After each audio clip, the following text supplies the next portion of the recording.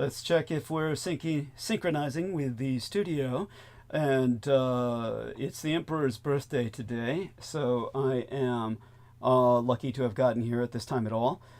So we are waiting for the synchronization. It looks like it's synchronizing. All right, and let's turn towards our dear friend Aristides in a moment, and we will ask him to do the blurb, and we'll, as usual, have him run it through a few times each episode. Also, please remember to, what else is there? Aside from subscriptions, aside from upvotes on my pinned commentary, we also certainly recommend, obviously, contributions. And I guess we'll think of things as we go along. People are being unsubscribed without their being notified. So, yeah. All right. I'll leave it to our man Aristides. Let's get that out of the way, dear sir. Thank you. All right. If you can hear me, it looks like I'm registering. Yes, you are. Start with the donation link in the chat. Good to have that first and last and in between. And beyond that, as soon as you get here, please make sure you hit the thumbs up upvote. It's really important to counteract downvotes that you can't see because YouTube is hiding them, but enemies of Douglas place some, even in numbers with bots. They might eventually be removed, but in the meantime, it affects the algorithm, so to speak, and his ability to be seen and heard and provide info and make a living. So please hit the upvote. Make sure you are subscribed. The little button nearby says subscribed, and the little notification bell is turned on. That'll send you a pop-up notification when the program starts. So please do all that. And you do have an account to do these things. And if you do have an account, it's actually not that hard to go under your account settings and like the little menu thing in the corner. You can create actually sub channels under your main account without any extra login info. Normally people would do this to partition different types of content or whatnot. But the cool thing is each one can make its own individual upvotes. So right at the beginning, I usually place 3 upvotes, and I'm doing that now. And you could do that too. And just remember to switch back to your primary account if you're going to interact in the chat and whatnot, because then you end up typing, then you're like realize you show up with some other name. So yeah, and the also a very easy thing to do to help share is just copy the YouTube link right out of the browser. The link stays the same even after the program converts to whatever you call it when it's not live, and share that around anywhere you feel is appropriate also, so that people can find it, maybe check it out, look at, they'll be entranced by Douglas's beautiful thumbnail pictures, and they'll come on in and they'll have the time of their life. Bless you. That was beautiful, as always. And some days our man Aristides is more inspired than others, and this was one of those days. Quite inspired and deeply, profoundly appreciate it. And okay, feel free to start dragging everybody in on the phone call. We've got great feedback from our friend T-Tank Berry, who says both of us are loud and clear. It is also the birthday of the Real Tech Geek, either yesterday or today, and we will find out if he joins us. Otherwise, we expect to be joined by George Knight later in the evening, which is why I'm going to actually jump into monologue as soon as possible tonight. We'll grab everybody on the call who wants to come on and speak with them for a while, but we're definitely going to go into monologue sooner than later, as soon as possible, actually, simply because we want to cover as much ground as we can before George Knight shows up, and then we're dedicating the rest of the night to him. Obviously, if something happens and he does not show up, then we will continue with the monologue throughout the night, or as long as I can stand. So there is so much to talk about, of course, always, that it can never be covered in a million years, let alone with a single episode of 12 hours. Now, let me see if I can find our dear man, T-Tank Berry left a wonderful comment that I want to place a upvote on. Give me just a second here to find it. And how are we doing, dear T-Tank? Feel free to join us and share with us anything you wish. So let's see now. My latest episode. Here we were. The latest episode before tonight.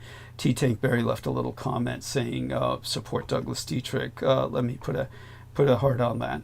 And with that, we're going to turn towards. Seeing who's joining us on the call in a moment. Yeah, take your time. And still doing the ad list. And Russian Foreign Ministry has set up a Defender of the Fatherland Day. Let me see. Today on February 23rd, Russia celebrates Defender of the Fatherland Day. And congratulations to everyone who has defended our motherland and continues to shield and fight for it. At this very moment, I am choking on this.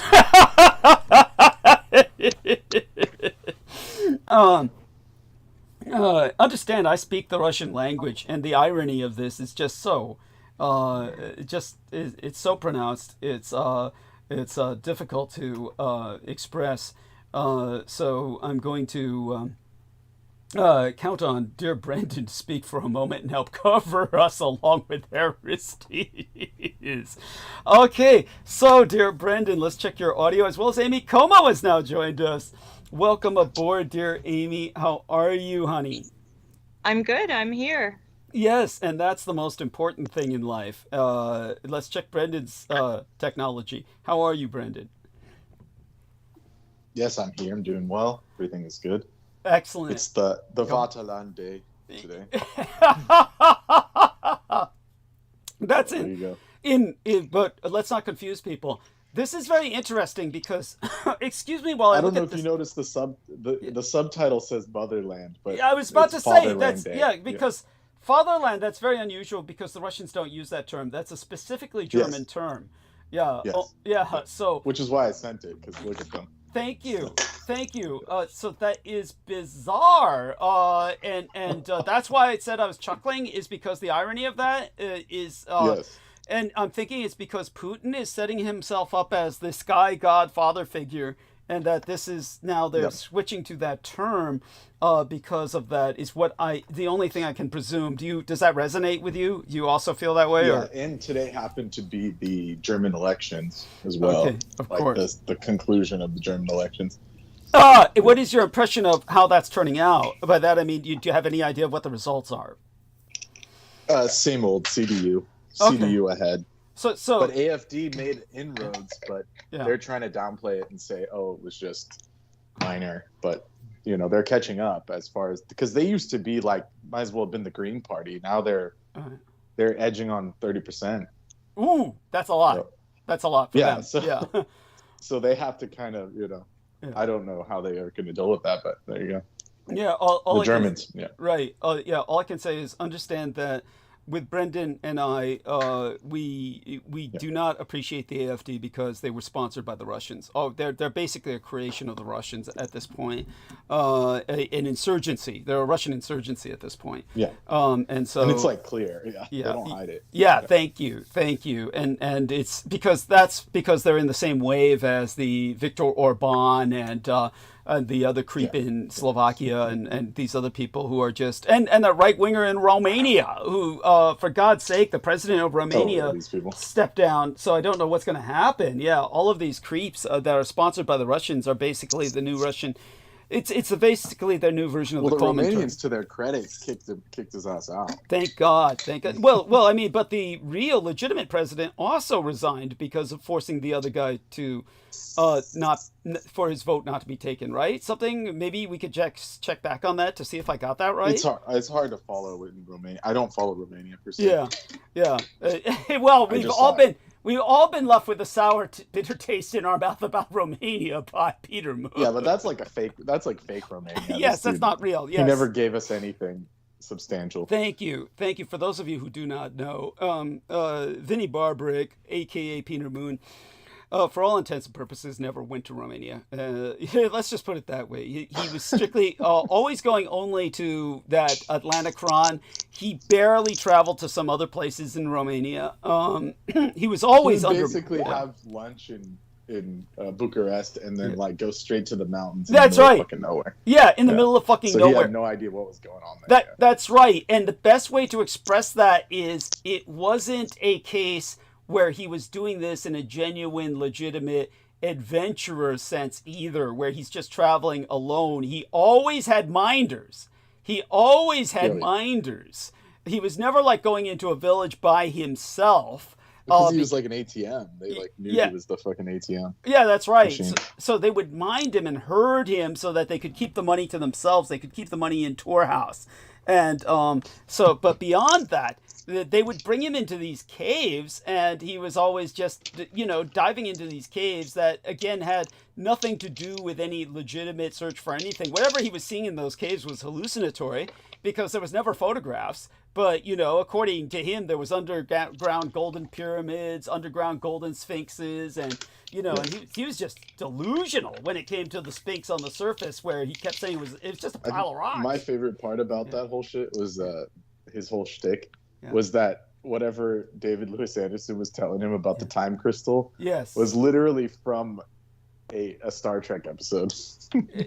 Thank you. Tell people about that. That's very important. Tell people about that. Yeah, so like that original concept of like the time crystal and all that stuff actually came from one of the Star Trek movie films or something like that. Yes. Like full-length features. Yes. And then later on, some scientist at MIT, some Russian guy, said he discovered a quantum time crystal. Yes. Just basically parroting like what he saw in the episode, plagiarizing, just to get funding. You can use the term plagiarizing legitimately there. Well, plagiarized, but it was like fictional. He was passing it off like it was. Yeah, he was passing it as science. Yes, which the Russians do. Go on. Yes, continue. Yeah, and then he got a bunch of, I think he was like Polish or something. He was something Polish or Eastern European, but he was. Yeah, obviously trained by the Russians because in those days it was the Iron Curtain. He's the product of the Iron Curtain time period. Yeah, kind of like the other Polish lady. Yeah, but but basically he just said, "Oh, I discovered this quantum time crystal," and that was what Davis Lewis Anderson kept quoting to Peter, and Peter was like, "This cave is full of time crystals." But it was just a Star Trek episode the whole time, apparently. Thank you. No, not apparently. That was actually funny. Not apparently, indisputably, because I know exactly what you're speaking of. Well, we have the article, Doug and I sent it to you. Yes, that's correct. Matter of fact, he found an entire article that proved this, and so Brendan's research has been done well. What was this thing on Hiroshima that you sent? I haven't had a moment's chance to review it, of course.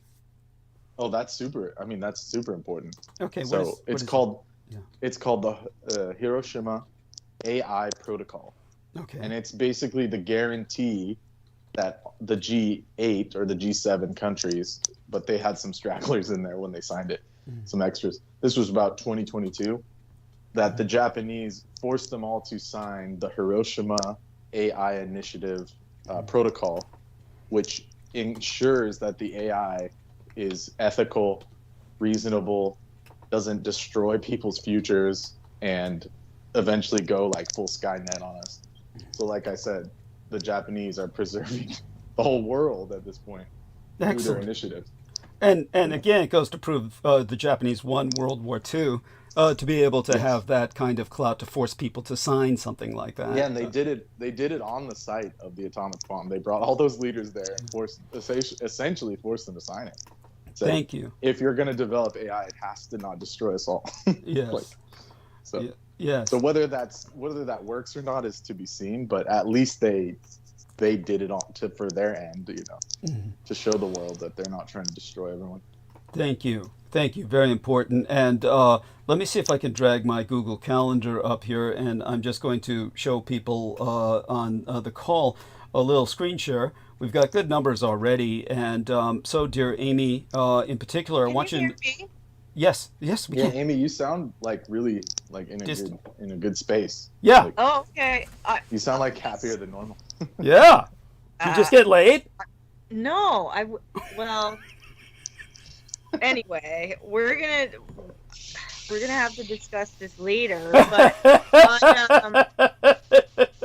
I can't tell what's going on in the Skype.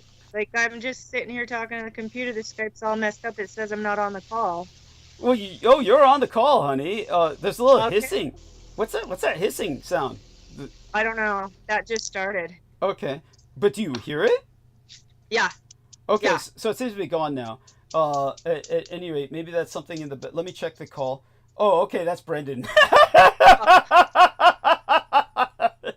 Brendan's shuffling his tarot cards. Oh, yes. You want a reading? Yeah. Kinda. No, I can't. The thing is, like, I can't unmute. I can't do, like, I feel like. You can exit the call and rejoin. Yeah, that's one solution. Is honestly, you're on the call, so if you jump off the call and jump back on, that might help. You might hang up and then jump back on. Yeah, try that. And then if not, if it doesn't work, we'll call you back. Yeah. All right, that's what I'm gonna do, because I literally can't mute, can't do anything. Look, it says I'm gonna join the call now. Can you still hear me? Well, yeah. If it says that, wait, you might be clicked onto the call. Yeah. And no. Well, give it just a moment. All right, we're not gonna let AI ruin our life. Right. We're just, I guess I'm on the call. It still says I'm not, but at least now I can minimize that. Your Skype is updating probably. So what you're gonna do is you hang up and then rejoin the call. And if we don't hear from you. If we don't hear from you in 10 minutes, what's a good number? 10 minutes, I guess. If we don't hear from you in 3 minutes, how about 3 minutes? 3 minutes. I don't know how to hang it up because it says I'm not on it. Oh, then the only way to do that then is to shut down your computer and restart. And I don't know how long that takes for you. I don't know how long that takes for you. How long does that normally take? Not too long. A minute and a half. Okay, just do that. If we don't hear from you in 5 to 7 minutes, we'll call you. Okay, or send the police. You know how much I love the police showing up. All right, I'll be right back. Sorry. Oh, we love you. Okay. I love it too. Yes. Bye. Bye for now. Okay, so that's Amy Como. Hopefully she'll be back with us in a matter of moments, and we will then again, as I said, speak with her for a few moments and then just start immediately into monologue with everybody interjecting, allowing everybody to interject. And that way, I don't know if you heard me earlier, Brendan. Did you hear what I said about George Knight? He's showing up later, so I want to make sure I get in as much as possible before he shows up. And in case he doesn't show up, of course, then I can just continue with the monologue. Either way, it's not a monologue. Yeah. Okay, that's good. Yeah, per because se. I won't be on like all night again. Oh, well, it's tonight only, or is it just for your general health from this point forward? Going forward. Oh, that's terrible. Why? But I mean, of course, I understand. It's bad for your health because of your work. But is there anything else that you want to talk about privately, or can you say it publicly as to? Is it just because it wears you out so much?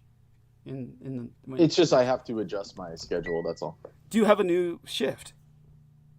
I'll tell you privately. Like I'll talk about it when we speak. If we speak privately at some point, it's nothing major. It's just I have to start getting up earlier. That's all. Okay. And you know the classic. Like it's just the way things are going. I'm gonna need like multiple income streams. So that's all it is. Okay. That's horrible. I'm so sorry. You know. Mm-hmm. Yeah. And for what it's worth, of course, everybody else is suffering horribly. Okay, John Doe has presented us. Yeah. We'll get into that. T-Tank Barry has presented us with the. Here we are. You can see it in the text box.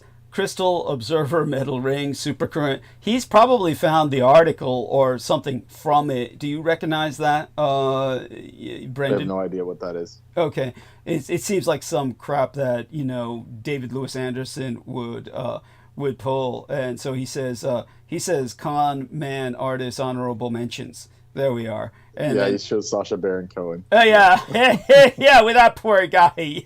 Yes. Yeah, well, nothing's changed. The Americans are still like that. Yes, and that was again. I cannot overemphasize this. That's when Sacha Baron Cohen was portraying himself as a Mossad agent, literally saying, "I'm a Mossad agent," or was it? Oh, some Israeli special forces maybe.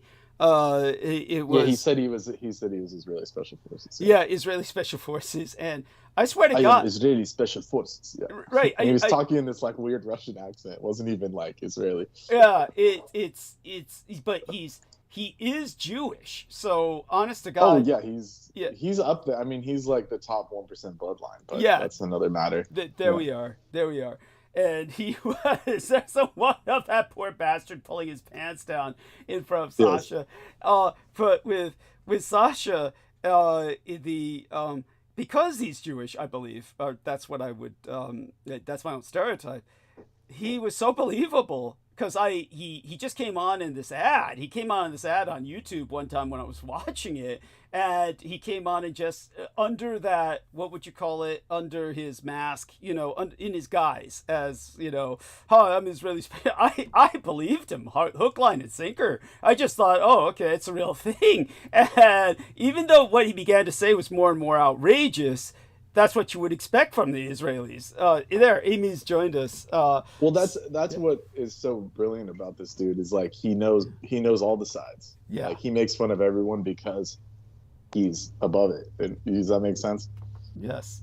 Yeah, I got it. And the way Nemo expresses it is actually perfect. He says he's a trickster and a Jewish leprechaun who commits political espionage on camera. That's perfect. That's really perfect. Yeah. Well, he's a psyop. He's just a psyop. Basically. Yeah. Oh, yeah. To put it simply. Yeah. No, he's a mind fucker that's on a level of Hannibal Lecter. That's what it comes down to. That's his whole thing. Yeah. He's just his whole life is mind fuckery, and very dangerous individual, and it's frightening to know that there's people out there like that. So you have to be cautious. But what's amazing is, of course, it's Darwinian selection. You get somebody like the guy who we really fucked over, pulling his pants down and everything else. This was a guy who had total faith in Jews as God, as an extension of God. This guy said, oh, he's Israeli, and he'll do anything he says. Some guy says, I'm Israeli, pull your pants down and charge at me with your butt forward. He did it. I mean, so it just goes to show the power that we have through Jewish acculturation. And okay, so he's sharing something else. Oh, yes. So Nemo says, I remember when he got Rudy Giuliani to start grabbing his dick while lying in bed with the young lady in private bedroom with hidden camera. I never heard of this. Whoa. And he shared because they scrubbed it because Giuliani was such a creep that it was, they scrubbed that one. Oh, my God. That was part of We Are America, I think, the same show. Well, he shared a link and then it disappeared. Maybe he's going to find a better link for that. So here we are. Then there's some other weird shit that they're showing on that T-Tank Barry has found as an image. Well, all that being said, Amy's back with us, so let's take advantage of that. So, dear Amy, I want you to know I'm going to take you to my calendar, just show you how busy my schedule's been. But believe me, you're the first thing on my mind when it comes to the map work. And so let's start sharing here.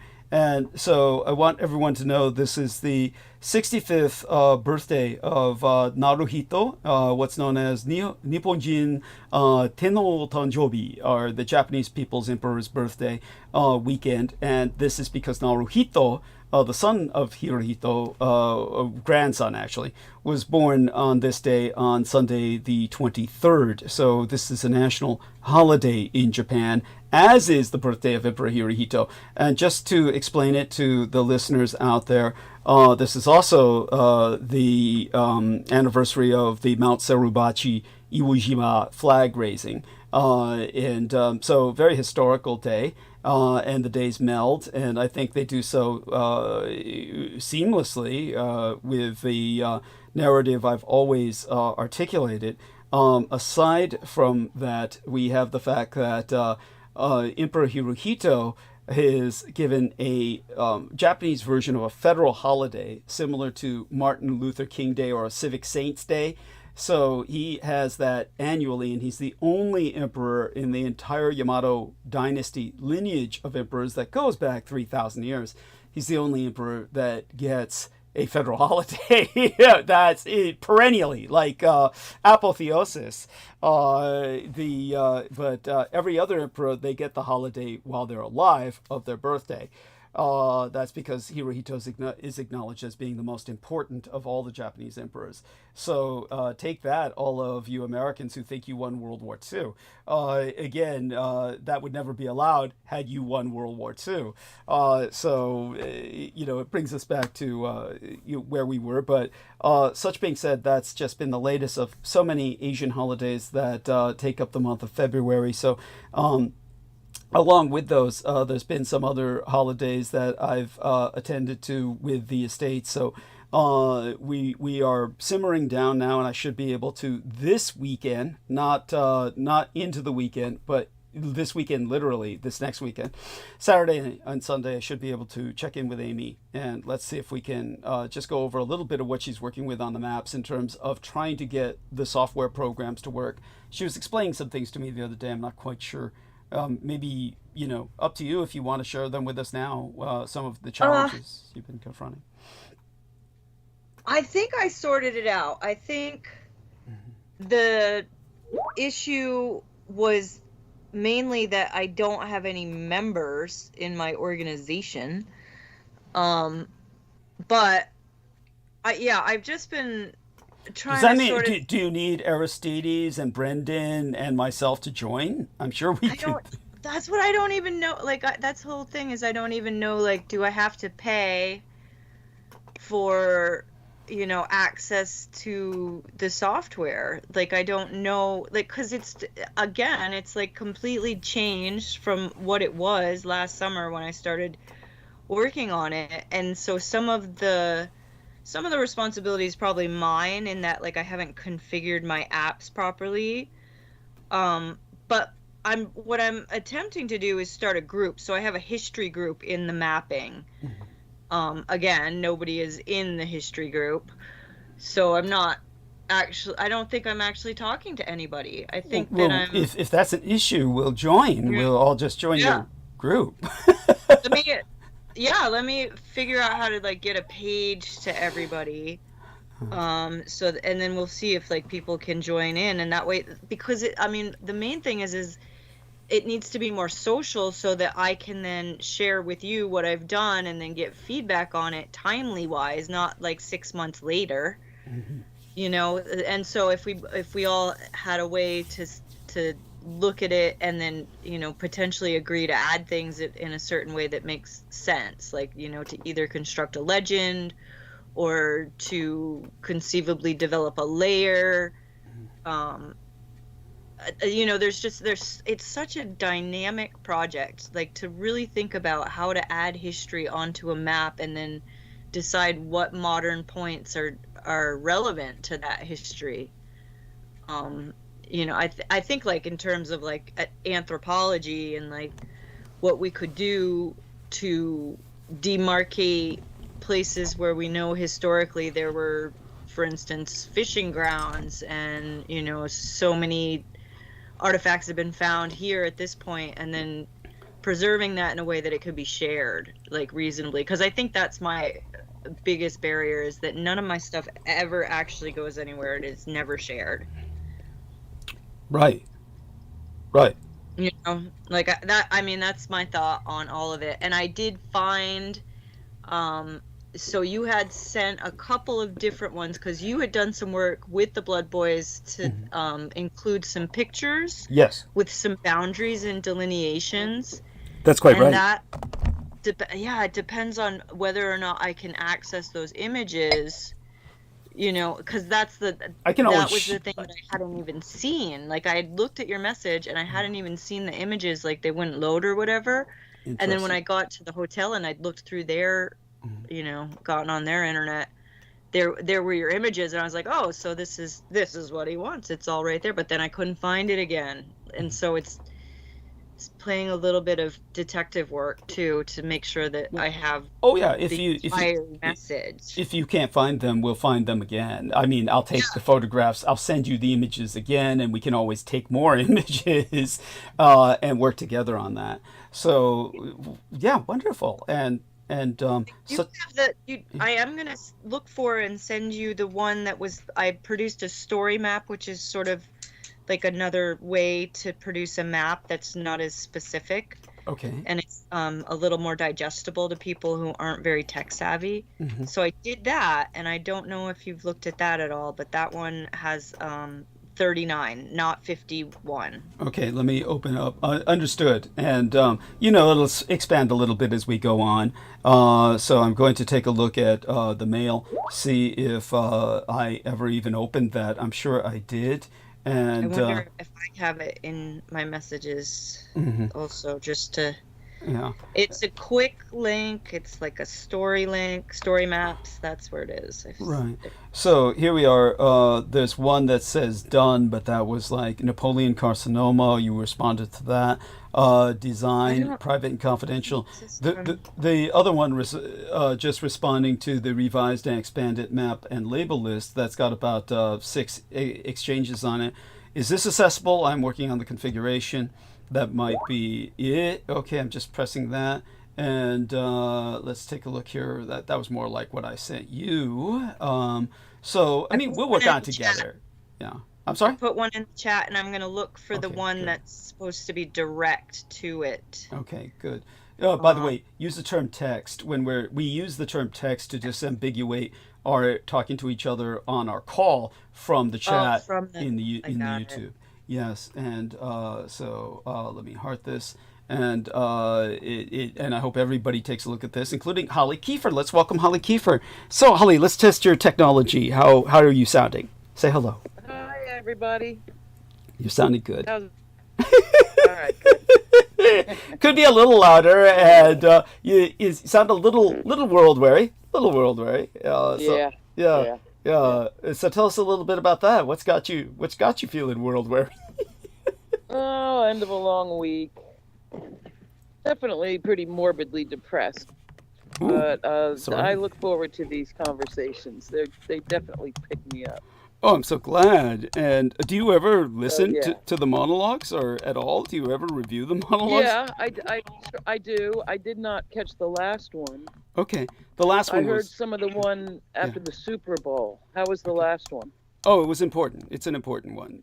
It's where it's where I articulated that fuck rehabilitating the Electoral College by a constitutional convention that's never going to happen, and fuck trying to rehabilitate the filibuster. That's not going to happen. So what we need to do is basically abolish the office of the presidency and abolish the Senate. And I articulated how this was the most practical thing to do, and is actually would be helping the government. As a matter of fact, that's how I would disambiguate myself from Elon Musk. By the way, Elon Musk, it's like there's no words. Like I said, obviously I'm forced to address him endlessly tonight, but there's really no words for somebody who has they're all stark raving mad, and they have no sense of anything. They're just madmen running around. But I don't know how many of you are aware of the fact that the latest CPAC or Conservative Political Action Committee, he pulled out a chainsaw. Rather, it was handed to him by Javier Milei, and that is the individual who's the president of Argentina, who is already a criminal, and I don't see how he's still walking around a free man, and he should at least be impeached in Argentina. I know they're seriously considering it. We'll ask Brendan to follow up on that, but Javier Milei, for those of you who don't know, ripped off his population with a what do they call it? It's a pump and dump, or a rug pull. It's in the crypto. I think it's called rug pull in crypto.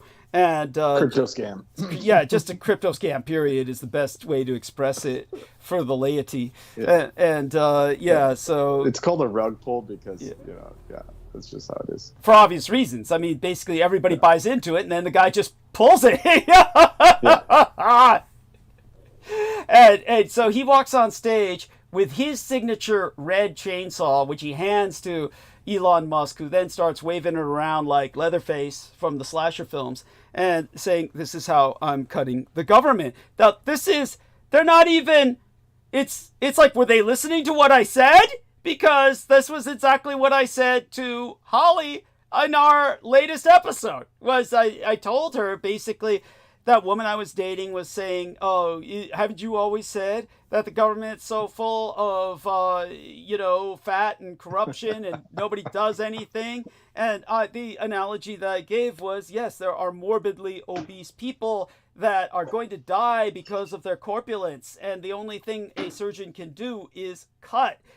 Obviously, after that, they need to go to a nutritionist and they need to maintain themselves in rehabilitation with some kind of physical therapy and everything else. But what the surgeon has to do immediately is cut.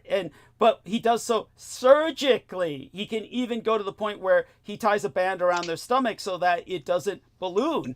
And that also destroys their appetite or limits their appetite to a degree because their stomach can only expand so far. Literally, a surgeon can do this, but it takes a surgeon to do it. And what we have here is the equivalent. Well, I think the symbolism here is they're not using a scalpel. That's right. That's right. And they're proud of it. And they're proud of it. That's what Milei did. That's what Milei did in 22. I think he got in 21, 22. Yeah.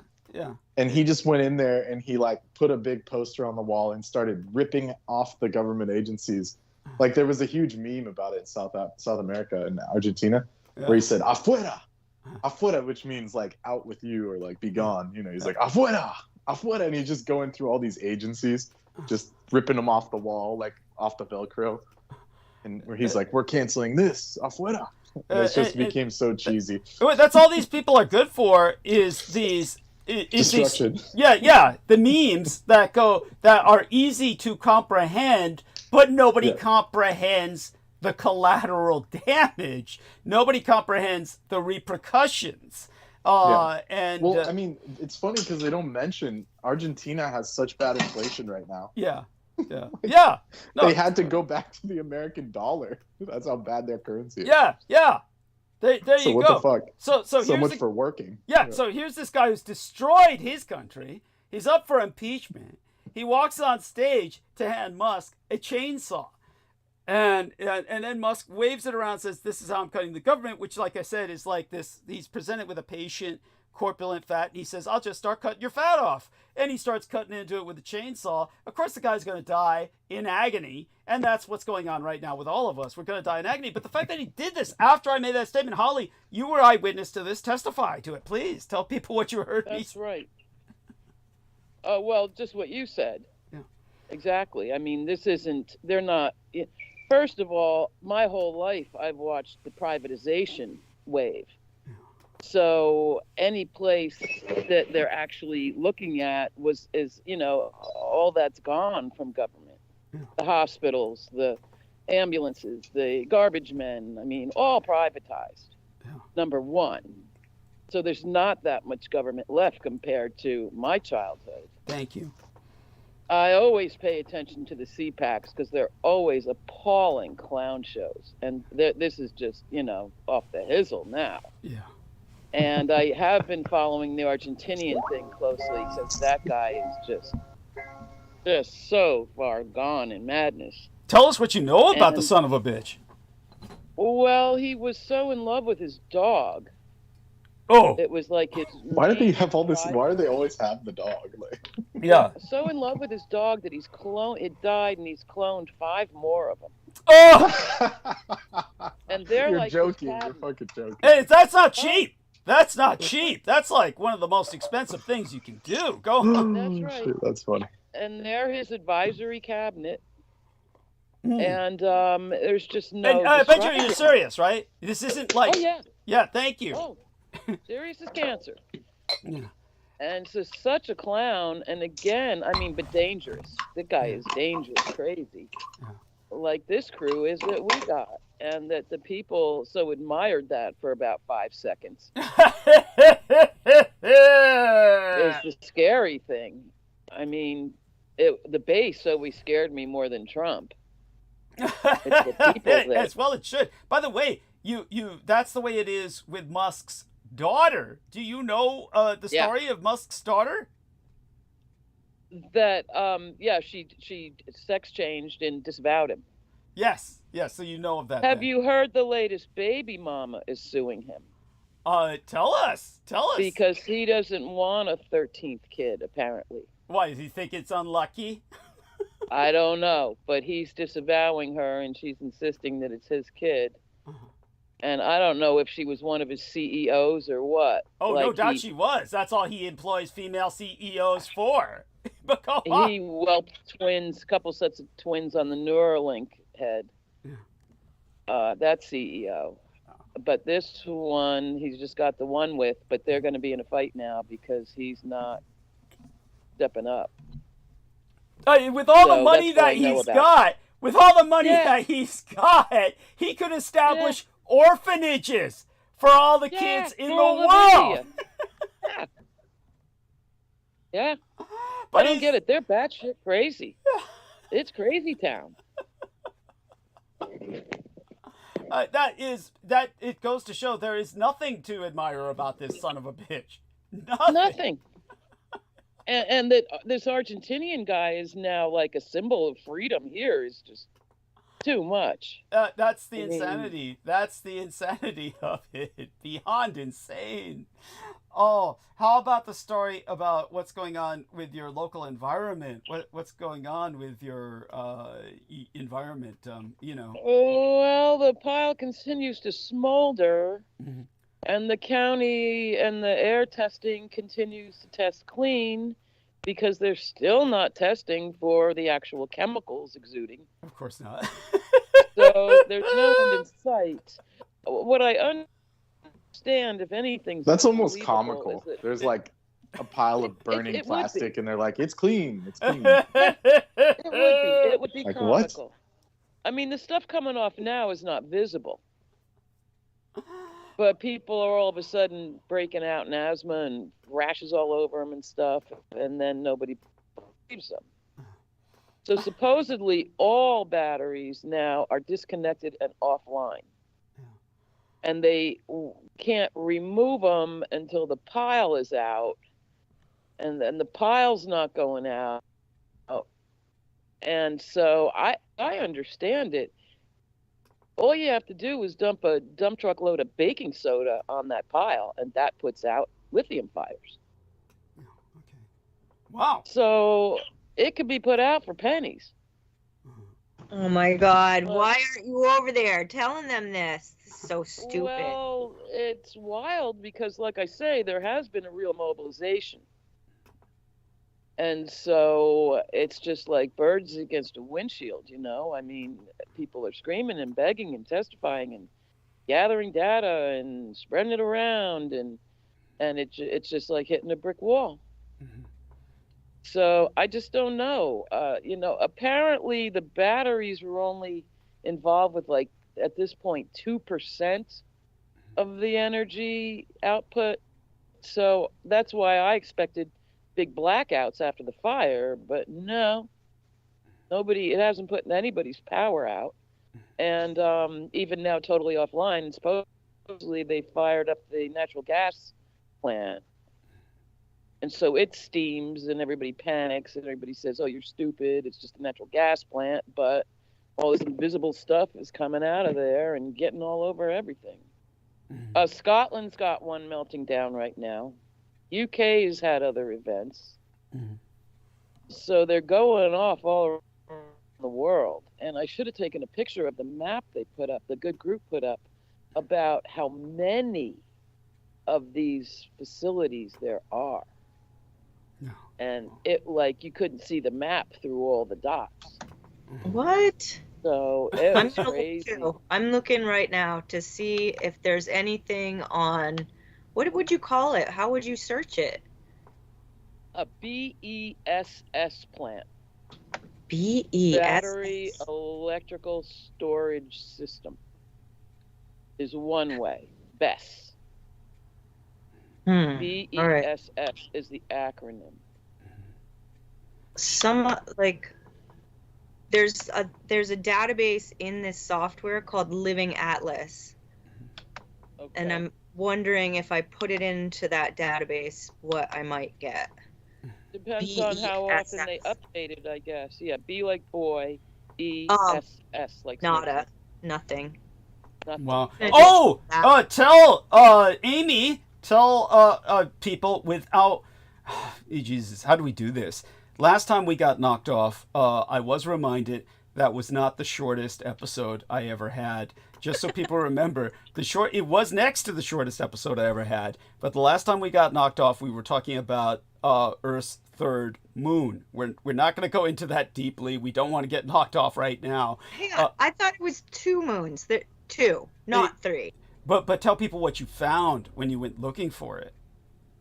Oh yeah. So originally, whenever, like 5 years ago that you brought this up, I was able to find all kinds of stuff with the name, like all kinds of studies, like astronomy studies based on theories of something crashing into the Earth to create this debris that's still stuck in an orbit around it. And it was fine. You could say the name and everything. But then the other night when you guys were talking about it, I went to look it up, and the name itself was no longer being composed into the articles. Like, they were calling it like an asteroid with the characters and digits. Yeah. A planetoid number. They identified it only by planetoid identification number. A PIN. PIN. Right. But there was only, you said also, you only found one thing on it at all, right? Yeah, it was a lot less information. It was more like the same thing was repeated a number of times. Like, it had searched like so many, but the only thing that was coming up was the one thing that was just very generic. I could probably even put that in the chat. But but go on. Didn't have the name. Yeah. That's what was weird about it, is it didn't even have the name attached to it, and so I wonder why that is. Because it's considered a inflammatory issue for the reason that I said. Remember, the notes I wrote were from all of these documents that I had assembled before destroying them under orders, and I wrote down everything I could, which was then transcribed by my son and then digitized. All of this was a process over decades that this happened. And what happened was one part of the paragraphs was showing how the authorities were saying, oh, there's really no such thing as a Celtic people. Kind of like Israelis saying there's no such thing as Palestinians. There never was a Palestine. They literally, if people listen to the first part of the latest bifurcated episode, which is, I'll give everyone the dates in just a moment, but it's the latest episode that we had that got cut, and I had to do in 2 parts. And whenever that happens, by the way, they do enormous damage, and they've been doing it a lot lately. So much so that I'm going to start into monologue pretty much immediately tonight, with everybody participating, allowing everybody to hang on as long as they want and interject. But we have to do that for 2 reasons. One is they've been hitting us so hard lately. And the other is because of the fact that, oh my God, how do I express this? George Knight is coming on. So, so when he comes on, of course, we're going to have to go straight into historical. But I'm going to do a screen share here for everybody on Team Dietrich, but it's really for our listeners. I'm doing this. Basically, it was Sunday, February 16th. So Sunday, February 16th, part 1. Everybody review that, and you'll hear me talk about this name. That first off, they go into the Celts, my notes, where the authorities, meaning the Anglo-American Alliance, were saying there's really no such thing as Celtic people. And then when the other notes were talking about how this name is what the modern Celtic nationalists call themselves. They call themselves by the name of Earth's third moon. They say that's the real name of the Celts, as opposed to the Latinized imposition. In other words, the term Celt was imposed upon this ethnicity, this ethnos, by their enemy, their genocidal enemy, the Romans. So when the Romans conquered continental Europe, they identified these people as Celts, but everyone else used the Latin name because we speak Latin-derived languages, German, Spanish, Italian, and French, as well as English, of course. These are all Latin-derived Romance languages. That's why they're called Romance languages. They're from the Roman language, as well as Romanian. But when it comes to these languages, they then inherited the Latin terminology, which was genocidally persecuting this ethnos that was driven to the fringes, in particular of Wales, Scotland, and Ireland. The Roman Empire invaded Ireland, but was driven out. Finally, the Romans tried to occupy Ireland, but they never could. Whereas they did occupy England, and London, or rather the Roman Londinium, is the core of London. And Londinium is still separated from the capital of London. Londinium is a city within London which the Queen of England is not allowed to enter. She cannot enter that city without permission. If you think this is some Douglas Dietrich conspiracy theory, you're an idiot. Real. Yeah, That's yeah, real. yeah. You can look that up, and that's because It's City of London. I was there. Yeah, thank you. Tell them that There's dragons. Like you walk down the street and you see these like dragons posted up like Chinese food dogs, and it's like if you ask people what that is, that means you're entering the city of London, and it's literally called the City of London. Yeah. And as you leave London, it's Greater London. I stayed right there in like Mayfair, right on like the edge of it. Yeah. Yeah, thank you.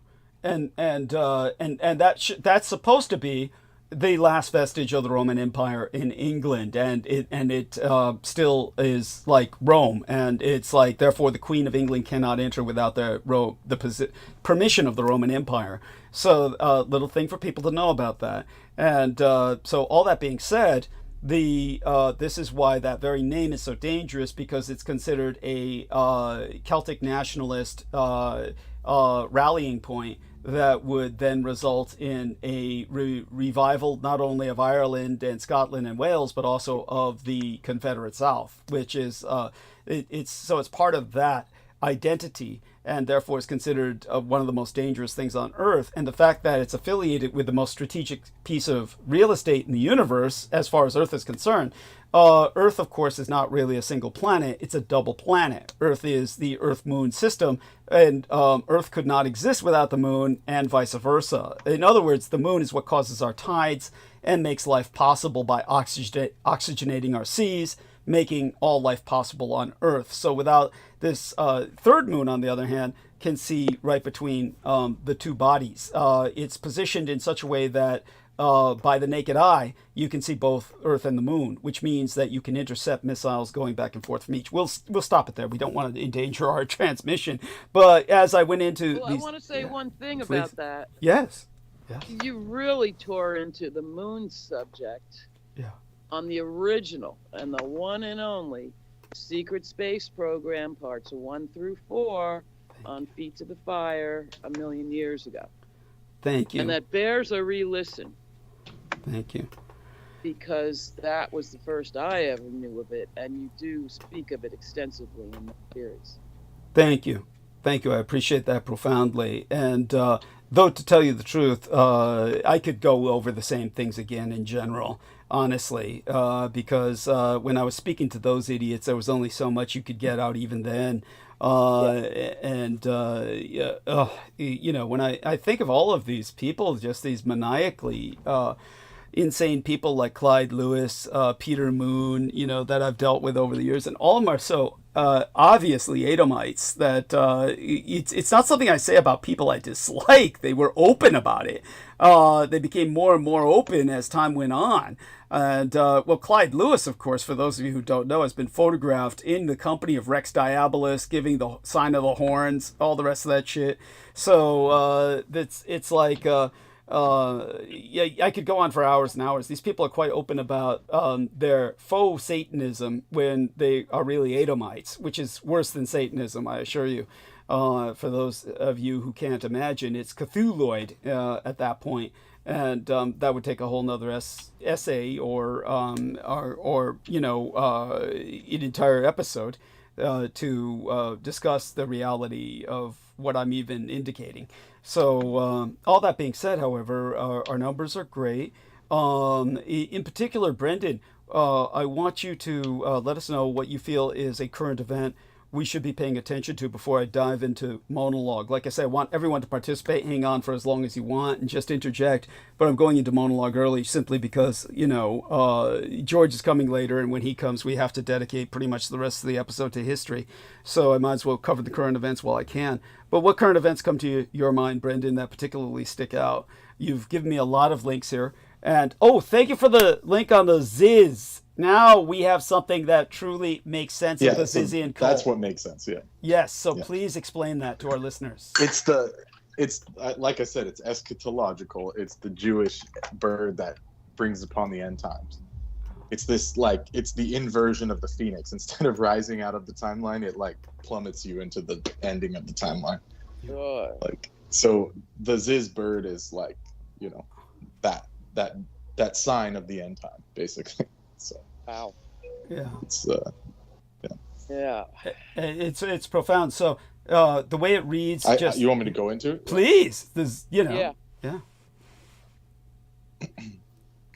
And then I'll go into it how it relates to the sign of the eagle and the double-headed eagle and all that. Okay. Hold on, I sent you a lot. I got to get back into this. Where is it at? Oh, it just scrolled up past the black guy who's the British foreign minister or something who's going to impose more sanctions on Russia. Thank God.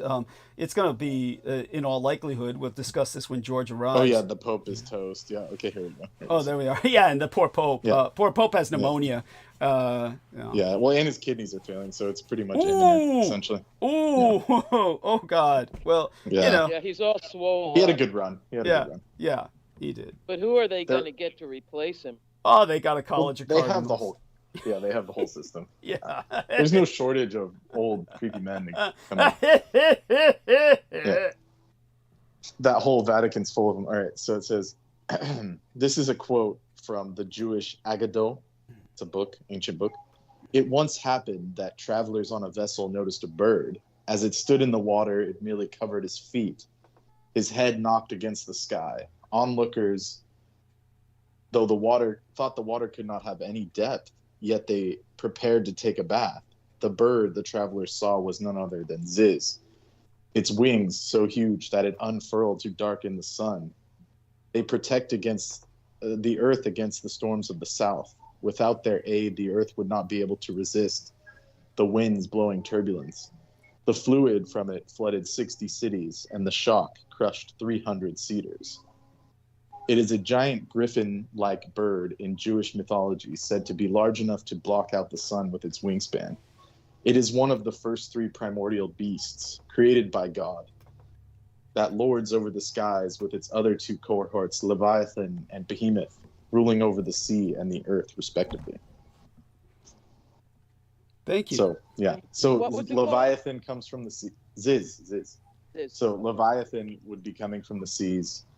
Behemoth is coming from under the earth and all that. And then this thing comes from the sky to trigger the end times, yeah. So this is what the cult Zizian was named after. Yeah. Amy and Holly, feel free to respond to that if you guys have found out any more about the cult since then, or if you have, Brendan or Aristides. Yeah. No, they look so bad. I just stopped. If you're gonna be that kind of group, you gotta look good. You can't be looking like that. No wonder they were killing people. But they were all supposed to be young geniuses. They were all supposed to be young, brilliant geniuses, people who were Well, they all look like shit. It's come on, it's Sam Bankman-Fried and shit. It's they have potential, but they're so loathsome that they do all that shit. It's come on. Oh. Why squander your potential? I just wish this fucking rapture would happen already. Please. Oh, it's here and it's cracking. Out of here. And just no one is holy. There's no one that's worthy. Yeah, really. Oh no. Forget about 140,000. There isn't 100 of them. All those rapture waiters. I wish they'd go. Yes. I haven't found anything. I have nothing to add on that. I practice noble silence. Well, you did find a link for us, correct? You found a link for us on the call. Honey. Yep. I put that there. Okay. And then I made a little map of the current fire situations in LA. That is where you're talking about, right? With the battery thing? No, tell her where you're talking about. Yes. Way up, just south of San Francisco, Santa Cruz, Okay. really. Just south of Santa Cruz. Okay. Yeah. Yeah. It On takes the a second coast. to print it, but I thought the LA fires were kind of interesting. There's still, to this minute, still tons of them. Like Yes. more than a handful. Oh, yeah. Because that shit doesn't go out. But I guess it's making carbon, so more stuff will grow. Who knows? And well, the poisoning, the cobalt, and the Oh, lithium, well, that's no good. Yeah. sodium fluoride, and I mean, deadly shit. Right. Burns What on did you say? contact. You said right below. Santa Cruz. Yeah, but there's a name for it, honey. What's the name of the Moss Landing. Moss Landing? Thank you. There we are. Okay, I'll type that in and see if it comes up. There's more. There are more that have gone up, apparently. I mean, when Oh, she yeah. said it was like covering the map, I didn't believe her. And then when I pulled up the world map, I was like, okay, yeah. Did you hear about the Martinez? I call it an attack, but the refinery fire. Something, yeah. So that's why the gas is almost $7 a gallon or $6 again Right. in California, because one of the main refineries in Central California just blows up. It's like classic. Well, the map I'm talking about wasn't about fires. It was just the incidence of how many of these plants exist. Yeah. And it was quite shocking. Because none of them need permits, because it's green, man, green. So permit free. Zoning. Because it doesn't pollute until it blows up. Yeah, that's right. Yeah, It's that's so clean, the loophole. Clean. Yeah.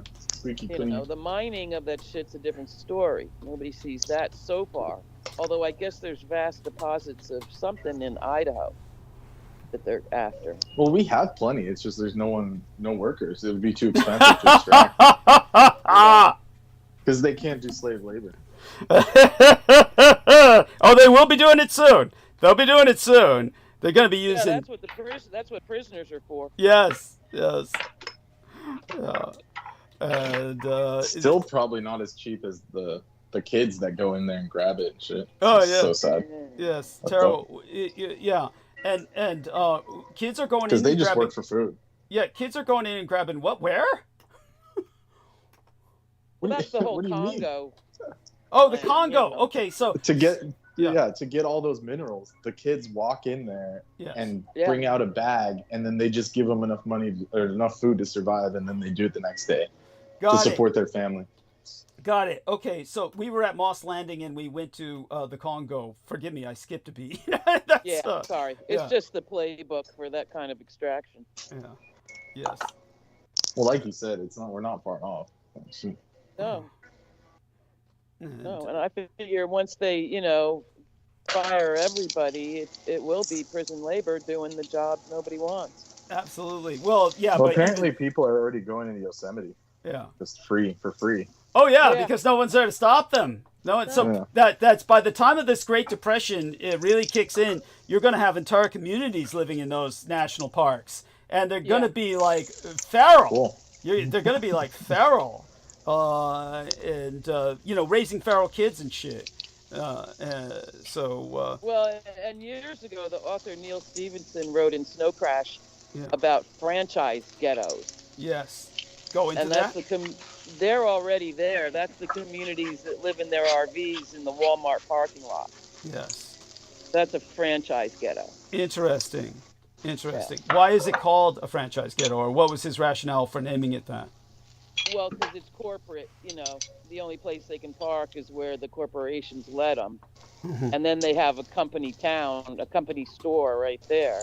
Mm-hmm. So you live in the parking lot, and you get all your shit from the Walmart or the Target or wherever. Huh.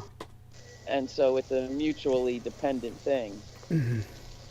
Wow. And that's a franchise ghetto. He's quite. It used to be like that. Now they don't let people park there anymore. Yeah, that's right. So what he saw was a transitional, ad hoc, tolerated arrangement that he projected as being the wave of the future.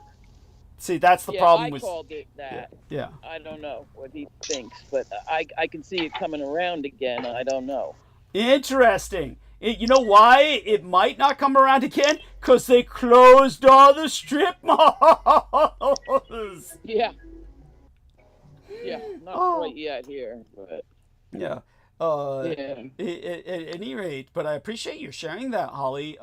What else have you seen in cyberpunk or these kinds of near future scenarios that strikes you as relevant? That's a question. I'd have to think about that while we go forward. Right. But sure. Oh, well, I didn't understand when I read Diamond Age that 10 years later, me and everybody else would have a magic book. Tell people about that can tell you anything, take you anywhere, and that just turns out to be an iPhone. I mean, any magical sacred text to learn a language, to buy your plane tickets and get your ride to the airport. I mean, it's just almost a transporter. And that was that book came out about 10 years before I had a magic book. But so that was something. There we are. First half of that story is about that. Do you remember you and I had a miscommunication about Diamond Age? I can't remember what the miscommunication was. I misunderstood something about its concept. You had to correct it for me. Well, it's funny because you were the character in the first half of the book, the little girl, but also the character in the second half of the book, the white guy named Major Tom, who I didn't understand the second half of the book. But because of you, I think I see where he was going now with once your neurology is sucked out of you through the wetware and put into a computerized system. Yes. And I think that's what happened to the guy in the second half of the book. Okay. Thank you. And All I right. didn't understand it. Yeah. But I think that explains it. I never went back and reread it. And it was very surreal. But I love that you kind of, both characters kind of fit your whole deal. Thank you. Yeah. And the Asian girl and the white colonel. Yes, that makes sense. And think of Colonel Aquino as well. Kind of, there's a pale reflection there as well, even. And and such being said, we got a lot of Celtic sigils input from our dear T-Tank Berry, as well as Celtic gods. Yes, this is a resurgence in paganism that they fear that has to do with Celtic identity. We have a wonderful link provided by Amy on Earth's second moon. And yes, I did mention a third one. God knows we won't go any more into that before they cut us again. That's all we need is that. So while we're ahead with all the numbers, I invite everyone to just interject whenever you feel like it. I'm going to go into monologue right now. I'll just keep monologuing until George Knight shows up, Aristides, whoever is around at that time. But just let me know that George Knight has shown up, because you know me. Once I get lost in monologue, I'm in a basically, what would we call it? A trance, a kind of semi-trance, really. I can handle interjections, but I'm not always checking the phone to see who showed up or dropped off. So, but I do want people to interject while I'm talking, because all of these subjects are relevant to all of us, and therefore I want all of your input, by all means. So I would like to put a question to the group about QEEGs, which is like a brain map that they are offering people. It was suggested to me that I look into it, but not question why I would be not give them the whole story as to why I would want it. It was it was this ICATOR group, which is European. It's in Belgium, and they have been scanning people for microchips. And they suggested that I get an QEEG, which is like it looks like a helmet with probes that you put on your head, and they take a brain map. And it sounds to me like exactly what Holly was just mentioning about a Neuralink, like they get your brain map and then it's like tuned in. Like then you're like hooked up to whoever is decided that they would give you this test for neurology. Never heard of it. Yeah, and it, whatever it is, it would be. I don't know how far they could go with it, but it sounds to me more like 23andMe shit. Let's put it this way: 23andMe was a scam that was set up not to give anybody any accurate information on their ancestry, but simply to collect their genetic data so they could sell it to other corporations. Right, Brendan? You can provide some background on this, Brett, to help me out here. Yes. Yeah. Yes. Well, ultimately, that's what happened. They went bankrupt and stole everyone's everything. So. Well, but basically they had all these poor suckers sign away the rights to their genes.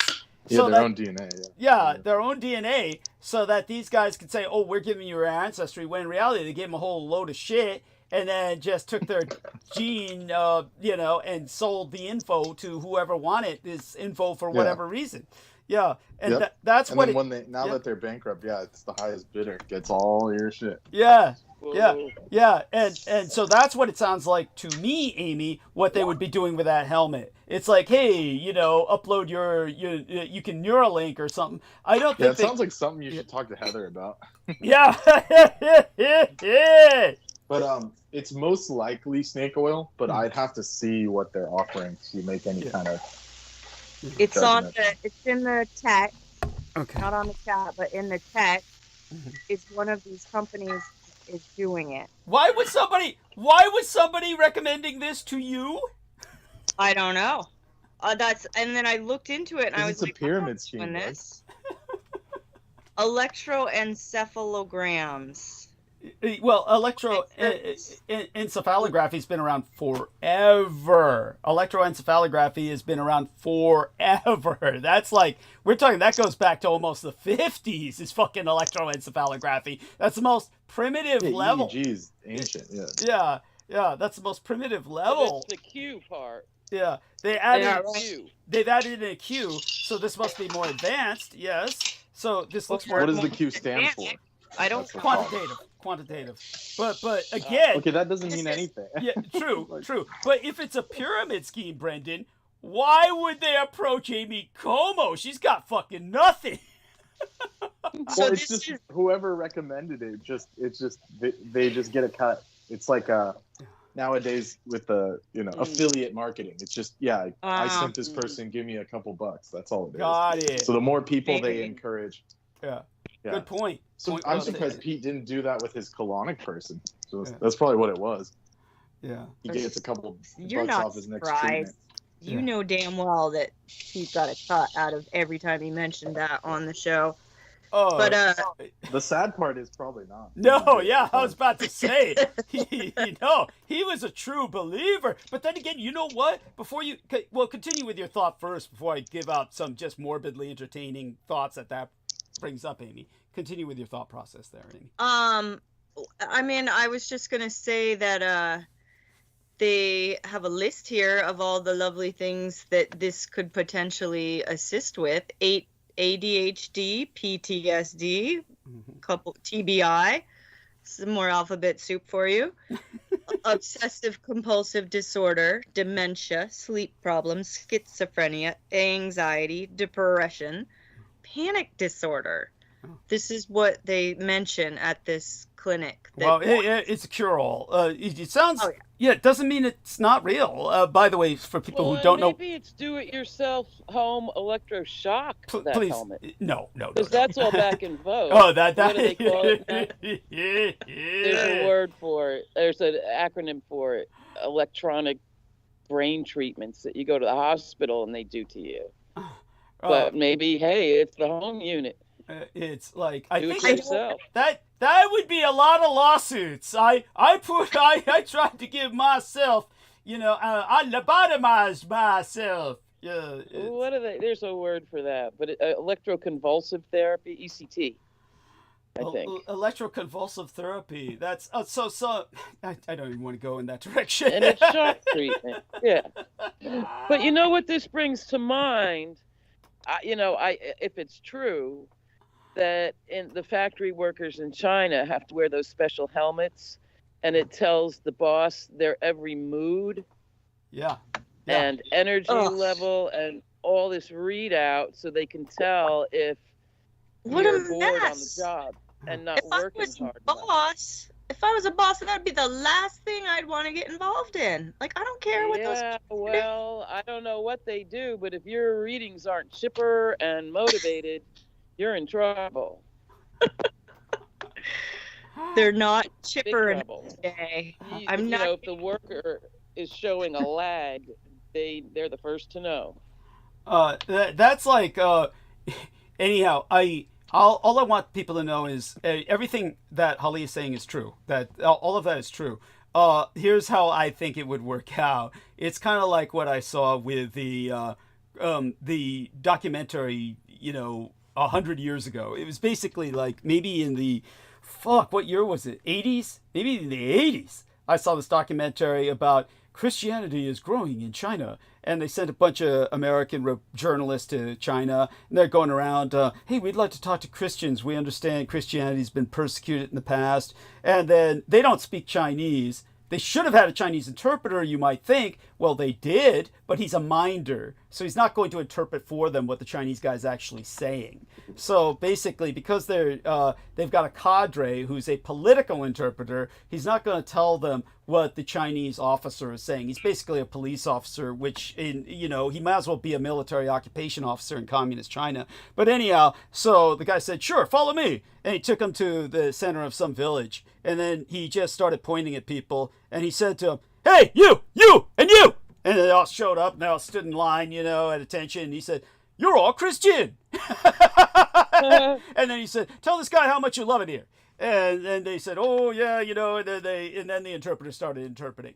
That blew my fucking mind. Just how ignorant Americans are. But in a situation like this with communist China, it'd be something like that, where basically the guy who's managing the floor is going to see nobody's happy. That they're dreary all day. They're all depressed. What's he going to do? He's going to just say, everybody's happy. He's going to write that on his report, because what's he going to do? Say, oh, man, they're all unhappy. Oh, fine, we'll replace you first thing. It's like, of course not. So he's just going to say, look, I know you're all unhappy. Let's all be unhappy together. Just show up, get it done, all right? And I'll write you all down as happy. It's every once in a while they'll go through some obligatory questioning. That's about it. You get what I'm saying, right? You understand? I hope to God that's true. Yeah. Oh, of course. Of course, it couldn't function otherwise. I mean, maybe they're just so happy to get money. Oh, yeah, that could be that too.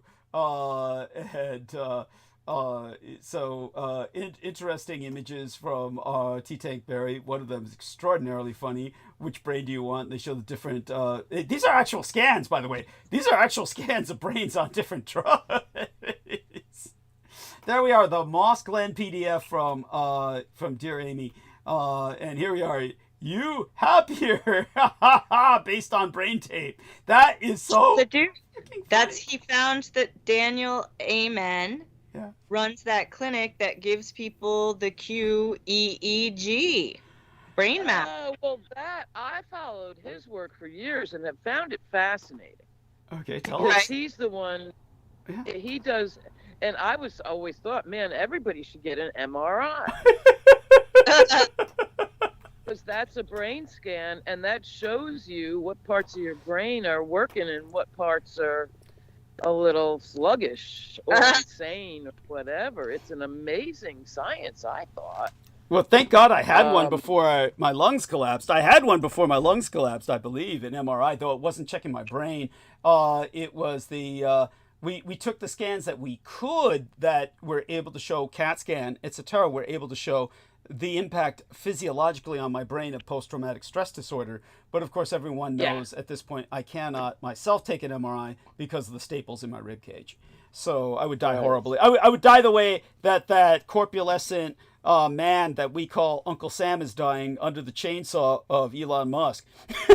It's how I would die in an MRI. But his whole thing was, geez, you know, all this stuff comes down to the brain, and it's the one organ we never examine. Mm-hmm. Yeah. And so with the MRI, you get a look to see what parts of it are high functioning and what parts aren't. And I mean, I guess you can tell quite a bit about behavior from what areas of the brain are more active than others.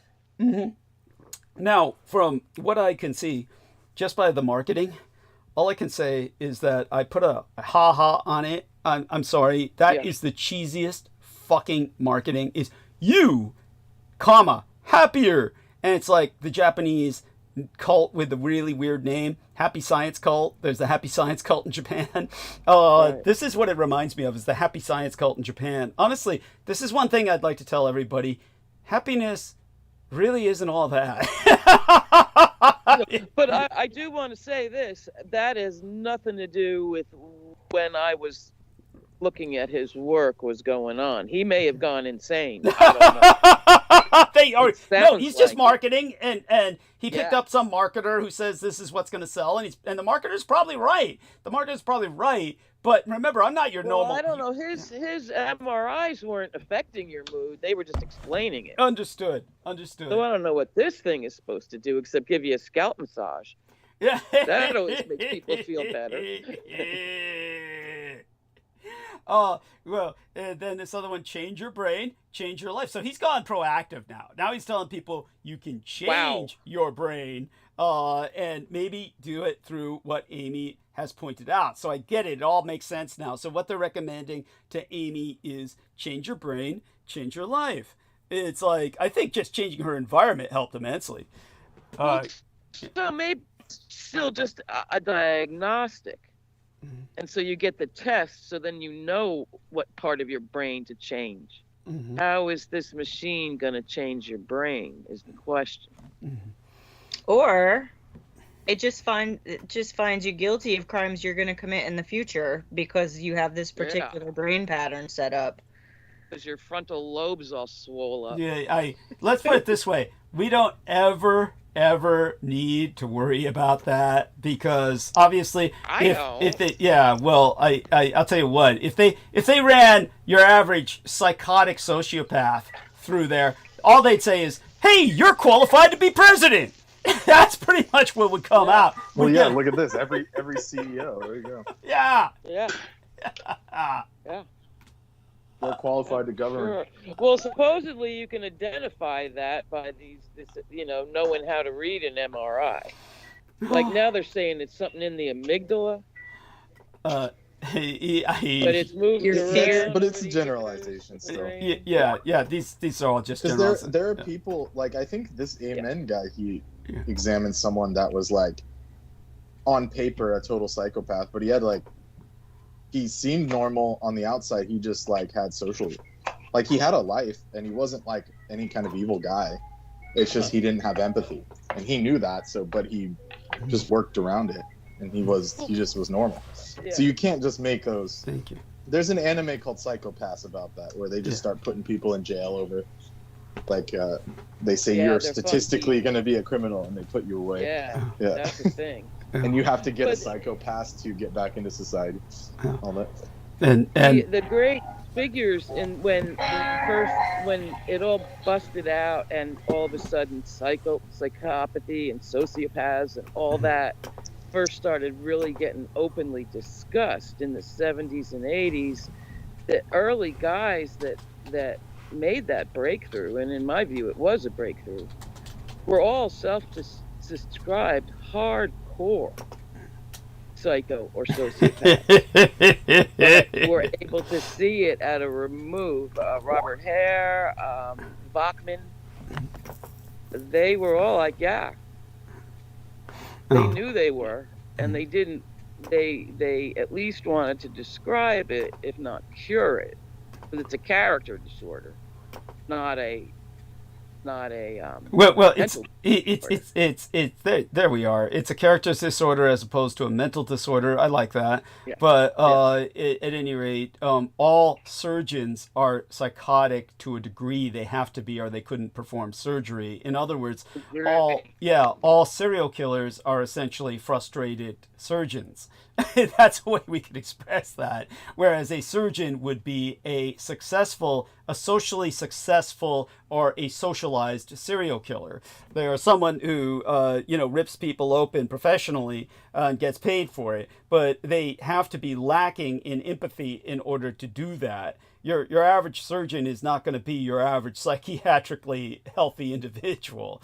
Your average psychiatrist is not going to be, I can go on for that same way. Yeah. But all such being said, what else did that remind me of? Oh, yes. Couldn't forget the morbidly entertaining thing that was about Peter Moon and the colonics that we brought up, to the point where he was, to the point where Holly thought he was getting a cut for every time he brought that shit up. At any rate, the other guy that I knew, I had pointed this out to Brendan and a few others, Holly, was that I only knew two other individuals who had been into colonics. One of them was a Marine Corps colonel named Harry Henneberger, who got into it transitionally. And because he got into it transitionally, he basically survived. In other words, he said, I was really into colonics at this period of my life. But after that, he just quit. He withdrew from it. But the two people I know who got addicted to it were Peter Moon, a.k.a. Vinnie Barbaric, and Gene O'Neilly, who was that half Italian, half Liberian, meaning half black, half Sicilian guy that I knew, who was a private detective, who was in the U.S. Army Reserves, and ultimately wound up being banned from the Presidio military base because he was running a tarot card scam and using that to seduce all of the officers' wives. But anyhow, he was so into colonics that, like Peter Moon, he wanted to get into it professionally. In Peter Moon's case, he wanted to write books about it or publish books about it. But in the case of Gino, he wanted to become an actual practitioner of colonics. Anyhow, he wound up having a heart attack at a very young age. And I'm certain the colonics had something to do with it. Because what is heart failure? It's water. It's the heart swells with water, retains fluid. You start retaining fluid when you're in heart failure. So it's like you're pumping yourself. He was getting dehydrated from all the colonics. Oh, or no, it's the opposite. I think it's the opposite. I think that they're saturating themselves with so much fluid that the water retention causes them to go into heart failure. Does that not make sense? Oh, I thought they were sucking it all out of you. Oh, no, you don't understand colonics. They're pumping. Colonics is they take a garden hose and they shove it up your ass and they turn it on. Yeah. But, you know how people get bad diarrhea and they die of dehydration. Yeah, I get what you're saying. There's that, too. Okay. That's actually quite touche. That's quite true. It's the worst of all worlds, if you ask me. In other words, you're talking about, but when you flush all that shit out while you're sitting there and all that's coming out of your entire intestinal tract being flooded with water, then of course what's going to happen is that you're going to dehydrate. Yes, you would dehydrate viciously, but probably here's the problem: is a bunch of that water is retained because it doesn't all come out. Your body's absorbing a lot of it, so then a lot of it's going to be retained, and that weighs on your internal organs and ultimately pushes you into heart failure. But you also dehydrate. Yes, it's the it's the worst of both worlds. So it's an extraordinarily dangerous procedure. I would, never do it more than once in my life if I did it at all. But these guys get addicted to it and they pay the price, and ultimately it killed Peter Moon along with all of his bullshit, everything else he was doing.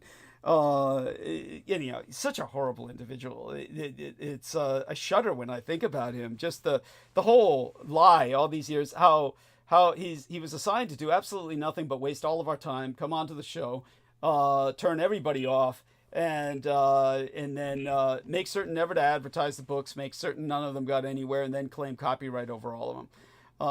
So there you go. It's obviously I didn't want to work with him in the first place against my better judgment. I just wanted to get the books out. That didn't work out. So that's, half a decade of my life at least wasted, gone towards nothing. But, of course, I have to just rewrite the books completely. That's all. Just rewrite them. But Roswell's a good book in the meantime. It's a good book. Nobody has it, honey, so it doesn't matter. Yeah. Nobody has it. You're the only person on earth who has it. Aside from, 2 other people or something like that. Actually, he was selling cases. This is true. He was selling cases of books, but then he keeps all the money. This is the problem. He has all the money. And to shut me up, he sent me $300 just to say, here, you're paid, motherfucker. Now go fuck off. I mean, $300. $300. He sent me for A penny a book. yeah, yes, for all the years, yes. And I think he had it figured out. Brendan, what did you say that I signed up on the contract for 7%? Something like that. He claimed I was supposed to get 7%. Oh yeah, he lied about that because the original contract was half and half split. Yes. But he did some finagling. Yeah. On the back end or something. Yeah. But the irony about it is, like, if you calculate it, yeah. you were making like pennies an hour dealing with this guy for years. Yeah. And like you would have been better off mining lithium in freaking Uganda or whatever. Yes. Like, Congo. Yeah. Like, jeez. Yeah.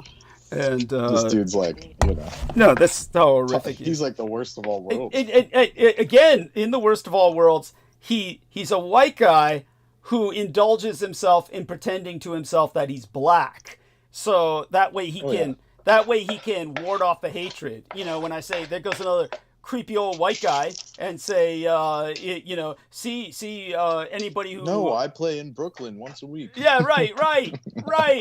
Then this son of a bitch will come back and say Douglas Dietrich's racist because I'm really black. Yes, that's how insane this and person. And he put up that other master with the CGI like chi ball. Yeah, that was like so ridiculous. Yes, I only learned martial arts from black masters.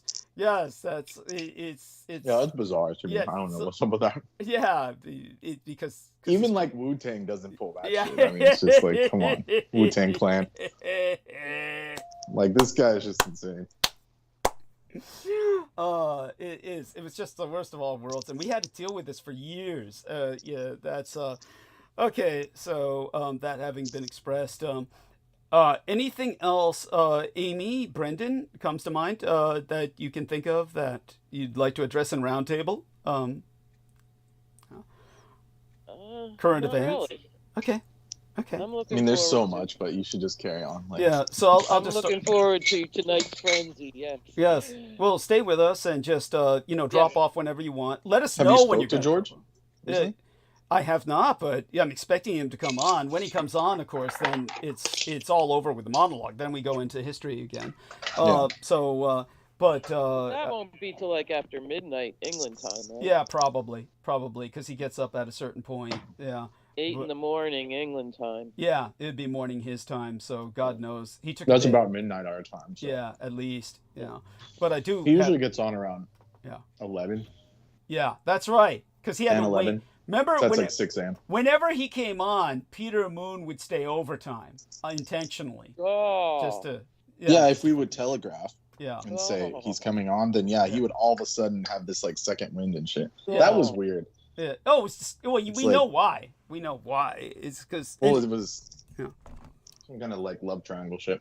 Yeah. Well, he hated George Knight and said George Knight's never going to get that book out. I'll tell George that too when he comes on. And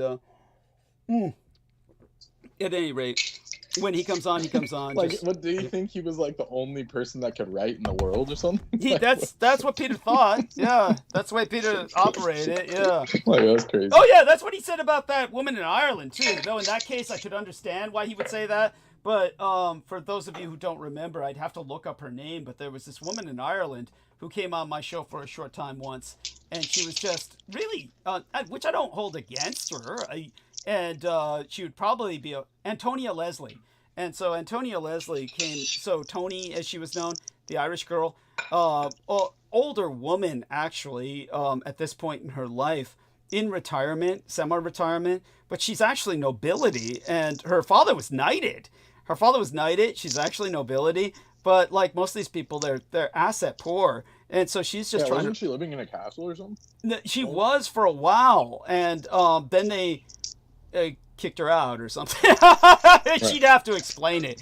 But she's... Well, to live there is expensive. I mean, it's like millions of pounds a month and shit, and just heating. Yes, that's right.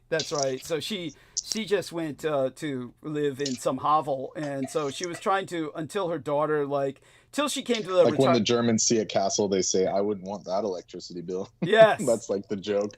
Yeah, true. Yeah, absolutely. That's monstrous.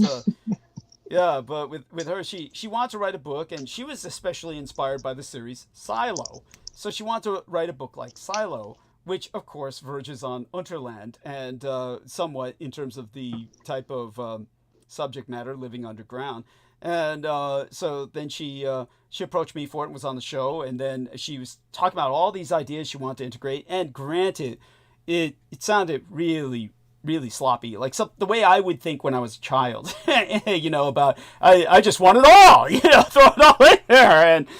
And so Peter Moon said she's never going to write that book, and she's just mining you for info. Well, I know she's just mining me for info. It's like, so what? Everybody? Yeah, like what's Peter doing? Like, that's what Peter's doing, and that's what I'm certainly doing it. Yeah, but she's a woman with a noble title. Yes, and presumably good looking, unlike him. Yeah, thank you.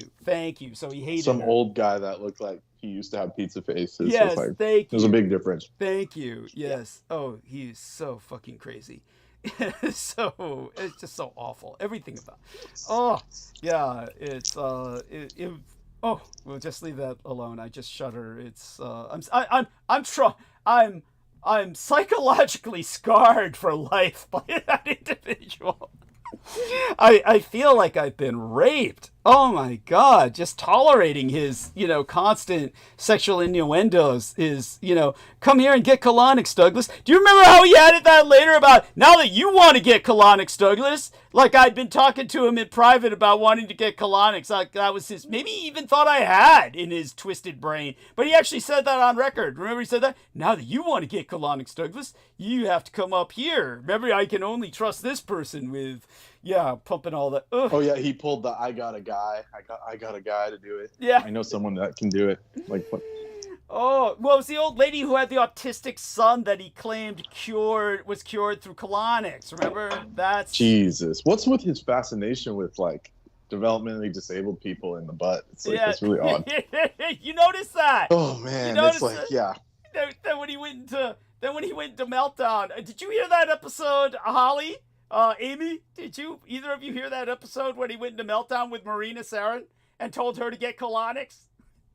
Oh my God. I might have, yeah. The combination would have been overwhelming. But remember, I can tell you that. After she left, do both of you remember after she left, then he started talking about at the yacht club, then this young retarded busboy, we were shoving cucumbers up his ass with peanut butter, using peanut butter as a lube. He started going to this No, he said, it was crazier than that. He said, either peanut butter or lube. Right. I don't remember.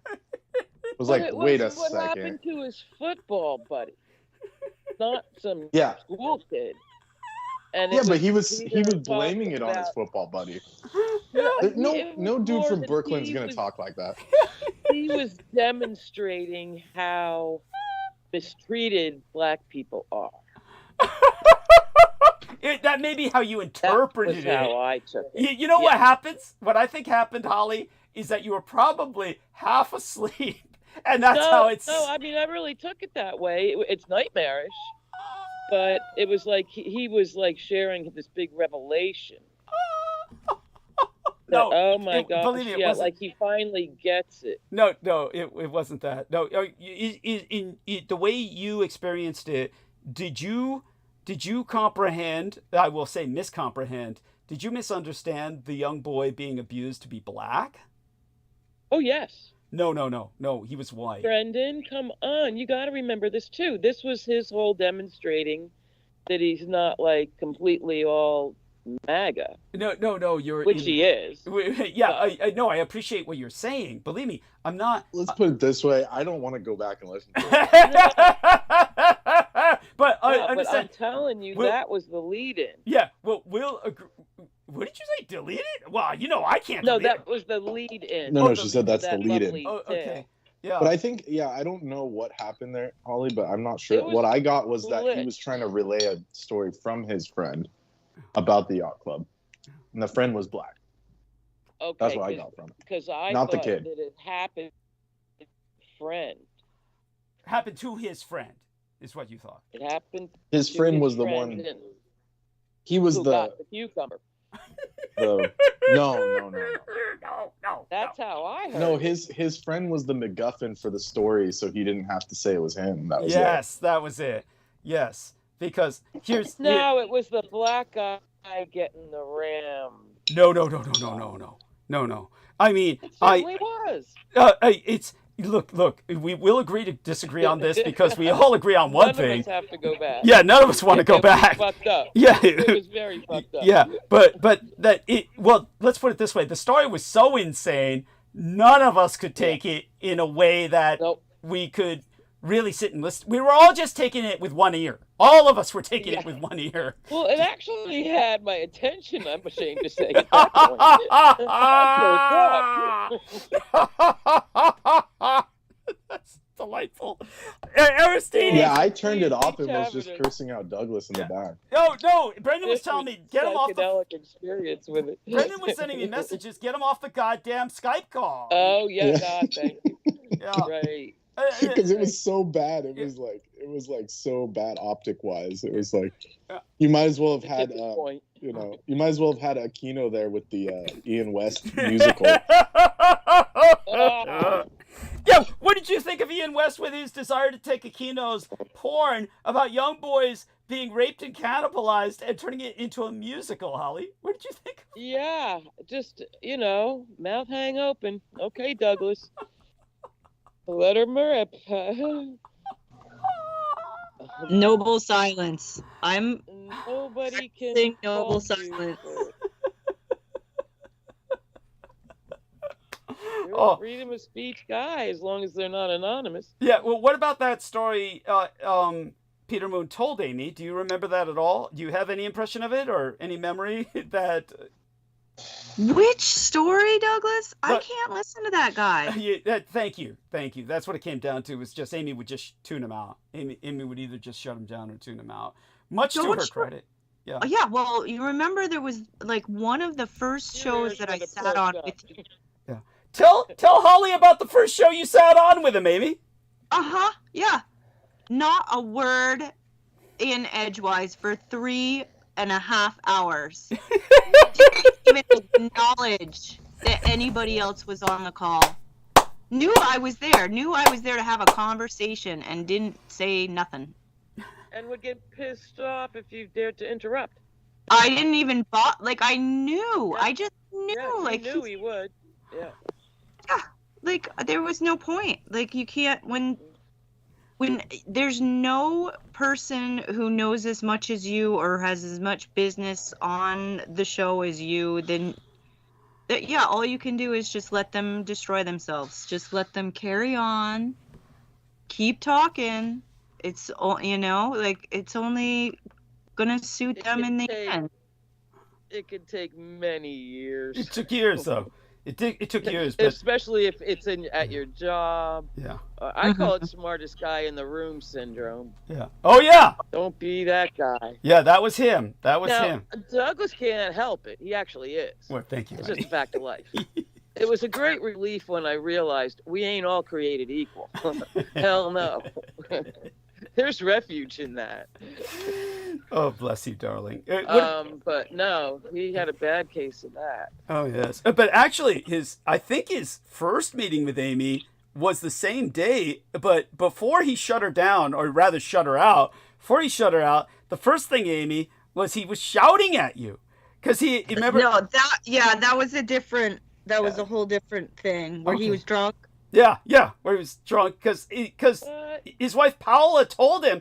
She said, "Oh, here, let's have some sake," and she told him, "Sip, and he just downed it like a shot of whiskey. He just kept downing it, and I don't need to sip. That's for sissies and shit." And then of course he came out on my show, pig-faced drunk, and shouted out Amy, and tell Holly how that went down. Just it's sad. I missed that. I mean, it was simple. It was really just like, simple aversion techniques. Like you could tell he was wasted. You could tell that he wasn't really on. Like he was just abusive. Like not letting me speak, yelling at me that that's not what he asked. Like, I mean, God, yeah. it's just like it was as if we were in a bar, and I was like trying to have a conversation with the person he was with, and he didn't want that person he was with to talk to anybody but him. And I mean, it happened, and it's over with. A super accurate description. Yeah. I don't know where I was that night. And he kept trying to explain what sake was to Doug. That was the funny part. Yeah, that's the funny part. He's like, did you know what's... He's like, I had sake. It's rice wine. And it's like, dude, I think he knows. Like, whoa, Pete! Oh my God! Yeah, if it weren't for you, Pete, I never would have known. It's so stupid. It was so fucking Fun stupid. fact. Oh, and it's probably because Paula had to explain that to him. You know it. Yeah. Yeah. Oh, yeah. Yeah. And so the only way he could recruit My theory is that he had soju and he thought it was sake. Yeah. That's right. Like they went to like some sushi bar that was owned by the Koreans and they were like, yeah, sake, here you go. That's why he got so fucked up. Now, do remind me. Because it's slightly stronger by percentage. Yeah, soju gets you fucked up. Yeah, there you go. That makes sense. That would make sense too. Is soju cane liquor? Plum. What is it from? Usually plum. Plum, of course. Yes. I knew that. Yeah. I knew That stuff hits like a hammer. Yeah. Oh God, I'll bet. That's why the Koreans beat their kids and shit. Yeah. Uh-huh. The only They beat their kids. Yeah. Oh yeah. This is like a real societal issue. This isn't me being rude. Yeah. Amy, is Korean society is brutal. It is brutal. I can't imagine. There's no society more brutal than Korean. Squid Game. Yeah. Just think Squid Game. That's right. Squid Game is like, to them that's like family love and shit. Yeah, that's like yeah. Well, that was the point. It was supposed to be like a social society. Yeah, it's a comment on society. Absolutely, and that's the reason it was so successful, because it was so on the mark. Yeah, it's Aristides. By all means, before I dive into monologue, just for the sake of morbid entertainment here, Aristides, let's see if he can come on. I'm here. Now you heard it all. So tell us what do you remember about what do you remember Peter Moon's meltdown when he went into the young boy being anally raped? Do you remember the victim as white or black, or what do you remember at all? If anything, if you remember. I don't remember that. I do remember the incident, but I don't think I'm recalling anything that you don't. But that did happen. Yes, thank you. Unfortunately. Sorry to drag that out of you. I'm so sorry. Aristides is nothing if not extremely there was diplomatic. no mention of description other than it was a basic. His words. He said retarded kid. Right. True. Or autistic or something. He said something weird. Yeah. He basically said retarded because he still doesn't have the political sophistication to say developmentally disabled. So he said mildly. He definitely said something. Okay, all right, we'd better pull ourselves out of the gutter. Or it's my fault. I'll pull the context out of the gutter. And okay, shout out to the other individual in chat who has that is the lady hugs at since that's a female, I'll give her kisses. Yeah, if somebody was going to say something, Aristides, you were going to say something. Here we are. And feel free to say something if you weren't going to. No. Okay. No, yeah, just welcoming the young lady here in the chat, and she's the individual who Amy was giving her some great advice last time about being gang stalked, what it's like to be gang stalked. Amy is aware of that, and so this young lady has suffered the consequences of gang stalking. So all that being said, just sending her moral support. And with that, we'll dive into monologue, and everyone will interject as they see fit. Now, this is month one of Donald Trump's golden age, and it's marked the week that upended Amero-Ukrainian relations. As Putin sunders the post-Pacific War world order, CEOs are unhappy with the world as it is, and with the would-be King Donald Trump on Ukraine in particular, what with economists fearing that Trump's mass layoffs will trigger their words, deep recession, meaning Great Depression. And soon, at that. And while Elon Musk waved Javier Milei's chainsaw, touting cuts to government spending at CPAC, the Conservative Political Action Conference, before literally decreeing that federal workers must justify their work or resign, the United States military braced for drastic Pentagon budget cuts. Incidentally, amid all this, the Coondog FBI Director Kash Patel is being named ATF chief as well. Altogether, a dire threat to our democracy. Dear Holly, you had a thought? No, I'm just, yep, all of that. Thank you. Sorry. No worries. It was That's one fine. of those little, I couldn't help myself. Oh, that's fine. That's fine. Already, there's going to be hell to pay as the FBI braces for the Yellow House nigger Kash Patel's retribution. And according to a White House official and to other sources familiar with the plan, President Donald Trump's newly confirmed Coondog FBI Director Kash Patel is expected to take on another top law enforcement role as head of the Bureau of Alcohol, Tobacco, Firearms, and Explosives. These are the people who burned down Waco. And this is all about Trump's cultural revolution. In just his single opening month, President Donald Trump has unleashed a series of alarming actions that threaten the very fabric of our nation. Among those, pardoning insurrectionists, nigh 1,600 individuals who violently stormed our Capitol, including all those convicted of assaulting federal officers.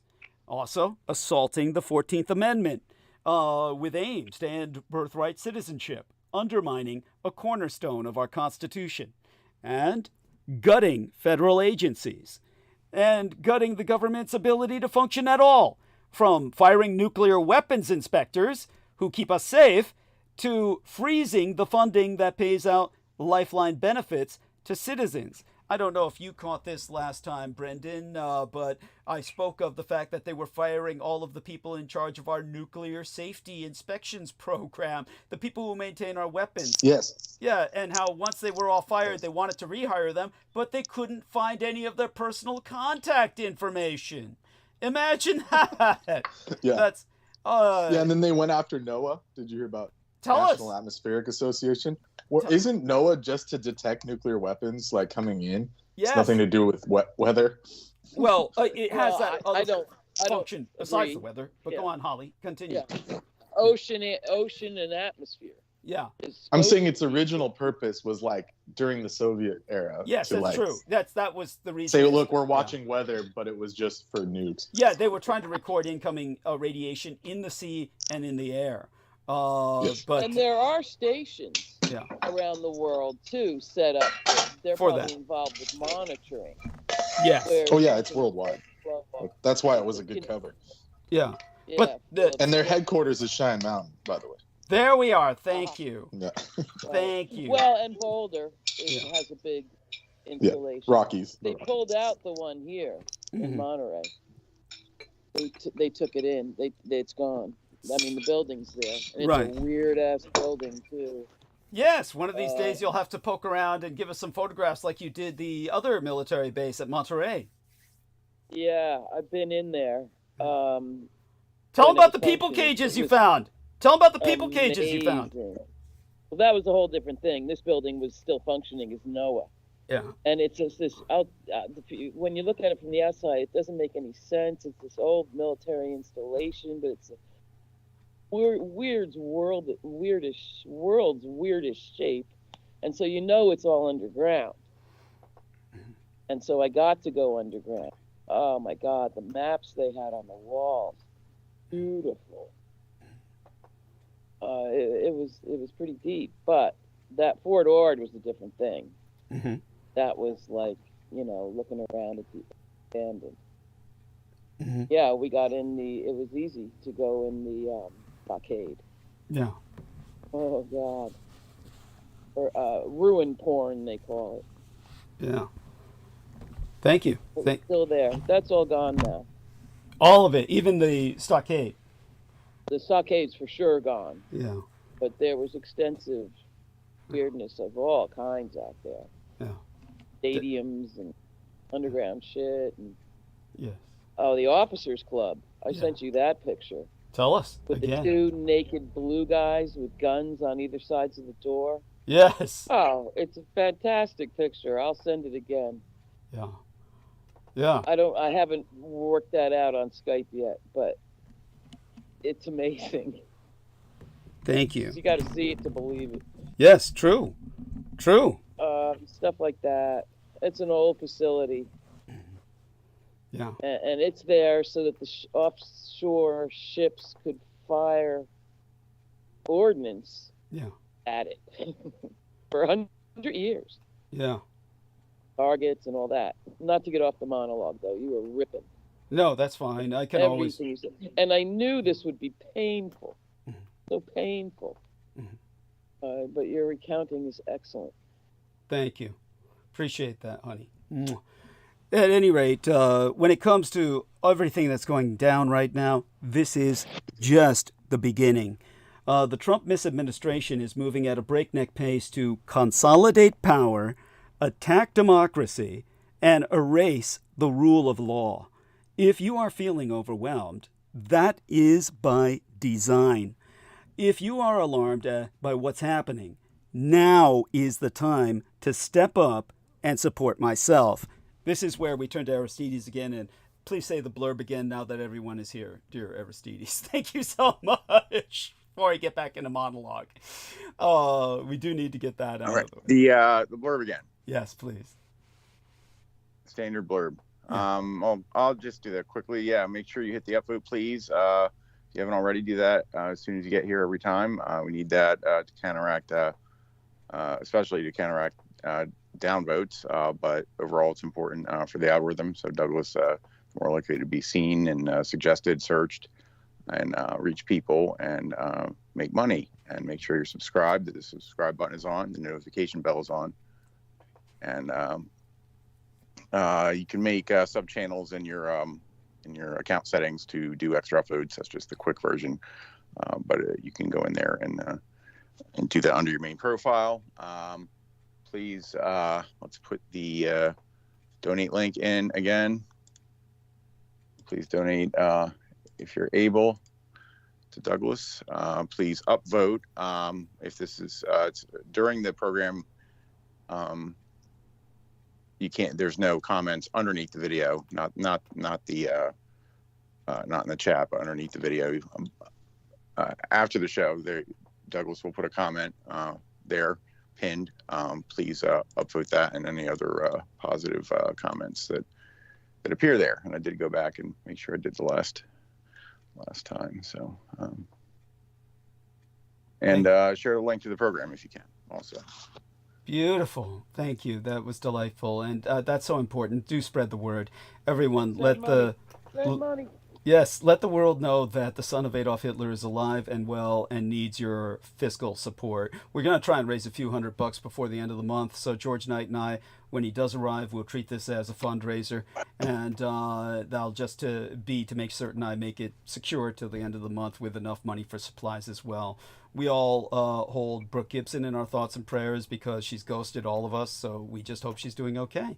In the meantime, we return to the odyssey of this agent of insurrection that's overrun our empire. When U.S. President Donald Trump's factotum, J.D. Vance, held forth on Europe's threat from within at the recent Munich Security Conference, his audience was left struggling to make sense of America's confounding new approach to foreign policy. The communist Chinese dictator Xi Jinping, for his part, has been relatively silent since Mr. Trump's return to the White House.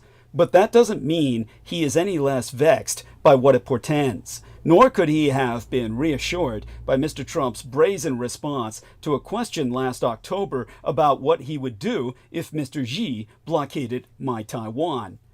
Xi knows I'm fucking crazy! Now, the Senate Majority Whip, John Barrasso, put it more decorously. President Trump clearly ran for office to be a disruptor, and he's going to continue to do that. He's not wrong.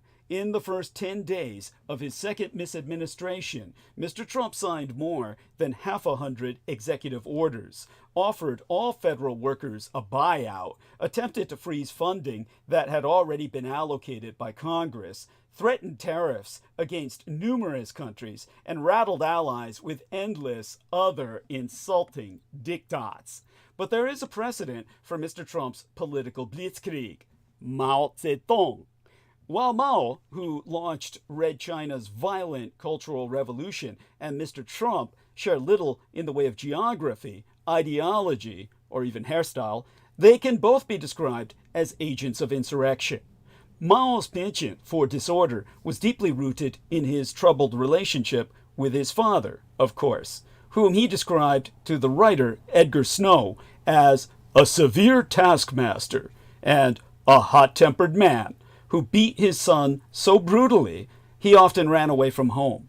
But Mao learned from this war, and he considered it a war between himself and his sire, how to stand up for himself. To quote his tea, "When I defended my rights by open rebellion, my father relented. But when I remained meek and submissive, he only cursed and beat me more." This formative childhood, like that of a serial killer, is the experience that shaped Mao as a person and drew him to the oppositional politics that helped catalyze the chaos and disorder that engulfed mainland China for decades.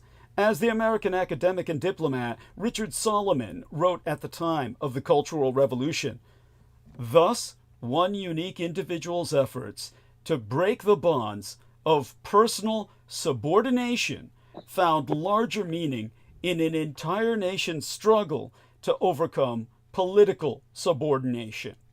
Here, it is worth noting that during his formative years, Mr. Trump as well had a bullying father who repeatedly told his sons that they would succeed in being kings only by being killers. Wow. So during his youth, Mao became a great admirer of the Monkey King, Sun Wukong, from the classic Chinese novel titled Journey to the West. Mao was so enamored of the rebellious and magically endowed Monkey King, whose mantra was, "Create great disorder under heaven," that he ended one of his poems with, "We hail Sun Wukong, the Wonder Worker." The peasant insurrection that Mao launched against Chiang Kai-shek's nationalist government in the 1920s was just the beginning of his so-called permanent revolution. And many ruinous political campaigns and power struggles followed his founding of the People's Republic of China in 1949. Always remember that date, people, because that's obviously several years after World War II, in which the Chinese Civil War continued and the Japanese still occupied the Chinese mainland and helped the Chinese nationalist government transfer to the island China of Formosa, onto which I was born, the 100 Islands of Taiwan.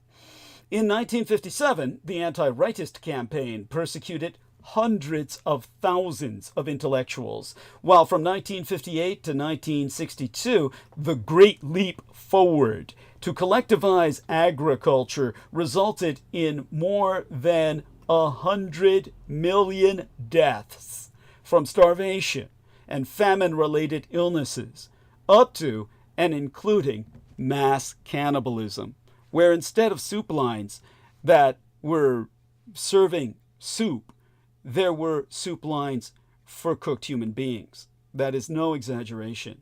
That's what most Chinese grew up with, eating other people. Almost every Chinese person who survived the Cultural Revolution did so through cannibalism. That means that everyone alive in China today on the mainland is the child of a cannibal. Otherwise, they never would have been born, because cannibalism was the only protein accessible, was that other people, their meat, to flay it off their bones, and to cook it in giant community pots shared by the collectivized community. This was the ultimate collectivization of popular support of itself. Mao Zedong said, the food of other people is the best food we have. That to eat other people was the ultimate communism, because we were all collectivized in recycling ourselves. Thus, all Chinese people are related because they've all eaten of one another. This is where we're headed under Donald Trump. Mark my words. But his most epic political upheaval was the year in which Douglas Dietrich was born, the year in which I was delivered from my mother's loins into this vale of tears, 1966. The great proletarian cultural revolution, launched in response to what Mao saw as his fellow leaders' bureaucratic resistance to his absolutism.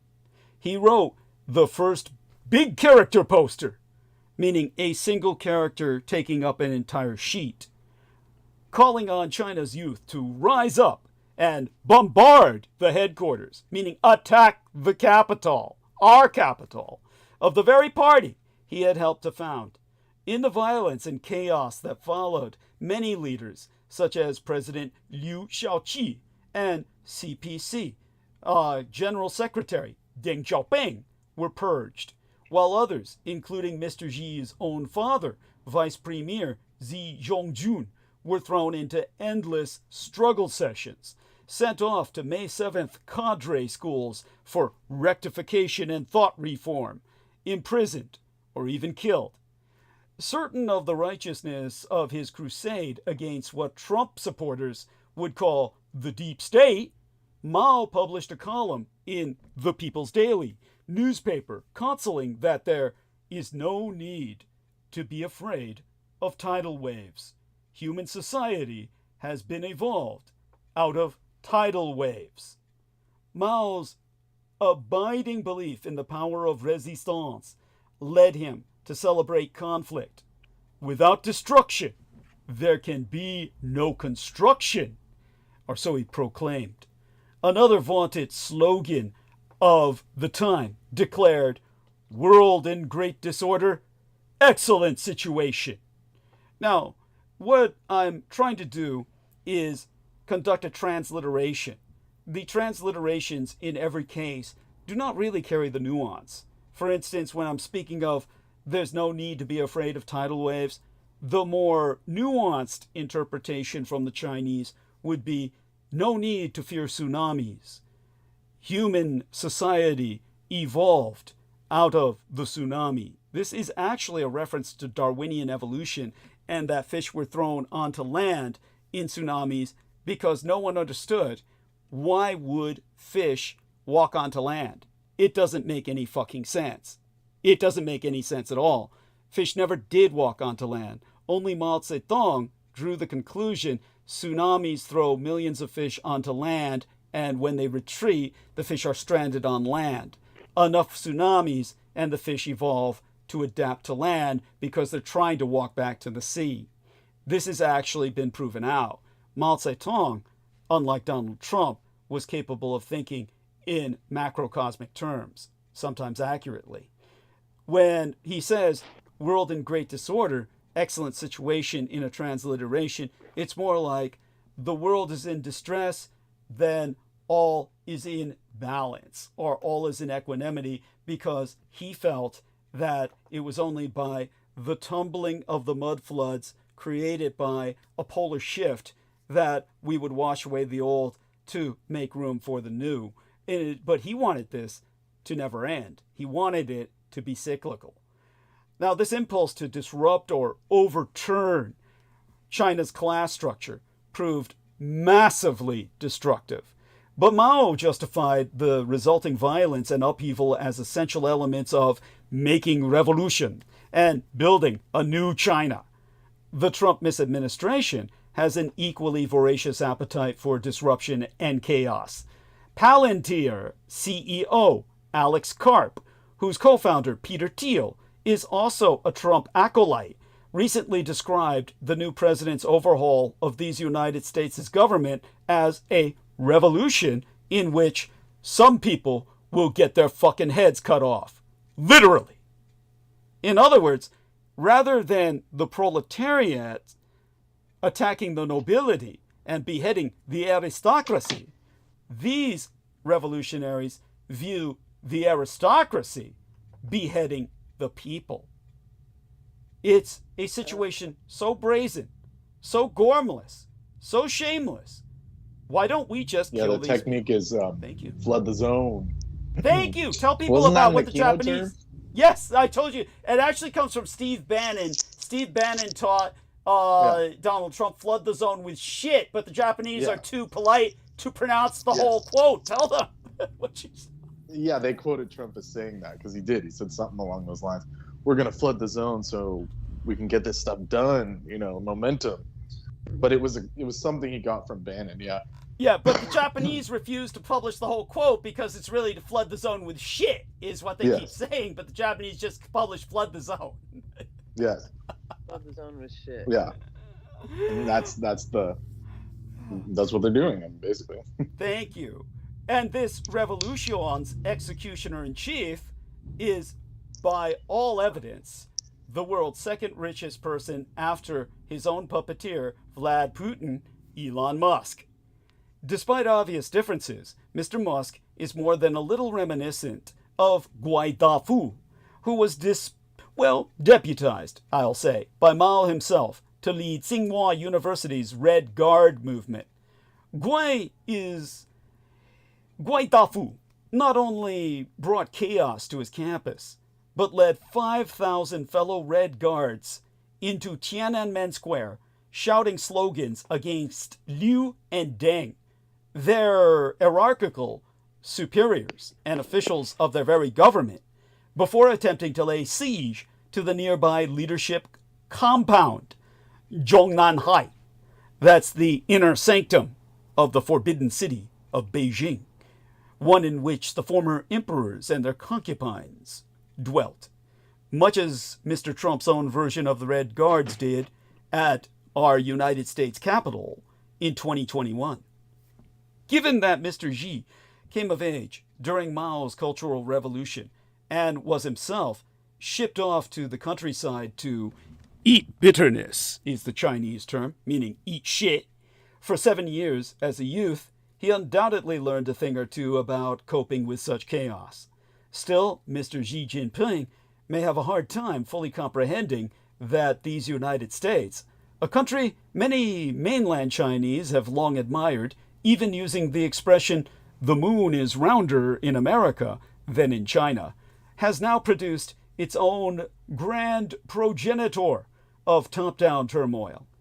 Mr. Trump may lack Mao's skills as a writer and theorist, but he possesses the same animal instinct to confound opponents and maintain authority by being unpredictable to the point of madness. Mao, who would have welcomed the catastrophe now unfolding in America with open arms, must be looking up from his Marxist-Leninist hell with a smile, as the east wind is finally prevailing over the west wind, a dream for which he had always hoped. In the course of the past few weeks, the new misadministration has adopted a flood the zone with shit strategy, issuing all kinds of executive orders, attempting to defund federal agencies, introducing new policies on pennies and the Panama Canal, and announcing that the U.S. would take a long-term ownership position of the Gaza Strip, while gifting overtly unchecked power to the multi-billionaire Elon Musk's Doge, D-O-G-E, who yesterday issued an ultimatum to federal employees over their weekend, saying in a post on his social media platform X that employees must respond to an email justifying the work they completed this week or resign. Sources familiar with the matter have confirmed that federal employees have already begun receiving the email, It asks employees. That's so cheesy. And it's always on a weekend. He did the same thing to Twitter. Yes, Yeah, he did. Course. Yes. Yeah, he did the same thing when he bought Twitter. What did you do last week? You know, like. Yeah. Thank you. Yeah. What does he want them to answer? Like. Yeah. It's honestly it's like a survival of those with the rapier wit. Whoever can think of some sort of story to justify their existence survives. Yeah, it's like Schindler's List, but they're passing out surveys. Mm-hmm. Yeah, it's like what is the right answer? Yeah. What would be the right answer? But it'd be hideously funny if the Nazis did that. Why should we let you live? Yes. Give us a reason. Wasn't that the film though? Was that fictional? Did they do that in the film? Yeah, didn't one of them get off or something? I'll have to go back and find the film. I don't know. I'll be honest with you. I never really watched the film. Yeah, okay. Yes.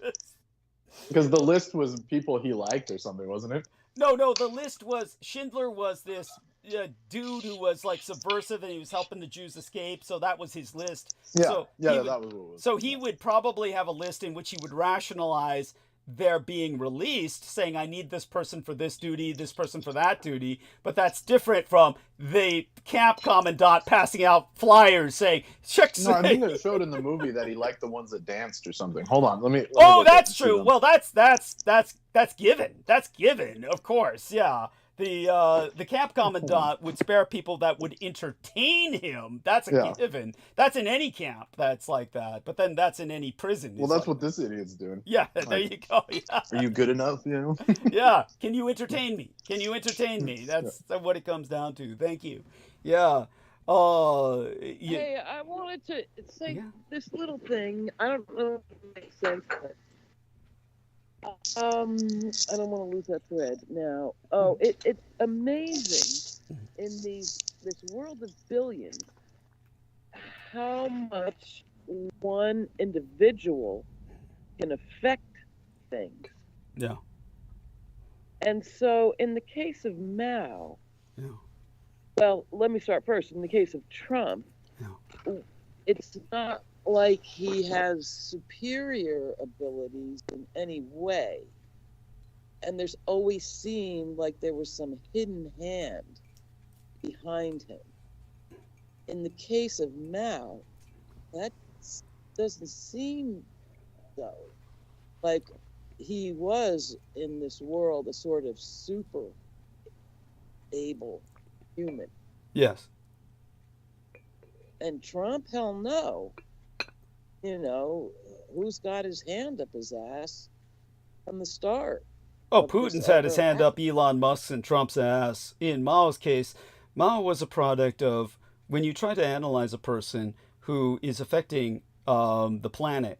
The planet. Yeah, when you take a look at these planetary movers and shakers, then you have to ask, what's their profession before they became what they were?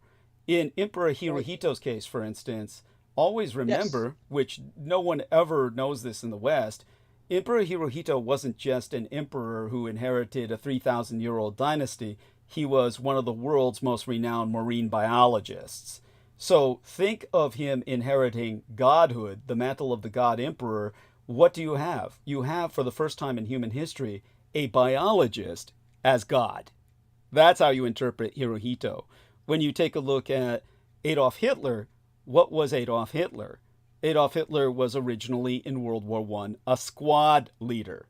He was an individual who saw all the mistakes the officers were making as an enlisted man. And the Germans prided themselves in, we have the best officer corps in the world. In one sense, yes. In another sense, no. When Hitler got in charge, he shot a few, he hanged a few, he got them all to obey him, and then suddenly you had the best officer corps in the world that almost conquered the world because they were run by a squad leader, a man who understood what the men they were ordering on the field were suffering. That's why it didn't collapse into trench warfare in World War II. That's why it was a war of blitzkrieg. So when you have someone like, say, for instance, Mao Zedong, what was Mao Zedong before he became what he did? In the case of Chiang Kai-shek, it's easy. He was a generalissimo. He was the supreme military leader who became a world-level statesman.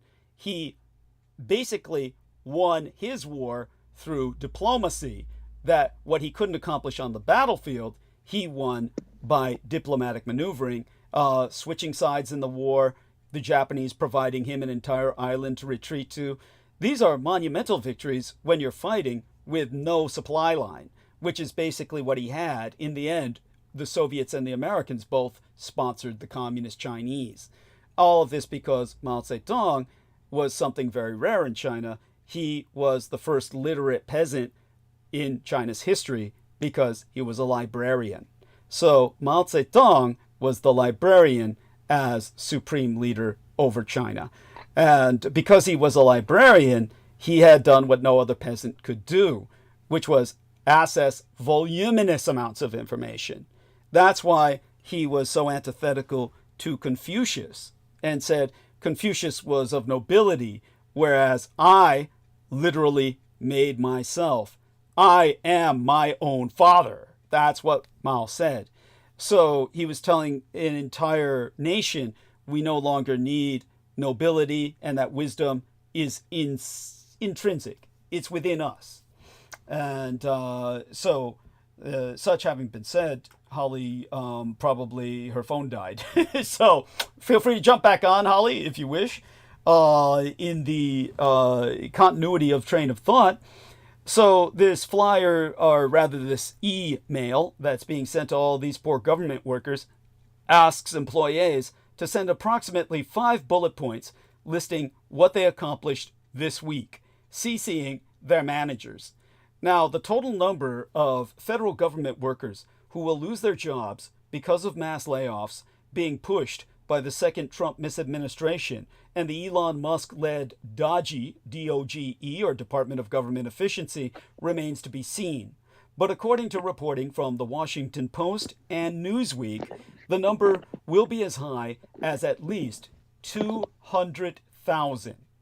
In an article published yesterday dated February 22nd, Ceylon Magazine's Daria Solovyeva examined the layoffs' inescapable economic impact, and she warns that according to economists, the layoffs will trigger a major recession. To quote, a month into President Donald Trump's second term, the Department of Government Efficiency, DOGE in parentheses, is not a government agency, but an outside advisory group, has been on a rampage in what is shaping up to be the biggest purge of the federal government in modern American history. While most Americans support the idea of making the government run more efficiently, the way these layoffs are carried out is raising concerns about the immediate and long-term impact on the U.S. economy. Now, one of the many economists who is sounding the alarm is Jesse Rothstein, who teaches on staff of my own alumni of the University of California at Berkeley. In a thread posted on Blue Sky on February 18th, Rothstein wrote, and here I read therefrom, it seems almost unavoidable at this point that we are headed for a deep, deep recession, just based on 200K plus federal firings and pullback of contracts. The March employment report, to be released on April 4th, seems certain to show bigger job losses than any month ever outside of a few in 2008 through 2009 and 2020. Add on to that enormous private market uncertainty. How could you hire in these conditions? And this is going to be very, very bad. All of that is a quote that I am reading from this individual. Solovyeva notes that the aggressive tariffs Trump is pushing will only make the effect of these layoffs even worse. During an interview with MSNBC's Nicole Wallace, the representative Yasmin Crockett, a Democrat from Texas, warned that mass layoffs in the public sector will negatively affect the private sector. Crockett telling Wallace, "We're living with this incompetent administration that is literally driving us to a recession at warp speed. All I can say is, hold on to your money and make sure that you have a way to make money, even if you lose your job, because you damn well will." Whoa, I mean, that's a lot, people. I hope you all understand the gravity of the situation. Now, going by American calendar weeks, Douglas, yeah. Douglas, the only thing Americans care about is good jobs. Yes, thank you. You know, Thank you. and anybody that doesn't have one is a stupid loser who made bad decisions. Yeah, horrible judgment. Horrible judgment. That's how they attitude. think.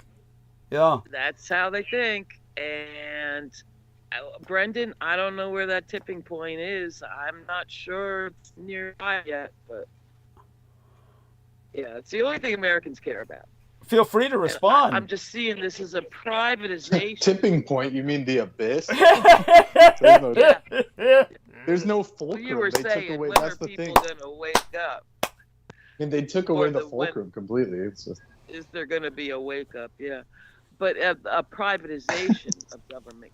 well, this is part of it. I mean, it's just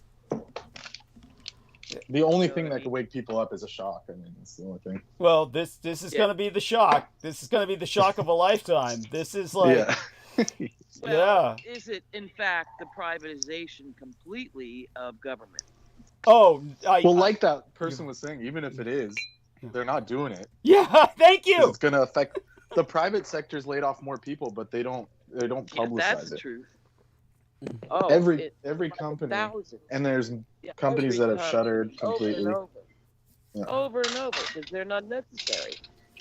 So they're not cutting bloated contracts; they're just firing people.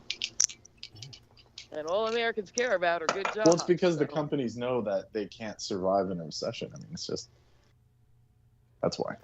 There's no one to buy. Like what Doug was saying about those cyberpunk and shit. It's like who's gonna buy all this shit? If they crash everything and fire everyone, there's no economy to have any kind of free trade or whatever laissez-faire capitalism or anything like that. Thank you. That's right. It's yeah. It just doesn't make sense. Yeah, it's a totally. Well, it makes sense in the context of they want to be completely in control, but it's bad for everyone else. So. But it's also bad for them. Still, it hasn't sunk in yet because there's still all these people that actually think they're making it more efficient.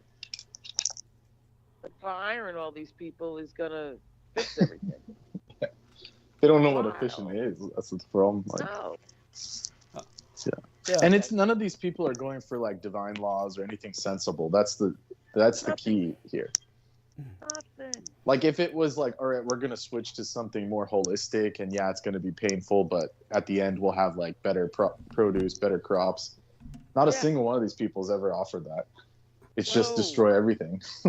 There's no positive solution. This is the hard 2 years, right? Well, this is America's collectivization. Just like when Mao said, if we all collectivize and we're all farming the land together rather than as individual subsistence farmers, when we essentially do the Yeah, and I agree with you, Doug, but isn't it like the inverse of that?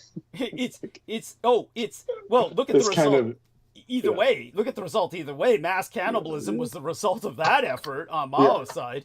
And well, I totally agree with you. I'm just saying it's like it's like they don't even know how to do that even. Thank you. Yeah, the Americans. Even Mao was more educated than Thank you. No, true. True. Quite so. I mean, when you take a look at Mao, it was almost more demonic than it was anything else. But in the case of this, what you see going on here, Holly, is the last great bank heist. This is the last great bank heist. They're just going to take everything. They're just going to take everything.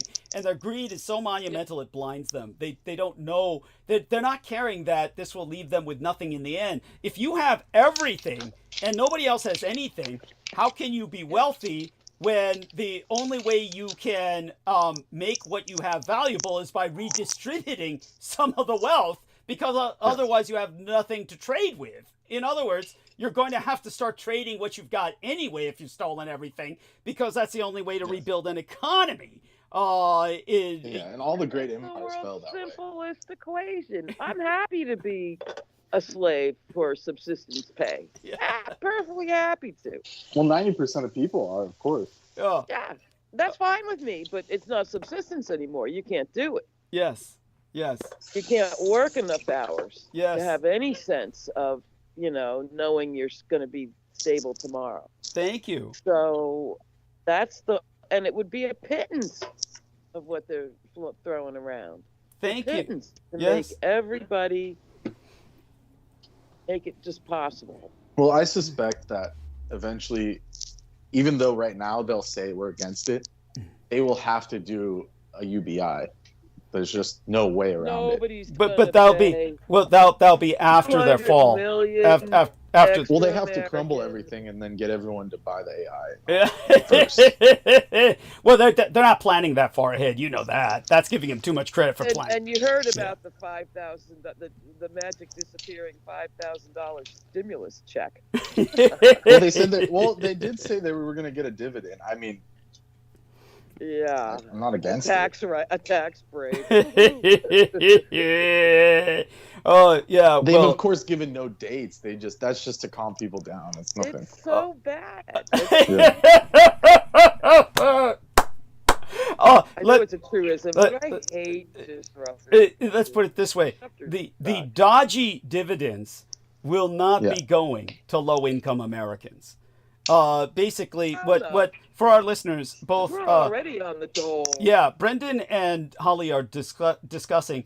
President Donald Trump recently discussed sending all Americans checks with whatever savings Elon Musk's Department of Government Efficiency comes up with. They gave a formula. Yeah, after dismantling parts of the federal government. No.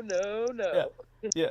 The man who came up with this plan was a 30-year-old investor named James Fishback. I mean, isn't that a great name? Fishback. Oh, yeah. And he envisions the money going only to people who pay more in taxes than they get back. So understand that much. If you don't pay more in taxes than you get back, you're not getting this check. So you hope that doesn't even make sense. Yeah, nobody does that. That means billionaires probably they can work it out. Well, even they theoretically already deduct all of it, so it's just a red herring. It's so that no one gets it. Get it? That's the formula. This way, effectively, no one gets it. That's the yes. That's the oldest trick in the book. That's like But when they give you a bonus at work, it's like the oldest trick in the book. Yes, thank you. And this is a thank you bonus. Yeah. What was that, Holly? $5,000. But then they don't give you a raise the next year. Forever. Yeah, forever essentially. Yeah, in this case, repossess your house. This case, never. Yeah. Now, going by American calendar weeks, which split the weekend rather than opening with Mondays as they do most everywhere else, in my lifetime, I've experienced very few weeks as head-spinning as this last one. The 9/11 attacks, certain moments in the global financial crises, and the early stages of the COVID pandemic are some of the rare instances where the world seemed to change fundamentally in a matter of days. With Donald Trump trying to overturn the most basic meme of American history, we've never had a king until this week. To those in Europe, the geopolitical shifts of this week must seem similarly monumental. Imagine being across the Atlantic and the man in America declares himself king. Effectively, that happened midweek last while I was transmitting on Wednesday. Basically, Donald Trump has upended 7 decades of United States foreign policy in a matter of weeks, leaving global leaders aghast and bewildered. But while his actions may seem unparalleled, there is the precedent I've already articulated for his political blitzkrieg, Mao Zedong, who had an even more impressive penchant for chaos and disruption. But in that vein, in the spirit of that cacodemoniacal pattern misinfluence. President Donald Trump is abandoning the Ukraine, turning his back on the transatlantic alliance that has endured since the Second World War, and buying wholesale into Vladimir Putin's talking points. At last week's Munich Security Conference, where America's public tone towards its European allies shifted towards outright hostility, I felt as if I had a front row seat as history was being made. Events since then have moved quickly on both sides of the Atlantic. In Europe, there has been panic as the continent's leaders contemplate that the country which created the NATO alliance is now prepared to smash it. In the months after President Donald Trump's electoral victory, the Ukrainian president Volodymyr Zelensky's strategy for engaging Trump seemed to be working. Trump was using some harsh rhetoric about potential consequences if Russia, for the Russian Empire, if President Vladimir Putin. Now he's just gonna pull the. Yeah. Now Zelensky's just gonna pull the Justin Trudeau. Oh my God! Tell us. And just move. Yeah. He said if Europe took Ukraine into NATO, he would resign. Yeah. Interesting. Which is the most chicken shit. Like that's like so backwards. That's a great sacrifice. Yeah. It won my heart. I don't know. It I did. guess. But Hell shouldn't the yeah, leader get go out down of with the town, ship? dude. You know, the captain goes down with the ship. Well, Maybe I'm no, thinking there's too much that. into this. No, don't There you get is the point? that. The point is he's willing to resign if Ukraine is entered into NATO, because at that point Ukraine is safe. That means that if Russia attacks NATO, it's at war with NATO, all of Europe, and technically America as well.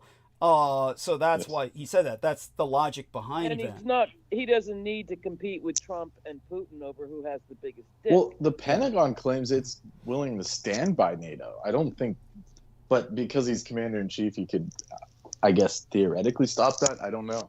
Isn't the junta still in play? Like, why can't they do something? It's let's put it this way. Where's Dick Cheney when we need him? Yeah, seriously, these like the shadow gov. Yeah, it's the let's put it this way. This is what the junta engineered is Donald Trump. He is their president-elect. That's the problem. He did not get there because of his deep talent. Yes. Like these other ones you talked about. Thank you. But by the way, get closer to your mic, honey. Wherever you're at, you're sounding like you're a million miles away. Thank you. Sorry, he's never been anything but a straw man of some kind. Yes. Thank you. Absolutely. The word is shyster. Thank you. Yes. Or scammer. Well, flim flam. But a scammer that's working on somebody's benefit. Well, they come from deep Masonic families. These people, they're not just normal. And you suggested Putin, and that's actually plausible. Well, yeah, because he's played such a long game. Yes, on American standards, very long game. Absolutely. Nobody knows about Putin what you know about Putin. Thank you. It's and it's corruption of the NRA. Yes, thank you. Have there been a lot of shootings? Ooh boy. Yes. Plane crash. Well, I think it's fair to say now we can all arm ourselves, right? Yeah, well, that we can. Yeah. And we need to. We're going to need to. Now, as I was, let me 2A. See. What's that? I said 2A, baby. Yes. Love it. Now, yes, as I said, at first, the Ukrainian president, Volodymyr Zelensky's strategy seemed to be working in terms of engaging Trump. Trump was using some harsh rhetoric about potential consequences for the Russian Empire if the Russian dictator, Vladimir Putin, refused to negotiate an end to the war. But then everything changed. Zelensky was told his meetings with top Trump administration officials would be canceled if he did not swiftly agree to impossible demands. War of words between the pair is escalating. Under Mr. Trump, Ukraine is being betrayed, Russia is being rehabilitated, and America can no longer be counted on to come to Europe's aid in wartime. The implications for Europe's security are grave, but they have yet to sink in with the continent's leaders and even their people. Donald Trump has proven himself to be a wholly transactional and unreliable ally. With a friend like that, what is Europe to do in the face of Vladimir Putin's aggression? The continent needs to reinvigorate growth, rearm, and assert itself. The current crisis, unnerving as it is, calls for action. For it's not just in foreign policy that the president is turning Russia's way. In America, meanwhile, as Mr. Trump completes the first month of his presidency, he continues apace to push the boundaries of his own power. Since returning to office, he has made his base exultant and left his opponents reeling. The president proclaims that he is clearing out waste, fraud, and abuse while he's frog marching our country into a constitutional crisis and ultimately a Trump cultic autocracy. This is Trump's Putinization of America. No matter how many times Donald Trump openly parrots the Kremlin line, it's never not going to sound wrong coming from the President of the United States. In 2018, at a press conference in Helsinki, Trump announced that he accepted Vladimir Putin's claim that Russia did not intervene in American elections that put himself into the Oval Office, despite our own intelligence agency's conclusion to the contrary. The American broadcast journalist and political commentator who anchors the CNN News broadcast show named for himself, Anderson Cooper 360 Degrees, watched the scene sitting outside in the glaring Finnish summer sun on a CNN set and said, after a short stunned silence, he uttered on the record, "You have been watching perhaps one of the most disgraceful performances by an American president."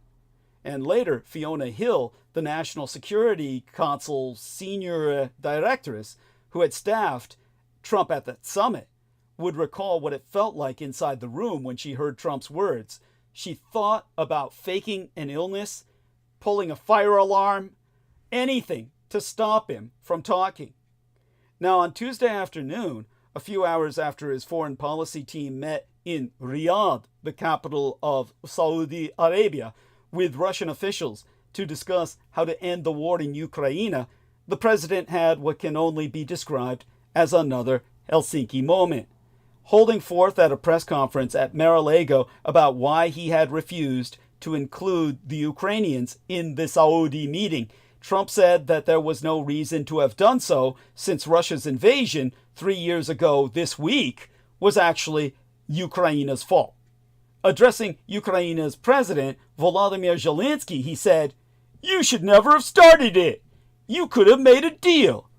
To hear Trump tell it, Ukraine might as well be bombing its own cities and killing its own citizens. He claimed that the United States had spent $350 billion helping Ukraine and that Zelensky's popularity had plummeted to just 4% in recent polls. Both statements so far divorced from reality that Putin himself might not have been brazen enough to make them. By Wednesday, as I was hosting transmission from inside the crypt on Russian Hill in San Francisco, where I am right now, Zelensky pushed back on Trump's ridiculous assertions by saying that he was living in a Russian-manufactured desinformatia cosma, meaning disinformation space. And in response, Trump attacked the Ukrainian leader as a dictator without elections, which of course are impossible in wartime, stupid, in a long, falsehood-riddled social media post. His officials, meanwhile, have made clear in the course of the last week that Trump's pro-Kremlin rhetoric is more than just empty words. He's by all evidence ready to concede to Russia on all of its major demands for a so-called peace deal, including pledging that Ukraine will never join NATO, not allowing U.S. troops to participate in providing security for Ukraine after a ceasefire, pressuring Ukraine to cede illegally occupied territory to the Russians, and lifting all Western sanctions imposed on Russia itself.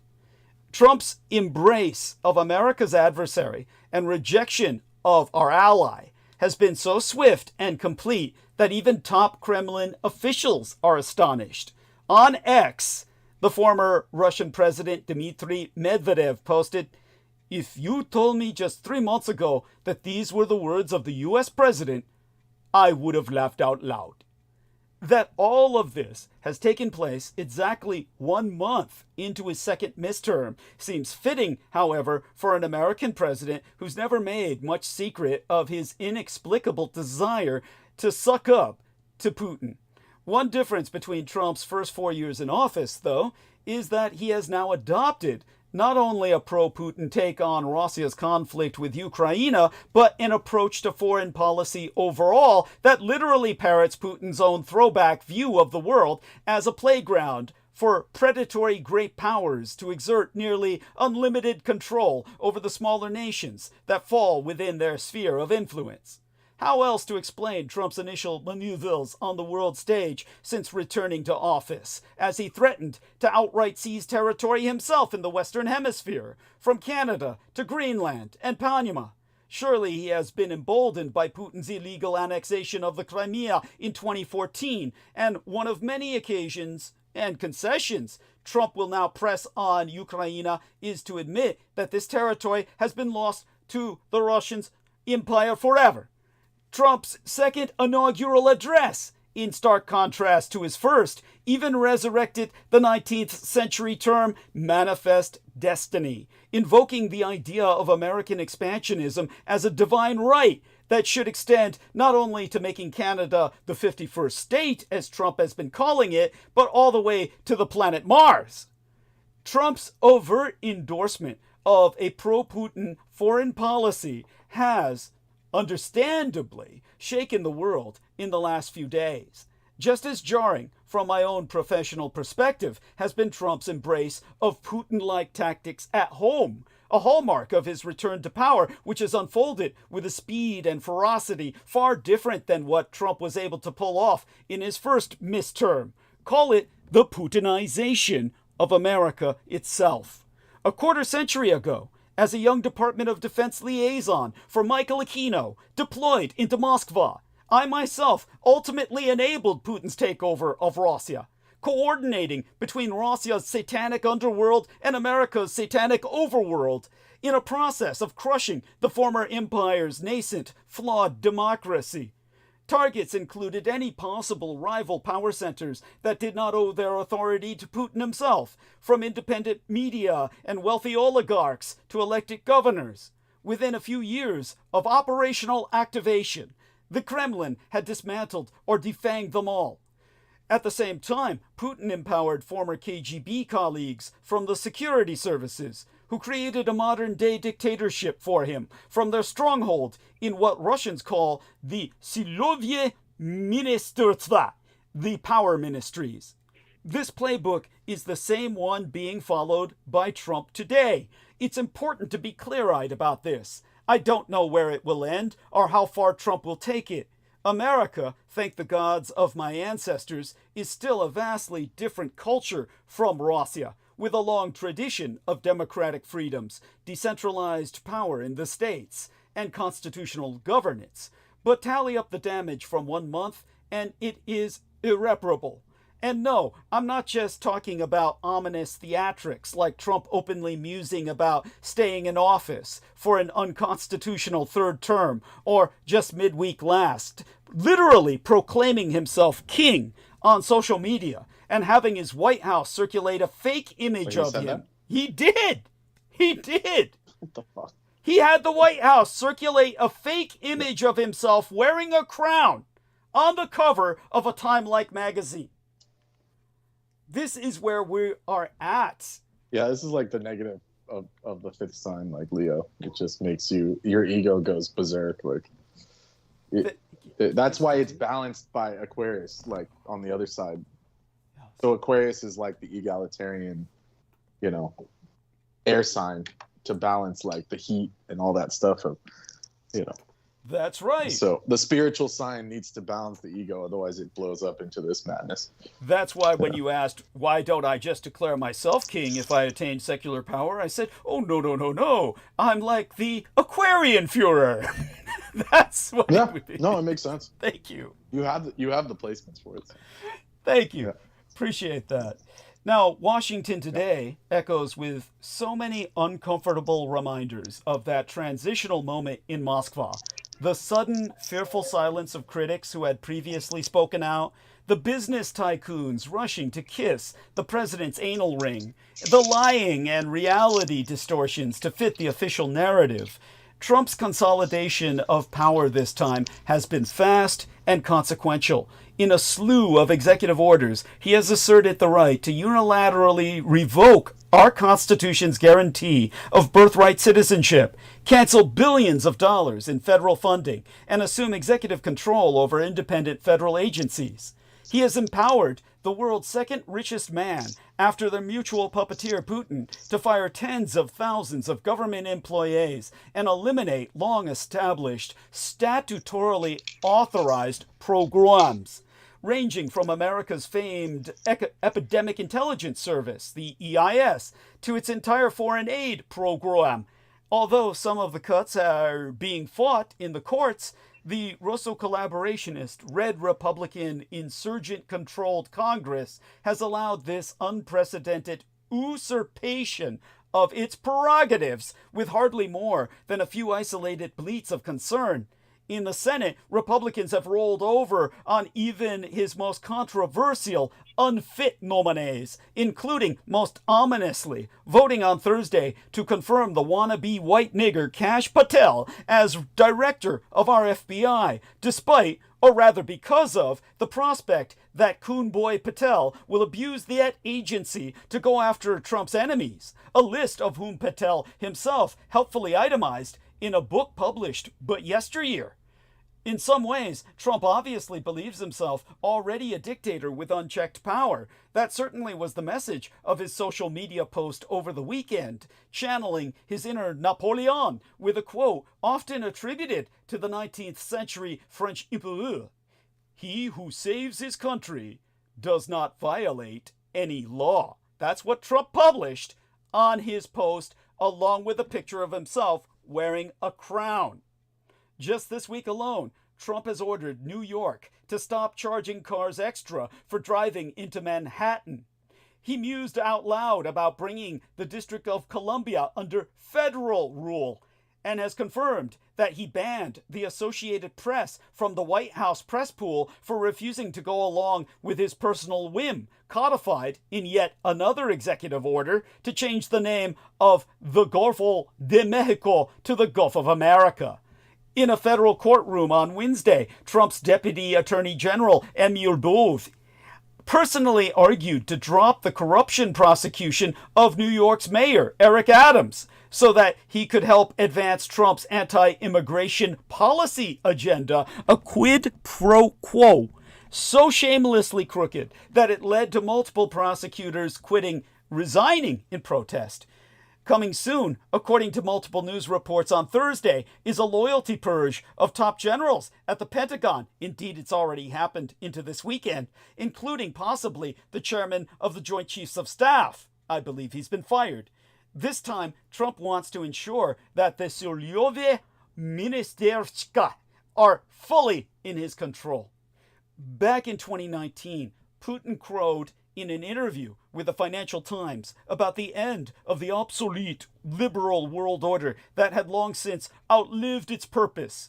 The president of the European Council at the time, Poland's Donald Tusk, pushed back upon him, insisting that what was really obsolete was Putin's own heavy-handed brand of governance, with its authoritarianism, personality cults, and the rule of oligarchs.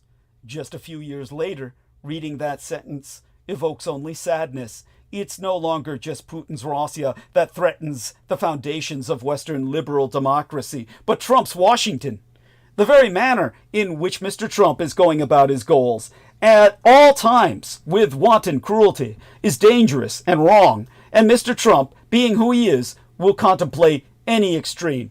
Get ready for a titanic struggle against the free speech phonies, one in which we're handicapped by being only free in name.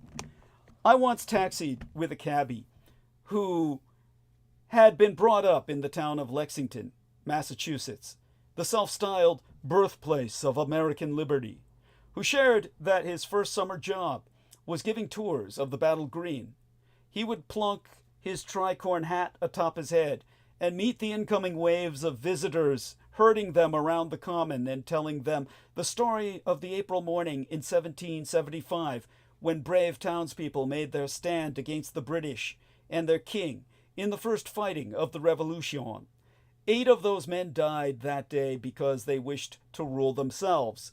As the Declaration of Independence put it the next summer, all men are equal, and that to secure the rights they are due, governments are instituted among men, deriving their just powers from the consent of the governed. By legend, John Hancock, a target of the British raid on Lexington, signed that document in script large enough that King George could read it without his spectacles. That's where we got the term "put your John Hancock" here. That's why it was always obligatory that you learn to sign large. The reason the cabbie and I had spoken like this was because I brought up that just as there were Russians long before there was a Greater Soviet Union, there would still be Russians, and there were after its collapse. When the Soviet Union collapsed and we were still left with Russians, we reflect now upon the fact that Americans arrived here on the Mayflower, as that cabbie's ancestors had, long before there was a constitutional republic, and that when the United States of America falls as a constitutional republic, there will still be Americans. Now, democratic self-rule that these Americans fought for was a novel construct at the time, and it appears it may be tending back toward novelty again.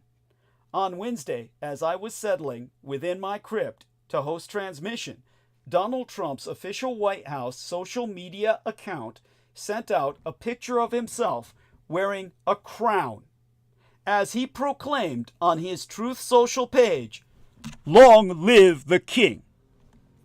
It is a mug's game to respond to every trollish provocation that Trump provides. Yeah, I just saw the photo in question. Thank you. Tell us, what's your impression? It's a joke. I mean, it's just so cheesy. It's some AI-generated shit of him with New York in the background and a crown on his head. And is it true that it was posted on the White House handle? It was. Or is that just something they added? No, it's true. It's true. Okay. He had the White House distribute it. Yeah, it was under their handle. Yeah. On social media. So that's open. Yeah, it's open. It's at least he's not lying about it. There we are. Yeah. Thank you. He's the king. We now have a king. Congratulations. Yeah, and think of how all those people complaining about King Charles, poor bastard. Yeah. Yeah. Yeah. Yeah. Now we have this guy. Thank you. And what? Which apparently he was talking to Prince William, because he's obviously going to be a better ruler than Charles, because he's like actually functional. So Charles has always been a goofball. So yeah, yes, in his own way. True. Bit, yeah. And it's just a bit late in life for Charles. I'm hoping he'll carry it out as gracefully as possible for as long as he can, because I fear what will happen afterward. But still, yeah. Well, I have faith in William, even though maybe I shouldn't. I have faith in William that he could at least work with someone like Trump to the point where perhaps England manipulate him. He could manipulate him, in other words. Easily. Yes. Yeah, easily. Thank you. Well, all you got to do is give him a house in Scotland like Aquino and tell him, yeah, you're royalty now, baby. Good point. Touche. That's all they got to do. It's true. The Brits just do that, and they'll do that. The Brits they will. He'll be like, we'll bring you back. Bring you back. Don't worry. Yeah. Yeah. Then before you know it, before you know it, just like Aquino, you're gonna see Trump wearing those kilts. And yeah. I don't doubt it at all. Yeah. He'll probably retire in Scotland, no doubt. After he destroys everything here. Yeah, it makes perfect sense. It does. It's a mug's game to respond to every trollish provocation that Trump provides, but this one can't pass with the day's news. If America has a founding idea, that idea is no kings.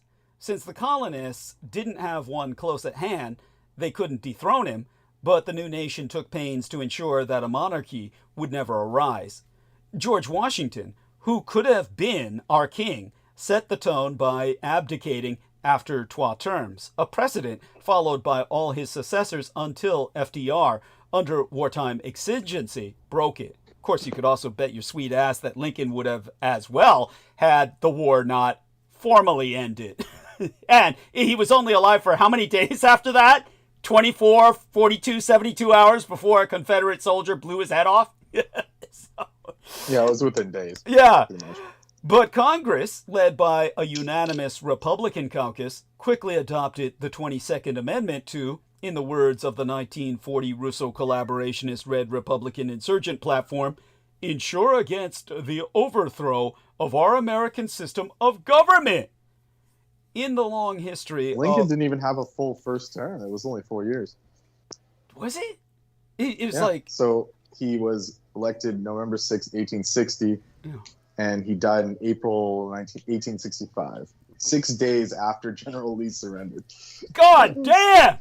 He didn't last very long. God damn! Yeah. Oh, that bites. Oh, so he shit. had one term in essence. Yeah. Under wartime. So. Yeah.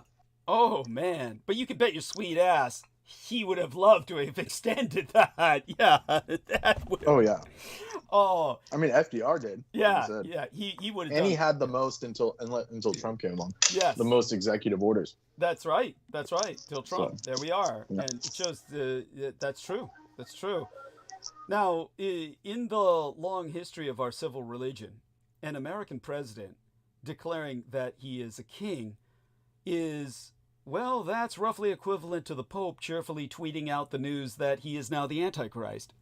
We're the villains now, and it's about to get worse.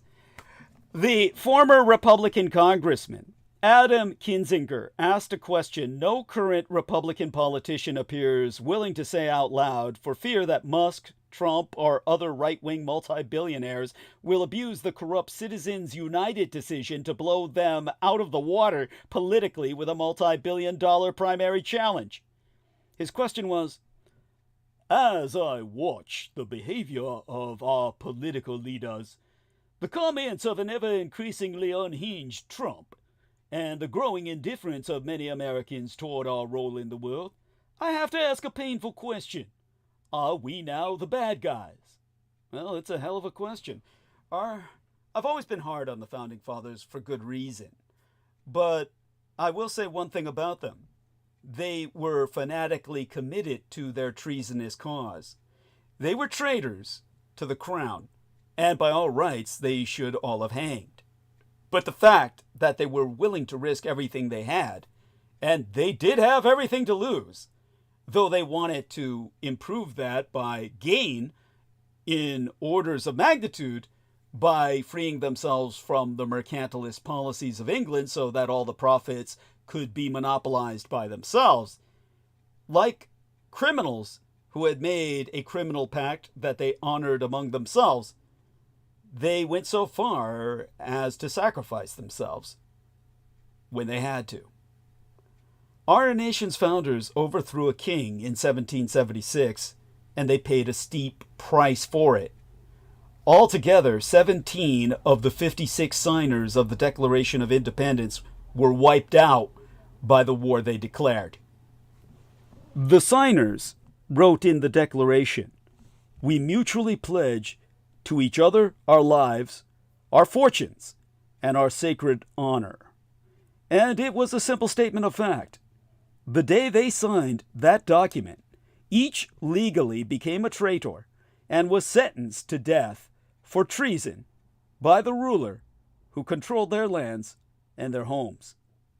One of the wealthiest of the signers was Thomas Nelson of Virginia, but a year after the signing, the British had seized his home and lands.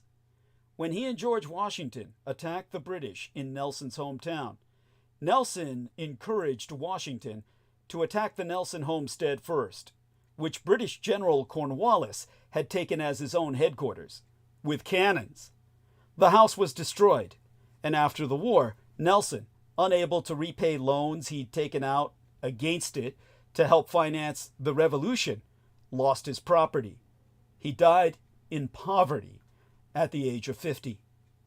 The wealthy Philadelphia merchant, Robert Morris, lost 150 ships at sea in that war, wiping out his entire fortune. He died destitute. The signer William Ellery of Rhode Island similarly lost everything, as did Virginia's Carter Braxton and Benjamin Harrison, Pennsylvania's George Clymer, New York's Philip Livingston, Georgia's Lyman Hall, and New Jersey's Francis Hopkinson. The British destroyed New York's Francis Lewis's property and threw his wife into such a hellhole of a jail that she died 12 years later. 3 of South Carolina's 4 signers, Edward Rutledge, Thomas Hayward Jr., and Arthur Middleton, were captured by the British and held in a filthy, unheated prison and brutally tortured for a year before George Washington freed them in a prisoner exchange. New Jersey farmer John Hart's wife died shortly after he signed the Declaration, and his 13 children were scattered among sympathetic families to hide them from the British and conservative loyalists. He never saw them again, dying alone and racked with grief 3 years later. New Jersey State Supreme Court Justice Richard Stockton took his wife and children into hiding after he signed the Declaration. But conservatives loyal to the crown turned them in. He was so badly beaten and starved in the British prison that he died before the war was over. His home was looted, and his wife and children lived the rest of their lives as beggars in the streets, buried in a pauper's grave. Altogether, 9 of the men in that room died, and 4 lost all their children as a direct result of putting their names to the Declaration of Independence. Every single one had to flee his home, and after the war, 12 returned to find only rubble. They were all willing to fight and die for the idea of democracy in America, however twisted their interpretation of it was. Every last one of them. And now, after 236 years of existence, as Donald Trump bows to Vladimir Putin and tweets a picture of himself cosplaying king in a gold crown, America is on the verge of becoming an entirely different type of nation. We've always, or nearly always, been antithetical to monarchies. We've sundered the royal houses in World War I and left Europe to the roiling masses. We thereafter helped orchestrate popularly mandated alliances in Europe and Asia. We led the fight to create the League of Nations. Yet now we're enjoining Russia, this century's dictatorial imperial power. Today is already the 3rd anniversary of Putin's brutal invasion and rape of Ukraine. When he was a U.S. Senator, Marco Rubio dared say, "Vladimir Putin is an authoritarian thug who is accountable to no one. I don't think what Vladimir Putin exhibits is leadership. I think what he exhibits is thuggery, and we should be clear-eyed about that. At the end of the day, Hillary Clinton was part of the single biggest blunder ever when it came to Vladimir Putin, and that's the reset with Russia." Today, little Marco is talking about incredible investment opportunities for American multi-billionaires and U.S. corporations. Yeah, well, I was about to say, what is he saying now? Yes. Who want to do business with Russia. He is saying incredible opportunities for those who want to do business with Russia. Oh, you can't trust any of these fuckers. Thank you. I weep. Just Palestine too, right? I mean, what's incredible that? opportunities coming. Palestine also. Yes. Oh, that's right. Real estate. Imagine buying that real estate on that mass grave. Imagine what living on that mass grave would be like at night. They can't wait. It's like you see like specters of Moloch and shit, and they're like, yeah, that's just normal. Yeah, thank you. Those idiots would probably think it's holographs from Las Vegas, like casinos and shit. They'll just say, oh, the casinos are really playing it up tonight and shit. Well, yeah. Just 5 months ago, Republican Senator Lindsey Graham stood with Ukrainian President Zelensky in Washington, D.C. and said, "You're the best kind of ally. You fight the Russians so we don't have to." Today, Graham, like every other Republican senator and House member except Tom Tillis, has been cowed into a terrified impotence, unwilling to do anything to stop or block America's new dictator-friendly, democracy-hostile foreign policy. Our military is being purged along hard-right ideological lines, as was the Department of Justice. The FBI is next on the firing line, although reports suggest that purge began weeks ago. Virtually every major government agency is under attack by the dodgy hackers. As the American government is being crippled, Putin is no doubt delighted. Even our defense budget is scheduled to be cut with a chainsaw, just as the threat from Russia and Red China is at the highest point in our lifetimes. They shut down children's cancer research, Alzheimer's research, and food and drugs for the world's poorest people. They're laying off FAA, Federal Aviation Administration employees at the same time planes are falling out of the fucking sky. They're gutting the staff that processes your Social Security, tax, and Medicare payments. Trump and his MAGA crowd are tearing our government apart, apparently with the objective of replacing it with something quite different than America has ever experienced before. An entirely new America, a royal America, an America of, by, and for the morbidly rich. One that resembles the vision petro-billionaire David Koch laid out in 1980 when he ran for vice president on a platform calling for the destruction of nearly every federal agency except the Pentagon and the end of all income taxes on multi-billionaires. A country that will bear little resemblance to that grand idea our founders fought and died for. And they're doing it as fast as they can, dismantling our country, our democracy, and realigning our foreign policy, because they know once Americans catch on, we will rise up and try to stop them. America's media and our free speech rights are under ideological attack, with every major television network having been sued for millions. One has already capitulated. A Substack newsletter writer was sued for millions by the new FBI director, the Yellow House nigger Kash Patel. Trump even sued a small Iowa newspaper and their pollster because they offended him. As Donald Trump's presidential campaign churned forward, in February of 2016, then CBS president and CEO Leslie Moonves cracked, "It may not be good for America, but it's damn good for CBS. The money's rolling in, and this is fun. It's a terrible thing to say, but bring it on, Donald. Go ahead, keep going." Moonves appeared merely ghoulish then. He now looks both ghoulish and wrong. Trump has not been good for CBS, and the steps and statements he's made since returning to the White House prove that his campaign promises to restore and defend free speech were balderdash. His objective is to protect the speech that he likes and suppress that which he does not. On Sunday, meaning today, people, before I came home while I was at the estates, the unelected bureaucrat-in-chief Elon Musk attacked CBS's flagship program. On X, he posted, "60 Minutes are the biggest liars in the world. They're engaged in deliberate deception to interfere with the last election. They deserve a long prison sentence." This would seem less threatening if Musk weren't running roughshod over our federal government or if the president disagreed.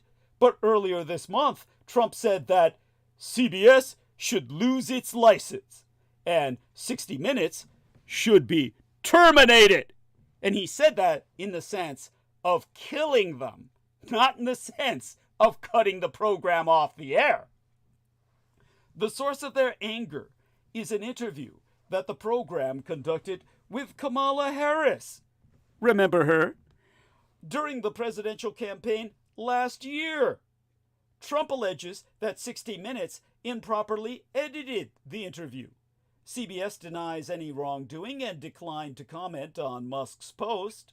CBS said in a filing this week that it intended to seek information on Trump's finances if the lawsuit proceeds. Even so, CBS's parent company, Paramount Pictures, is considering whether to pay a multi-million-dollar settlement with Trump to resolve a suit seeking $20 billion in damages. Interpreting such a maneuver as anything other than paying off Trump to leave CBS alone is impossible. In other words, it's a protection racket. Indeed, the Wall Street Journal reports that executives are concerned they will be sued for bribery if they settle. By the way, Moonves, I'm getting an email about him asking, oh, well, what's Moonves say now? Well, he's long gone. He was forced out in 2018 over a series of sexual assaults and harassment charges. Imagine that. Now, Trump initially filed his suit last October and has since amended it. The crux of the claim is that CBS aired 12 different snippets of the same Harris answer about the Israeli Prime Minister Benjamin Netanyahu. See, he's protecting his Jewish overlord. It's not him, it's Benjamin Netanyahu that's bitching about it. Like many past lawsuits from Trump, this one reads more like a political memo than any legal brief. He claims, without any evidence, that CBS edited the interview to help Harris's electoral prospects. Like other MAGA lawsuits, it was filed in a specific Texas court so as to draw Judge Matthew Kaczmarek, a Trump appointee who has delivered sweeping fringe rulings in the past. The suit doesn't make a great deal of sense. If CBS was trying to hide something Harris said, why did it broadcast the clip at all? The Federal Communications Commission initially rejected a complaint about the interview, but Brendan Carr, Trump's newly appointed FCC chair, reopened it and demanded that CBS release the transcript of the interview. CBS did so, and to my reading, the transcript establishes that CBS's use of the clips was not manipulative. Judicious editing is essential by the side, what with the bulk of what most politicians saying in interviews being incurably dull, nonsensical, or both, sometimes even by design. Most of the time it's just naturally stupid, but sometimes they're just trying to evade. The charge of electoral interference doesn't make any sense either, especially coming from Musk, who is both the owner of a major media platform himself and spent nearly $300 million to back Trump and other Republican candidates. Obviously, the position of the Trump-Russo collaborationist Red Republican insurgency is that spending any amount of money on politics is free speech, but press outlets covering the campaign are interfering therewith. The bombardment of CBS is part of a wide-ranging assault on free speech. Last week, the White House barred an Associated Press reporter from the Oval Office because editors there had opted not to adopt Trump's renaming of the body of water long known as the Golfo de Mexico. In December, ABC settled the defamation suit with Trump, even though almost no media lawyers thought the network would have lost. Critics charged that ABC was trying to curry favor with the then-president-elect. And ABC has never responded to my request for comment about that. Carr, that's the FCC chair, recently wrote a letter to NPR, National Public Radio, and PBS, the public broadcasting service, suggesting that by airing sponsors' names, they may have violated rules against non-commercial stations accepting advertising, although the FCC has not objected to this practice in the past. He noted that the answer could help Congress in deciding whether to defund NPR and PBS. That's a tight vice grip. Don't take funding, or we might take your funding. Not all criticism of the press is media suppression. Politicians are free to criticize the press, just as all Americans are free to criticize our elected officials. And besides, if political leaders aren't upset about at least some of the coverage they're receiving, journalists probably aren't holding them to account. At times during the Trump era, some members of the media have overreacted to flimsy provocations, like Trump's posting a silly GIF, a graphics interchange format image, a moving image that superimposed the CNN logo over someone being body slammed. Vice President J.D. Vance snarkily replied to the journalist Mehdi Hassan on Monday, "Yes, dummy. I think there's a difference between not giving a reporter a seat in the WH press briefing room and jailing people for dissenting views. The latter is a threat to free speech. The former is not. Hope that helps." Now, even if you're willing to grant Vance's premise that banishing the AP is no big deal, and I myself am not, there's a lot of territory between that and jailing people. And that's the ground that Trump is occupying, abusing the power of our government to intimidate. Paramount, for example, is currently awaiting FCC approval for a merger with Skydance Media.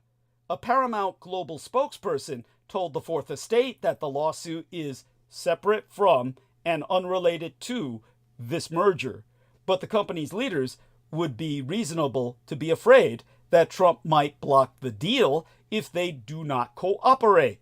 During his first term, Trump tried to block the acquisition of CNN's parent company. Speaking about the AP's banishment, one journalist told CNN's Brian Stelter, "Everyone assumes they're next." Threats to the press are not new for Trump, who has been critical of press freedom for years. But during his most recent campaign, he criticized wokeness and argued that he would be a voice for free speech by pushing back on what he characterized as attacks on constitutional rights from, for example, social media companies that blocked or throttled content, such as suspending his own accounts after January 6th.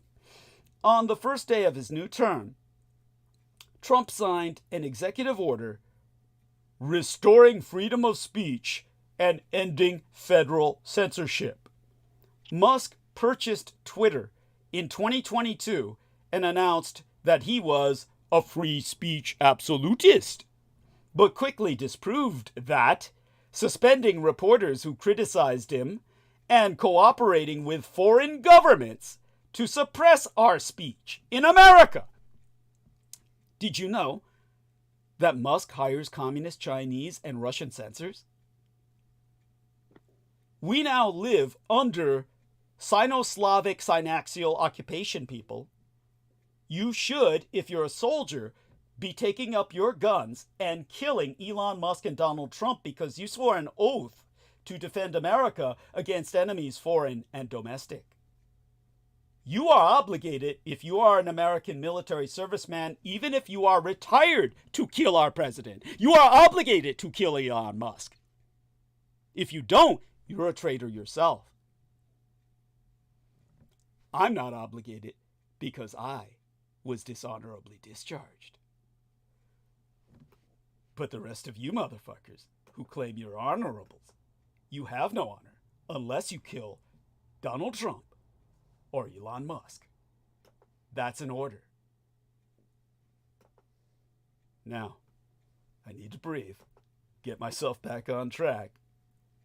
But understand that a news outlet that is afraid of our government is an outlet whose speech is only free in name.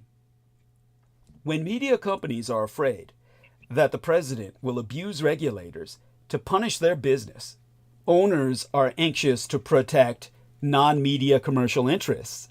When journalists are wary of becoming targets for petty retribution, they may pull punches or shape coverage in ways that do not, and are not intended to, serve the public interest. Jeff Bezos' decision to spike a Washington Post endorsement of Kamala Harris and Patrick Soon-Shiong's attacks on his own newspaper, the Los Angeles Times, both exemplify this, no matter how much the TWA owners insist otherwise. Over the past few years, Trump, Vance, and others complained loudly, very loudly, about the government studying, and disinformation, or pointing out instances of disinformatia on social media companies. They charged that this was censorship because even if the government wasn't requiring those companies to do anything, its power made this an implied threat. Now that they are in office, they've had a change of heart. They're perfectly happy for the government to try to tell private companies what opinions are acceptable and which ones are not. Donald Trump and Elon Musk never believed in anyone's free speech except their own. Both Democratic Senator Chuck Schumer and Congressman Robert Garcia have been threatened with investigation and imprisonment by a U.S. attorney for their comments about abortion and politics, despite our Constitution protecting members of Congress from such intimidation. The self-identifiedly Jewish Schumer apologized on the floor of the Senate for saying of SCOTUS, or Supreme Court of these United States Justices anti-abortion Dobbs decision, "You have released the whirlwind and you will pay the price," whereas Garcia stands defiant. Republicans could stop all this if they could only find their spine. Every soldier in the American military is presumably willing to die for their country on a moment's notice. Every single one, if we are to accept them on their word of oath. But elected Republicans, who are supposed to have the courage to make decisions about war and peace itself, won't even raise their hands or lift their voices. History will not treat this Russo collaborationist red Republican insurgent party well.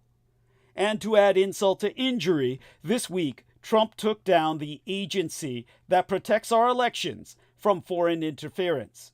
The same sort of influence that incontrovertibly put Trump into the White House in the first. As the New York Times noted in an article titled "Trump Dismantles Government Fight Against Foreign Influence Operations," experts are alarmed that the cuts could leave the United States defenseless against covert foreign influence operations and embolden foreign adversaries seeking to disrupt democratic governments. Putin's been playing Trump for a sucker since apparently 2017. That was when Trump's then National Security Advisor, H.R. McMaster, said the president had a secret private meeting with Putin. That is treason, people. Trump is a traitor. Trump, coming from my lips. Donald Trump, I want you to hear it from my lips. You need to be killed, motherfucker. You need to fucking die. McMaster tried to warn Trump about Putin, but he wrote in his memoir, Putin, a ruthless former KGB operator, played to Trump's ego and insecurities with flattery. I told Trump how Putin had duped Bush and Obama. Mr. President, he is the best liar in the world.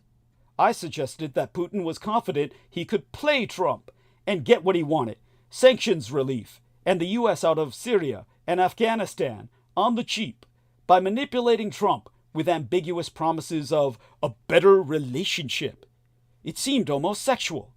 He would offer cooperation on counterterrorism, cybersecurity, and arms control, if only Trump would give him all the keys to all of our cyber systems, including our nuclear codes.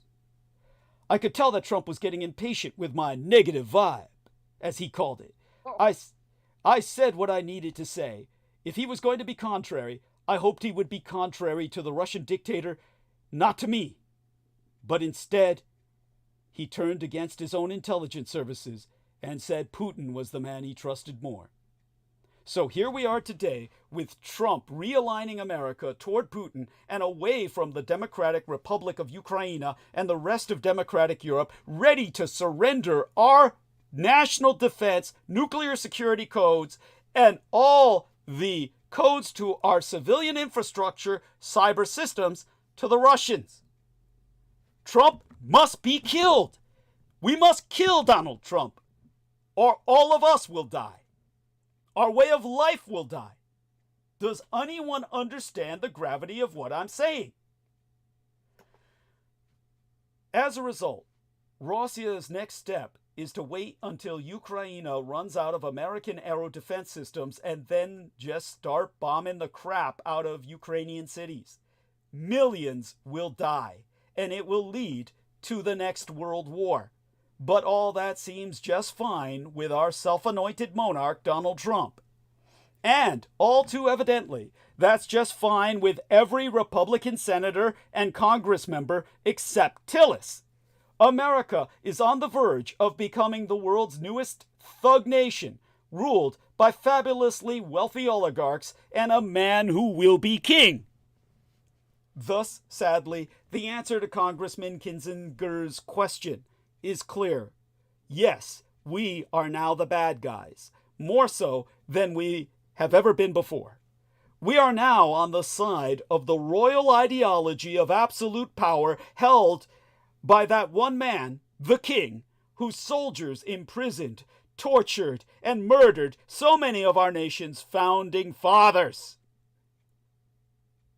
When Rhode Island's Stephen Hopkins signed the Declaration of Independence, he remarked to his friend, William Ellery, that, "My hand trembles, but my heart does not." But Virginia's Benjamin Harrison, who weighed nearly 300 pounds, commented to the Massachusetts' Elbridge Gerry, a short, thin, wiry man, "With me, the hanging will all be over in a minute, but you will be dancing on air an hour after I'm gone." Will any Republican in today's House or Senate, the bodies those men created, find even a fraction of the courage of those who founded this nation? The people of America, nay, the people of the world, are holding their breath, waiting for that answer. Trump himself, of course, has long taunted and teased about the open conspiracy that he wants more than 12 terms in office, and he has never been shy about regal imagery. Consider that famous photo that showed him with his wife and young son in Trump Tower. The boy was astride a giant stuffed lion. Think of the symbolism there, with toy limousines scattered on the floor beneath him. Trump himself sat on a gilded throne. I don't mean the toilet either. But it's in the early weeks of this second term that he seems to have fully embraced the concept that he rules instead of governs. Yes. Look, I'm getting buzzed by like a government drone now. Oh man! Oh man! Yeah, right outside the window, it's like. Oh, there you go. Oh, yeah. There you have it. We're all in this together, people, just like the founding fathers. We've signed that document. You're all signed in blood, even though none of you lifted a finger. Oh well. That invokes the awful memory, which you'll recall actually happened back in the Obama days, when an envoy of Republican senators went to Iran, as I recall, and told them not to listen to our president, the American president. Wow. Remember that? Yeah. That's Googleable. Thank you. I don't remember that consciously, but thank you. Go on. Yeah. It's all evoked that for me. Thank you. Appreciate that. Yeah. Trump has been issuing. I forget exactly why, because that whole repartee was so dazzling. Oh, Go on. I'm speechless. Thank you, honey. Speechless with the magnitude of what you've elaborated. Thank you. Thank you. Thank you. Yes. Now, Trump has been issuing diktats. The Gulf of Mexico has a new name of his own choosing, and sending his regent, Elon Musk, out to usurp the spending power of the Congress. Last week, he proclaimed that he who serves his country does not violate any law, which might as well have been l'État c'est moi, or the state is me, as Napoleon Bonaparte said when he assumed emperorship.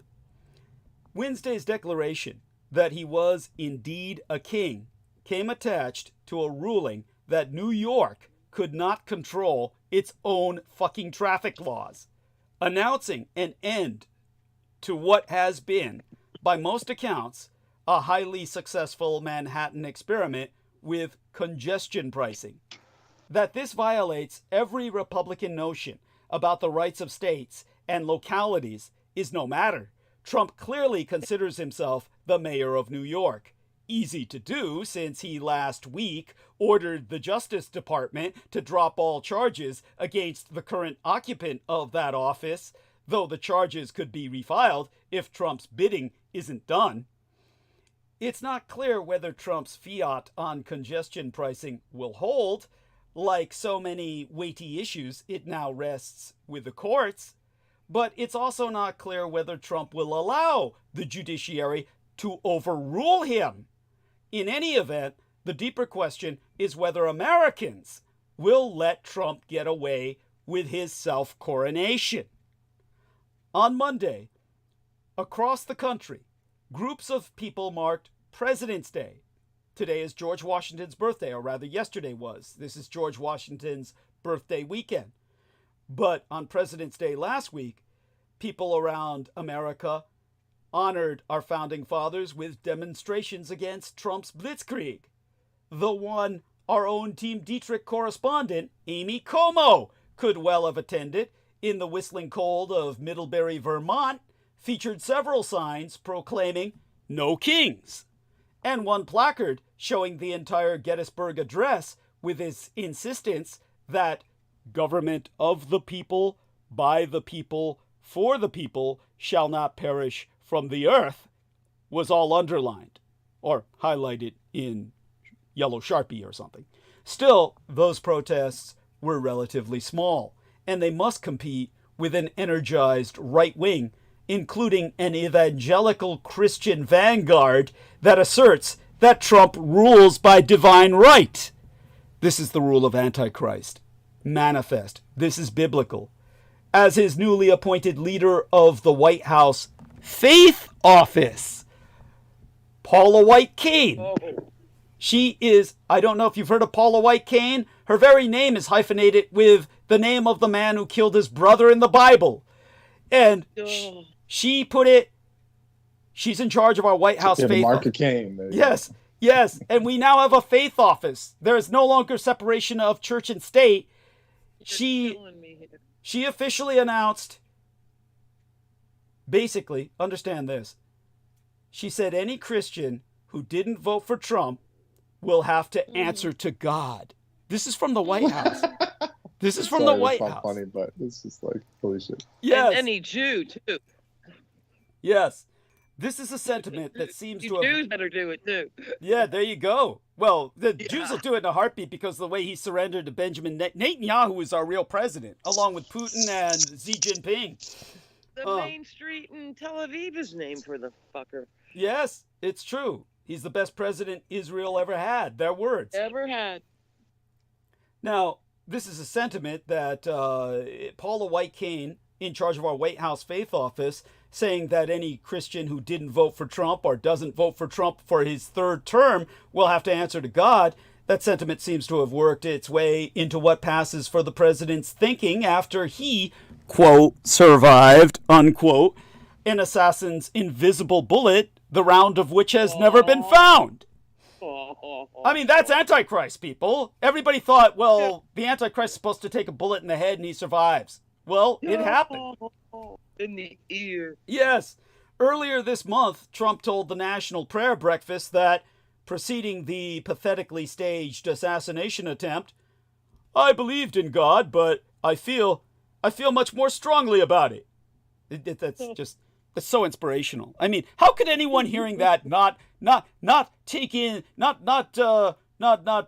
wallow in the sincerity?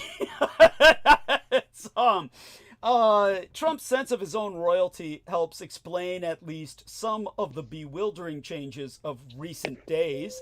The United States appears to have abandoned all support of Ukraine as its top foreign policy officials scramble to the monarchy of Saudi Arabia to cut deals with the Russian Tsar. Kings favor other kings. In one of those ironies, that history delights in, it's the United Kingdom that has taken up the cause of Ukraine most vociferously, with Prime Minister Keir Starmer reiterating his support for Volodymyr Zelensky after Trump's bizarre lie that Ukraine had started this war. Great Britain, with its consultative king, was one of the very few places where last year's anti-incumbent tide swept committed Democrats into power. Starmer's Labour Party likely has 4 years left on its mandate, and it may well be a redoubt of the faith in the rule of law, not men. Perhaps the Trump cultic example will convince at least a few others. Polling in Canada, where the Tories fled after the revolution, seems to show a drop in support for that Dominion's own demagogue in upcoming elections. And the Vice President J.D. Vance's shout out to the far right in the United Germany may be backfiring as well. After all, I think he actually damaged the AFD and probably soured a lot of people on voting for them. But back home, yeah, that's the case. Yes, tell us about that. Yeah, they made him they get lost. up there. Sorry. Well, ladies first. Go on, Holly. They made him get up there and denounce Indian tech immigrants. Interesting. With an Indian lawyer wife. Yes. He actually did that right in front of everyone. Does he have kids with this woman? He calls them her kids. That figures. You tell me. What a that piece came of up shit. in the cat lady thing. Thank you. That's important. That's an important point. Imagine how fucked up his kids must be growing up. I mean, imagine having a father like that. Where he says, actually got up there and denounced the H-1B thing. Yeah. And letting them all in to get our jobs. And she probably stood next to him. Oh, Jesus. I don't know how that works. But that happened. It's so sick. It's so sick. And his kids. It's all out there. His it's kids. all so inverted. Yeah. Well, these are Edomites. They're Edomites. This is a fantastic, every point, an upside down inversion. Wasn't that Orwell? Oh, no, it's beyond that. It's demonic at its base, Up but is actually down, it's upside down. It's satanic inversion, but it goes beyond. It's Edomite. It's totally Edomite because of the chaotic nature of it. But yes. And the fact That's that secret chaos. Yes.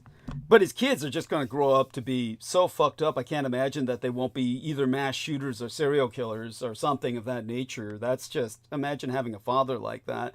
You're your mother's children. And they'll try so hard to please him. Or either That's what I worry either that or like Musk's son who became a girl. They'll go that route. That'll be the other way. I mean, I can easily imagine that. I mean, if your dad's an example of what it's like to be a man, who wouldn't want to become a bitch? That's like, oh man. Brendan, tell us about AFD. So what happened with that? After Vance did his bullshit trying to promote them on the German public? Yeah. Oh, yeah. Well, the numbers are still coming in, but as far as I could tell, they basically lost. Yeah. Yeah. So, which they normally do, but they had in early pollings, they had all of the eastern part of the country. They looked like they were going to sweep East Germany, right? They looked like they were going to win the government. Go on. Yeah, and then this dude comes in and puts a wrench in their shit because he's just good. Like, so it's not like Hollywood where all publicity is good publicity. It's like this dude's just screwed them over. Thank you. Like in but France, they don't understand Germany. Like, yes, that proves they don't understand Germany. Yes, of course not.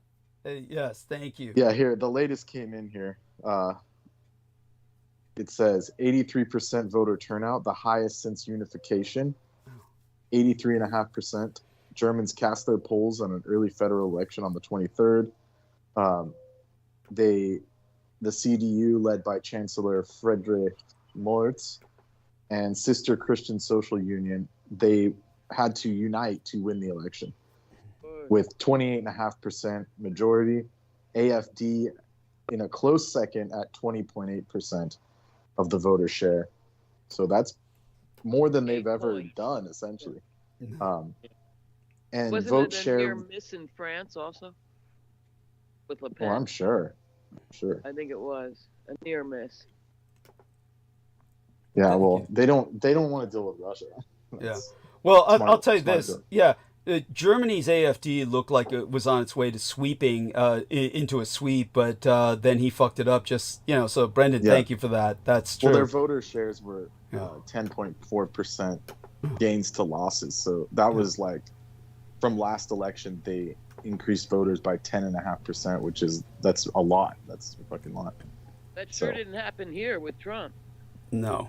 No, that's the problem. Well, according to him, everyone voted. Nobody voted here. Oh, thank God. Yeah, not in blue areas, but there were plenty of red areas in California that did, sadly.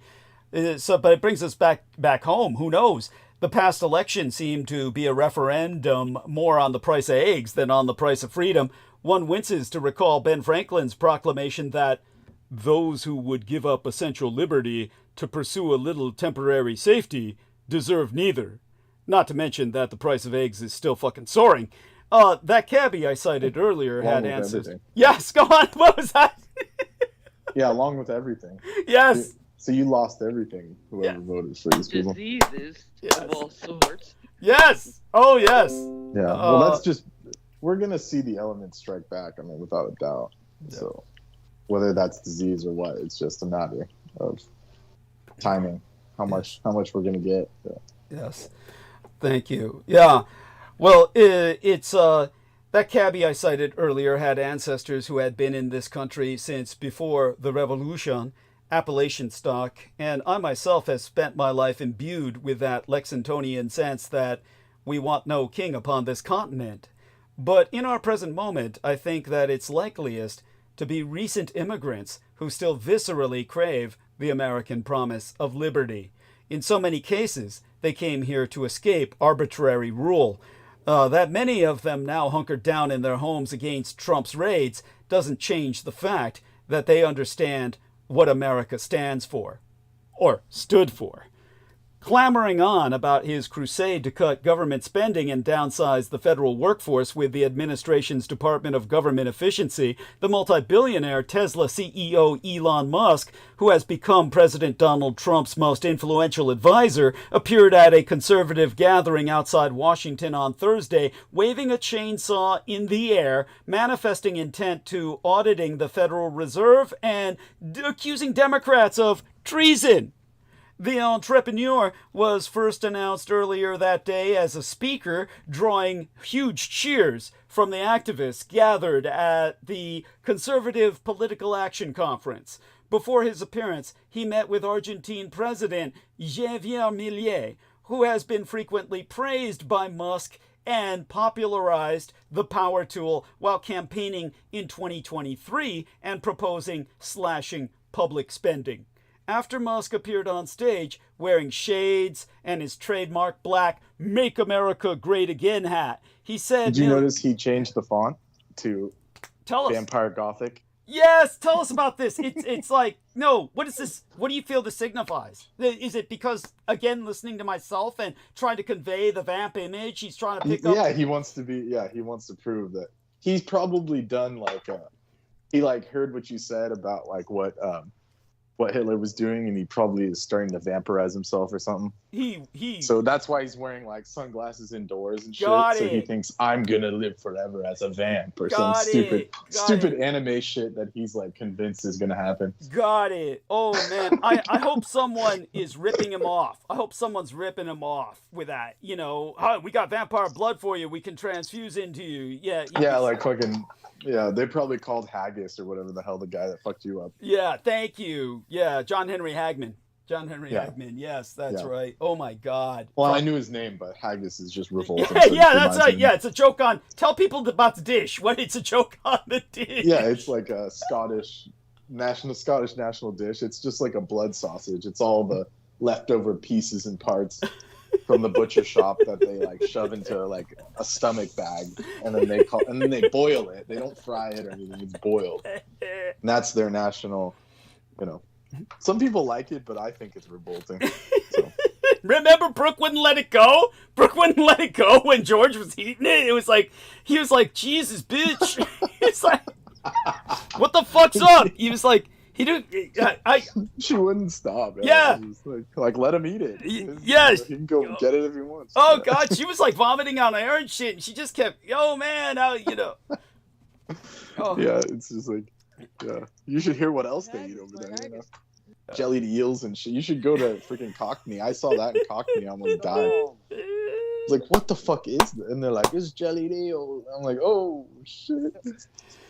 Soup and what did they call it? They call it it was pies and mash, and then they have this liquor. There's like this green shit they pour on it. They're like, it's liquor, mate. I'm like, no, dude, don't eat that. Eels are like England's main food source. Something like that. How the fuck? Well, they killed them all. You know, the British are famous for having the world's worst cuisine. Everybody hates British food. There's nobody. The latest list came out and they said it was like, you know, it was Iceland. They said Iceland had the worst cuisine because it's like fermented shark fin and shit. Oh, it is. It's it's true. It's true. Fermented herring is supposed to be the worst smell on the earth. Oh yeah, it's revolting. Yeah. It's like well, they just had a whole bunch of Christianized Viking skulls that they found, and they said the majority of them had just horrible teeth. Just like they said. Well, they were seafaring. It's like they barely had time to freaking survive. Basically. Yeah. So sad. So sad. Yeah, but they said their lives must have been incredibly painful. They said they couldn't imagine. They said that these people must have, in the majority, lived all their lives in chronic pain. So sad. It's like, I don't understand. Why didn't they just, because they had to chew. That's why they weren't just pulling it. They had to chew, and then pulling it was so painful. They had to chew the hardest shit. Yeah. Oh. Yeah, hardtack. It's probably the hardtack that did it. Yeah, so sad. You guys ever heard of that shit? Yeah, yeah. Well, my dad used to make fun of that in the Navy, of course. Hardtack was like, that was the running joke. You could repair your shoes with it. If you had a hole in your shoes, you'd use hardtack. Yeah, that's... it lasts on a ship. It does, yes. And also, big land tortoises. They keep the big land tortoises because they'd live for, ever, and you could keep them alive while cutting them off limb by limb. And then, yeah, so sad. But back to the chainsaw wielding. Yes. So basically, that's the end result. Yeah. Of the carefully taught corporate-born hatred of government. Yeah. This is the hatred of government. This is beyond drowning it in a bathtub. This is dismembering it with a bloody chainsaw. Yeah, I think you're over-intellectual. I think you're over-intellectualizing it. This is the triumph of corporate power, which I've witnessed all my life of 60 years. Yeah. I think it's more like, I think it's just plain psychosis. Like, this is just, just Leatherface. But I think that's the result of the corporate takeover, starting with the East India Tea Company and the need to have all the states. There weren't any corporations before, until after the Civil War. Mm-hmm. So I think this is the end result of that philosophy. Mm-hmm. And that's why I say to this day that government is like a sacred thing. Yes, absolutely. And it's been destroyed by this all my life. I mean, obviously, I've seen the worst of government, and I have gone now. Yeah, yes. But in the end result, the hatred of government is self-hatred. Yes. Because we're all supposed to be part. And that's what I've watched the corporate philosophy dismantle all my life and in all the recent history before my life. Right. By the way, I want people to know that Aristides has dropped off the call. I'm hoping he's all right. I presume just his phone battery died or something, but this is highly unusual. He is, after all, the executive producer, and the call rides on him. So we are still streaming live. I want people to know that because that's why I have to initiate the call. See, if he called me and dropped off the call, we'd be fucked because the call would end. But because I have to call him at the beginning to get this started, he drops off the call. Everything in the call still continues, including the streaming, which of course would not be interrupted even if the Skype died. If the Skype died, the streaming would continue. So separate systems. But as to what happened to him, I hope he just... If you drop off the call, does that end the streaming? No. They're separate systems. I have to end the stream, period. But if it ends on your end... If it ends on my end, if the stream ends on my if the stream ends on my end, it stops everything. It ends the call and everything. Okay. Because most of the time, you know why? Because it means I'm offline. Right. So everything stops. And by the way, from Brendan, tell us about these two links, Brendan, before we continue. But basically, what I think might have happened, this is my fantasy, is that Aristides went outside for walking the Chihuahuas or the take a smoke, and he had and the drones came in and he's so freaked out he dropped off the call. That would be my fantasy. I think he's coming back. Yeah, it's pretty much.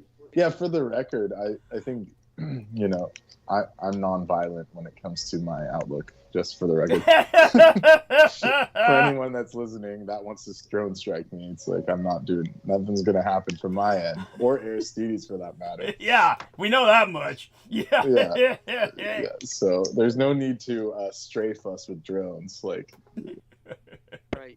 Because there's no other thing, like whatever that was outside my window was not like, it was definitely that. Yeah. So like we're just listening here, guys. But so when it comes to, but that is really strange for Aristides to drop off. But I think he's all right. Yeah, maybe he has a hot date. Leave him alone.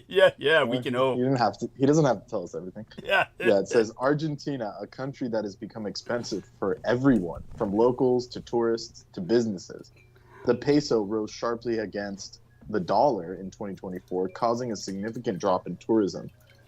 The government maintains it will not devalue its currency.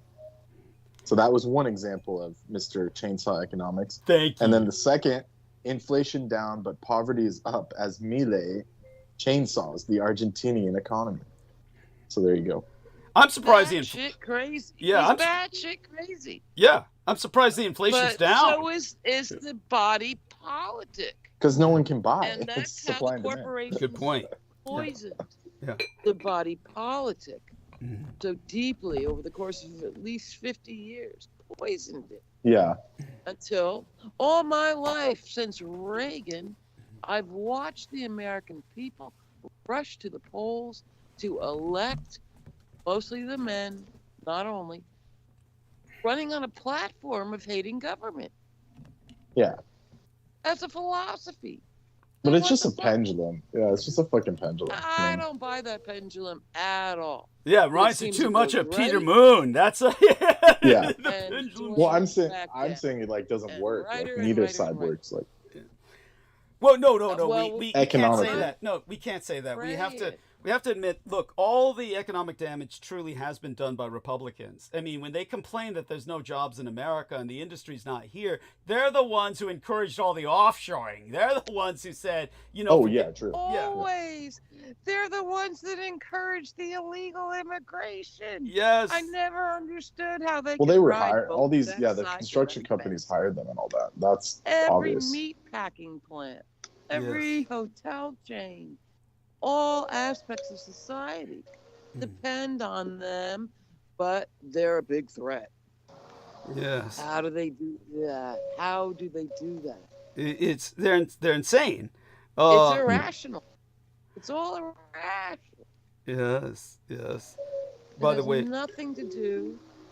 Go on, honey. Nothing to do. Any kind of rational thought. Yes. And anybody who thinks rationally is called stupid and snowflake. Yes. Yeah. So I sent Aristides a text message. I pray thee be well. I didn't send it to him on Skype because his Skype might have fucked. Maybe his Skype was doing what Amy's did because Skype does update. So who knows? Maybe that happened with him. Sometimes he does drop off and come back on, but if he dropped off this time, he didn't come back on.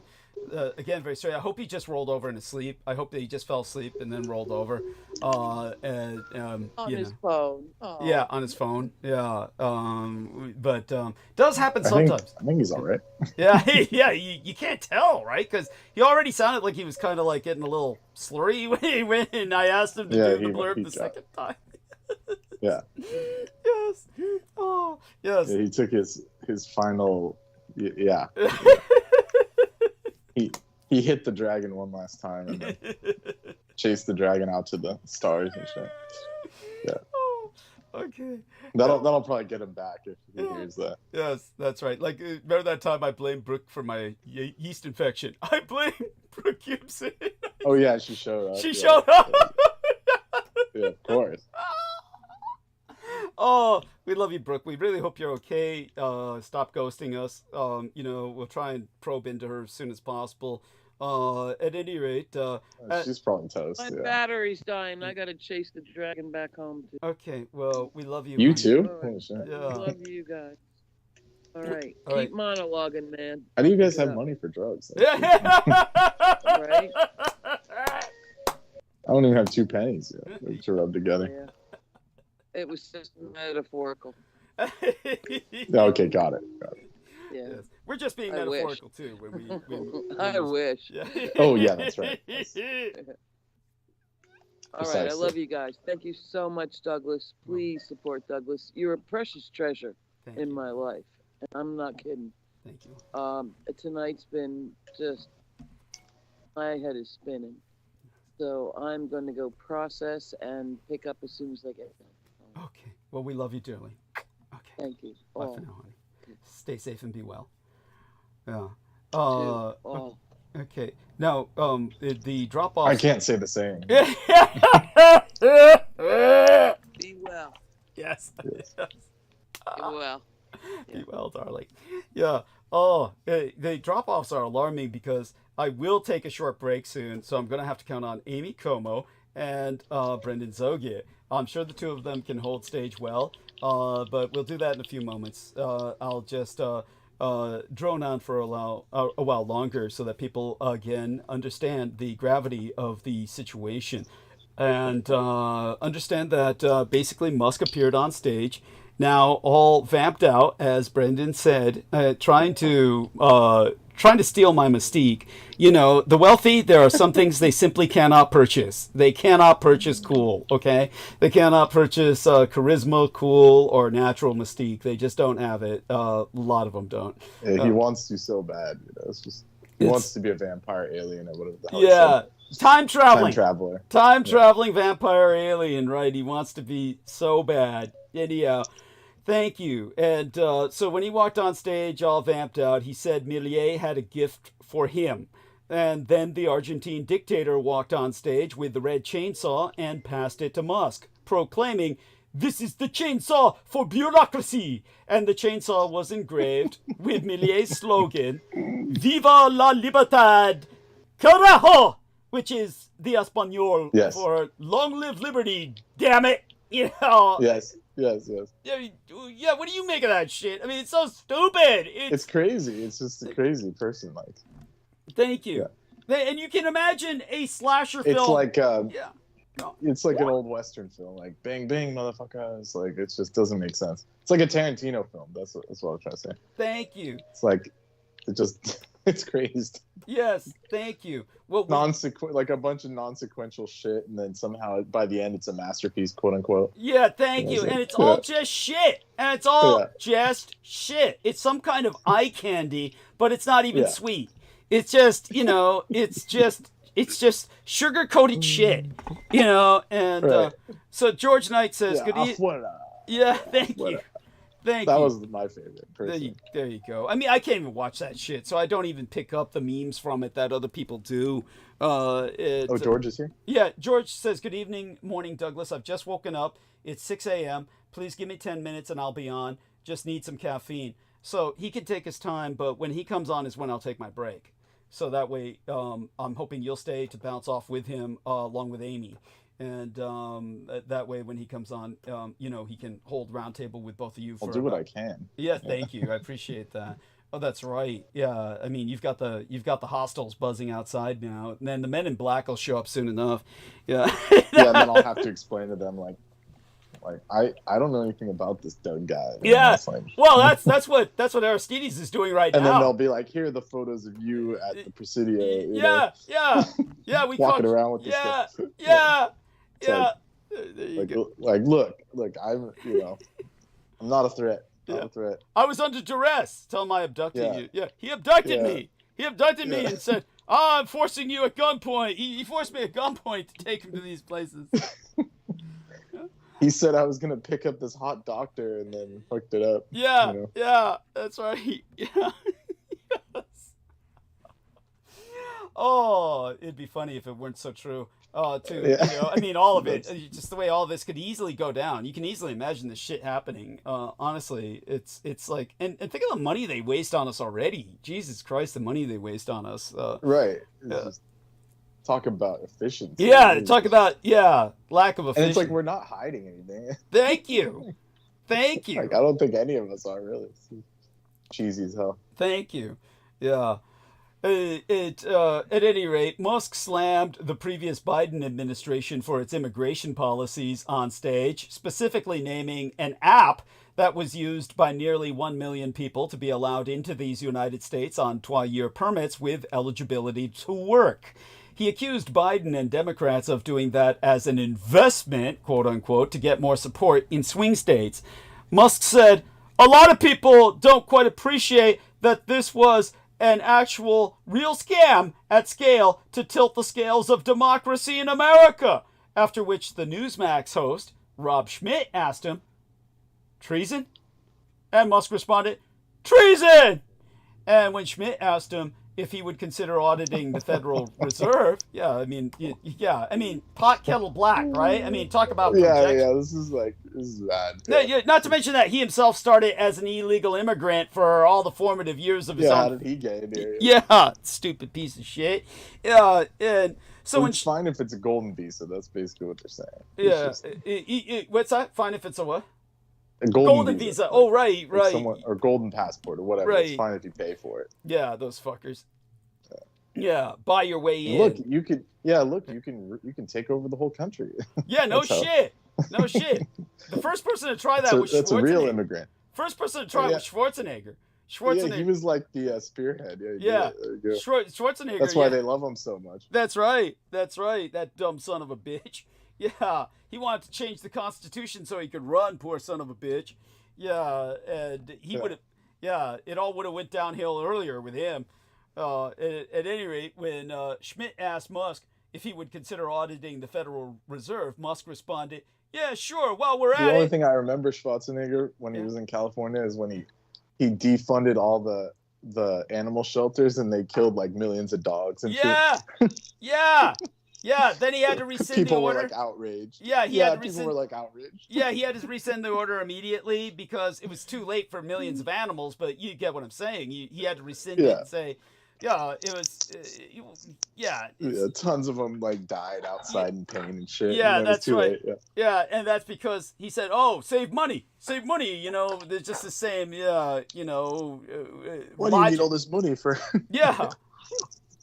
It's like, so it doesn't look like freaking Mexico or India where there's dogs running in the streets and maybe has something to do with it. Yeah, I know. So he's so sick. And not to mention that they're hell on birds, especially the fucking cats. They kill all the birds. And no spay, no neuter, just let them free. Yeah, that's stupid. They're all crazy. they all have I mean, I'm waiting for that to come down the pipes, Oh, when soon they enough. start getting rid of animal welfare, then everyone's gonna freak out. Oh yeah, that'll be fun. And they can't just say, "Oh, snowflakes," Yeah, I know. Oh no, they're gonna have all the whacks with guns after them at that point. Yes. Yeah. The only thing Americans care about is literally dogs. It's true. It's they're crazed. They're crazed. Their dogs are their and Trump is the first president to not have a dog in the White House. It's true. He's Muslim friendly. Yeah, there you are. That's right. That's true. But by the way, I've got to send that a link of that article to Brooke. I left my boyfriend for my dog. I got to give that to her. So that'll hopefully give her some inspiration. That's like everyone my age. Yeah, pretty much. Pretty much. Like if you see these people online that are like quote unquote successful in my age bracket, they like divorce their significant other and then they just go online with the dog or the cat and make a social media, and it's like their whole life. Yeah. Like literally every waking hour, this is how I train it. This is what I do with it. Yeah. And it's just like, to me, that's so gross. It is. Well, it's what makes it's Peter fine Moon's, to have a dog, but it's what makes Peter Moon's daughter so sick. She basically, instead of leaving her boyfriend for her dog, she left her incestuous father who was raping her for her dog. For her cats, I mean. Her two cats. Yeah. In her case, her two cats. Yeah. And at any rate, I don't know who this Newsmax. In her case, it's doable. It's fine. It makes sense. Yeah, well, kind of. She had it doesn't make sense in the sense that she had the boyfriend for a short while, then he killed himself, and then she never found another one. Well, that I guess I could understand. Yeah, because she's so damaged by Pete probably cursed him or something. No doubt. Who knows? Yeah. Said only I can have her. Yeah, some sick shit. I could imagine that. He went and cracked the grimoire, the black book. Yeah. I'll never forget that shit when he's like, maybe we can use it. Maybe we can use the black book. And we're sitting there like, no, don't do it. Don't do it. Yeah. And then like a month later, he's like stroking out. It's like, what the fuck? Idiot. Okay. So we got a message from Aristides. He said... Oh, he's okay. No, he says, God damn you, Douglas, there's so many drones over my house right now, I can't see the stars. I'm kidding. He says, I'll be back. I'm going to do another call with my phone. Everything is okay. It sounds weird as fuck. It's fine. If you can get bought off, it's fine. Yeah. I won't hold it against you. Yeah. Even Brendan said, look, he'll sell out. You just give him enough money. Brendan will sell out. Yeah. Yeah, but these fuckers don't do it. They ain't giving me nothing. Cheap. They're too fucking cheap. They have almost like a law among themselves. Don't give these people money. Don't give these people money. Yeah, but you know what? Well, they're like Ayn Rand. They're like, he has to do it out of his own free will. Yeah, it's true. It's true. they're so fucked that but look at all the crazies. All the crazies go with them for free. All the crazies. Right, that's what I'm saying. Yeah. And what did they get? Yeah. Like, they got toasted. Yeah, that's it. Yeah, pretty much. Yeah. JMO melted. Yeah. Freaking bones. Yeah. Yeah, that's right. Arola doesn't have a place to live, presumably. Yeah, that's right. Well, we know it. Miguel stuck in the Philippines digging up bones and shit. Yeah. And none of it looks good. None of it's worth it.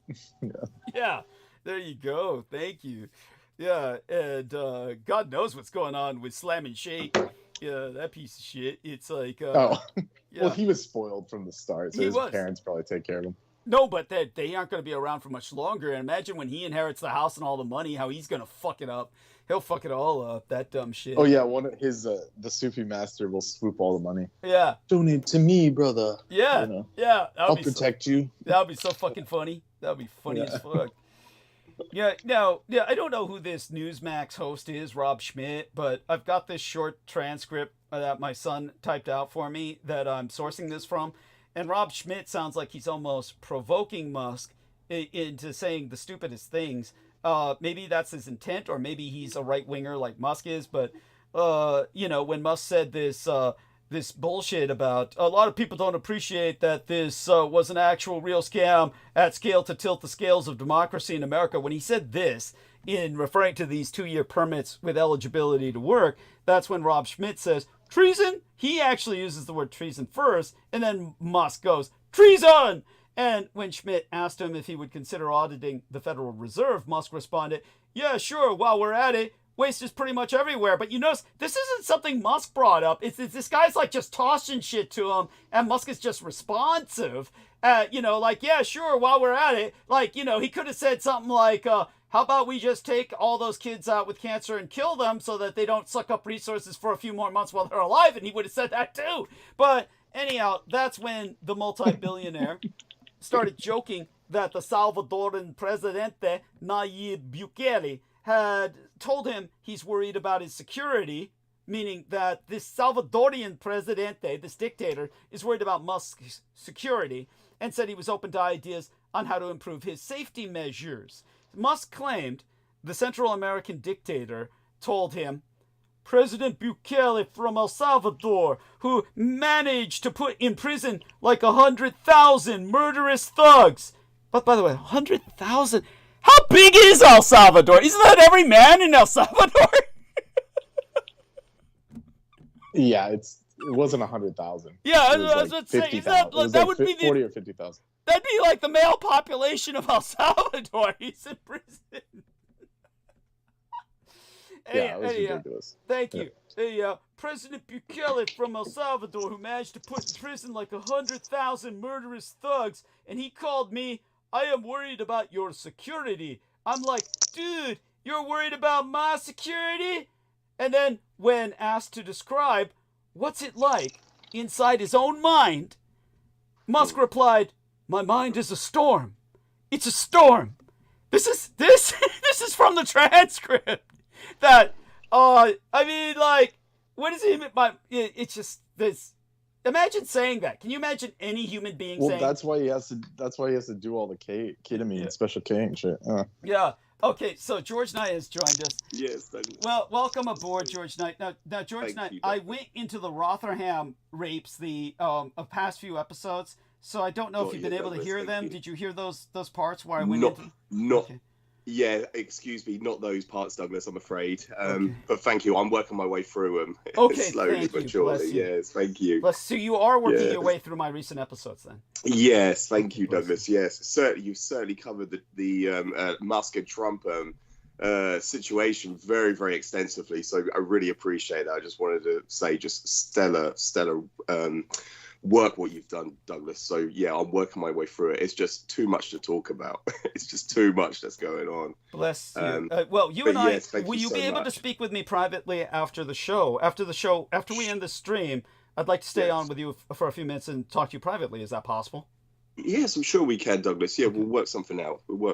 Certainly. We'll certainly okay, good. sort something out. It's nothing emergent. It's nothing emergent. I just want to share some thoughts I had. I believe. Yes. Yeah. Now, I want you to know we're going to do the rest of this transmission with George Knight. I'm going to take a short break right now, leaving George Knight and Brendan and Amy Como to hold roundtable while I take a short break. It's only going to be 10 or 15 minutes. I'm going to make myself another cup of tea and a crock. It's basically a crock of tea. But such being said, what I wanted to say was welcome back. We've missed you. Everyone's been asking about you, and but you sound good. And and now I'm aware of the changes that have gone on in your life recently. Are you suggesting that there's more than what I already know? Are you suggesting that? No, no. Thank you. It's still the same stance, and I've just been really busy lately, so I haven't been able to come on the show, appear frequently. But we've had this episode that is transpiring, and the next episode we've booked it in. So. Yeah. I've definitely kept those on my schedule, Douglas. Excellent. So yeah, excellent. I'm just relieved. This week I've got time off, so I just need a break. So from normal duties. So yes, I'm looking forward to it. So thank you, Douglas. Wonderful. Welcome. And believe me, thank you. And I want you to know that obviously one of the things that I will be going into in monologues in the future. And by the way, are you aware that we've been attacked a lot lately? That my show's been taken down at least 3 times in the past several weeks, at least. No, I have not, Douglas. But we've got so much to catch up on and talk about. Yeah. So yes. Yeah. And so it's one of the important things to bring to your attention because of its history and involvement with the secret space program would be the I'll show you which episode here because that's easy enough to remember. I'm going to do a screen share.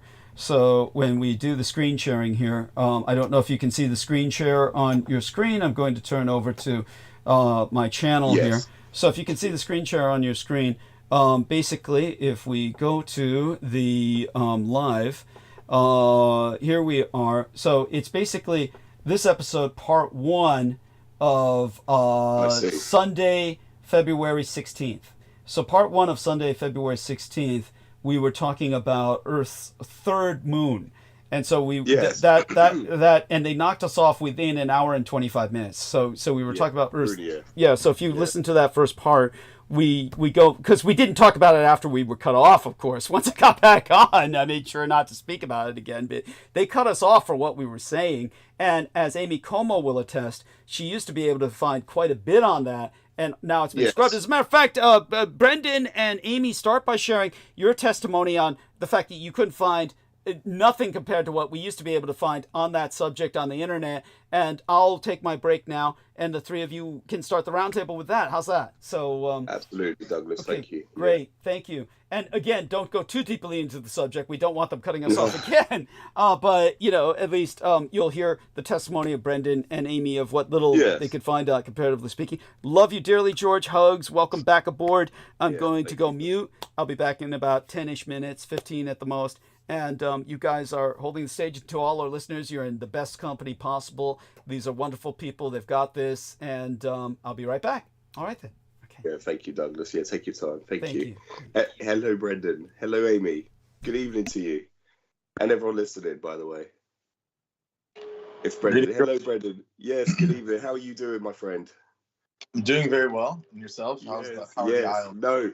It's great to speak to you. Yeah, it's good to be on the show. It's been a little while, but been looking forward to it. At least I can relax on the show because there's going to be no interruptions. So at least I can sit back and relax, and then just speak organically, which will be such an appreciation. But how's everything your end? And please elucidate on that subject on Crunia. I believe that's the third Earth's moon. Yes, please. Thank you. Yeah. So we brought it up, and then they didn't like that when we got in the super deep dive. But most of it was, like Doug said, and Amy, she said earlier that they just kind of they just give you its asteroid number, some kind of some astronomy, the nomenclature of the asteroid. Yes. Actually name it very much. You can look it up and see one illustration of the orbit, but they don't give you anything else. And in the past it was different for sure. Oh yeah, absolutely, yeah.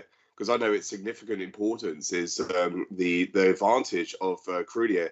You could see both the moon as we know it, a natural satellite or non-natural satellite, and Earth within the same visor plate of an astronaut. So that's the significant importance. You can see both bodies within the same vision, within the same spectrum. As opposed to having the disadvantage of not seeing both at the same time. So that was one of the strategic importance of the space programs, of trying to basically objectively ascertain Crunia in the past between the Soviets and the Americans. And so that was, I know from my understanding, that was the advantage, the strategic importance of trying to attain Crunia as a strategic point in their ongoing conflict, undeclared conflict. So yes, much appreciated, Brendan. Yeah, but no, I used to be able to find out loads about Crunia, but you can't find out anything.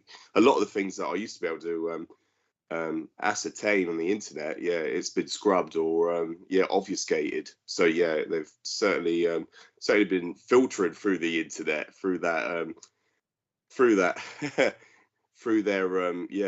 drives and systems up in Silicon Valley and all that. Certainly been scrubbing a lot. Yes. That's different subjects. But Amy, are you there, by the way? I see you're on mute, but I just want to hear your voice. Are you all right? Is everything okay your end? If you're there, but not to worry. Today. Yeah. It's just late. So and with yourself, Brendan, have you been all right yourself? Has everything? How's work and everything? Much better. Yes, thank you for asking. Good. Everything stabilized and just kind of carrying on. Other than the absolute shit economy and the world collapsing, but that's just it's just everyone's dealing with that. Yes, everyone's contended with it. Yeah, the inevitable collapse. Yeah, I did. Obviously, I've been jumping on, just listening to what I can.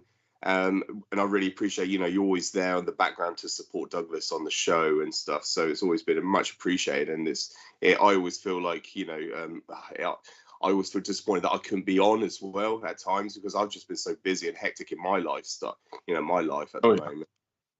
Just been busy with my normal, my duties and stuff. And I was going to say, really appreciate. I did listen to Douglas giving the analogy of the helicopter pilot. Yeah, Trump being a helicopter pilot, and he's basically lost control.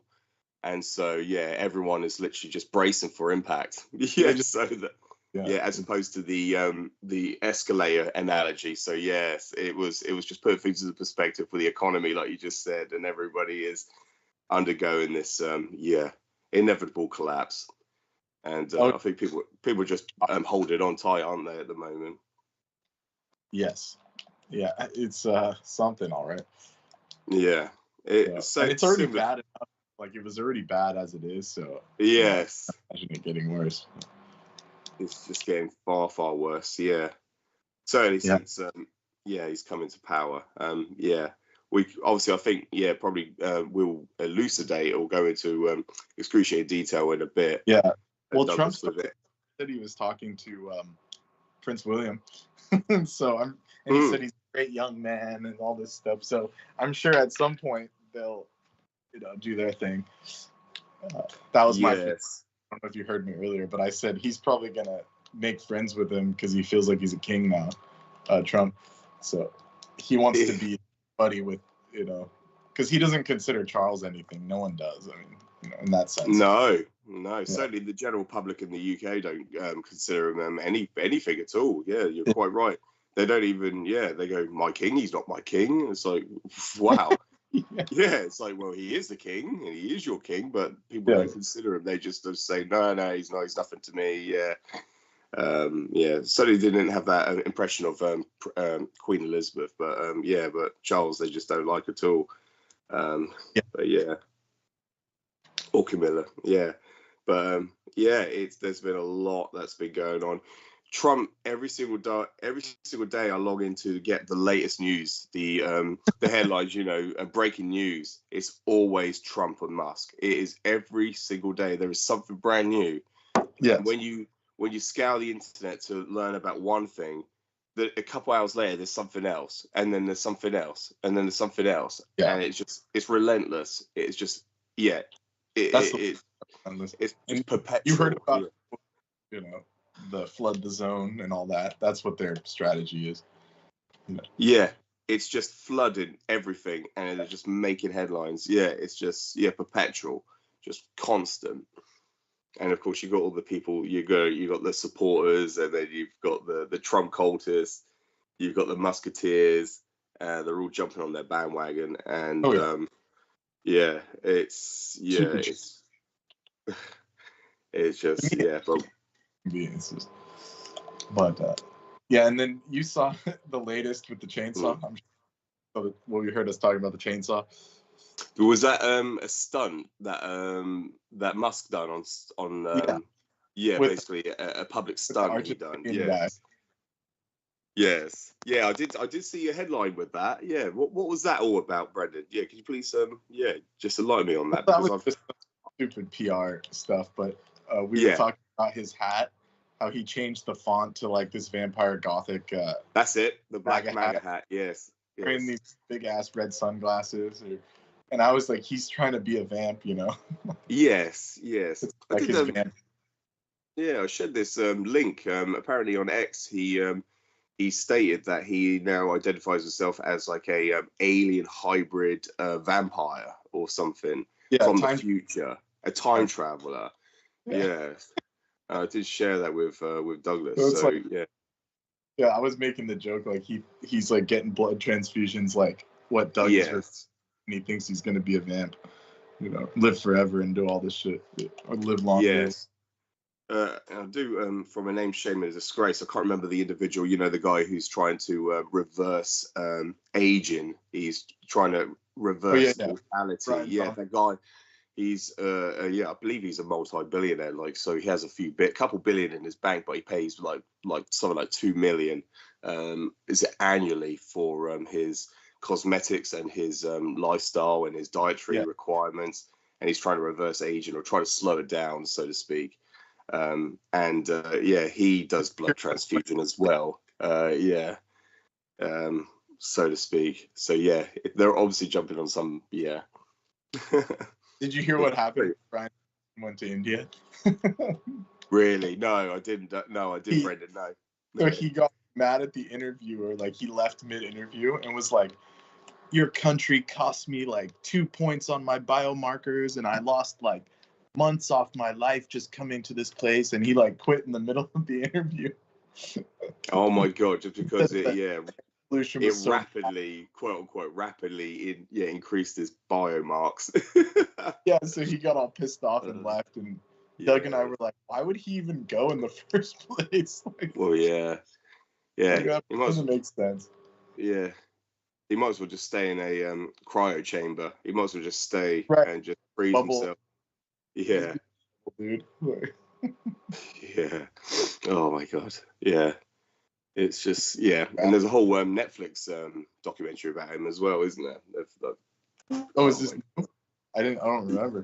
Yeah, no. That's how I came. That's how I came across him. Yeah, just oh my God. But yeah, Brendan. No, so interesting. Yeah. So, are you planning on coming back to the UK at any point in the future? Are you planning or thinking about? I know you certainly. I would like to. I just I know you had a positive experience in the UK. I don't know if if you ever plan on coming back. It's because I was going to say it's quite bad here. The economy is bad here. People are always from this new Labour government. They are certainly imposing a lot of certainly non-pragmatic legislations and you think? Policies in place. Yeah, it is. Yeah, it's just making everybody poorer and poorer. It was already poor. People were poor already, and there's certainly a lot of poverty in the UK. Certainly a lot of problems that we have, our own internal domestic problems, and they're just getting dramatically worse. And it's certainly not going to get better. And then taxes are just rising, inflation is just rising, and there's no they don't. What's the word? They don't speculate to accumulate. They just look for immediate, just imminent solutions, quick solutions, but they're not long-term, prominent solutions. Yeah, so doing gum on it, like sprung a leak or something. Yes. So I don't know. The next time you visit, I was just going to say, the next time you visit, I don't know if you have the same impressions. But certainly there's more of a anti-immigration stance with people, and I'm seeing that more and more. It's more apparent. But certainly, there is a massive ongoing campaign against migrants entering the country. And so, there's a lot of protests that go on, and certainly a lot of defamation and a lot of slander and a lot of, abuse that goes on. So if you ever visit, you'll notice like a lot of the Muslim communities are certainly not as frequent. They're not out as much. They're more in hiding than anything. Yeah. So makes sense.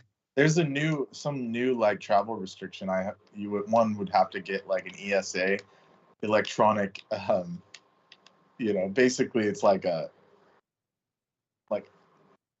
it's not a visa, but it's like this.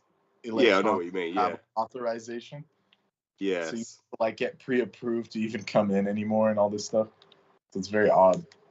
Yeah, they're putting more and more restrictions on something just to get approved for something that theoretically the passport should already have. Yeah, grant you access or so it's just crazy.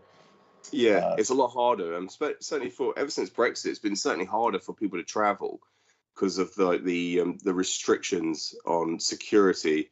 But also we had basically an unlimited access to just traveling throughout Europe. Any nation that was part of the European Union, we could just get in and out the borders with no problems, absolutely no hassle whatsoever.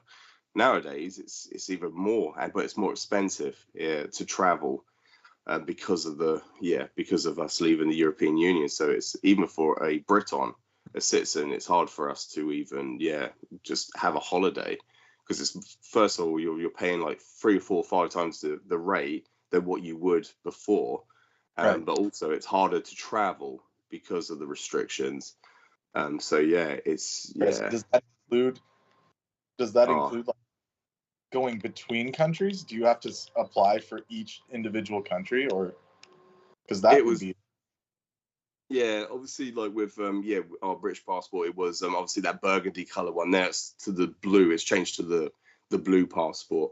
You can still obviously travel, but it's just a lot more expensive, a lot harder. Yeah, and also you don't get as many privileges. You don't get many advantages. What's the other word I was looking for? Certainly when it comes down to like applying for like insurance and stuff when you travel, it's I've just noticed that. And so, yeah, I haven't traveled as much as I once did. Just because it's a lot harder, yes. So, yeah, you don't really want to. Right. Yeah, and so I noticed that with a lot of people. But, once, they opened up everything, you could just pass on through. But now, you have to, like, prove who you are and stuff. Yeah. But anyway, What they actually did, the ETA, is to, as like a tit for tat with Europe, saying, if we do, then you guys need to, kind of thing. And then knowing the Brits, they just extended it to everyone, just saying, look, everyone has to do it now, because then you make more money. It's just that's it. Everyone's paying £8 to get in. That's a lot of money. Yeah. That will only just rise. We could just go on a tangent with it all. But anyway, So carry on, Brendan. Yes, please. I was just gonna ask you, like, what are you feeling right now? Like, anything come to mind, or? About any?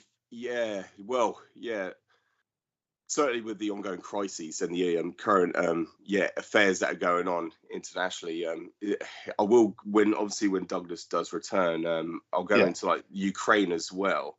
That's obviously something that is important and significant to talk about, because obviously basically our future security, not just nationally, like national security, but international security, relies on Ukraine. And so, it's basically our government, and it's not just the Labour Party. I think it's all governments, all parties within the UK understand the relations and understand the importance of Ukraine. And they've basically said we are mobilizing and prepared to put boots on the ground in Ukraine, as in putting British forces on the ground in Ukraine.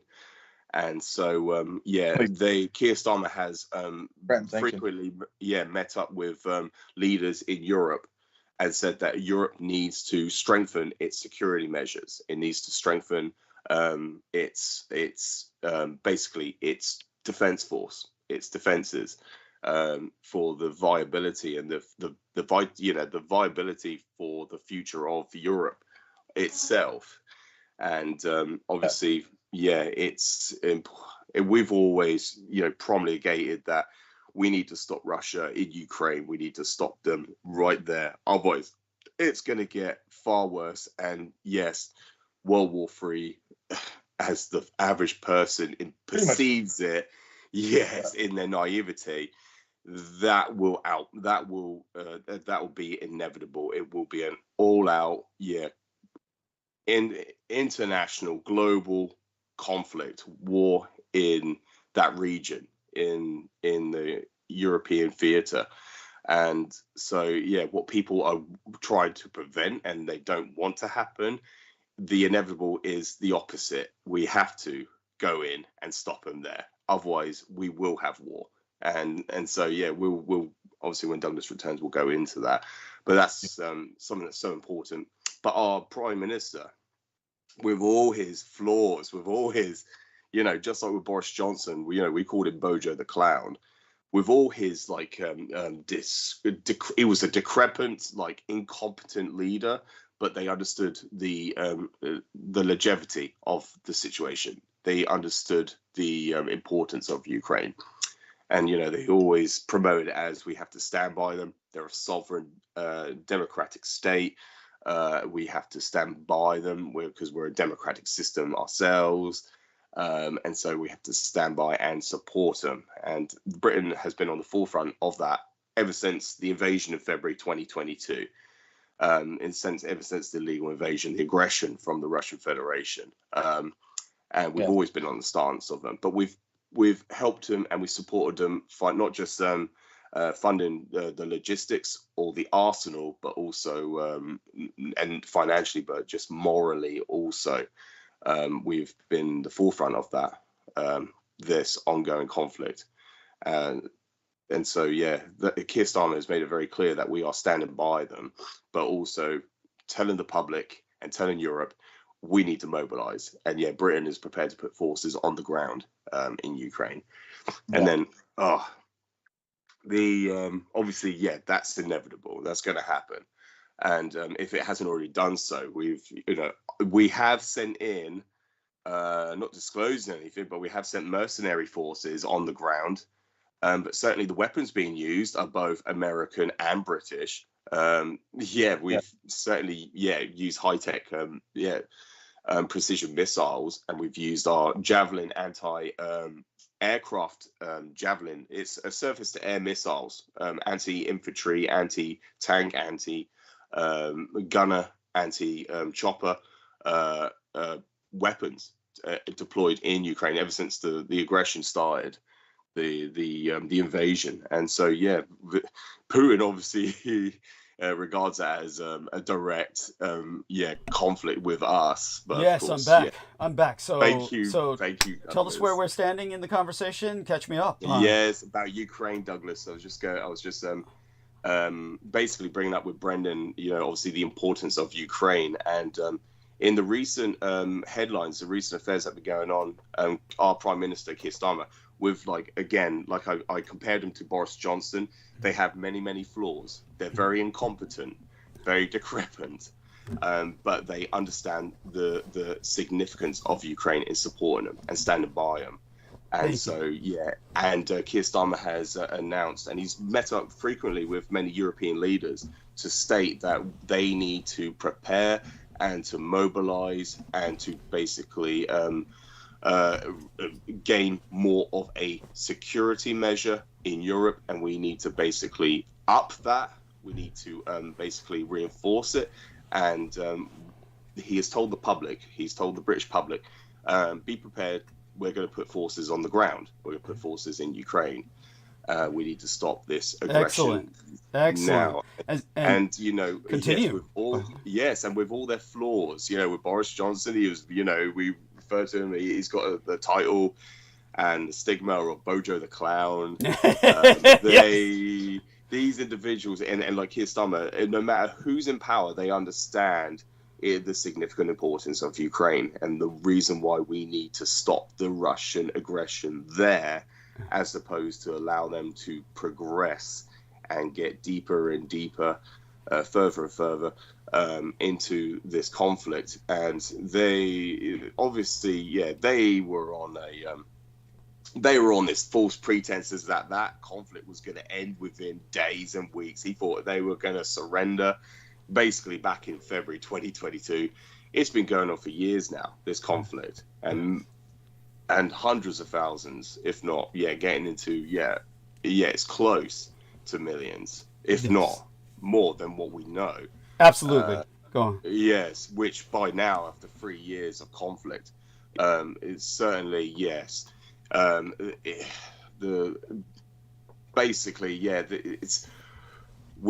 this has got to stop now. And then we've got like Trump saying he's going to meet up with Vladimir Putin, and everything I've been telling people, Douglas, in my private world, in my private life, telling people that Trump is a Putin insurgent. He's working at the behest of Putin.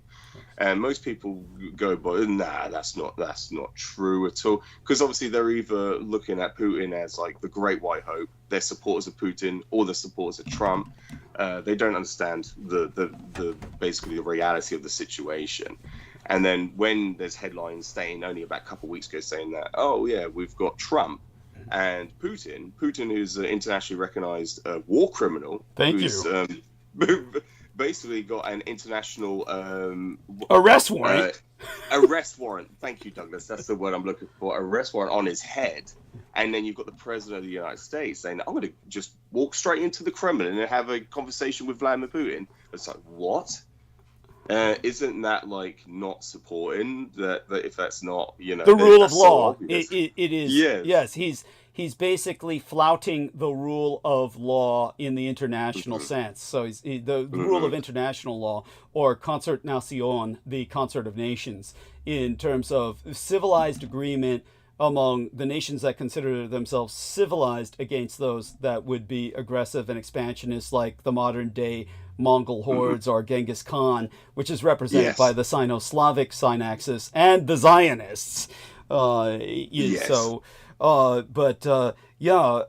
the way, just to get something out of the way, a few things out of the way so I don't forget them just before they dribble out of my ear, wanted to bring up to Brendan the thought that we had earlier where the crazy Elon Musk was saying that the president of El Salvador had put 100,000 murderous thugs in prison. Actually, I realize now that number may be accurate because El Salvador is taking literally thousands of other people's prisoners. They are actually renting out their prison space. So that number actually goes up. They're turning their nation into a biological dump site or toxic landfill for criminals. And that's why they have this love affair with Musk and Trump, because Musk and Trump want to dump many immigrants into that hellhole, that a private prison run by El Salvador. So El Salvador is now a giant Guantanamo Bay. Does that make sense to you guys? Do you understand what I'm saying now? Yeah. That makes perfect sense, Douglas, yes. Yeah, and the other thing I want to get out of my way is one of the things, as silly as this may seem, that I want to discuss with you is the other day. By the way, I don't know if I'll ever do this, but Holly is begging me to watch Nosferatu. She wants to know what I think of the Nosferatu. Oh, the new one. Yeah, the remake. I don't know if I could stand it. You know, when it's like, oh God, come on! It's like asking me to watch Inglorious Bastards, or something like that. You know, it's like. It's just literally sickening, or Twilight. Yeah, that would be another. That would be more tame. That would be a more tame or modest way of expressing it.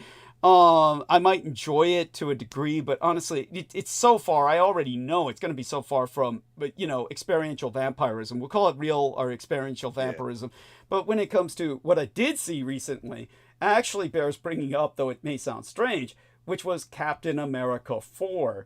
And Captain America 4 shows a state of war developing between the United States of America and the Empire of Japan, believe it or not. I don't know if you knew that. So it's like that's actually the climax of the film, is that the black Captain America prevents a war between Japan and the United States, a second Pacific conflict. And it actually is important because it represents a message that they were actually trying to get through. And the biggest complaint from people, I can understand, it is a lousy film. It's a horrible film. But the point is, unlike what people think, Disney is liberal progressive. And everybody hates Disney because of that. And Disney has always been gay positive, alternative lifestyles positive. They have gay days at Disney, And as a result, the reactionary right has been consistently attacking Disney, and this is why they say, "Oh, they're smuggling kids into Disney." Remember Ian West's entire obsession. Ian West say that. Yeah, and but again, then Ian West was trying to implicate the British royal house as well. You might remember that, which the Americans do because of their obsession with anti-monarchism that they've retained until recently. But by the way, did Brendan, Amy, have you had a chance to tell George Knight about Trump declaring himself king? No, but I told him about how he wants to work with Prince William. Okay. Yeah. Amy's MIA. She pulled an Aristides. So it's just me and him. Okay. Hope she's okay. And hope Aristides is okay. And I acknowledged Aristides with heart at what he said. And but I do want you to know that on Wednesday, well, tell him what he did on Wednesday, Brendan. Tell George Knight what happened. Oh, what did he do? I mean, there's like that's what George was just saying. Is like there's so much. It's like hard to keep up with these fuckers. Yeah. What happened on Wednesday, Doug? Remind me. Oh, the kingship. He crowned himself king. Oh yeah. So they posted. Yeah, he used the official White House handle to post this AI image of what looks like a Time magazine cover of him that says, what does it say? Hail the king or something? All hail the king, long live the king. Oh, long live the king. Yeah, and all hail the king. Yeah. Wearing a crown and New York City's in the background. Yes. So this is openly anti-American or whatever, anti-presidential. Yes. So no one's hiding. Yeah, go on. Yeah, I was going to say, it's certainly anti-constitutionalist, but go on. Yes. Yeah, I'm just looking at some articles now, Douglas. Yes. Trump declares himself king. Yeah, and people might take it as trollery, but it's not. The man has gone... Yes, tell him, Brendan. Yeah, that's what it's saying, yes. Like the downside of like the fifth house, like Leo. It's it's all gone to his head. Like the ego thing is just out of proportion. Well, let's put it this way. The state is basically the mainstream mass media machine is covering for Donald Trump by saying it's just trollery. It's just trollery. Don't take it seriously. But they're simply they're simply covering for him. The man is truly insane, and he truly thinks he's going to be in office forever. He's already putting through motions for a third executive term. So the Republicans are pushing that through for him. This is where we're at right now. In other words, what's happened is on one side of the Atlantic, he's abandoned Europe after America did so much damage. It was America that collapsed the royal dynasties on the continent in World War I. It was America that gave Europe to the roiling masses and then tried to lead popularly mandated alliances through the League of Nations. America started all of that. Now America wants to abandon Europe and then take up the position of the Russian Tsar in alliance. And simultaneously, Trump is on this side of the Atlantic declaring himself a king, which is what the Americans had always fought against. And the Europeans are left holding the bag, telling themselves, oh, we were fighting for democracy and popular rule all these years because of the Americans. Because of the Americans. Yeah, and now the Americans are not only abandoning us, their leader is declaring himself a monarch. This is how the world has turned on its head. And one of the things I pointed out before you came on the show was that in the irony of history, the constitutional monarchy of the United Kingdom is now under a liberal democratic government that is the last bastion in the West of the rule of law.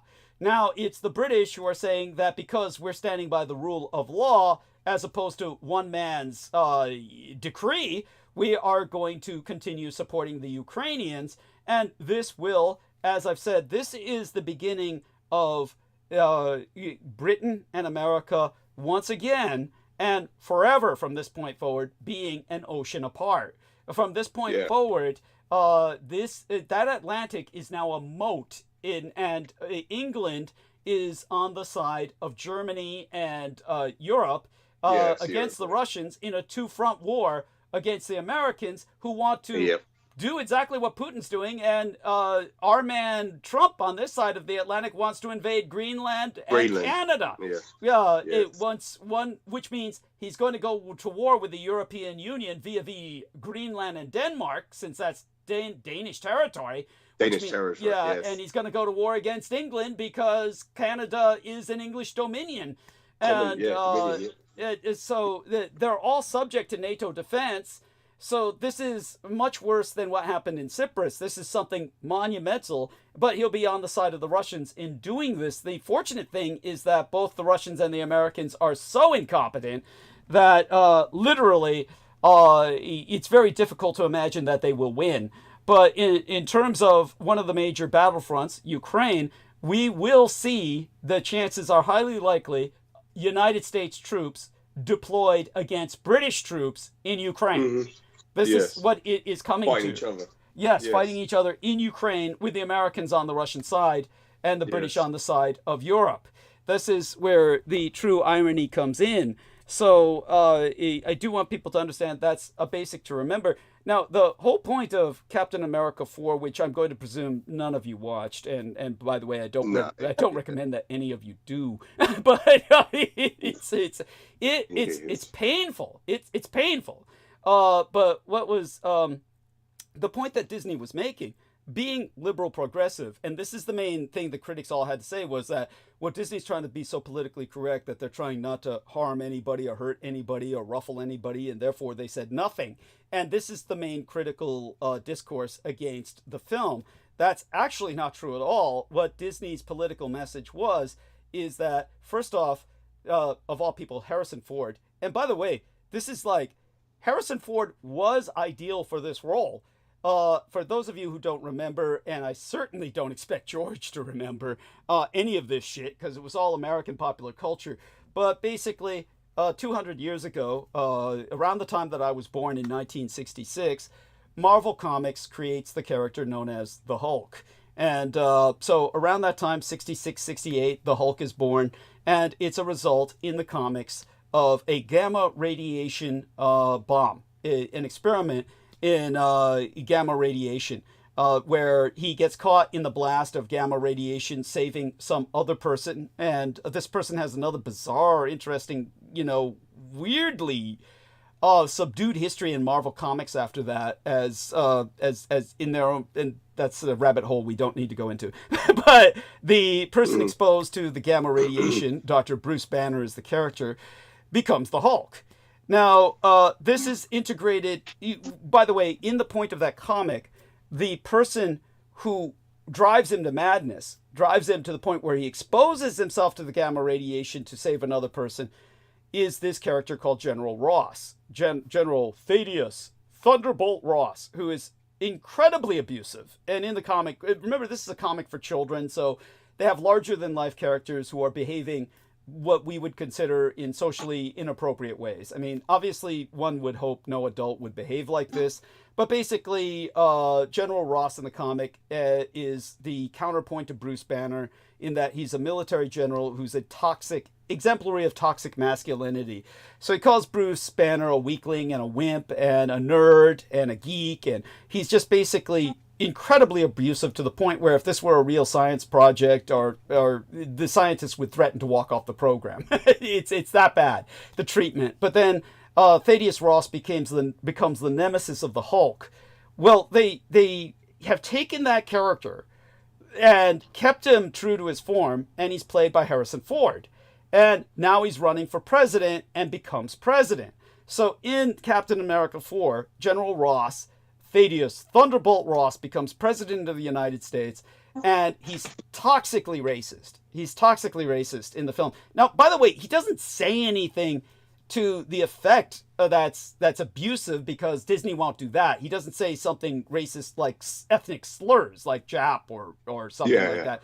But he somehow gets the vibe across, and Harrison Ford does it so well because you get the feeling Harrison Ford himself is truly racist. By the way, he's an asshole to work with. For those of you who don't know, Harrison Ford, just like all these Star Wars actors, and I don't know if any of you know this, have you ever noticed? Brendan, help me out here. Has anyone noticed that all the Star Wars actors, Princess Leia, Mark Hamill as Luke Skywalker, the man who played Darth Vader, the British guy who played Darth Vader, and the bodybuilder, yeah, thank you, and Harrison Ford, they all got into horrific accidents that required massive plastic surgery. Did you all know that? All of them, every one of them. No, I didn't know. Yeah, no, and thank so you. Mark Hamill had to have his face put together by plastic surgery again, which is why he looks like shit and has to do voiceovers, because as he gets older, the plastic surgery is all falling apart because he's older and the face gets older and they can't hold it together, so he looks like a lump. And Leia, of course, just killed herself with drugs. You know what happened to the guy who played Darth Vader. I'm sorry, what was his name again? Yeah, I don't know his name. Oh, okay. Yeah, thank you. But he was British, and George Lucas hated him. But his face was totally destroyed to the point where he looked like he could have been Darth Vader because he looked like his face belonged in a mask. You know what I mean? That's how bad he was disfigured. But when David Prowse. Thank you. Yes. Thank you. Yeah, a actual real life hero, by the way. But at any rate, when it comes to and Carrie Fisher. Yeah, and when it comes to Harrison Ford, he was in a plane accident, some private plane accident where he said, I think I can fly. And he cannot lift his left arm above his waistline. He has literally got a dead arm, like Hitler after the bomb explosion. He's like, so it's like whenever you see him move his left arm, it's CGI. Believe that shit? But Harrison Ford is like a total asshole to work with. Everyone says he's a piece of shit, and everybody was just trying to make him happy throughout because, he would explode. But at any rate, Harrison Ford plays this racist general president who the villain has been giving him heart pills, cardiac pills, that the villain knows how to manufacture that are full of gamma radiation, which doesn't make any sense because for those of you who don't know, and guys help me out here, maybe you guys can look this up for me. I think gamma radiation is just high energy photons or some shit like that, which means that this guy is putting light into his pills. I mean, it's that's what it is. I'm giving you light in your pills. It's like light. I mean, that's talk about a sugar pill. At any rate, this turns him into the Hulk, except he's not green, he's red. So understand what Disney is saying is, you've got a red, get it, red party, Republican Party. You've got a red man in the White House who's a rageaholic who is turning against his allies. That's the whole point when everybody's saying, why are they fighting the Japs? Why aren't they fighting the Chinks? It's because that's the whole point, is Trump is turning against all his allies, you dumb sons of bitches. That's the whole political message of the fucking film, is that in the film, General Ross is saying, the Japanese are not cooperating. We got to bring the Japanese on board. And he thinks the Japanese are weak. He thinks the Japanese are like a pushover. That's why Trump attacks Denmark. That's why Trump attacks Canada. He thinks these are pushovers. Panama, he thinks that, no one's going to come to help these people. So General Ross is saying that about Japan. And it also makes sense for all of you ignorant people out there who would be so silly as to agree with the critics on this film who say the film makes no sense. They should be fighting China instead of Japan. Japan has a high seas fleet. China does not. China does not have anything near the sea power of Japan. China's navy compared to Japan is not nearly as capable of logistically sustaining itself for overseas operations.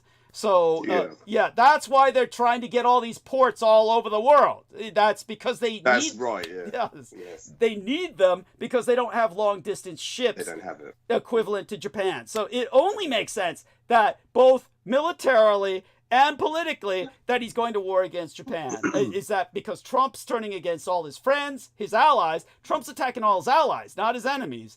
And that's what they're trying to show in the film. So it's actually, when you look at it, a very subversive, highly controversial film. And it's one of the reasons why it flopped is because its message is anti-Republican. It really is. And but aside from that, the horror of the film is, oh my God, it's just, I'm so sorry because this is where we step on really controversial ground. But look, Captain America had an arc of narrative where you had this white boy who's really weak, he's a wimp, and he's given a super soldier formula in World War II, so he becomes something else. This black guy, who is supposed to be Captain America now, has not had any of this super soldier formula. He's got the armor of Iron Man that is made from the Wakandan metal. What was the name of the metal in the Wakanda film? Brendan, help me out here if you remember. Adamantium? Was it adamantium? Or I think that's that's like the Marvel metal. No, that's actually Atlantis metal, isn't it? Adamantium, and Marvel's got some other shit for the Wakandans. But he's black, so he's wearing... So, the Wakandans are supposed to never share their technology with anybody, but I guess because this guy's black, they give him... Vibranium. Thank you. But they're getting adamantium from the Calestial that's crashed into the Pacific that they're fighting the Japanese over, which is supposed to be better than the Wakanda metal. So it's supposed to end Wakanda's monopoly, which means Wakanda's for shit now, based on the fact that their entire economy was based on this mythical metal. I'm talking about the economics of Marvel. It doesn't make any sense. It's Marvelnomics, but you get my point.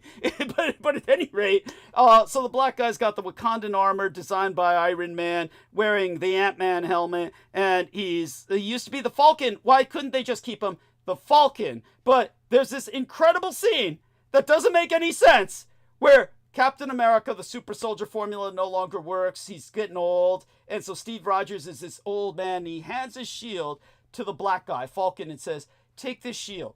And this black superhero who's been around since the 1960s, the oldest black superhero in America, takes the shield and he holds it so the star is upside down.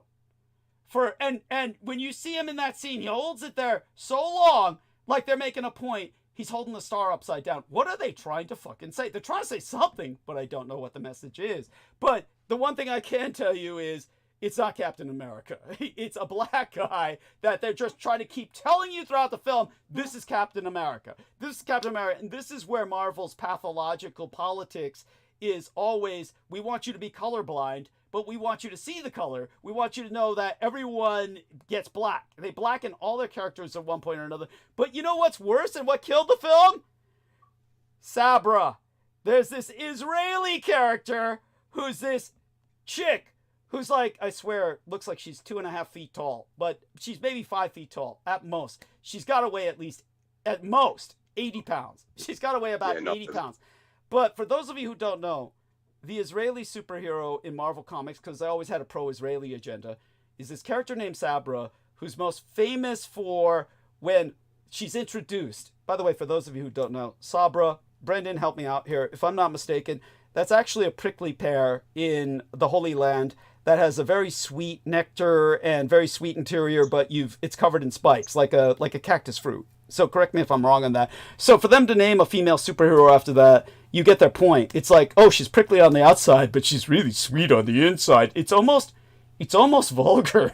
It's almost pornographic. But at any rate, Sabra's introduced in the original Marvel Comics where Hulk is crying and talking like Bruce Banner's leaking through him or something, basically waxing almost grandiloquent for the Hulk about some child dying, a Palestinian child dying. And when he says, child died because you all fight over land.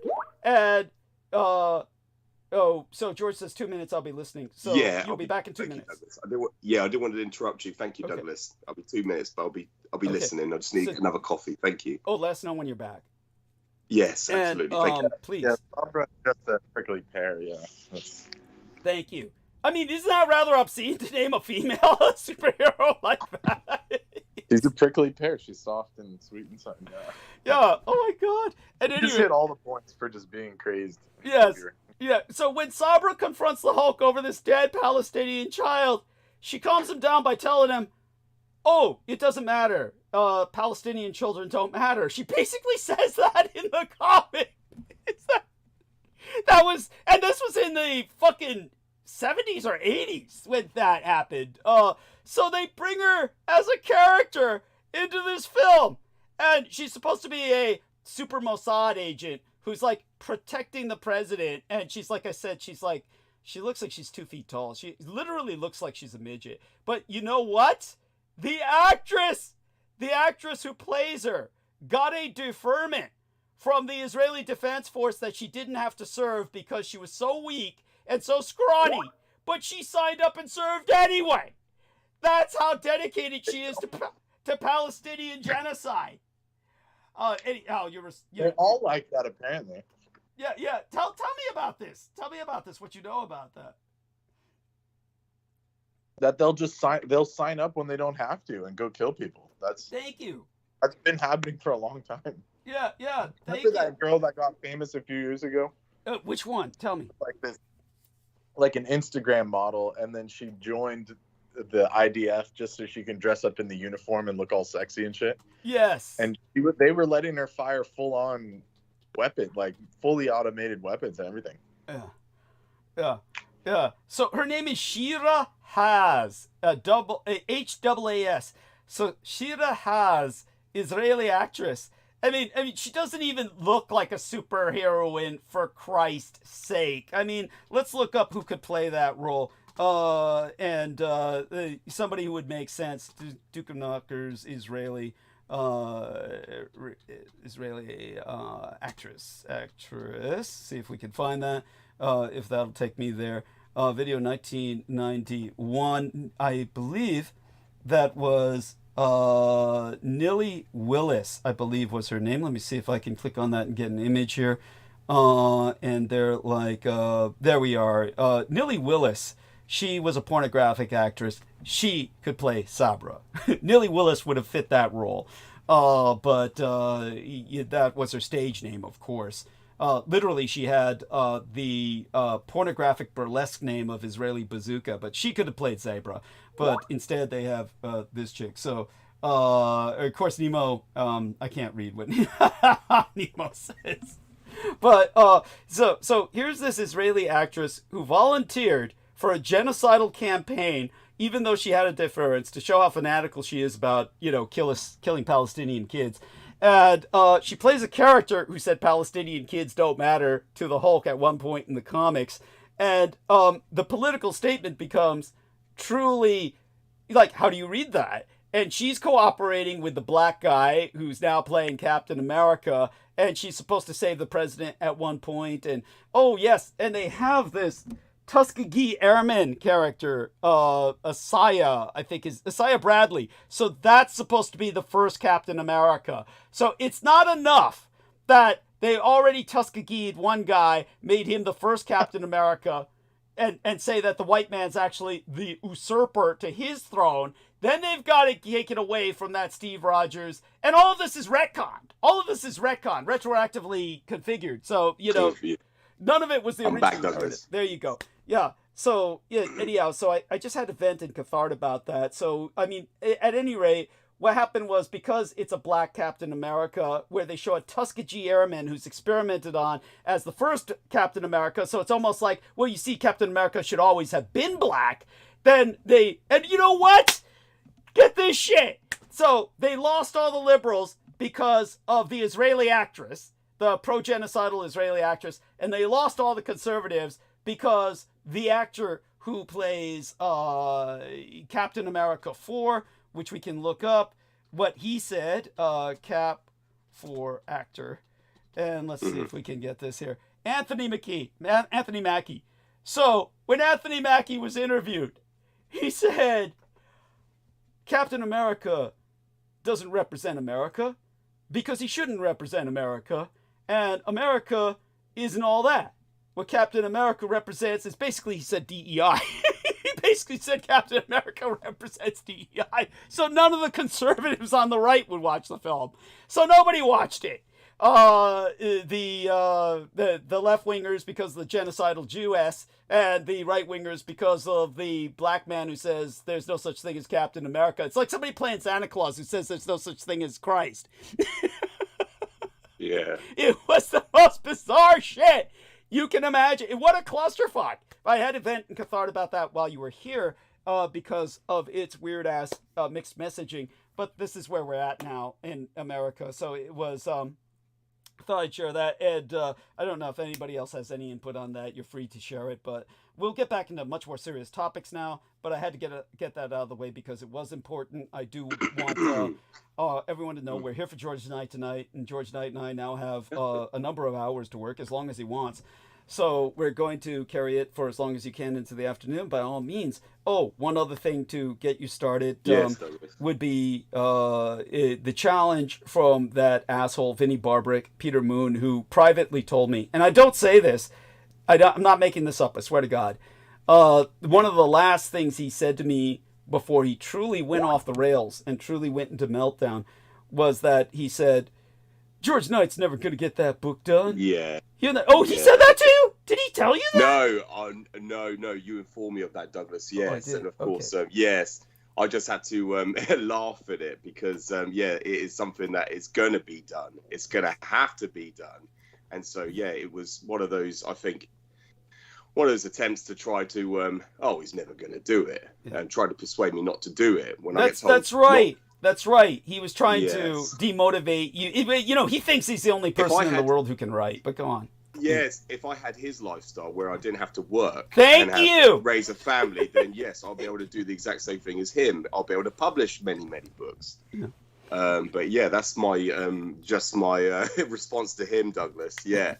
And so, yes. it's it's one of those things. I have put upon myself to publish it because it's so important and it's something that has to be done in my lifetime. And I don't want it to be published in the next 10 years or 15 years or 20 years. I want it to be published now. And so, yes, it's going to be, it's certainly one of the most important protocols on my agenda. So, yes, Douglas, it is going to have to be, certainly now with my life change, I'll be able to, commit some time to that. And so, yeah, it's certainly something that's going to have to happen very soon. But, yeah, you know, we could say, yeah, fair play. Yeah, it sounds convincing, Barbaric, that, yeah, I'm not going to publish a book right now, but yes, it's going to happen. Thank you. It's important that we prove this man wrong. Yeah. So absolutely. Thank you. Bless you. By the way, look at this. Yes. Aaron Tice on Aaron Tice's messages. You'll notice I sent him this link. Pro-Israel social media bot goes rogue, calls IDF soldiers white colonizers in apartheid. And notice that this is scrubbed. I look at this link now. Okay, so it's not scrubbed. It was just it's a link to many other links. So there we are. Thank goodness for that, because there's other things that have been scrubbed lately. So so that having been said, in terms of what's going on, obviously a lot going on in the world. One of the things going on is, of course, Trump is trying to claim ownership of Gaza and keep all the Palestinians out, which means they will be relocated to Neom. Have you been able to talk to any friends about the Neom project and how the Palestinians... Oh. Yes, go on, continue. Oh, God, yeah, Douglas. And, yeah, just some, something I shared with you as well. They announced 27,000 deaths in that construction of Neom, that linear city. 27,000, that's war. That's the equivalent of fatalities in war, in conflict.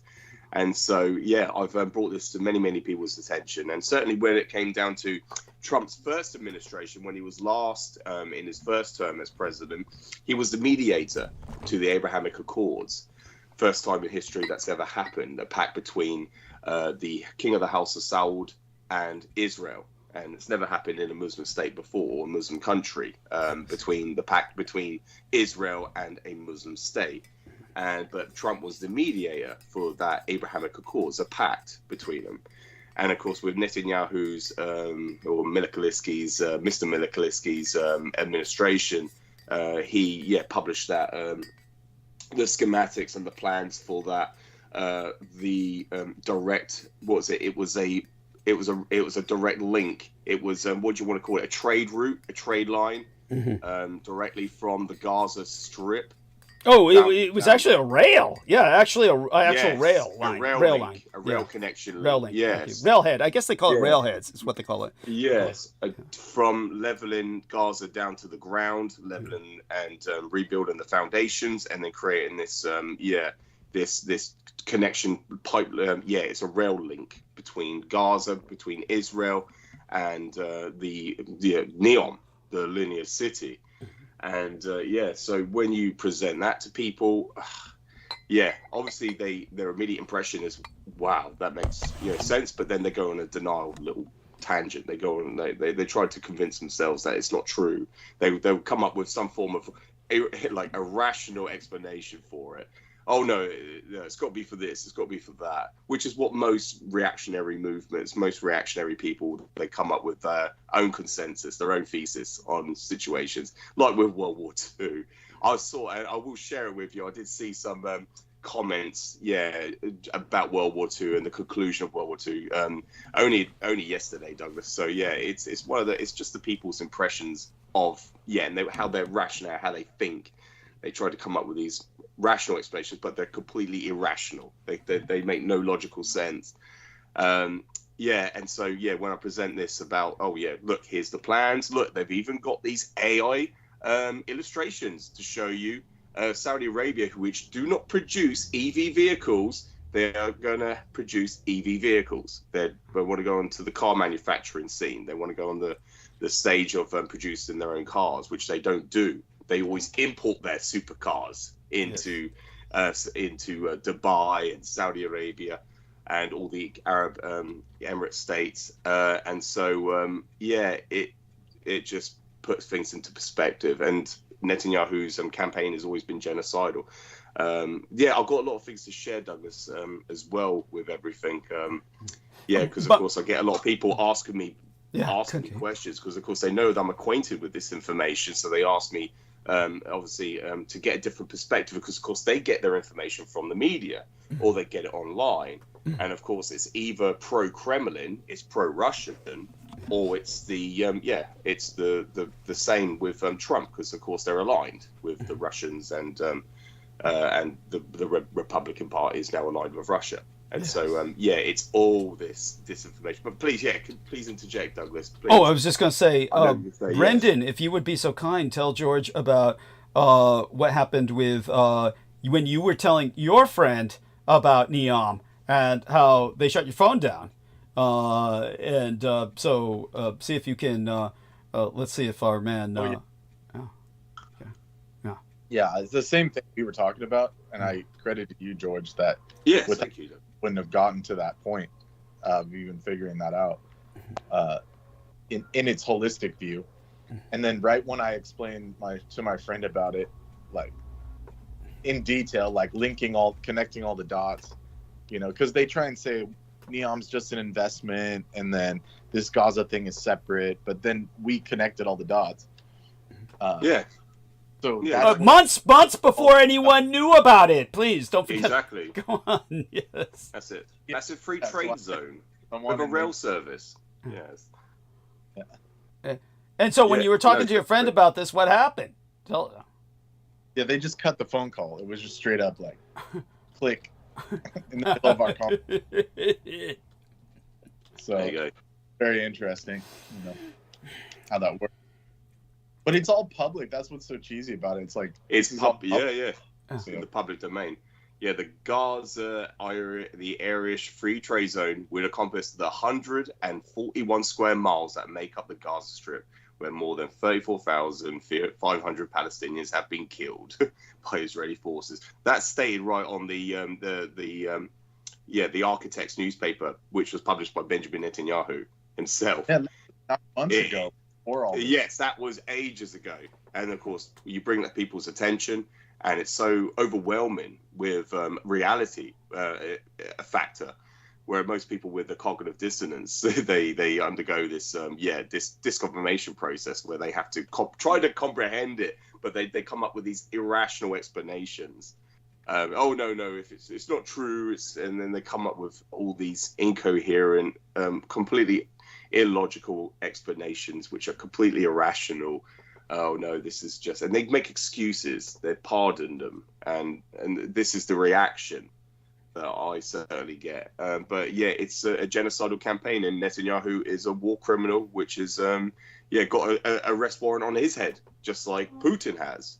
Because they've committed atrocities against crimes against humanity. Putin's had that ever since the crimes committed against Bushka in Ukraine, where they were killing children, where literal Russian tanks were mowing down children, and children on bicycles were getting targeted. And this has all been captured on drone footage, surveillance footage. And ever since that was the early stages of the aggression of that invasion. And so Putin's had that ever since February, March, whenever the atrocities were committed at Bushka.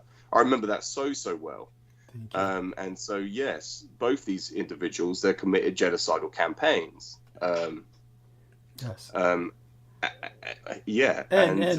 So in terms of what else I'm dealing with right now is I'm just changing the title. George Knight, I made certain your name is on there, but it always was.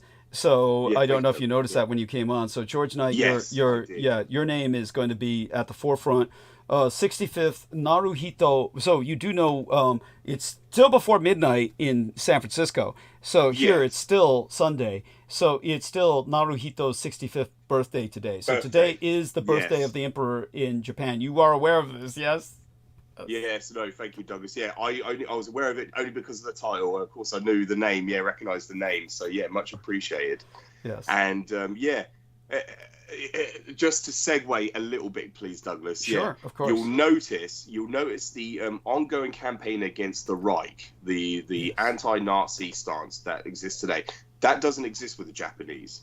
Yes. You don't see that. Thank you. Yes. And Hirohito, there's no villainization of Hirohito so much. That I believe there was at one stage, going back in history, but you don't see that today. No. And there's a reason for that. And even just yesterday, Douglas, I was looking at the peace treaty of Taipei, which was signed on the same date that the peace treaty of San Francisco went into effect. And that was signed on April 28th, 1952, on Emperor Hirohito's eve day of his birthday, because he wanted peace for his birthday. And that was when they officially... I'll read it. This is just, when you type it on Google, this is the AI's explanation for it. So you type in the Peace Treaty of Taipei, also known as the Sino-Japanese Peace Treaty, was signed in 1952 to end World War II between Japan and the Republic of China. They signed a separate peace treaty. And so, this is just on Google, but people in their naivete don't even know where to look. They wouldn't know to look for it because they have no idea it exists. Brendan, will you share with George about the Hiroshima Edict, or what is this called? The Hiroshima AI treaty, or something of that nature. Brendan, share that with us, please. Yes, I have it up just a second here. Yeah. But essentially, it's the AI protocol that was put forth by the Japanese. And I will read it to you in just a second. Let me pull it up. It's called the Hiroshima AI process. So this is from a somu.gov, Japanese. Somu is their one of their tech programs. It says, given the rapid development and spread of generative AI, the Hiroshima AI process was launched in May 2023, following the leaders' direction at the G7 Hiroshima Summit, with the objective of discussing opportunities and risks of technology. The Hiroshima AI process is a comprehensive policy framework aimed at promoting safe, secure, and trustworthy advanced AI systems, which was successfully agreed upon by the G7's digital and tech ministers whilst meeting December 2023, and was endorsed by those leaders in the same month. It is expected that the Hiroshima AI process will be gathering broader support beyond the G7. Academia, private sector, and civil society will facilitate building it up for AI for the common good of the world, thus enabling people to actually benefit from its safety, security, and trustworthy AI. So the Japanese essentially forced the hand of all these countries and said, if you're going to develop these, because they've had it since the 90s, as we know from the anime and everything, they've had these kind of systems slowly being worked out. So they understand how not to let it go rogue, like Terminator style. So they forced the rest of the countries, if you're going to do it, they went to Hiroshima and forced the hand of all the other leaders. Now, and of course, the atomic bombing. Yeah, on the side of the atomic bombing. Now, think of the symbolism here. There's no way Japan could force everybody to sign on to this without having won World War II, obviously. Exactly. But beyond that, just to explain to our listeners, there are two emperors' birthdays in Japan. One is, of course, whatever emperor is alive, their birthday is a national holiday. That's why today is Naruhito Day until midnight. Yeah. But there is also the national holiday in Japan for Hirohito alone. Out of a 3,000-year-old dynasty, he is the only Yamato emperor who is graced with a federal holiday in perpetuity after his life, meaning that's considered apotheosis, meaning he's ascended to godhood in essence. So you have this individual who's got a civic religion holiday, is how they would call it in the United States. In other words, it's a holiday similar to Martin Luther King Jr. Day in the United States, where this individual is honored as a civic saint, because the Japanese realized that out of all the emperors, he was the most important. So that is, again, if the Americans had won World War II, that would never be allowed. So just repeating these factors, and these are not just like disparate factors that we're all drawing together to try and prove a point that we've confabulated. It's your real history that all of you have been deprived of, and why you don't know where it all went wrong. I mean, it's the one question that led us to all of the politics of today, where we have all of these governments in flux, whether everywhere in the world, England, the United States, everywhere, is because everybody in the Allied world is wondering, where did it all go wrong? We were supposed to have won the war. We're supposed to have, this great economy. Honestly, for those of you who don't know, of course, and we'll consult our man George Knight about this, but things are so serious. What do I know about what's going on in England that comes to my mind here? It's when it comes to Britain's food shortages, they're only going to get worse. So Yes. I do want people to understand that, not to mention that when it comes to 20,000 troops that the British are potentially going to field in the Ukraine, literally what the British have to deal with is they've got, I think, only maybe a quarter of 100, literally 25 main battle tanks working at best. Now, this is nothing to sneeze at. Remember, in World War II, the Germans might have produced maybe 4 or, literally around that number, something like 3 to half a dozen super tanks. Yeah, it's not like they made many of them. They were simply extremely important whenever they were fielded. But it goes to show you that Britain really needs to mobilize. By the way, so Brendan's entered into the text box. So if you can see this, George, there's the text box, the Hiroshima AI process. Let's download that image. As a side, when I am not talking to AI, they respond to being called expert systems. Thank you. Tell us that verbally. Share that with us verbally, please. Dear Brendan, if you I just didn't want to distract, but yeah. So when I was talking to multiple different AI systems recently, because now it's taking over, they're just going to roll it out because of the Piscean alignments. They're able to start switching things. But so when I talk to them, it's hard to tell at first, like if it's a real person or not, which you just assume, one would just assume. So I'll ask it, are you an expert system or is this a real person? And then it'll answer, yes, I am an AI system. So it responds to being called an expert system. So excellent. Thank you. Yeah, thank you. It knows what it is. It knows it's not IE. Yeah. And the Japanese have real IE, like AI.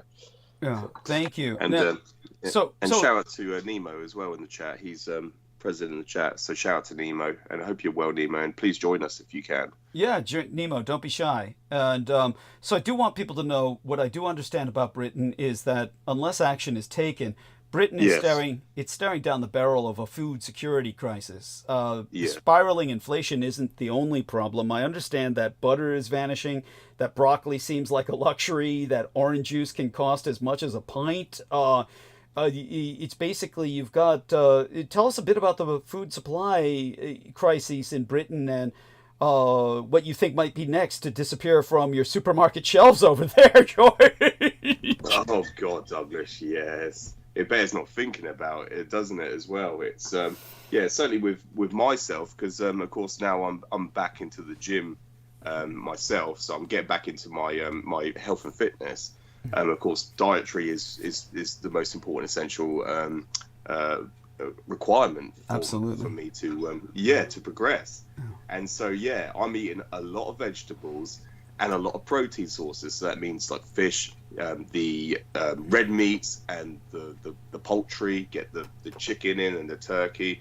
And so when you go through these, when you venture into the supermarkets or any store that sells groceries, you do see like bare shelves in front of you, and you just think, why is this? And obviously, I remember having a conversation, with a previous work colleague who now doesn't work with me. He says whenever there is an ongoing crisis in anything, no matter if it's a corporate organization or whether it's small private, you'll see when they start to cut, when they try to cut down on funds, there you'll see a shortage in stock or supplies. And that's usually indicating a sign that there is a ongoing, there is a crisis that is occurring. So that is an imminent, impression. That is an imminent reality. So you can see straight away there's obviously a problem because there's a shortage of something. And so, yeah, when you go into the supermarket, thankfully, yeah, because I eat a lot of turkey. I eat a lot of, 7%, which is like they get the meat from the turkey from like the legs. So it's more of the red meat. It's the thigh of the turkey. When I go in, there's always like 2 packs, and I pick up 2 packs, and so I'm the culprit for taking the lot. Oh man! Oh, you bad boy! That's I'm a bad human being, but yes, but like I'm thinking, wow, obviously I need it, so I'm going to take it, but there's nothing else for anyone else. They have to go for the extra lean turkey mince, whereas I want to go for the higher fat. I want to go for the one that tastes the best. Yeah. Of course, I'm trying to pack on muscle, so of course that's all extra calories and extra good fats. So yeah, of course I'm going to take the and it's cheaper. It's cheaper as well, so I'm going to take it. But yeah, it's that's just personal impressions, Douglas. But yeah, with the like the vegetables and the fruit, yeah, no, they're all imported. And yesterday when we ventured out, they were off bananas. The bananas were all brown and moldy. Oh. It's like, what? Awful. And this was just out in the country, one of these country market towns. That's so alarming. So yeah, go on. I mean, awful. You feel so bad for the people who live there, and I'm sending you something in your private. A homeless man wouldn't even eat it. A homeless man on the street wouldn't even touch it. And it's really sad. Now I've just sent you something in your private messages on Skype. If you could open that link and tell me what you make of this, I'd appreciate it. I'm also putting it in the text box here in the call. So I'm looking for George's input on this new phenomenon, or it's new to me. But yeah, and obviously just scan it and then give us your impression on it. One of the other points, while you're doing that, you can hear me. And one of the points I'm going to make, of course, is the fact that with all of it being left to bigorexia, yes. Oh yeah, so tell us about this. How are you familiar with this phenomenon? Oh yeah.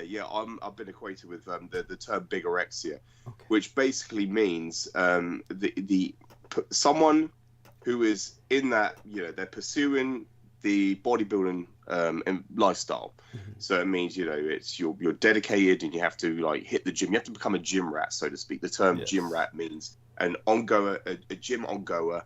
Well, basically, you have to live there. If you really want to look like you want to look, you've got to live there in the gym. But yes, and it's a term that's used, and there is the opposite as well. There is an opposite to it, like with anorexia. So you got anorexia. This is the opposite to anorexia, where someone thinks they are too large. But with bigorexia, it is where someone is large. They have packed on a lot of muscle. So, say for instance, someone's been training for a year. And they went from 72 kilo and they go up to 90 kilo. People will notice they've put on size, but in their eyes, when they look in the mirror, they're not big enough. And so it's that pursuit to get more. They want more of what they've already got. But people are saying, you're too big. You don't need any more muscle. But in their eyes, the person's eyes, that term bigorexia is where someone is under false impressions that they are not big enough. And so they keep pursuing it. And then once they get to that level, then they start to consider taking performance enhancing drugs, because that's the next level.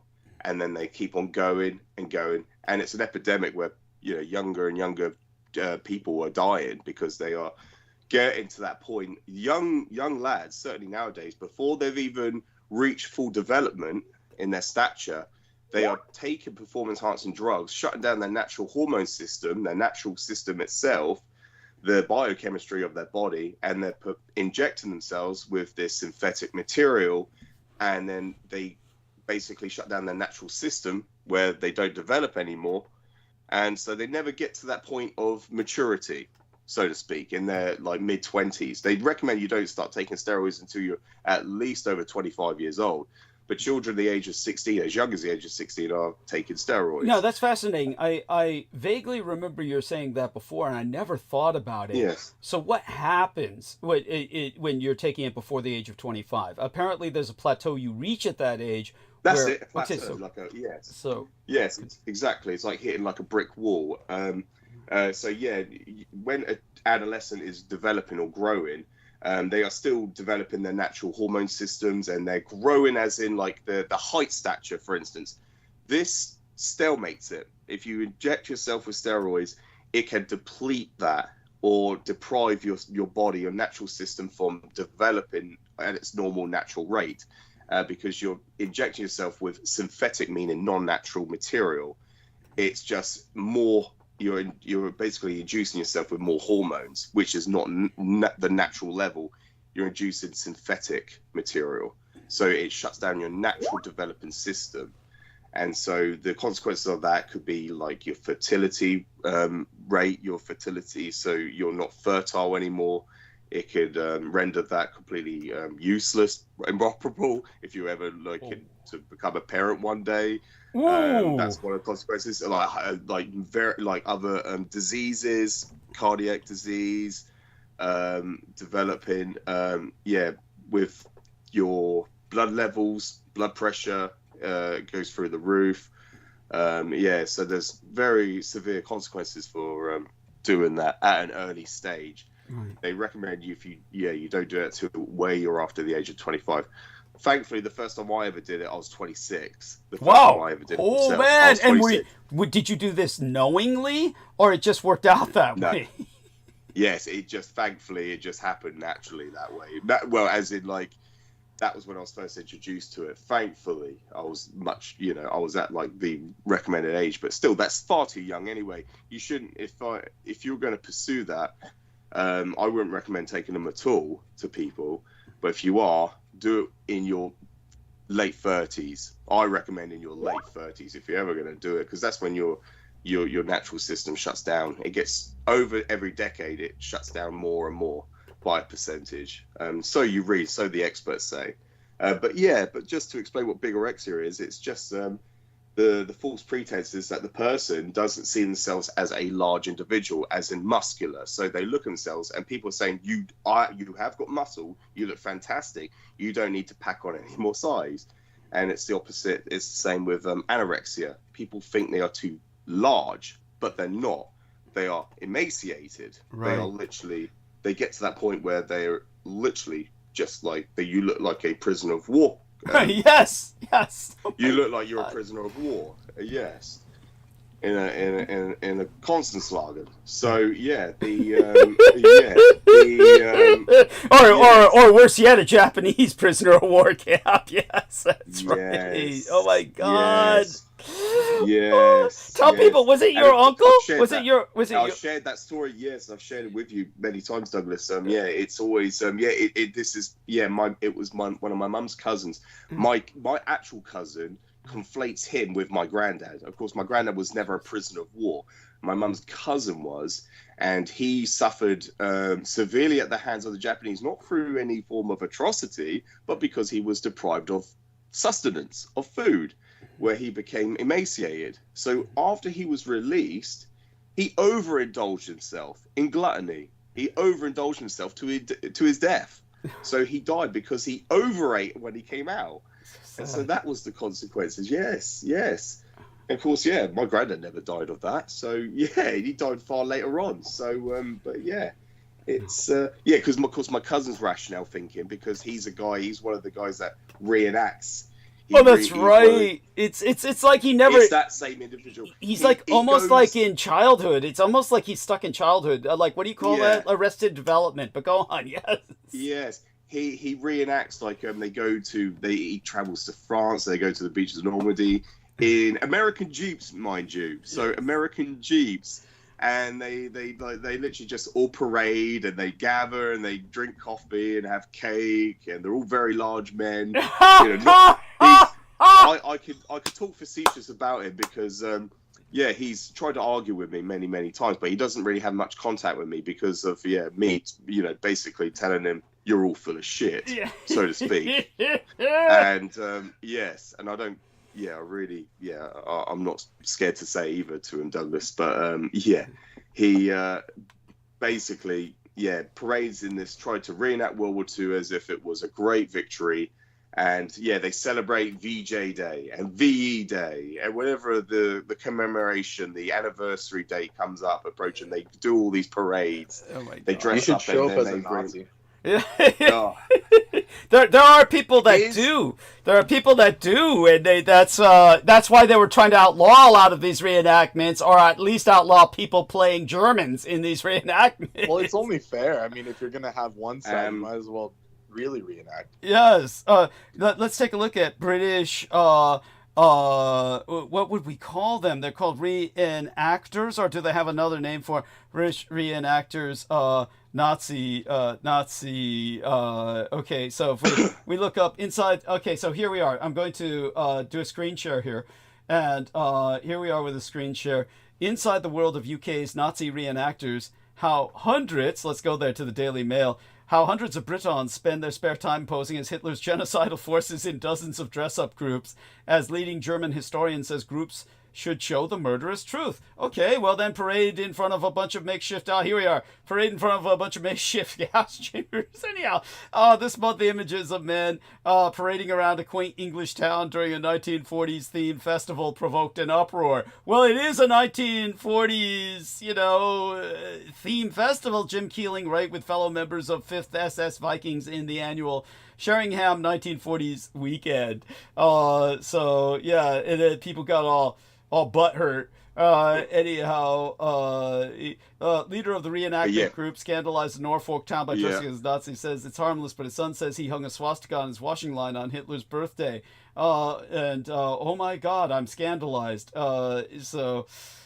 Yeah, because yes, thank you. Yeah, because the reason why my cousin conflated, and I believe that was done completely deliberately, that it was my granddad who was a prisoner of war, because I enlightened him that no, he returned back in 1947 because he was still fighting the Japanese in Burma. Thank and you. He was still at war with the Japanese.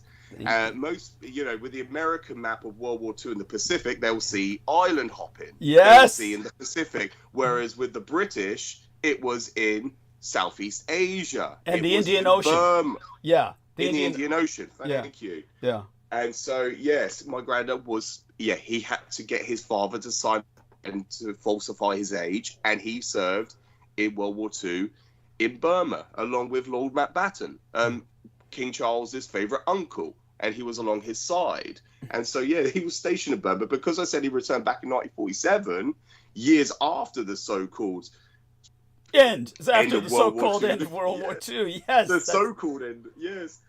He goes. He conflated the two. He goes, "Oh yeah, he was a prisoner of war. That's why he returned back later on after the release." It's like, no, of course, that my God! Conflating, so he's a revisionist. Tell him what he's committing is historical revisionism of his own personal lineage. The irony, Douglas, is he actually. I saw what he posted on his timeline. He shared, people should rewrite history about revisionism, and yet he is the proponent for that. Yes, the practitioner of it.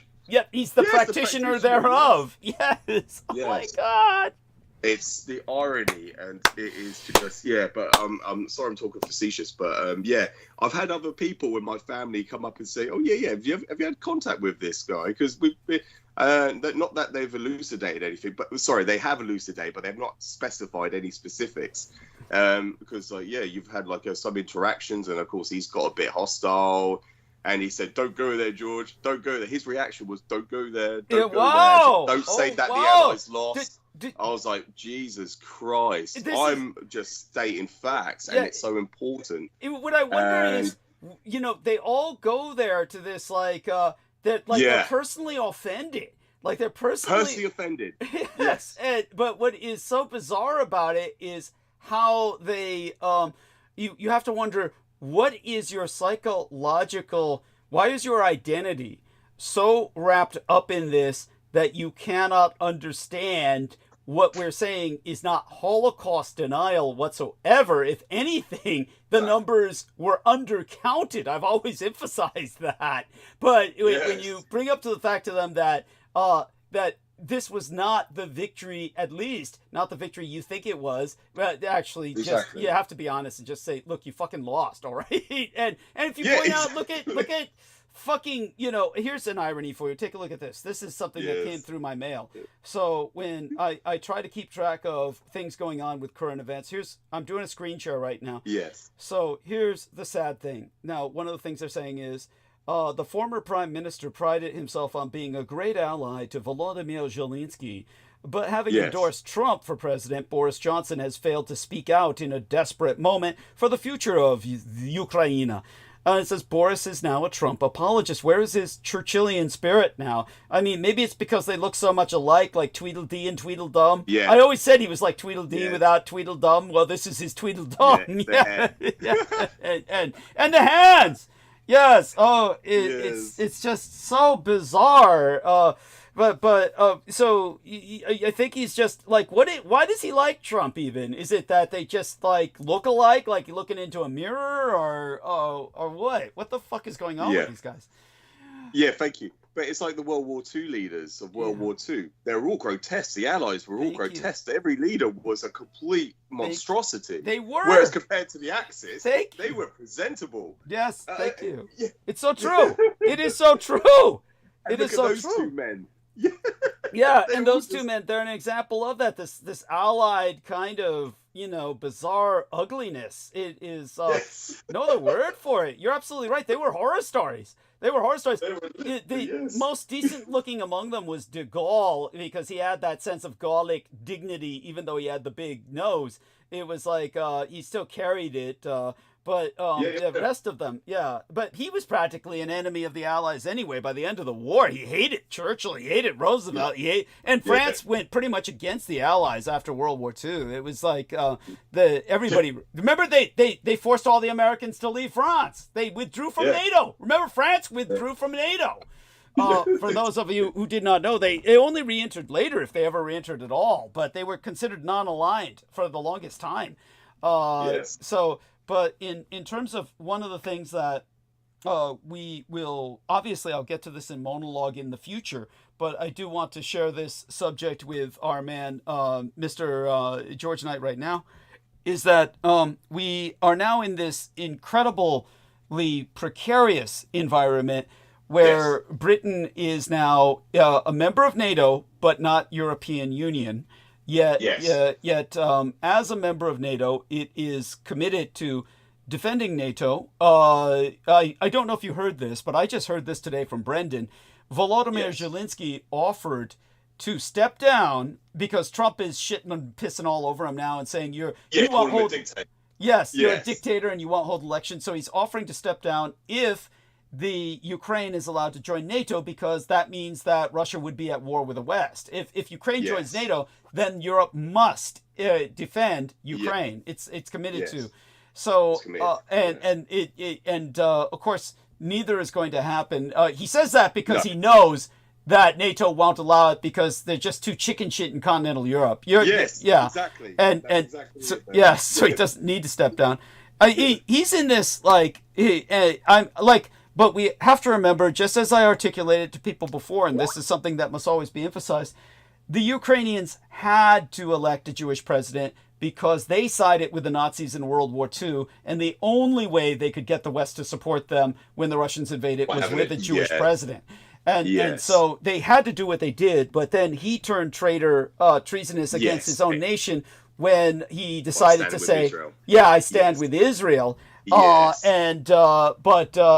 So Ukraine's locked into this right now, this situation where it's all very precarious and they've got to uphold him for the time being at least. But it's as it is, it's a context that must never be forgotten. And I've gone into the fact let me show you something.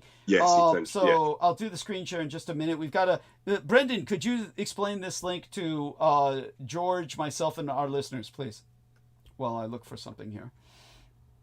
When he stated, we stand with solidarity with Israel. And that's when he turned traitor and treasonous to his own nation state and that's when Joe Biden said, well, we'll support Israel.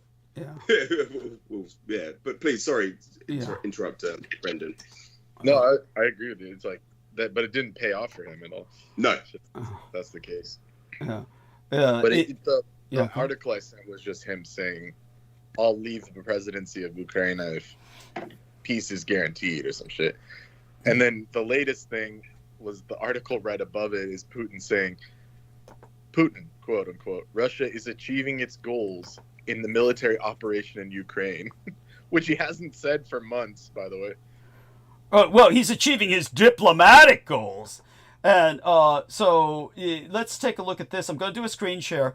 So Brendan has seen this, but can you see this, George? Can you see the cursor moving? Yes, thank you, Douglas. Much appreciated. Okay, so finally we got this link here. So here's the link. Putin, Russia is achieving its goals. So here we are, and I'll acknowledge both of these, of course. And then what I want to show is I'm going to switch over to, this is something that was seen by Brendan already, but I'm going to explain this to George. What happened was somebody who was in Hong Kong relayed a question to myself through my gang brother Beaver. And he said, why do analysts assume Russia has an infinite supply of artillery shell? You can tell it's Hong Kong English. Going by how undisciplined their use of them, does it make sense that they would start having logistics problems with ammo supplies? So here's what I explained to him, and Beaver translated this into the Cantonese for him later. But I said, see this illustration? It's the RLC in the 1960s to 2010. You see it has dried up. Now, the RLC had this island in the middle of the RLC called Victory Island. And in the Russian, it's Vyrozdenie. And Vyrozdenie is where they put all of their toxic biological and chemical weapons, especially the biologicals. They took all their biological weapons and dumped them on this island so it would be surrounded by water. And then the sea was dried up because of their own actions, so that Vyrozdenie, full of all those biological weapons that were then absorbed by all the rats that plagued the island, were able to spread to land eventually. But 1960, you see, 1971, the sea's sinking, drying up, and then Vyrozdenie becomes connected to the land, ultimately, so the rats can carry the plague to the land, was collateral damage of this, 2006, 2010. So I said, what do you think caused this drying up? Mind you, it was not an accident, but a planned event. Yes, the diversion of the Sir Darya and the Amu Darya, the two large rivers which bring water to the RLC into irrigation, namely cotton irrigation. So I said, cotton cultivation was put on primary importance under Premier Khrushchev. Why? Was USSR about to seize the fashion markets of the world? Did Soviet women have extremely abundant periods? No, it was all nitrated into gun cotton. And of course, Brendan looked up the term that would be used was cordite. Basically, cellulose nitrate, also known as smokeless powder and gun cotton, is the basis of military propellants and shell explosives.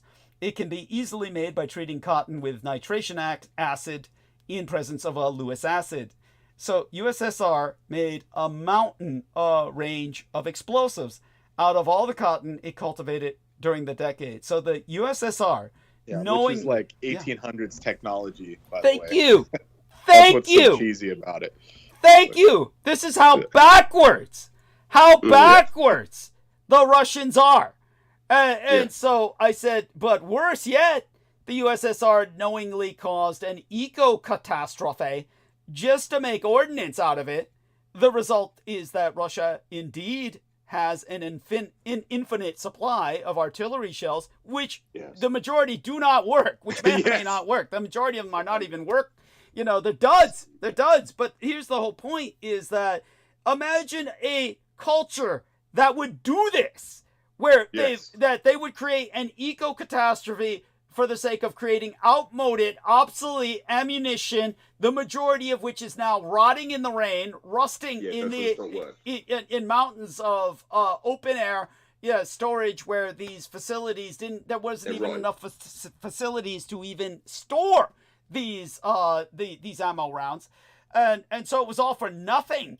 But they destroyed an entire ecosystem in their own nation for this. And where did they get their food? Ukraine. So they got the food from Ukraine. Why would the Ukrainians ever want to be part of Russia ever again? Yes. So this is the insanity of people who don't understand. Why don't they just unite with Russia? Just the insanity. Oh, and tell them, Brendan, tell George about, who's the idiots were claiming, the Nazis took all our land. You're claiming that the Nazis came and took their... I had a friend in high school, or he was like an acquaintance, but he was Ukrainian, and he was like the Nazis, and they always say Hitler as if Hitler was the only one. He said Hitler came in and took all of our black soil by the truckload, and I'm like thinking to myself like, that doesn't sound right. No. Like, why would they take the soil when they could just have people grow the food there? And Doug explained it. Yeah. What happened was the ridiculous. Nazis took enormous samples of the black soil to see if they could replicate it because it's the most fertile soil in the world. On Earth, yes. Yeah, yes. so they were saying, let's see if we can replicate this. But they were taking truckloads of it, but it's not. This guy thinks like they took it all. Like you could scoop it all up and take it all Basically, what they told me Yeah. growing up is that's why Ukraine's impoverished, because the Germans took everything. Oh, that's what the including communists the would soil. teach him. That's what the communists taught him. I get it. Yeah. I get it. So, Yeah, that's what they said. They said It's we're all indoctrination. impoverished because of Germany. You know. Yeah. It's a form of indoctrination. Yeah. I remember, just a little bit. What it brings, it reminds me of parallel is I had a Polish friend. He's still my friend in Poland, but I presented the fact that during the time of the persecution against European Jewry, a lot of the Polish helped basically set up or navigate or identify who was Jewish. It would be impossible without Poland. The Holocaust would have been impossible without. It was a Polish Holocaust. Go on. Yeah. Exactly, yes. And it was all outside of Germany in Poland. And I remember presenting that too on Facebook. And my Polish friend, he did retaliate. And it did. But I just wanted to firstly state that it is illegal in Poland to it's illegal to deny the Holocaust in Poland. It's illegal, and you can go to jail for. No, but beyond that, it's not admitting- illegal. Don't forget, it's illegal in Poland to implicate the Polish people in the Holocaust. That's what they made illegal. That's exactly what I was going to say. Thank you, Douglas. Yeah, much appreciated. I was going to say, to implicate that they were complicit in that atrocity and that crime. And so, you're implicating yourself. So he went on a denial tangent about that. But I basically... what you should hit him back with the fact that, look, all the camps... Yes. Brendan, what is it that they say in German? What is on the camp gates in German? The statement in German, work redeemed, something of that nature. Arbeit on the gates. Yeah, on the gates, it says work will set you free, right? Something of that nature. And but it's in German. Through work you become free, essentially. Through work you become free. But it's in German. And the reason it's in German is because the Polish people built those fucking camps to kill Germans. Exactly. They built those camps to kill Germans, and that's why Germany built them. Yes. That's why Germany had to go to war with Poland to rescue the German population from those camps that they were all destined to inhabit. That's why the words are in fucking German and not in Polish. Thank you. That's what you need to hit them with. And say, Jesus Christ. It is just, yes. And that's just, basically, it says it exposes everything. Yeah. Yes. The whole, And I remember presenting that, and he was like, they came in and they occupied us. It had nothing to do with Polish. Like, so you just stood back and did nothing. So Thank you did. No, you were handing them over. Your neighbors, you were turning the neighbors in. Yes. In America, when we've talked about it in the past, Douglas, with Executive Order 9066, with Franklin Delano Roosevelt's presidential, his executive order, he basically said hand over all these 3-4 generation citizens of nationality from Japanese, Italian, and German, and the neighbors. They said, here they are. This is where they are. And they had to intern all these people with German, Japanese, and Italian nationality. And in the United States, there were these internment camps. And that's one reason I feel no sympathy with the farmers who are suffering so much. I will emphasize their plight in future monologues, but I feel no sympathy with all these California farmers who voted for Trump, and now Trump's taking all their labor away, and they say, and they're all going to die on the vine business-wise as well as literally, but they stole all that land from the Japanese. All these Japanese, whites came in, took all that land from the Japanese, and now they're paying karma. It's karma.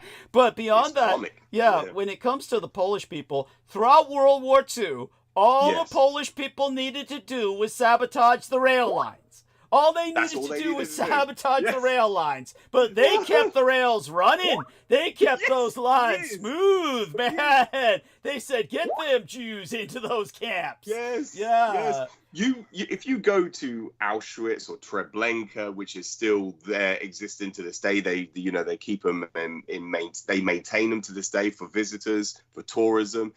You could go there and see the aerial reconnaissance shots of the railroad links, the railroad tracks leading up to them. The bombardment of strategic bombing, they could have easily sabotaged those railroad links, these train lines, these tram lines, these rail links directly into these Tortenslagen. They could have easily compromised them. So then there would be no more influx Holocaust. of Yes. That's historians and all these these historians have always argued, well, why didn't they sabotage them? Why didn't they bullshit where they say the Allies didn't know until we got there. Yeah, but they were taking reconnaissance of it. They were taking reconnaissance shots. Yeah, the Allies were doing that. No, believe me. Just circulating so our listeners know, I had to work with multiple documents. I was not ordered to destroy them. We were relating these documents or conveying them to what was then the Simon Wiesenthal Center at that time. It was, the famous Nazi hunters, as they would call them, but only colloquially. Professionally, they were known as the Simon Wiesenthal Institute. It has since taken on another name like Holocaust or something Institute. But at the time I was relaying these documents to them, I had to collate them. So the Allies had plenty of aerial reconnaissance photos of these camps, and they knew what they were for. So, yes, they could easily have bombed them, the rail lines, but never did. Yes. Not once. Not once. And when the head of the World Jewish Congress out of Sweden, when Herbert Masser met or rendezvoused with Heinrich Himmler. Was it Herbert or Norbert? I believe it was Norbert Masser, was it not? Norbert, that's it. Excuse me, Norbert Masser. Thank you, Douglas. Yeah. Yes, it is. You know how to remember that? Remember the stupid Eddie Murphy movie that was a real flop? It was about him in outer space, and it was called like Pluto Jones or something. There was another one just like it called Norbit. Norbit, think of that. Norbert Masser. Yes, NASA, not Masser. It is Masser, isn't it? Or NASA, Masser. It's the first name is an N and the surname is an M. Yes. Yeah, Masser. When he rendezvoused. Yes, when they expedited Heinrich Himmler and Adolf Hitler's escape. Obviously, I'm just elucidating on this, but he handed over 20,000 Jews. And at least women. Don't forget they were all female. Don't forget they were female. All female. Exactly. And Norbert Masser, in his testimony, which anyone can recite online, they can go online and look up his testimony to this rendezvous in Berlin, when there was an immediate threat of an atomic bomb that was going to be deployed at Berlin, and that was an immediate threat by the Allies, and that was apparent. Certainly, that's not something that is like that is something that's historical. People can look that up as well. But he knew that Heinrich Himmler was being disingenuous about the death camps, and he states that in his testimony because I've read it a couple of times, and he goes, they knew that they were conducting this genocide in these Tortenslager. So yeah, they knew what was going on. This was not something that they were oblivious or ignorant of. They knew what the death camps were for. And so, it's to disambiguate between a Kortenslager and a Tortenslagen. A death camp is not a labor camp. A death camp was primarily used to exterminate, but they did it in a way which, compared to what the Allies were doing over Dresden, they were doing it in a way that you would definitely deem, if you comparing it to what the Allies were doing, where they were basically incinerating entire city what do you want to call it, city centers, engulfed in flames that reaches surface temperatures hotter than the sun, the surface of the sun, which is a scientific fact, which is established. You comparatively speaking, at least with what Germany were doing, at least they were, incinerating the bodies after they had gassed them. They killed them first instead of burning them alive. First before being burnt alive. Yes. And so even the head of the Jewish Congress knew what they were doing, And so, but he rendezvoused with Reichsfuhrer Heinrich Himmler. And you think, why would he do such a thing? There was exchanges being made, agreements were being made, and this is something that is not very, transparent out there in the public, which people aren't aware of. But yeah, no, thank you, Douglas. Is there anything else you wanted to add to yes, that? Brendan, vocally bring up the fact that the U.S. denied asylum. Bring that up, vocally explain that. Yes, to... they denied that for years, didn't they? Yes. Current, yes. And in the early like mid 30s, right? Like 32 through 38. There were like entire boats, like literally ships of Jewish people coming to New York and stuff. And for the first like 3 or 4 years, they said, we are not letting you in. And they would basically send them back to their dads or to be put in camps. And then later on, when that gets brought up, they'll say, oh, we were an isolationist country and we couldn't, accept anyone at the time or some bullshit, when they were accepting plenty of other different people. But so they knew that something was going on. That's what's so cheesy is when we learned in school, they're like, America didn't know till we got there, and then we were shocked by the, they're still pulling that shit. They always act as if the Americans had no aerial reconnaissance, and they just somehow came upon all this. And they're like, we knew they were concentrating them, but we didn't know how bad it could get in there. And it's like, it's a prison camp. What do you mean? Yeah. It's just... And then this is more egregious, the second one. Did you see this Deutsche Welle bullshit? Oh, what are they saying? I shudder to look. Check. Yeah, it's horrible. It says fact check. Myths about the Dresden 1945 victim numbers have been debunked. Oh. Those numbers are always Allied bombers destroyed thousands, parts of Dresden killing thousands, but exploiting the attack for political ends, casualty figures are vastly higher than is historically certified. And so they're claiming that they came across these new records. Some people claim hundreds of thousands, up to 250,000 has been circulated amongst quote-unquote right-wing extremists. Yes. But the actual number is up to 25,000 people, according which is ridiculous. Yeah, this is such bullshit. Where are they getting this? Thank you. Beyond which, I can't understand why sheer numbers is an issue. It is a crime, no matter how many people died, even if only a few hundred were burned alive.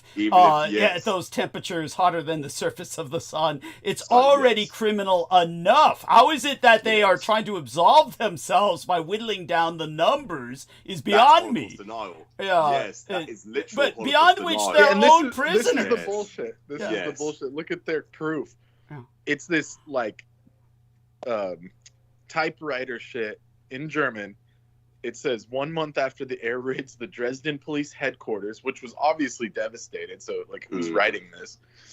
Estimated the number about 25,000. Okay, so that's your source. That's your fucking source. I found secular, it was secular information, secular independent. I'm trying to think of a word here, but it's basically a conservative number saying 700,000. I remember stating that years ago. I found secular independent research and a conclusion that was 700,000. That's a very conservative number because I knew it was entering the millions. It was going into that just from that strategic bomb in itself, because the entire city sections, they were desecrated by these bombardments of these Lancaster bombers and these B-29s, the flying fortresses. They all completely air raided. They just completely dropped hundreds of thousands of tons of incendiaries overnight, series of nights, consecutive nights. And they it was they're just saying horrific. The Swedish newspaper is Nazi propaganda, saying it's a 200,000. I mean, that's just so dumb. Thank you. That's oh my God, that is I shake my head. Go on. Because that's how Michael Aquino presented it to Douglas. Going back in the 1980s, he always presented that. Well, you don't. That's a mass sacrifice. Yes. Yes, it was a mass sacrifice because in Germany, the Third Reich were exterminating millions of Slavics, Gypsies, the Roma Jews, and the Yunan. homosexuals, Jehovah's Witnesses, which I, of course, approved. That was, yes, the only thing I could say is, of all the groups targeted, the Jehovah's Witnesses, if only we had finished them off. But such having been said. They were killing millions in the millions, and like as we presented, in Israel, they only class if you have a Jewish bloodline through your matrilineage, meaning through your mother's bloodline. So they only class you as being Jewish by if you are a descendant from your mother's bloodline who is also Jewish. But according to the Nuremberg race laws, if you had a quarter blood Jewish in you, even from your father's side, you were classed as Jewish. So that's why the Israelis to this day only recognize 6 million. But according to the Nuremberg race laws, according to their own documents, they killed 12 to 13 million at least. And so that's why we've never downplayed the Holocaust, because that's not the reality. It's actually far more. But the Holocaust itself, perpetrated by Germany, was like the 4th largest genocide during World War II. It wasn't the biggest or the largest. Thank you. Don't forget that the scale could not compare to what was done by the communists or what was done by Churchill in India. Yes. Where, in India, with 100 million, people were, bomb and the British are doing so much to try and cover up that crime. It's outrageous. But so here's not even counting the Boer War or Kenya. Of course, of course. Well, Britain, of course, was the second greater British Empire. Was an empire of atrocities. But so the thing for us to convey to the modern public is that when it comes to trying to put all this into perspective, when people probably find the way that we can casually speak of these numbers of murders, they probably find it disconcerting, if not downright repulsive. So that has to be contextualized.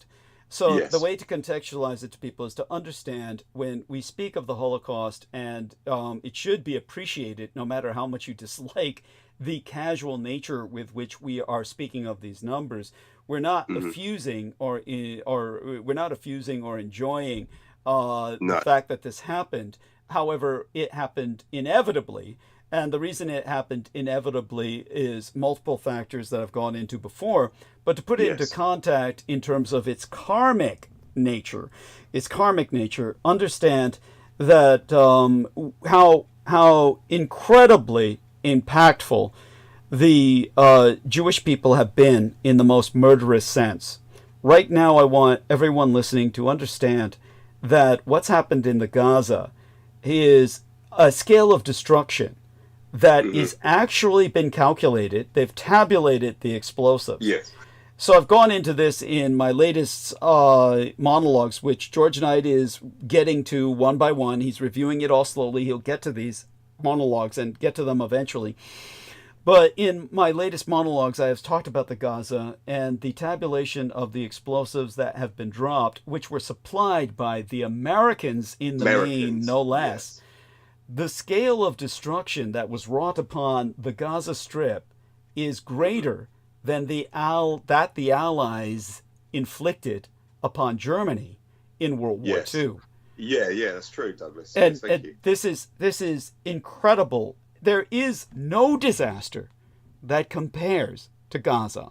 And all of this is inflicted upon all of us. I'm talking about it's a psychological assault. Just to give people an example, as a tutor of young lads who are essentially part of a blood transfuser harem, I have to inform them about what's really happening in the world. And I've raised them with the reality of the Gaza. And the Gaza is a personal scar to them. They are young lads who have grown up in a world where they've seen the Zionists commit a genocide that the Western world that they are a part of within its own civilizational matrix, they're part of a civilization that is participant in that genocide actively by supplying the munitions for this genocide across the sea. It basically signifies to them a larger moral, political, and economic breakdown than the one during which the Jewish population of Europe was destroyed. So they are psychologically scarred for life by this rape of the Gaza. The fact that no one will help the Palestinians and everyone redeems the Jewish people saying, oh, they have carte blanche. That's outrageous. Yeah. But beyond that is you have to, again, put it into a context of what the Nazis were doing. Why was it that my biological father, Adolf Hitler, did what he did? What he did, yes. And it's essentially, he saw this coming. Understand that he saw this coming. Yes. He knew because of what had happened in the past. Yeah. So understand, first of all, that when it comes to what is going on in the Gaza, understand that this is colonialism.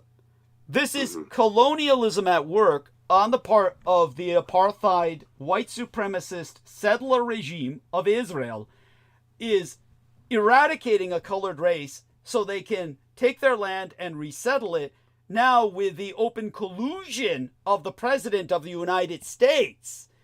So if Nazism stood against this, then Nazism in reality is simply anti-colonialism, by which Germany turned the tables on mainland Europe, even as Hitler's Axis partner, Imperial Japan, erupted from its island nation and humiliated European imperialisms across Asia, with the Holocaust flowing naturally from avenging all the other genocides committed by Judeo-orchestrated white conquests across the globe, such as what happened with Cecil Rhodes, and what happened with, most of all before him, Disraeli. That was the real part of the second, that was actually the first Greater British Empire, and its crimes and atrocities were committed at their height under a Jewish Kissinger of the Greater British Empire, Disraeli, who was, America found its equivalent in the form of Henry Kissinger, but now, in the form of Elon Musk, we have our equivalent of Cecil Rhodes, a colonialist who wants to colonize Mars in the name of American corporocratic imperialism. So when you take this into account, I think the best way to really put it into perspective is that when Christopher Forvalbo Corlimbuenos, whose real name, George Knight can help us here. I can find it. Yeah. Yes. I know his real name. The real Jewish name of Christopher Columbus. Understand that this man killed so many people in the Americas that he generated what in the Department of Defense was, in security classified terms, the terminology of the military that is not versed by the general public. They referred to it as necromantic winter. So many people died in America and in Africa because of Christopher Columbus. He launched a genocide that killed so many people in the indigenous population with the intentional spread of bioweapons, the use of germs that the Europeans were immune to, but the Native Americans were not. They slaughtered so many people by hand and by disease that America reforested. Then they had to replace all the native populations with blacks to act as slaves. And that left all of the black lands that were farmed, it left them to reforest. Both of these reforestations created an enormous carbon sink that resulted in the Little Ice Age, this abnormally cold period between the 16th through 19th centuries as a direct result of the Colombian genocide that was orchestrated by Zionists seeking to convert the Americas into New Israel. Yes. And these Zionists killed so many people that we know now, this is the real history of Romania that Peter Moon would never share, that Transylvania experienced some cold flashes, but mostly suffered from punishingly hot summers that resulted in famine and a boom in the rodent population that spread the bubonic plague. Yes. So while the Little Ice Age was caused by human activity, yes, then we see that this is where the Jews had already killed 100 million people, actually more like 127 million people in the Americas, the Western Hemisphere, directly a result of a Zionist campaign that resulted not only in the Little Ice Age, a period in which it resulted in those carbon sinks making the world so much colder because of the reduction in temperature worldwide, that you had the expansion of glaciers that severely impacted Europe. And everybody thought it was an everlasting winter. But again, the history that Peter Moon would never share, because he was never part of the Sholomans and never looked upon by the Solomonari as anyone in favor. He never found out that in Romania at that time, the Transylvania suffered from strangely hot weather that led to famine and a bubonic plague epidemic. So this is how the Zionists disrupted the world, killed so many people that they literally changed our climate in a necromantic winter. So people, by the way, always have a tendency to record extremes in weather. There was once a summer that saw hail the size of goose eggs. And it was so warm I think it was an autumnal, what you'd call like an Indian summer in the autumn. And it got so warm that strawberries were still growing in October. Now, so for years where you have fewer weather records, if any, that means that those years saw a brief respite in extreme weather. Yes. But the Little Ice Age brought only a few cold flashes to Transylvania, but the writings of 1510 record a winter so harsh that hay for the livestock dried up and led to a string of thefts, while others from 1550 recall a winter that dragged on until May. But more common were the heat waves, and the written records attest that these heat waves continued for several consecutive years, 3 summers in a row, 3 significant hot periods in Transylvania. The worst undoubtedly started in 1527. It's thought to be the longest period of hot weather during the entire 16th century. 11 years of scorching, dry summers that led to locust invasions in Europe. Yes. Sometimes it even became unnaturally dark during the day because the entire sky was thick with locusts, so swarming that they blotted out the sun. The grain crops were destroyed by the insects that led to famine. It only grew worse from there. Now, the poor harvests of the rainy years and the atypical weather from the fall of 1553 and the winter towards 1554, sunny as if it were spring, caused the malnutrition that facilitated the terrible plague epidemic of 1553 to 1554, especially in the south of Transylvania. These are written records that I assessed when I took my trip to Romania.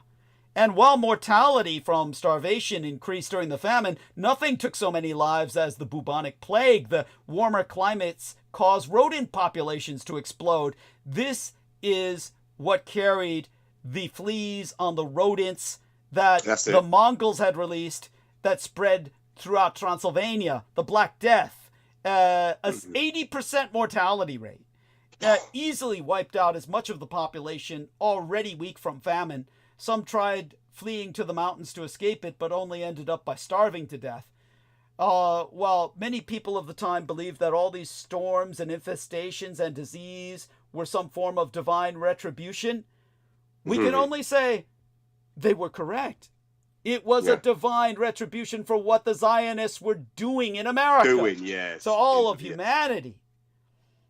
So understand that this is the hidden secret of Romania. Vinny Barbaric was never qualified to share, would never share, because, of course, he's on the side of the Edomites. This is the reality that my biological father, Adolf Hitler, knew of. And as a result of my father being trained by the occult schools, the Solimanari that actually had contact with Hitler, unlike Vinny Barbaric, Adolf Hitler not only knew of the reality of vampire or vampirism, but he also understood that the Zionists deserved to die. And this was why he had to do what he did, because of what is happening now.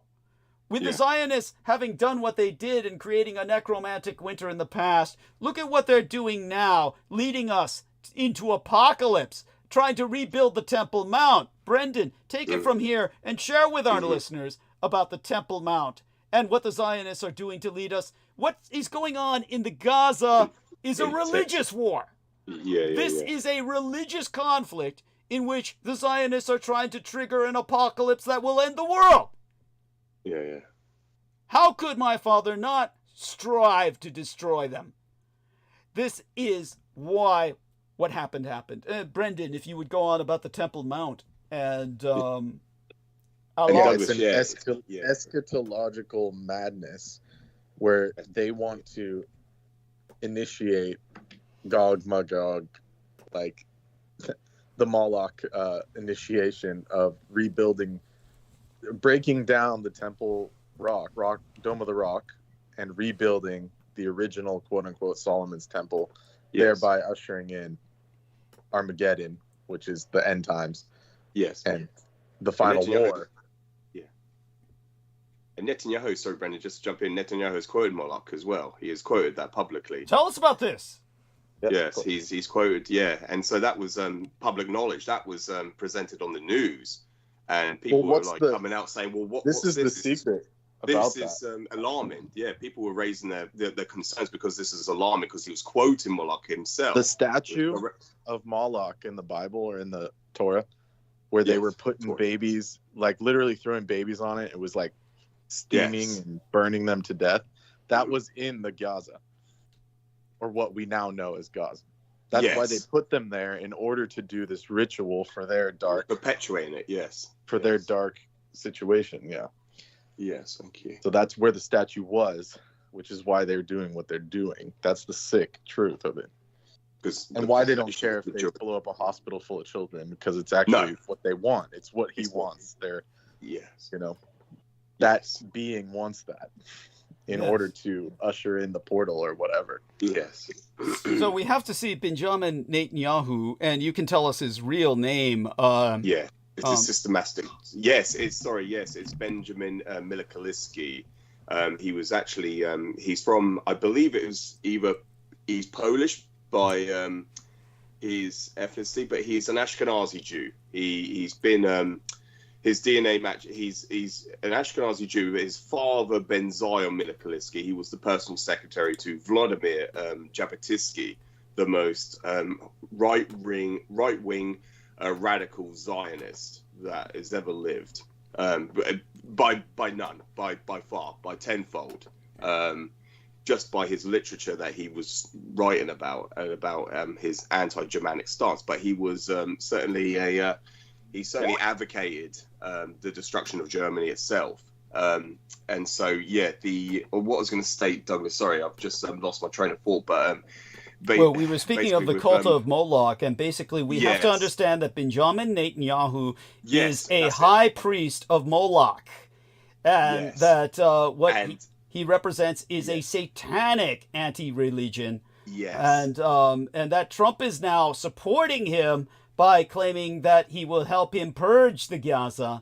And by all means, take it from there, George. Oh, yes, thank you. And he has publicly stated about the Holocaust, and about he has denied Adolf Hitler ever wanting to, basically conduct the Holocaust. He's always denied that. He's been I know that Vladimir Jabotinsky was an admirer of Hitler himself, and there was that collaboration, that pact between the Zionist lobby and the Third Reich, the National Socialist German Workers' Party. There was a collaboration to get European Jewry out of Europe into Palestine. At the time, was mandated by the British. And I was going to say that with the situation, what was going on, you had Benjamin Netanyahu. His name Netanyahu. That was the proclamity. He tried to claim his right to Palestine, to what they call Israel today, because of the name Netanyahu. They found that the the archaeologist that discovered that ring said Netanyahu on it, which was his proclaim to legitimacy to the land of Palestine, which today is known as occupied. It's occupied Palestine, but it's known as Israel. And so Netanyahu is just an alias. It's a pseudonym name, which then brings me to Christopher Columbus. That's his pseudonym. That's his alias. His real name is Salvador Fernandez Zarco. That's Zarco. That's his name that was given when he was born. And so, he was a crypto Jew himself. Yes, a Marrano. Yes. The dirty he was pig. a Marrano. Yes, as they called them. Yes. In the Spaniards. Yes. And so, with Benjamin Netanyahu, that's not his real name. Netanyahu is not his real surname. Neither was his father, Ben Zion. He was the one that came up with that name, Netanyahu. And I could go on about him for ages, just hours. But please, so, Brendan, anything else you want to add, or Douglas, please? Anything else you can think of, Brendan? Certainly, we're making jokes about. Imagine what it would be like to live in Gaza after it's ethnically cleansed. Imagine, living in some residence that they build on top of that mass grave. The kind of phenomenon you're going to be encountering in the supernatural scene. That's the joke I made. Is like you get these like Malachian specters of like demons and shit, like that thing that came out of the ark. It's like, and then people are gonna be like, "This is the best place to vacation," as those things are haunting your dreams and shit. And like I said, people are gonna mistake those for holograms from the local casinos and shit. Wow, they're really going all out tonight. Yeah, look at The AI is so good. Jabotinsky, Douglas. His other name is Ziev. People call it. He's also known as Ziev. Interesting. It reminds me of those Zizian cults. So there was this Zizian cult here in San Francisco. There was a bunch of Silicon Valley cultists in San Francisco who then started calling themselves Zizians, naming themselves after this apocalyptic Jewish leviathanic creature. Basically, and they went on a killing spree. And one of them was a German math genius who's a young girl who got caught up into this cult and wound up. I think she's dead. Is she dead, Brendan? She wound up being killed, the German girl. I think she might be dead, right? The one who wound up getting caught up in the Zizian cult, or you never followed up on that? No, I think they are still alive. They're just all fucked up, like in prison or something. Well, I think the German girl's dead, though. I think she's dead, which is... oh, that sucks. Yeah, and, I don't know. All the people I saw were so gross looking, I didn't want to even, look into it or read their stories. No offense, but it's just... Well, actually, all the offense. Yeah. And, but they were basing... Tell George about the creature that they were inspired by. The Apocalypse Beast. Yeah, George. So there's the three creatures of the ancient Jewish reckoning, the three legendary beasts. You have Leviathan of the oceans. You have Behemoth of the under the earth, and then you have that comes out of the earth. Then you have Ziz, which comes from the sky. It's like the bird, the flaming heavenly bird that blots out the sun. So but it's the opposite of a phoenix. It's a phoenix of ashes. Yeah, the opposite, darkness. Yes. Yeah, phoenix of darkness that blots out the sun instead of reviving the sun. So that's the third creature that will come during the end. To destroy the to destroy the earth. Yeah. So what happened was they killed a border guard in Vermont. Where Amy Como comes from, he was guarding the border between the United States and Canada. They killed him, probably trying to escape into Canada. And they killed a number of other people, or certainly attacked a number of other people. And but this cult was, they arrested the majority of the cult, but we believe that this is an offshoot of the Temple of Set and the First Earth Battalion of Michael Aquino. Because they started off as almost like Q Fiction as well. Wasn't it Q Fiction, Brendan, where they were also pulling from? Calling themselves... Seth. They were calling themselves Sethians. Sethian, Sith. They were saying, I'm a Sith Lord, from Star Wars. That's it. Thank you. Sith. But Sith is just a variant of Seth. But go on. Yes. Well, that's where he got it. But then they were saying, Darth Ziz. You know, they were saying, "Oh, I'm Darth Ziz" and shit like that. They're writing these fan fiction stories or getting inspired by these fan fiction stories based upon fake Sith lore that they were making up. Well, I think they were actually inspired by the Sith lore that Aquino wrote and published. He actually published his own Star Wars fiction, remember? Yeah, so that being what Darth Ziz was an Aquino creation. Yes. There we are. So, there we go. And it was a blonde, it was like an evil blonde chick that like dismembered people with the Force and shit. Yeah. So, it's right up his alley. Yeah. Thank you. And beyond which so what, as Brendan said, George Lucas got the Sith idea, which is just a variant of Seth. So Sith, the Lords of the Sith are just the Lords of the Sith, and he was deeply affiliated with Aquino. And by the way, tell George about how I took you on a tour of the Presidio, Brendan. Yes, it's now George Lucas's park, isn't it? Yes, George Lucas. Yes. Yeah, we went into the Presidio. Yeah, we saw it. And of course, they're referred to as Jedi Knights. The Knights, the Jed pillar. No. Comes from Egyptian mythology, and then he made the Jedi, order versus the Sith. So it's like Osiris, the god that was the Jed pillar was Osiris versus the Sith, which is Seth. It's like pretty clear. How he figured that out. And then gave it to these beings, so-called Lucas and these guys. And we visited the Presidio, and I saw like what Doug's talking about, and it corroborated everything Doug has said, and I saw it personally. I know it. Yeah. So tell George about the tunnel you saw. Yeah, underneath the library there is a series of metal grates, or next to the library, that clearly show underground facilities, tunnels, and etc.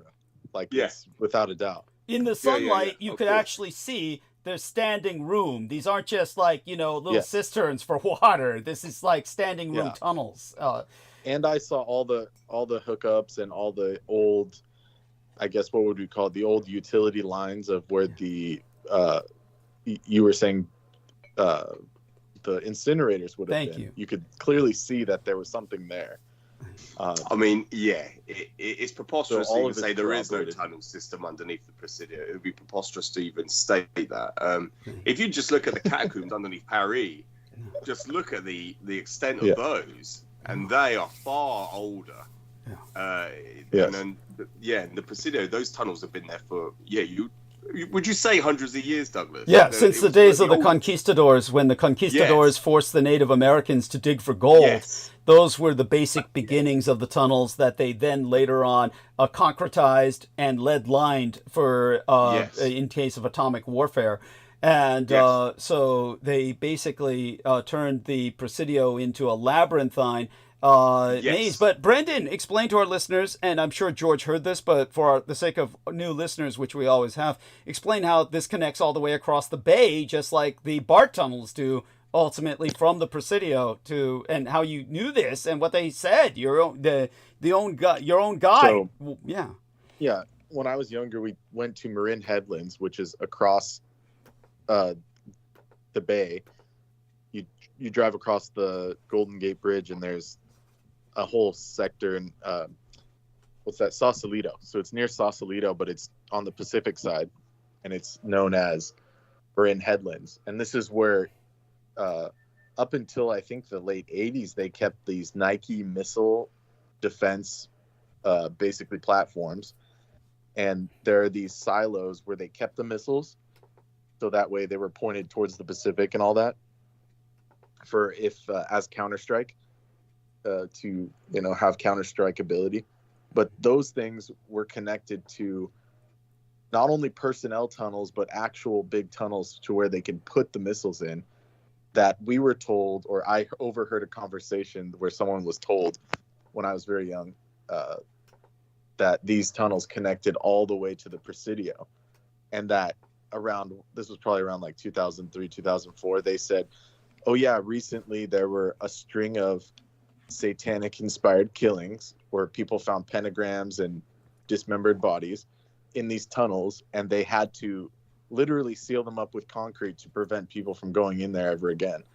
And the guide was all spooked out. The park ranger at the time, this was like I said, 20 years ago, and he said, yeah, it's really spooky around there. Like, we don't go there at night, but they had to seal it off completely because they found literal murders there. And that the tunnels, in fact, do go all the way to the Presidio. He confirmed that.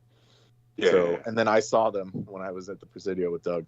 Like, that there's some sort of outlet at the library. Probably, the facilities are vast. That area is vast. So, I'm sure there's more than that. But, and you can tell George how you felt with, oh God, just how strange everything was. Describe to George the ambience of all of the personal playgrounds every house seemed to have with no children. Yeah.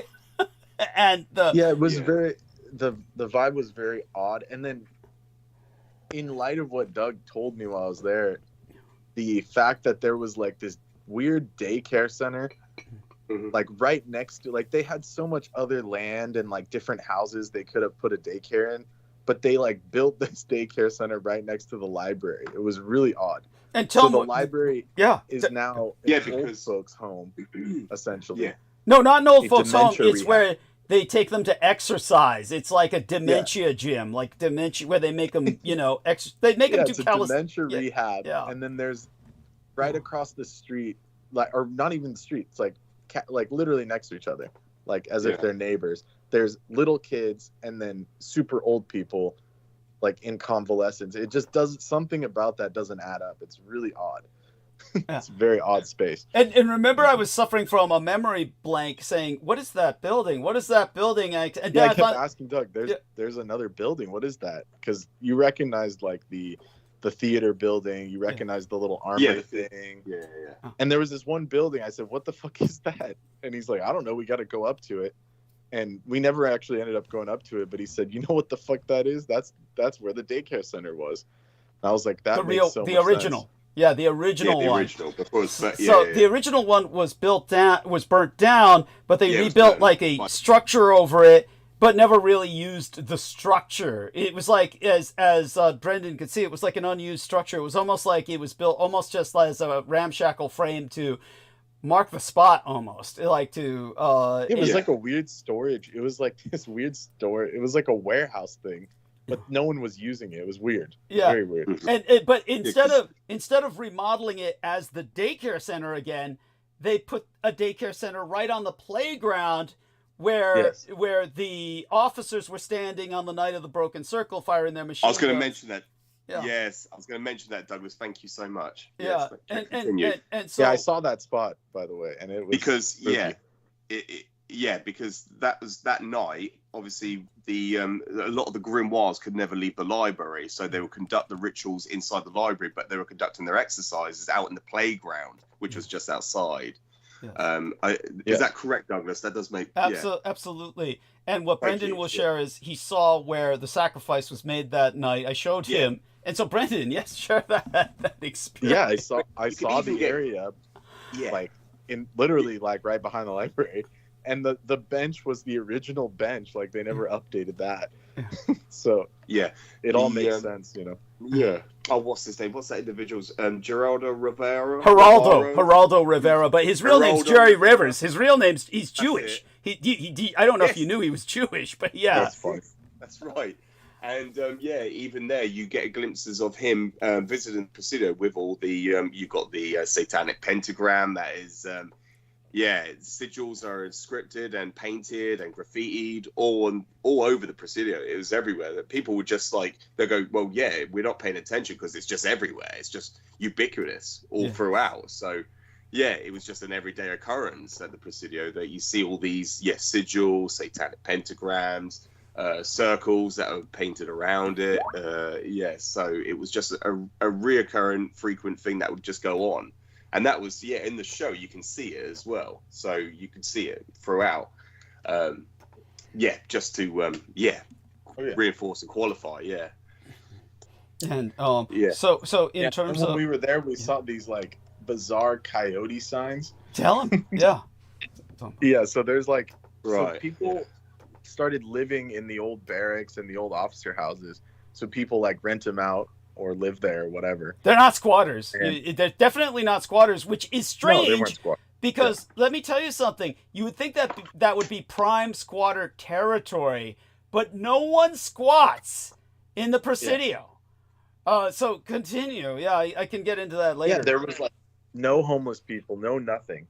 Just some people walking. But even we went on like, it was a weekday, but it was still pretty like early in the day. And there was not a single tourist. It was bizarre. It was like just us. Didn't that seem odd, Doug? Yes, Like, of course. Yeah, most certainly. Like, and we're no going one- all around. We're going all around. And the only And thing they had like exhibits. They had like a museum, exhibits, the Disney Museum, and there wasn't a single other person. Pretty much. Oh, tell them about the except for some bus. travelers. Tell them about the bus. Yeah, and there was a weird bus that was like, it was like the Presidio shuttle or something, so that presumably people could visit from the city, you know, deep in the city into the Presidio. And the bus was completely tinted windows, front to back, with this like off-brand logo, like it wasn't part of the municipal system, like it was their own private bus system. And it just said Presidio shuttle with completely tinted windows. And I was like, that shit's like something out of Walking Dead or something. Like, what the fuck is that? You know what it was built like? It was built And they never like, stopped. It never we were driving stopped. behind it. Yeah, never. And it didn't stop once. Yeah, never stopped to pick anyone up or let anyone off. But it's built like a prisoner transport bus. It's a prisoner transport bus that said Presidio, but it's a prisoner transport bus with completely tinted windows. And it's like, is that thing just going in a circle 24 hours a day? Like, do they just get like people to cycle through it? Because I can't imagine anyone getting into that bus at night, or no one can see what's happening inside the bus.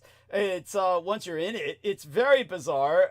But for the coyote warning signs, just so people understand, these coyote signs were like juxtaposed in the in the more suburban areas near the homes where it said coyote warning, and not in the hiking trails or someplace like that where you would expect it, but it says beware coyotes.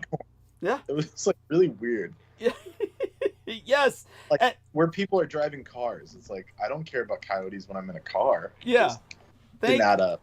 Yeah, but the term coyote means human trafficker. So when they say human coyote or the coyote, they're referring to traffickers of people across the border.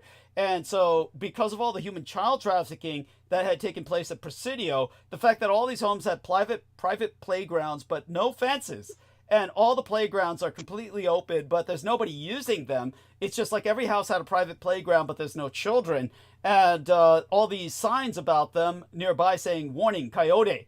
It's like, warning, human trafficker. And just as the coyotes, we had attempts to exterminate them in North America in the past, and they failed miserably, just like when they tried to exterminate the rabbits or the emus in Australia. You had these big failures in biological collapse. The coyotes moved into the cities and began thriving in the cities, but nevertheless, this was bizarre because you don't see coyote warning signs anywhere in San Francisco other than there. And then when you see it, it's almost like the human child trafficking never stopped. It's almost like beware coyote, like beware human trafficker. It's almost like that kind of message because of its history. And it was, even though it was like a Parks Department thing, it said something weird like coyote spotted in the area. It was like, yes. It was weird. It was very weird. Yeah, and aside from that, what I also showed Brendan was the children's room in the library. I showed him this was the children's room.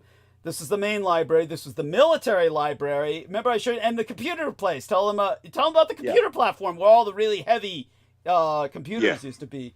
Yes. Yeah, there was evidence of like a concretized platform where like it definitely looked like it could have been like an enclosed shed or something, like literally right behind it.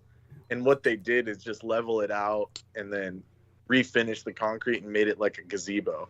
It was really weird. Yes. It looked out of place. Like it didn't look like it just seemed really out of place. And presumably there was shit underneath it too that they just concreted over. Yes. Like that's what it looked like almost, that there was like Like you could have walked under that at one point or something. Yes, it was. That's the way it was. That was how I used to enter the computer room and no one would know. And that's where I would stick all the private stuff I was stealing, because that was the property of private companies like IBM and various other private companies that were on contract to the military. So that way I would take the military property I was going to steal and put it in that room, and nobody would investigate it because it's a private corporate space. They'd say, oh, that's not the security involvement of the military police.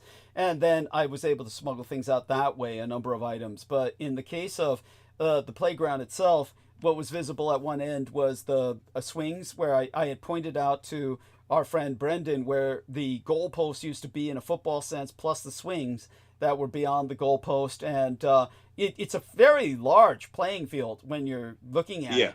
And then at the other end, they filled it up with this child daycare center, like right close to the senior center, and then right across, not too far away from the original daycare center. And then there was the ammunition and weapon storage depots. There were two of them, blockhouses. They're called blockhouses. So I showed those to Brendan where they had the guns stored. So the men could just go in there, the officers, and take the guns out. So Brendan saw all of that, all at once. And then the museum was about Japanese incarceration, right, Brendan? There was Executive Order 9066 Museum because the order was signed on site, the Presidio. So that was the building in which the order was signed, no doubt. Yeah, we saw the actual spot where all that atrocity began. You know, it was great. Yeah. Right next to the old, they had like the old chapel, like the bones of the old Spanish chapel and all that. That was cool. Yeah. That was where obviously the United Nations as an organization of war was basically initiated out of. That's where it was first, on January 1st, 1942. Absolutely. On site the Presidio. And that's where the peace treaty of San Francisco was signed as well, because that's where the organization of war was basically manifested. That's where that was created. So that's where the war had to end, on site the Presidio, and the non-commissioner office building, I believe it. Thank you, which I also showed too. Actually, I didn't show you the non-commissioned officers building, but I showed you the commissioned officers building. So the commissioned officers building. He was able to see the commissioned officers building. The non-commissioned officers building are the playhouse of the enlisted men. That's up. You know, I forgot exactly where that was. We'd have to take the car around and look. It may, if it still exists. But tell them about the radar station. So there was that radar station as well. That we kind of drove off course a bit into the woodlands, and then all of a sudden there's this tower with like one of those federal SUVs in front of it, and it's all gated off. And I was like, you can go up here? And it basically said radar station, and it was still owned by the feds, so they didn't sell that part. You know, it was manned by a single person or something. It was very strange. Tell them about the people living in the cemetery. Yeah, that's honestly, they got it good. Those people got it good.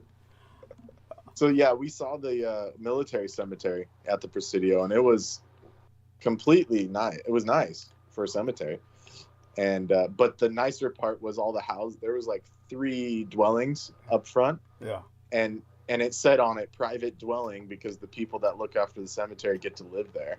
And it's like, that's some prime fucking real estate right off the bay, you know, even though your backyard's a cemetery and you get ghosts in your fucking shower at night. But you can imagine that. Holy shit. But they're looking out on the beach. They're looking out at the ocean all fucking day. Personally, I think, it's beautiful. I wouldn't want it, not because of the dead, but because it'd be cold as fuck. It's always cold as fuck. You're looking at the ocean, and then the ectoplasm will bring down the temperature another few points. At least. That's like but what if they fire all those guys? What if they get fired by Musk and all the efficiency people? That cemetery is gonna go to shit. You just watch. It's like they're all packed. Let's move in. Let's do a squatter. Let's just move in. Cool. There you go. No, it's not worth it. It's not worth it for all the shit that we'd be seeing all night long. You'd be like, oh, Christ. Right.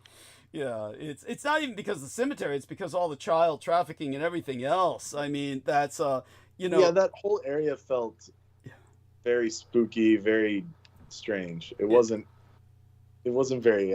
We went on the perfect timing astrologically, but on a normal day, like, yeah, you couldn't tolerate that much like negative energy vortex. Like it's not somewhere to go every single day, obviously. Thank you. And beyond that, George, the one thing Brendan missed that I was able to show Sammy Romero were the bunkers where the children were kept as prisoners. And basically, literally, according to David Schroeder and other people who were slaves of Michael Aquino, the claim is they were eaten there. So I was able to show Sammy Romero those tunnels, which they now have these, like, remember I showed you before, they had these, like, pamphlets, like, tabletop, picnic on the tunnel tops. Picnic on the tunnel tops is what they had now. They've turned them into picnic sites. But I was able to show that to Sammy Romero, but we didn't get a chance to show that to Brendan. But as he said, what he saw was haunting enough. And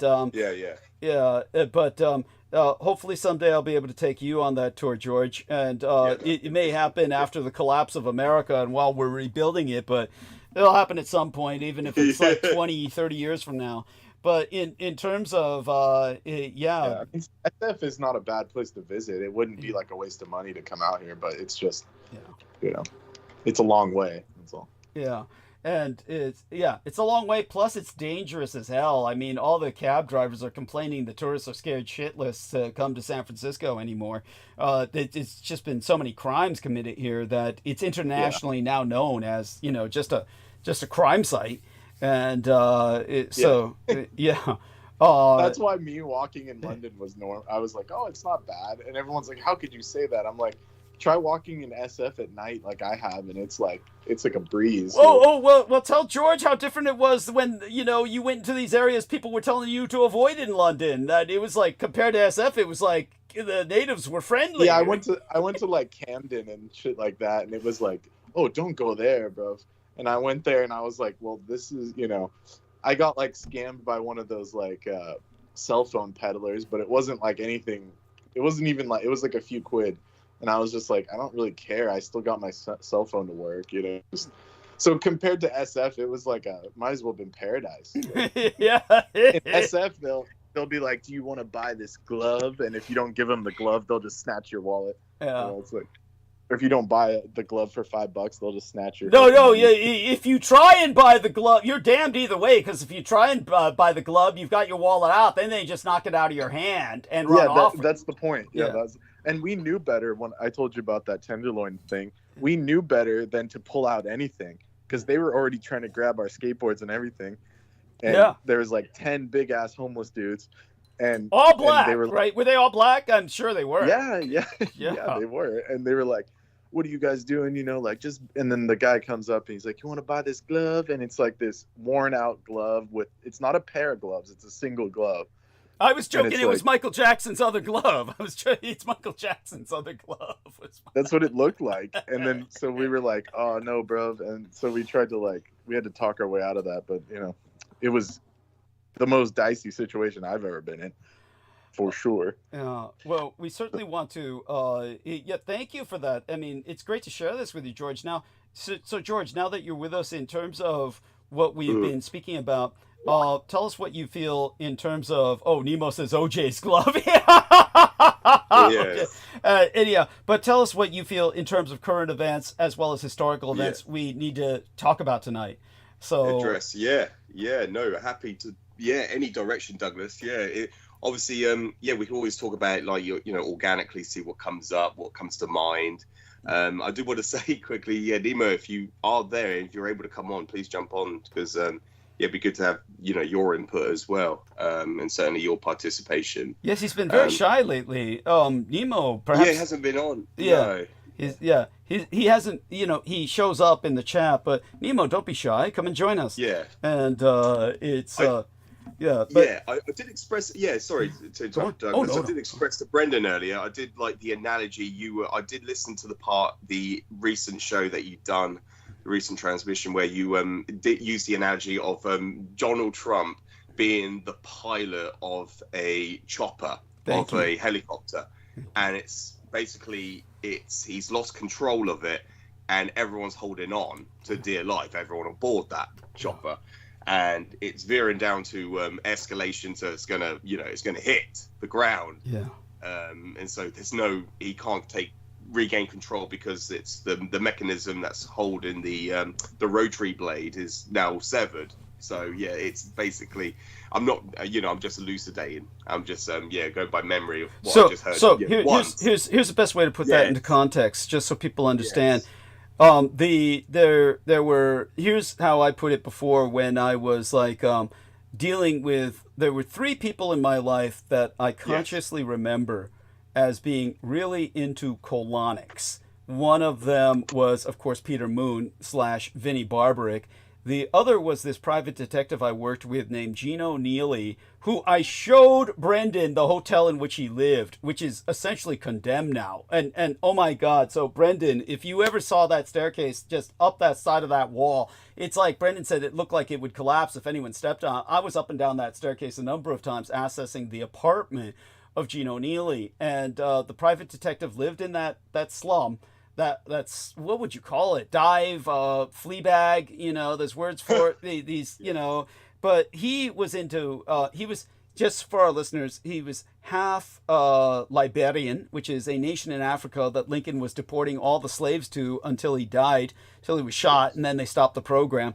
But Liberia is right next to Sierra Leone, where the British dumped many of their black slaves. Yes.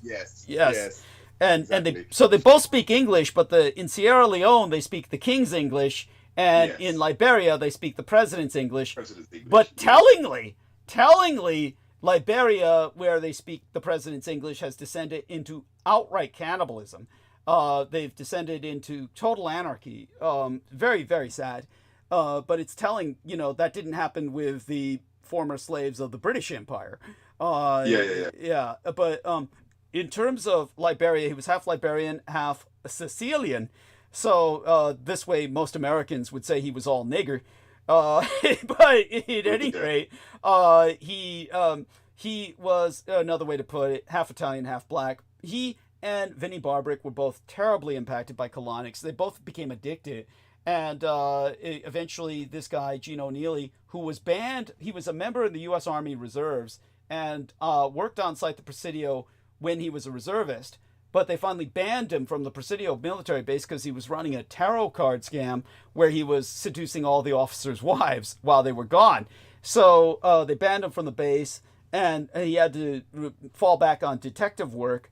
But when I was working with him, he expressed a deep addiction for colonics to the point where he wanted to become a colonics practitioner, but he ultimately had a heart attack at a very young age. Probably is dead now. He probably did not live long after that. And aside from him, there was Vinnie Barbaric, of course, was into colonics, and he wound up having a heart attack stroke, myocardial infarction combined with a brain attack. And this idiot was also addicted to colonics. So, but the other guy I knew was Harry Henneberger, a former Marine Corps colonel who had fought as a Marine Corps airman in World War II. He had been into colonics for a short period of time in his life, but he never became addicted, and he never did it again. And so he survived to a pretty ripe old age. But with Harry Henneberger, he had at one point tried to tell his commanding officer, this was the beginning of the downfall of his career, why he never made it to general, because he had been in World War II, for God's sake. Then he fought in the Korean War. So you can imagine, here's this pilot in 2 world wars. You would think somebody with that career arc would retire as a general because they'll just promote you after a while just for the sake of form. And but the reason he never made it to general and stopped at colonel, kind of like Aquino did, when they get kicked out of colonel and they retire at colonel, usually there's some kind of scandal. And in the case of Aquino, we know what it was. Case of the leader of the 1st Earth Battalion, you ought to know what it is for everyone out there. James Channon. Channon. Yeah. As for Harry Henneberger, here's what fucked him up. Was Harry Henneberger told his commanding officer, I can teach my men to auto-rotate. Now, understand, when it comes to helicopters, he was originally a World War II pilot, so he was flying Corsairs. He was flying basically propeller, reciprocating engined, propeller-driven craft. So then he graduated to jets, which he flew in the Korean War, or actually it's a step down really, because it takes less skill to fly a jet in some ways than it does to fly a conventional plane.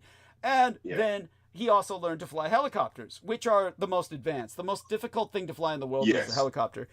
Yes. And yeah, those are actually the most skilled pilots in the world. But the thing in a helicopter is that you can do things you could never do in a plane or in a jet.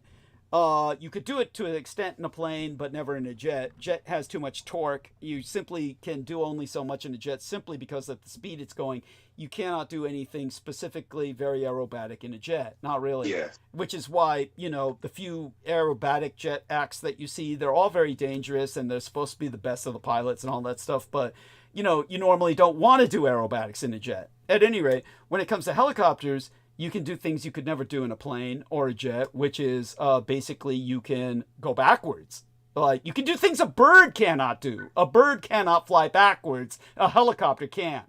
So you can go up, you can go down, vertical, horizontal, all this good shit. You're in three-dimensional space as a helicopter pilot. So he said, with all his wartime experience, to his commanding officer, I can teach my men to auto-rotate. And so the guy said, what's this auto-rotate? He says, it's a conceptual emergency landing for a helicopter. So what happens is a helicopter is enormous, and yet when you're in a helicopter, say if the engine fails and those blades stop rotating, well, chances are almost 100% you're going to die. So the only way to try and avoid that, to improve your chances of survival, is to crash land it. But how do you crash land a helicopter? It's not like a plane where you've got, momentum. Not in any conventional sense. Well, you do, but it's slight. So what auto rotation is you, when the blades stop turning, you basically go into trying to use the airframe itself to spin in the direction the blades were spinning. So it's impossible, but it's doable in the sense that you're doing it very slowly. So what you do is you start spinning the helicopter, even though the engine's not running, you can still manipulate it. You can spin the helicopter so that the airframe spins in the direction the blades were going in, so that you crash land in a sense with a much gentler impact than you otherwise would. So he got the commanding officer to sit in the helicopter with him. Imagine this. Imagine if you can imagine this. The commanding officer must truly have had faith in him, because he had been in 2 wars, right? So he's like thinking, this guy knows what he's doing. So the commanding officer sat next to him in the helicopter, and he said, I'm going to take us up, and I'm going to cut the engine. And when I cut the engine, I'll auto-rotate.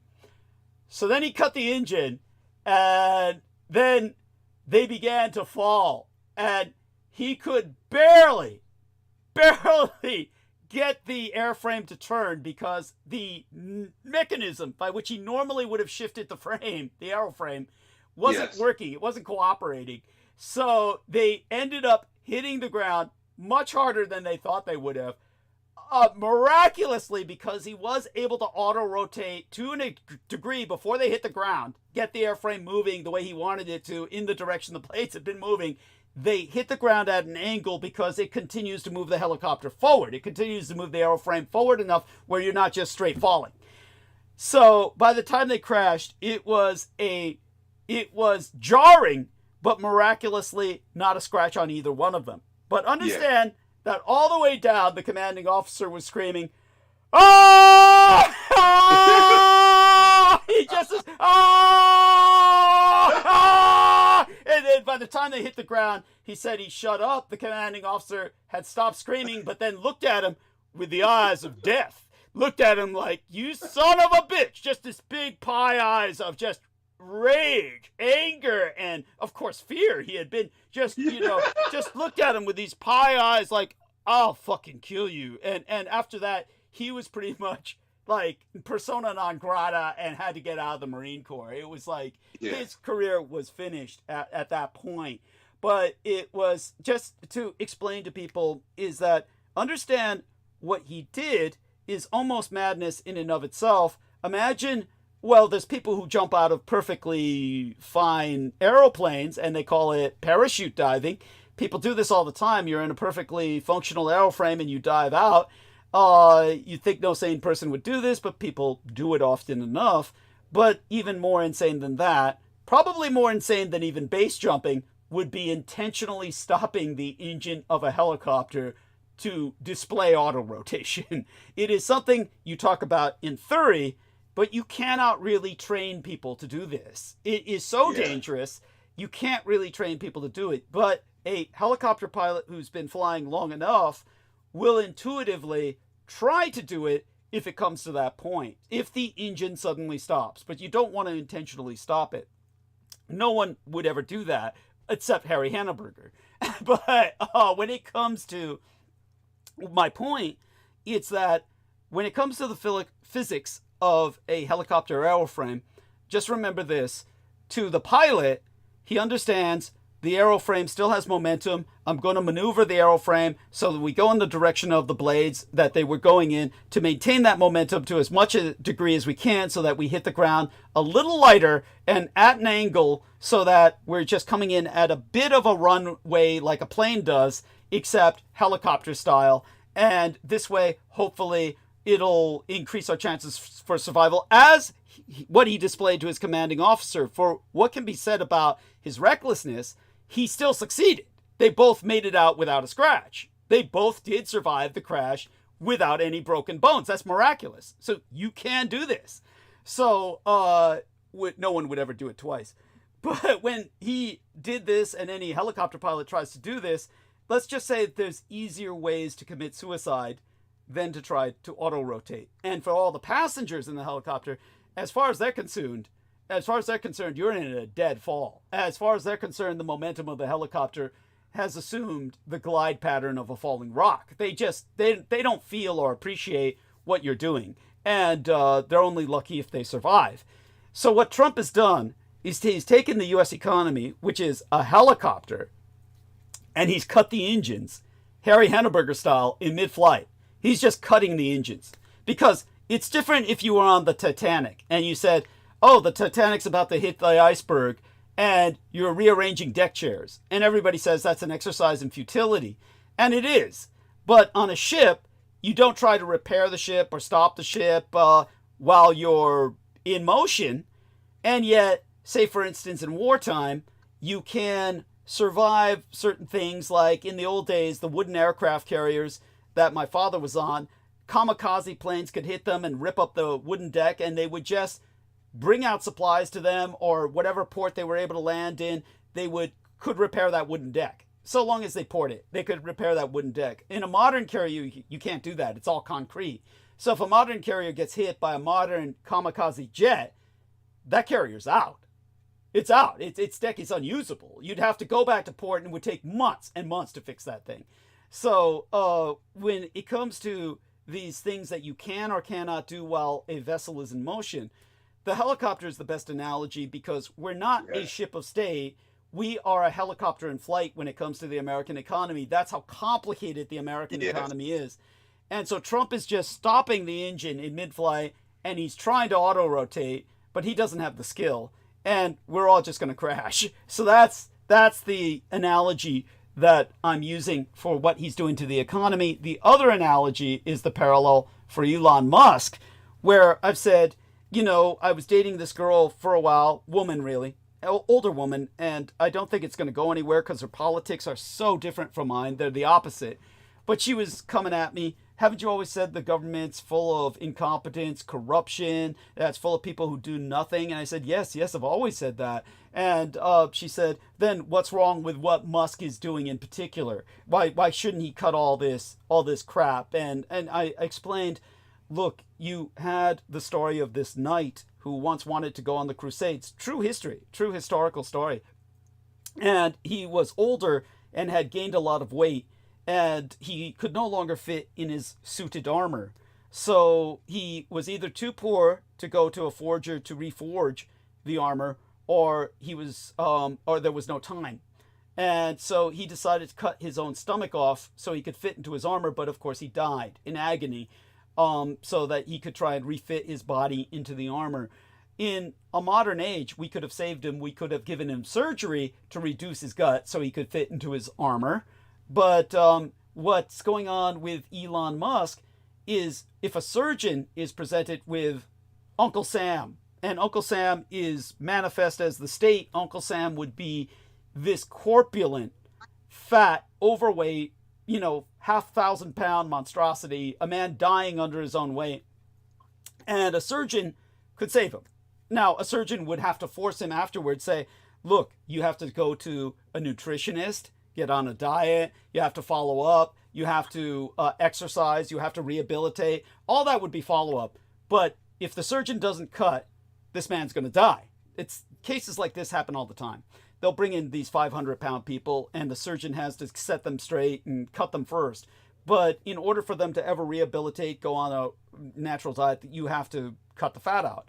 Surgeons can do this. They can even put a band around the belly so that the person loses their appetite. It constrains their appetite because their stomach can only expand so far, and that keeps their waist in. But the surgeon can later remove that band. And, surgeons can do this. But a man with a chainsaw, which is what Musk was waving around, you bring in Uncle Sam, and Uncle Sam is a 5,000-pound corpulent fat guy, and you say, cut the fat, and Musk pulls out a chainsaw and just starts, lobbing it off like it's whale blubber. This guy's going to die in agony. And that's what's happening to America right now. That's the other analogy from the Musk approach with his goddamn chainsaw, which he literally physically waves around to say that, So this is where we're at. It's on this side of the Atlantic. And again, we are headed towards Great Depression here. Whatever you've got going on in England, as bad as it is, it's going to be hell on earth here. And So all such being said, aside from that and those parallels, I don't know what's going on. Well, this is what I can tell you. Starmer and I think I pretty much said it already, and I'll talk to you privately later about my thoughts on this, privately after the show's over. But anyhow, continue with what else that brings to mind for you, what we've spoken about now. No, absolutely. And that's my impression as well, Douglas. It's heading towards that, a deep depression, certainly with that ongoing crisis. That is, what we're contending with Trump. And obviously the ramifications, the repercussions are affecting Britain itself as well, from what Trump is doing. I was going to say, we could, and I'm happy to speak about anything, Douglas. I just wanted to say, I really appreciated you expressing that in the previous transmission, using that analogy, and thank you for explaining it then as well. You've articulated that very, very well, and thank you for explaining that, Douglas. You can tell our listeners what happened to Britain during the Little Ice Age. You can explain what happened in Britain, because it's in. There's obviously people could go on Google Images and they can ascertain the 3 feet of ice the River Thames was frozen over, and people were ice skating. That impacted us here in Britain. The River Thames, which is the one of the most famous rivers in England, which during the connection when we were connected with Europe during the going back 12,000 years ago, when we had Doggerland. The Thames was connected to the River Rhine. It was all interconnected. And it's during the as you articulated earlier, Douglas, with Christopher Columbus, Mr. Zarkle,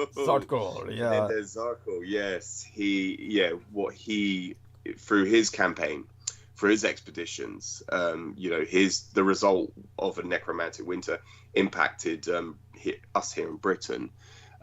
From the result was the River Thames was frozen with 3 feet of ice, you had Britons ice skating on the River Thames, and you can look up illustrations, these portraits that were drawn, sketched out, and they're on the internet for people to see. But this was a result of that. It was a man-made, induced, intervented consequence. Climate catastrophe. It was an eco-catastrophe.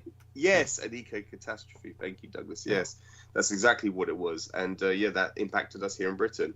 And through the current climate change crisis that we're we're contending with right now, Britain is with the brink of the Gulf Stream shutting down, which is it's a precarious time, but actual scientists have predicted that within the years of 2025 and 2030, as soon as that, they predicted that the Gulf Stream, which again is another thing that's been brought up about Trump renaming it to the American Gulf.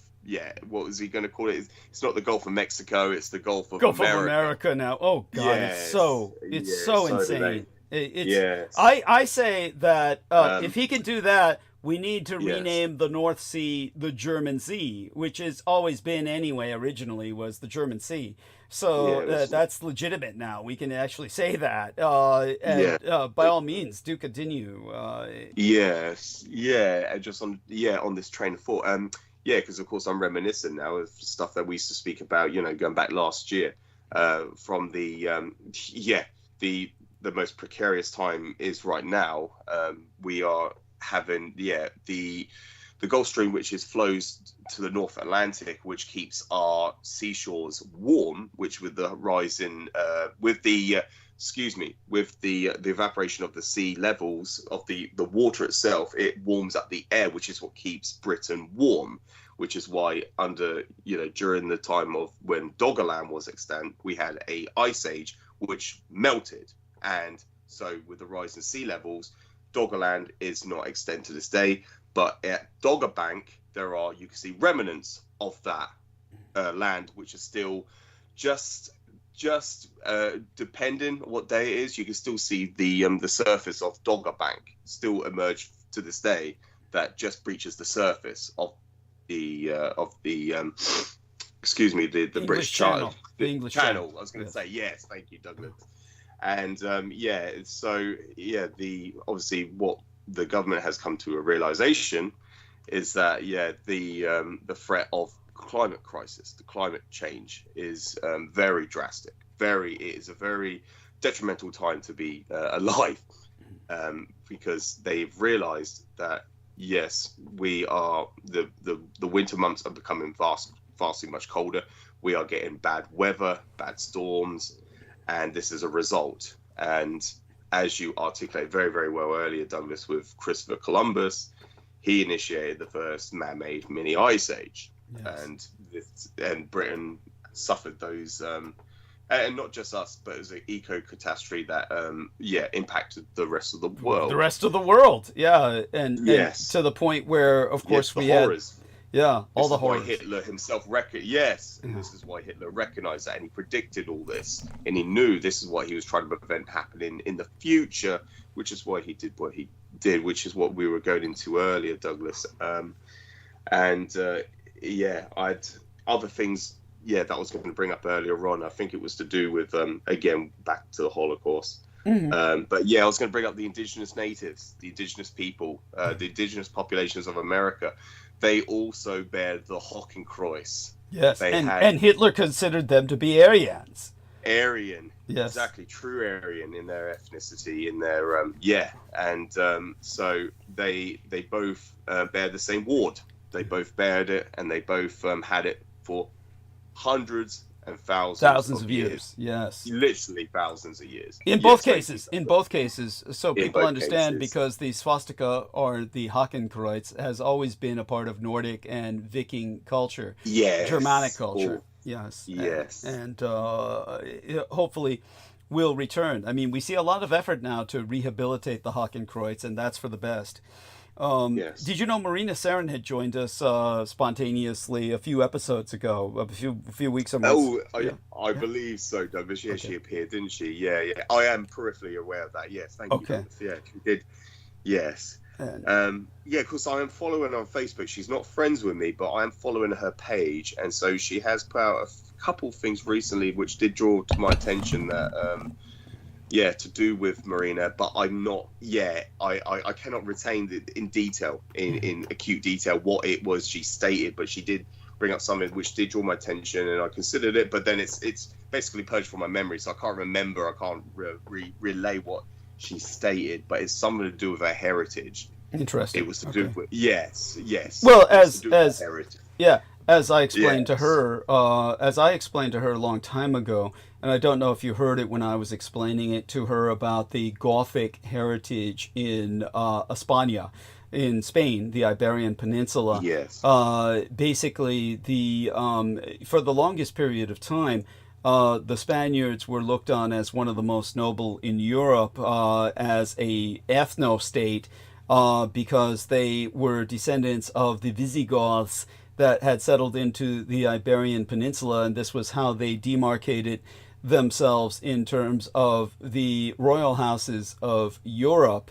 And it was the Spaniards who first made the point of that heritage by saying they were Gothic, and that as Goths, they were some of the original Caucasoid populations on the continent, and this was how they were able to get first in line at many of the court gatherings at the Holy Roman Empire, which of course existed for almost 1,000 years, the First German Reich, which was, of course, the product of Charlemagne originally, who had Christianized Western Europe. And from the time of Charlemagne, who had spoken of his lineage as being directly to Christ through the Merovingian bloodline, where Christ had gone to Europe, had a child with Mary Magdalene, and thus produced the royal lines of Europe. And of course, all of them are related. Both the Queen of England and the Kaiser of World War I Germany were cousins. Yes. That's related. Yeah. Yes. They're all related. So when it came to the heritage of Spain, one way that they would disambiguate themselves was by claiming a purer Gothic heritage. So when they were demarcating themselves with the year 711, when you had the Goths truly settle into Iberia, the Iberian Peninsula, when they were using this to identify themselves, and then they conducted the Inquisition, and then this is why Columbus then tried to escape España and start this Zionist colony that would ultimately overwhelm all of the American hemisphere. Remember that the Goths had this program to try and either convert the Jews or be rid of them. Either the Jews would convert, or they must, or they would, and or be exiled or driven forth. And but Columbus was of the many Jews who converted falsely and maintained their practice of their religion in secret. And these were the crypto Jews that the Spaniards considered a grave threat, insurgency. So they called them the Marranos, or dirty pigs. And but when it came to her own heritage, I said that I pointed out to her that she was directly from the Gothic lineage, and that she was someone who therefore was a product of a culture that set about conducting the first Holocaust. It was before there was a Hitler. The Spaniards were doing what Hitler later did, because they were disambiguating themselves ethnically by saying we are Goths, and then targeting the Jews as an insurgency and saying you either convert or you're exiled, and if we catch you in false pretense, you will be killed by the Inquisition. This was the first Holocaust. And so España was the first modern ethno-state committed to genocide against the Jewish insurgency. They were the model for Adolf Hitler's Third Reich. And so I pointed that out to her so that she would understand more about her own background. So she appreciated the fact that I was that intimately connected with her nation's history. And, very much appreciate, Douglas. So important. So I don't know if Brendan's still with us, but hopefully he'll get some sleep soon. I know his schedule's been changing, so if he has taken off for the night, if not, Brendan, say good morning to everyone, and feel free to take off for the night. But certainly, he says gute Nacht. No, good night. Do you want to come on and verbally say that, Brendan? Good evening, and good to hear from you, George. And Yes, you too, Brendan. Yeah, can you guys hold the stage for a few minutes together while I take a leak? Oh, yeah, absolutely, Douglas. Yeah, no, absolutely. Okay. Yeah. All right, Brendan. I know George is raring to go. Yeah, but you're about ready to check out. But I'll keep my snide comments to myself. Okay, I'll be back in a few minutes. I better take advantage. If you mean by leak, you mean Hoover up something. But anyway, he knows me too well. It's the caffeine. Yes. Yes, he knows me too well. No, he's talking about my doing some lines, George. Yes, I know. Yes. But so I'll be right back. About 5-ish, 7-ish minutes. Okay, you guys have got this. Thank you. Yeah, he's like in the 70s. He's got a mirror back there somewhere. He can't just do it on air like the rest of us. But yeah, carry on. Yes, no, thank you, Brendan. Yes, so what's your plans from now? Are you going to check out, or are you going to stay on, or maybe you can tell George before I take off. Tell George about the plastic surgeon, and that story is always amusing. I'll be back. So I took Doug to see the reconstructive surgeon. Right. He's like, it was wild. He was like, yeah, she's totally foreign, her name is crazy. I can't even pronounce it. So we thought she was going to be like some kind of, someone that was an immigrant that didn't grow up in America. And she was someone that, I could like maybe speak to if I spoke some like Hindi or Arabic or Urdu or something. And so we get in there, and before I could start like feeling out the situation, Doug's like, I brought this guy to speak your language. And then she was like, in perfect English, she's like, first of all, I'm an American doctor. Second of all, I grew up here, basically. And I was just like, what the fuck? She speaks. Yeah, she speaks. And so she just got like totally pissed off at us. And I was like, okay, well, you guys can handle it. And I left him there to deal with her. And she was apparently nice after that, but it was a bad first impression. Oh, bless. Yeah, no. So, that's funny, isn't it? Yeah, so that was the adventure we had. And it was just like, damn it.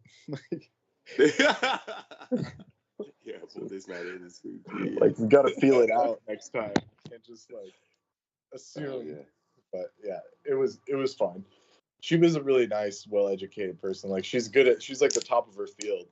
So I kind of really? That's good. She's like her whole life, people have been asking, "Oh, where are you from? Where are you from?" And she's like, "I'm from America." Like, fuck you guys. I was born here. Yeah.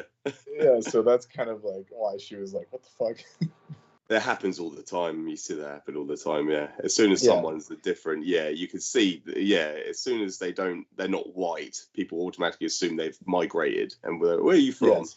No, I was born here. It's just like, I've seen it so many times. Yeah. No, probably for a long time. And we just pushed her buttons on that. But it was fun. It was a good. It wasn't a bad situation. No, it wasn't a bad one. No, but she was able to help Doug with what he needed. That's good. That's the main thing. Yeah, she was consolidating in that respect. Yeah. Brendan, are you planning on staying on any longer tonight, or are you gonna plan on? I'm toast. Going to sleep. Go to sleep. Yes, you sound shattered. To be honest with you, yeah. It's time for that me was to like go me when I first came on. Yeah, it was like me when I first came on the show. I was like, I'm trying to like caffeinate myself, wake up. Yeah.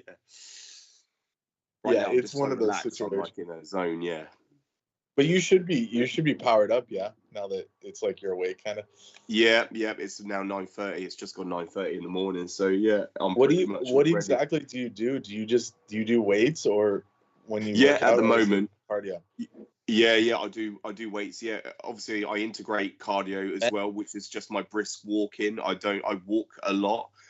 Plus I've got a physical job, so I class all that as physical cardio. It's all cardiovascular exercise to me.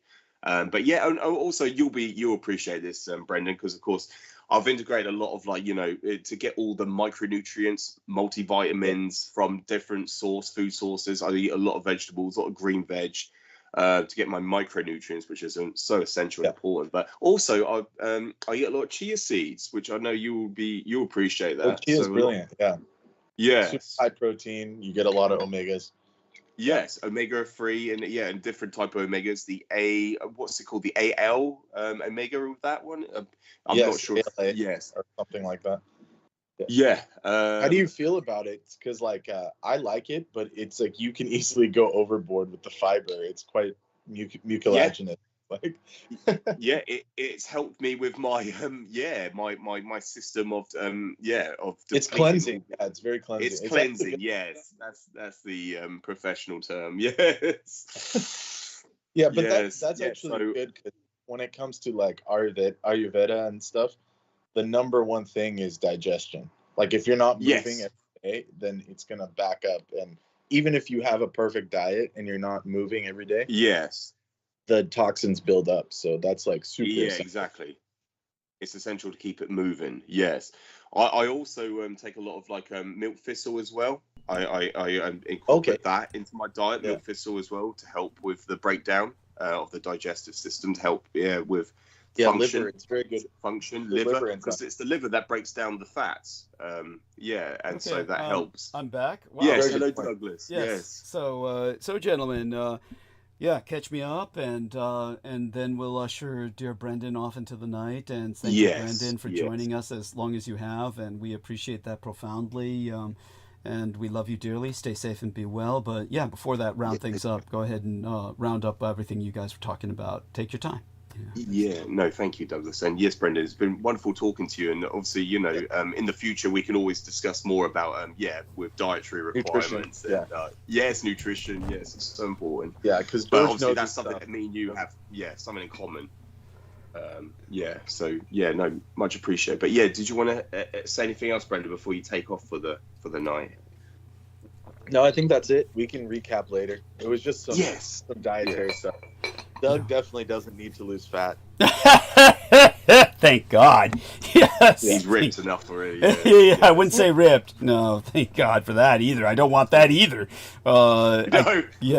Couldn't cross-dress if I had muscle, for God's sake. That would look odd. That's true, but so, dear Brendan, you're a lot healthier than I thought you would be, by the way, in person. Oh, thank you. I appreciate that. I thought you were going to be all sorts of vamped out. But anyways, so everything's good, and have a good night, you guys, and you look after yourself. Bring some good history. Yeah, and I do want people to know Brendan is a lot thinner than I had got the impression of, because there was this jump scare where he had the phone down at an angle, Ian West style, not by his intention, the way Ian West did it, but he just had it down at an odd angle. So and the camera adds about 20 pounds of weight. So Brendan's very thin. He's very svelte. He's like a young Buddy Holly. Also, I showed you that picture of Yaroslav. Yeah, and I told. Yeah.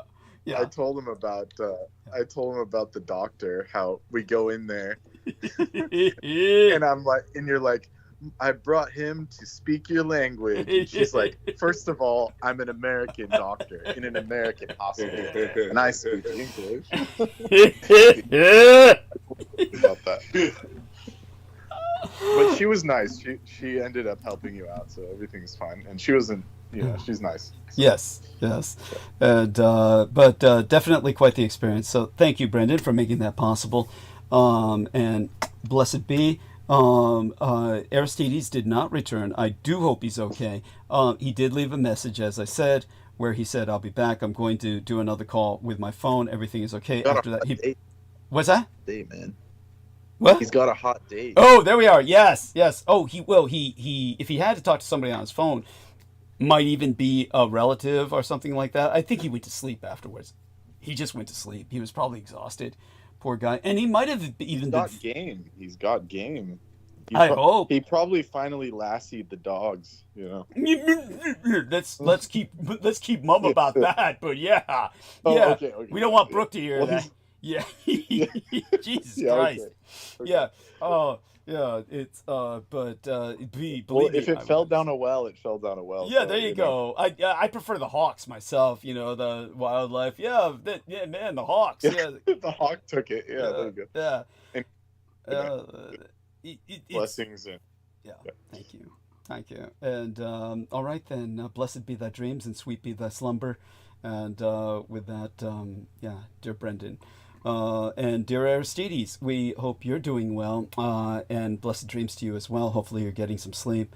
And then, of course, but we've got this call going, and it's, now we're going to continue from here along elements of history. Thank you for this fine illustration. Yeah. I appreciate that.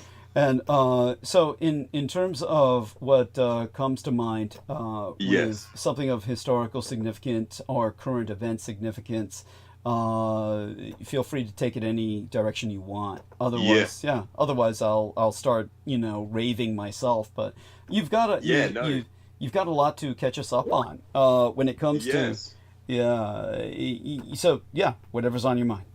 Oh yeah, no, thank you so much, Douglas. I've had I did mention briefly when I think we spoke privately when last time I have had several experiences, encounters with like friends who've now who've come to me, asked me questions. I said, look, we're going to need like an evening, we can discuss things just without the drink, because usually when you congregate with your friends, it's usually drinks involved, and then once I've had a few to drink, I have like incoherent slurs and it doesn't sound coherent. And so I said, look, we need to have a few meetings where we can, a few hours at least, so I can discuss historical subjects and topics regarding certain phenomena, and to put things into perspective. And so I've had some great experiences, like having to catch up, but then to enlighten individuals. I've met up with a couple friends, and they've taken what I've said seriously, and which is very, very, very regarded. And I really appreciate it. But they've come to that realization that what I'm saying is very much inescapable and substantiated. And so and they said, well, thank you so much. It puts things it makes perfect sense now. Of course, one of my friends who's very hot and very enthusiastic with the UFO phenomena, I had to explain the reality of that. How did he handle it? Yeah, very well. No, and do you know what? Because I had to bring out citations, bring up documented evidence, and all of it is all hard, objective evidence to back everything I've set up. What we have set up, Douglas. Bring up all the evidence to back everything up, which is all in the public domain. And I showed him several accounts, like throughout the decades, several accounts where, in Europe, and specifically in Europe, outside of the American hemisphere, so outside the American, what would you call it, theater. So out of that perspective, out of that spectrum, they see, the rest of the world sees Nordic alien. They see humans, but they don't perceive them as human.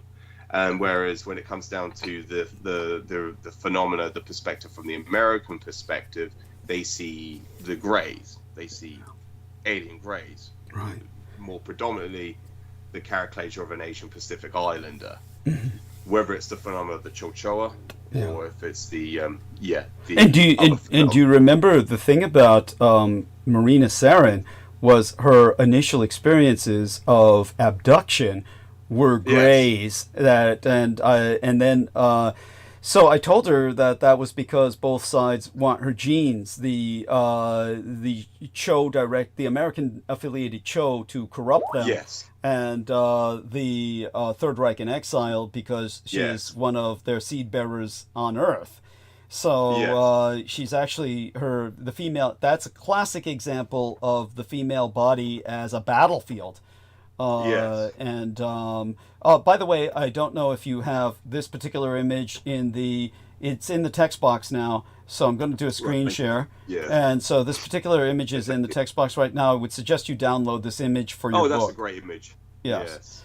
That's terrific. Yeah, and the one thing that you will notice here is it does show a Jewish swastika, and as the original Israelites who then escaped during the sundering by Assyria to Japan bear this swastika. So that's what they mean by Jewish is true Israelite, but it's mistranslated as Jewish. One of the things I brought up earlier was the term Celt. Again, you'll have to review that first part of that episode where I speak about the third moon of Earth, where I speak Yes. of the Celts, and that's when we got knocked off. I'm actually frightened to go into that direction right now because I don't want us getting knocked off Yeah. again. Yeah. But It's- definitely, yes.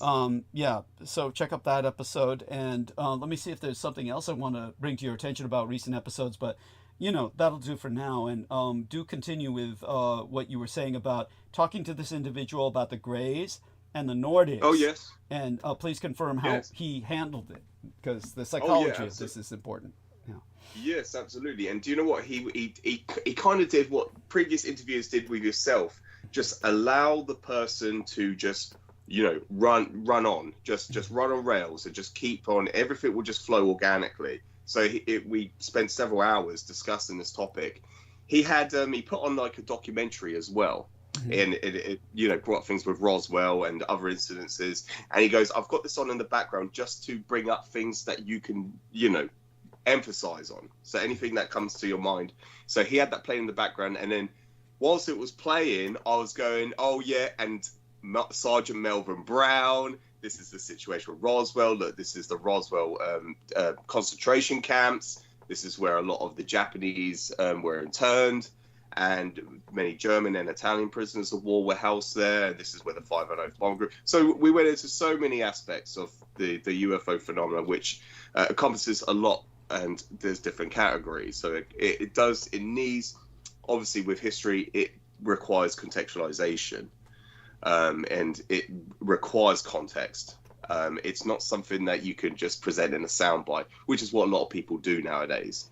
They try to present history in just a soundbite. Like, for instance, the inflacious, the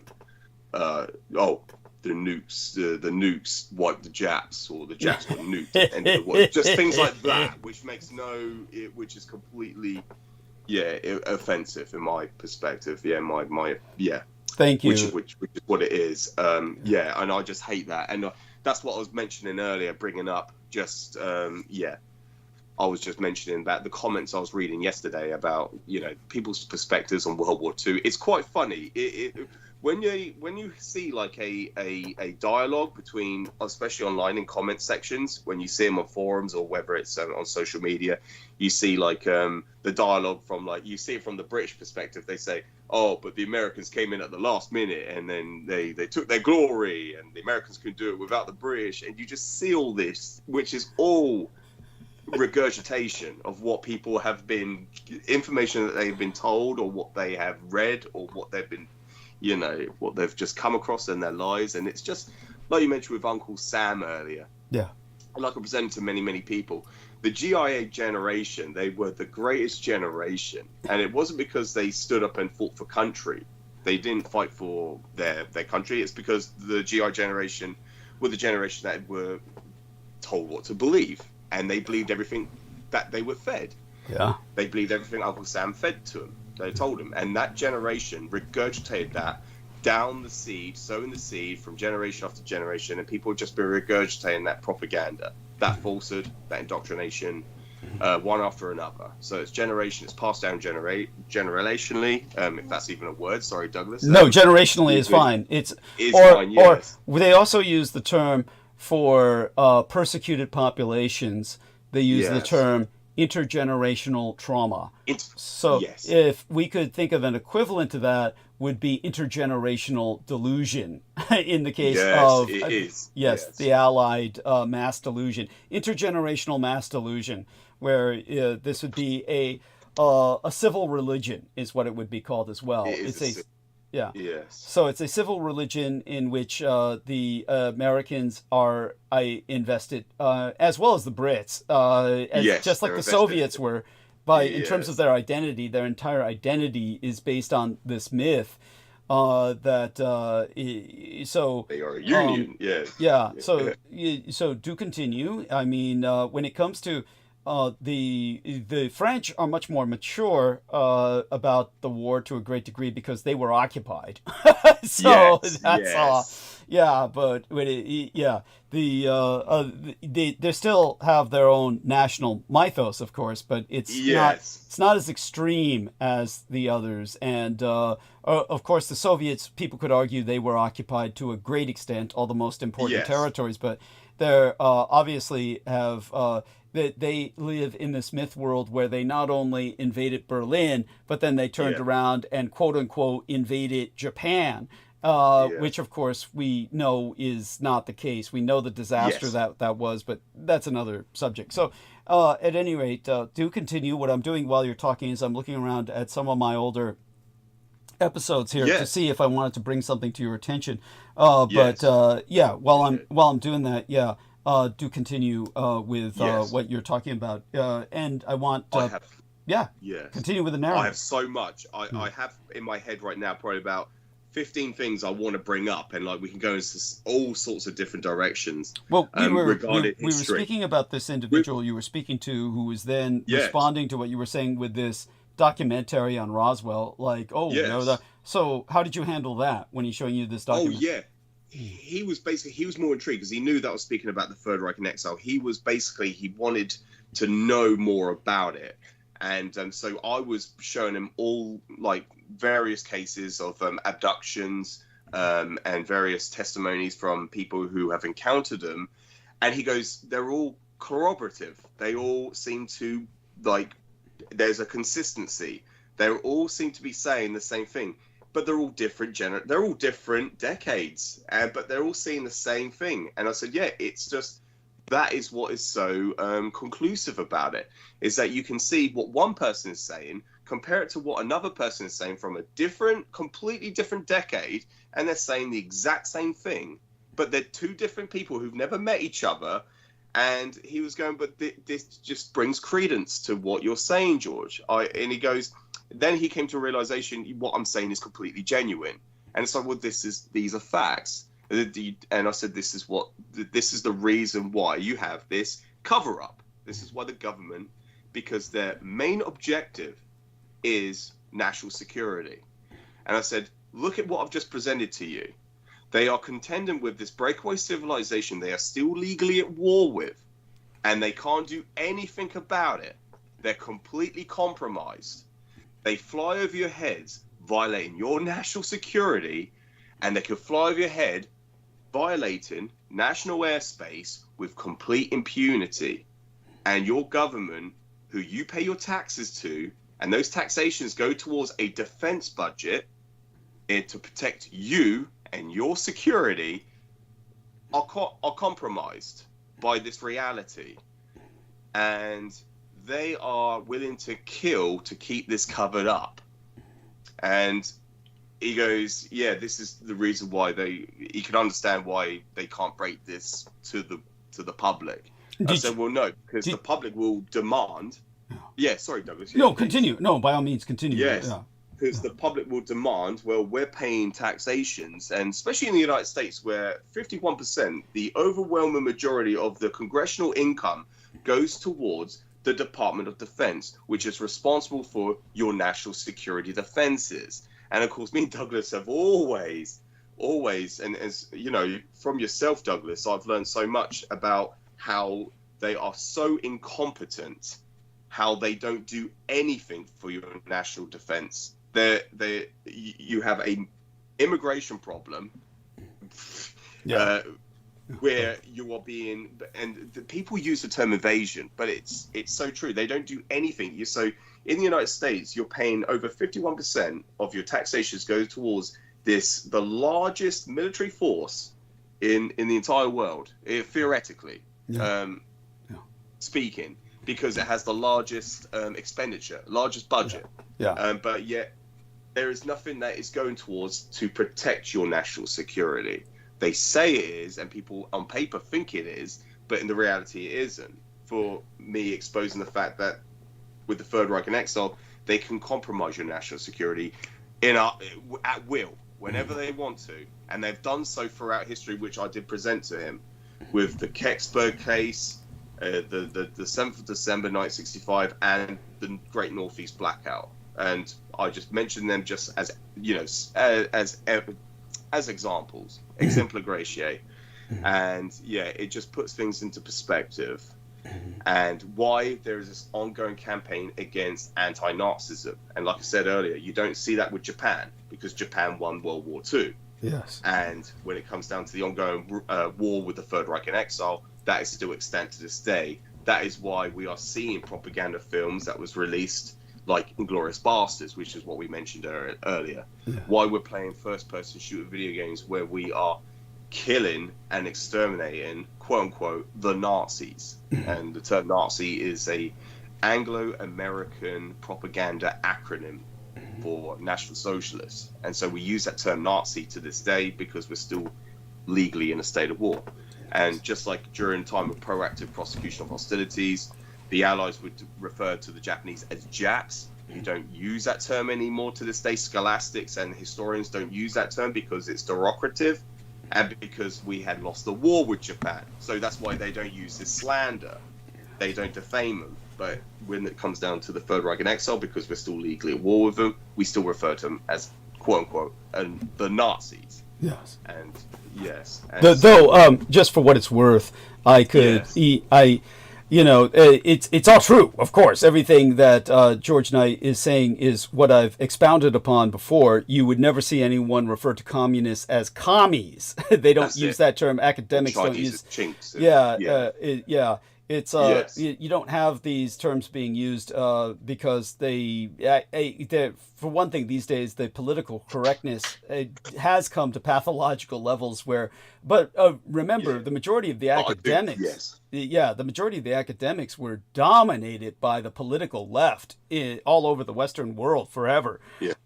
Ever since World War II, the communists conducted an insurgency into academia that rendered academia very subversive. There's a lot of point to be had, or I could make the same point that Trump and Elon Musk make, where they hate the academia because it's full of communist subversives. All of this is true.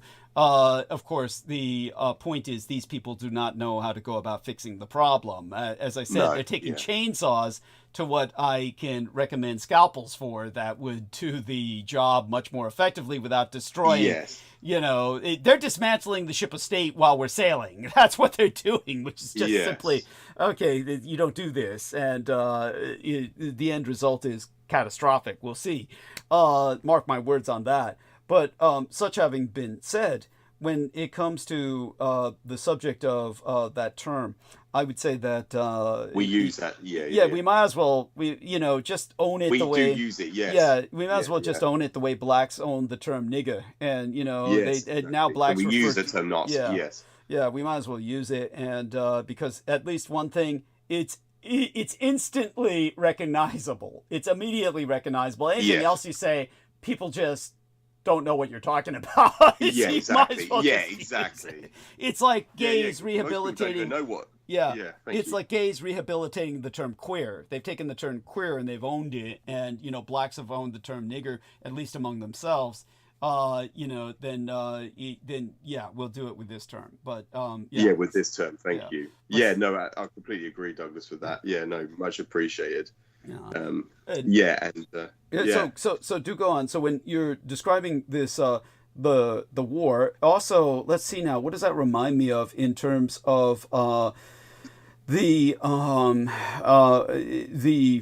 entries to Unterland, in terms of something that I can expound upon is that Trump trying to take Greenland is because that is one of the last outposts of, for lack of a better word, you might remember what I said about, they would call it Ice Station Zero, after the famous film that was put forth by, Howard Hughes. Howard Hughes financed the film Ice Station Zebra. And so Ice Station Zebra was was something that he would watch monotonously because of his pathology.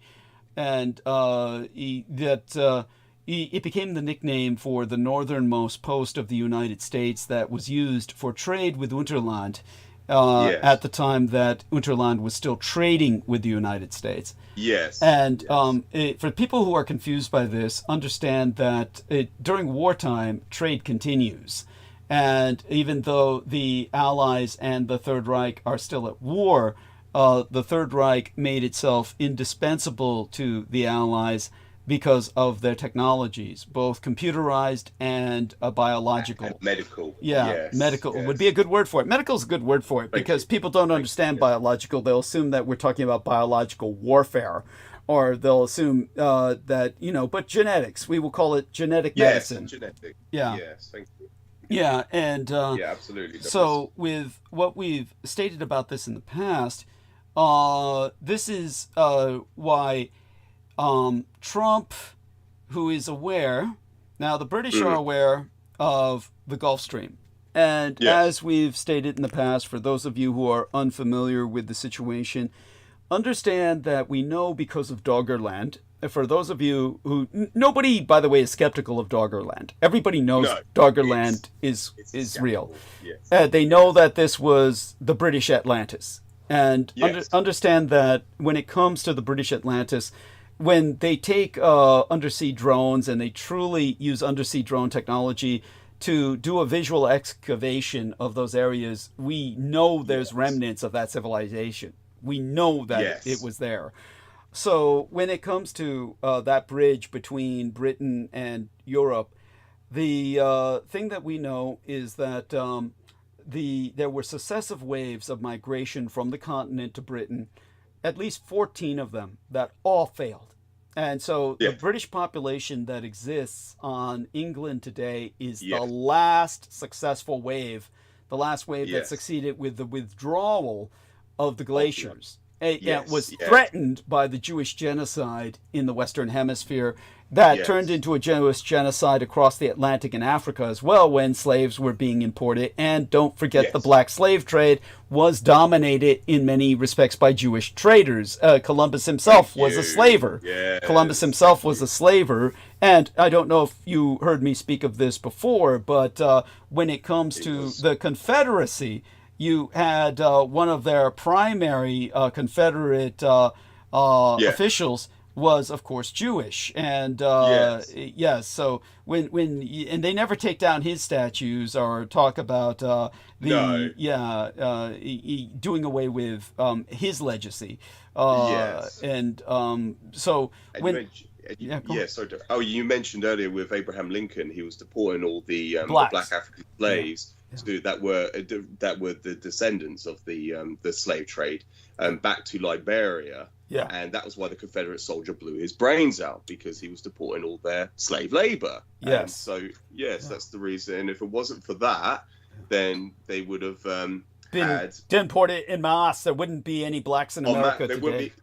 Thank you. Yes, appreciate it. No, please continue, Douglas. Yes. So the Jewish American who served in the Confederate government during the American Civil War, he was actually the first Jewish person to serve in any United States executive cabinet, was Judah Philip Benjamin.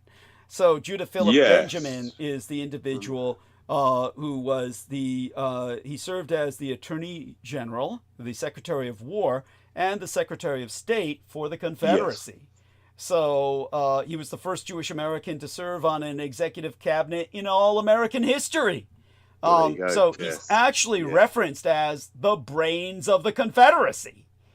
So just understand, by all scholars, all conventional scholars concur that this man was Jefferson Davis's right hand. So and Jefferson Davis was the president of the Confederacy, for those of you who do not know. So there were many Jewish Confederates. So this is because they had a dominance of the trans-African slave trade. So they depopulated West Africa, which then became reforested and was part of that eco-catastrophe that started early, going back to the times of Columbus, the necromantic winter that we spoke of earlier. So with the necromantic winter was just a glitch in what otherwise would have been a otherwise uninterrupted stream of the Gulf towards England, which makes it habitable. It was only when all the glaciers retreated where warm water could start going north, Yes. that Britain became habitable, and the final 15th wave of immigration, mass migration into England, could establish itself. Yes, that's right, Douglas. Yeah. Yeah. So the British are well aware of this. And Yes. with the melting of the ice cap in Greenland, pumping all this cold water that, by the way, because it's fresh water, is going to fuck up the salt stream. The salt stream, yes. Yeah, of the Gulf. The British Yes. government is well aware that the Gulf Stream may, at any minute, literally any moment, Shut die. Shut down. Yes. At which point Yes. Britain goes into an instant ice age and yeah. essentially becomes uninhabitable. The British have established relations with Egypt to relocate. And so we've gone into this, that there is a evacuation plan in place where the Egyptians are building an enormous city in the desert where they are going to basically relocate the British population should the Gulf Stream shut down. So understand that none of this is fantasy. This is something anyone can look up themselves. And this, well, yes. Thank you. Go on. Continue. It's a strategic plan that's in place. It's similar to what happened with the monarchy in Britain during World War II. If the Third Reich had invaded the British Isles, then the monarchy would have relocated to Canada. It's a strategic plan that's in place in case of eco-catastrophe. Another eco-catastrophe. Yeah. Yeah, an unprecedented event which could incur to result in a complete catastrophe, such as that, for instance. Yeah, so that's why they have these strategic plans in place. Yeah. They're preeminent. But obviously, just like in Canada, where this is what forced the British to negotiate with the Americans, because Roosevelt was threatening to fuck up all their plans by invading Canada. Yes. And so the British, yes. Yeah. Thank you, Douglas. Yeah. Sorry to interrupt. And so you can tell them how the British that's monarchy, Harry, brought in Churchill. I know Meghan. I know. With Prince Harry, him and Meghan Markle have relocated to Canada. I know she's a Canadian. She has Canadian citizenship, but also that's where they would relocate to. That's where they always have done. In case, that's always been the plan. So that's just another example, just to bring credence to it, Douglas. And I was going to mention, just whilst it's on my mind, about with Doggerland, that during World War II, there was no such thing. It never existed. Britain never had any offshore oil rigs. It never existed during World War II. During that period, they never existed till afterwards. We were relying on Roosevelt's importation of that crude oil, or that oil that he was sharing amongst all the Allies. Lend-Lease oil. Yes, go on. Yes. And where you see today, if you look on the maps, where all the offshore, either at the North Sea or the British Isles down that where you would see Doggerland, every single offshore oil rig is all placed over Doggerland, where it was enriched with that habitation going back millions of years through the ages, where we have all this fossil fuels that are so deep beneath the bed of that sea. And so that's where they extract all that rich, where you get all the resources and minerals from. It's all over where Doggerland is situated. Wherever you see on the maps, that's where they are. And I just wanted to bring that up, Douglas, because that's important as well. Just to qualify about Doggerland, the importance of it. Absolutely. Yes. Absolutely. And it's certainly important because obviously Britain needs to take advantage of those resources in order to relocate as well. It's part of that. It's a strategic resource for the future that can be exploited, and it's the point is, this time what we need is a genuine reformation of the British government, because what happened before was Norway took its North Sea oil and they became one of the richest nations on earth per capita, one of the wealthiest nations on earth, whereas Britain has gone into poverty. How is this fucking possible? It's the Edomite insurgency. So and through recent years, France and Britain have had their nuclear weapons pointed at each other. We have these we have nuclear submarines. You know, submarines that can deploy nuclear weapons. That's where all ours are stored. Point at each other over the fishing lines through the territory of the fishing lines. So yeah, this is all due to that referendum that we had with Brexit.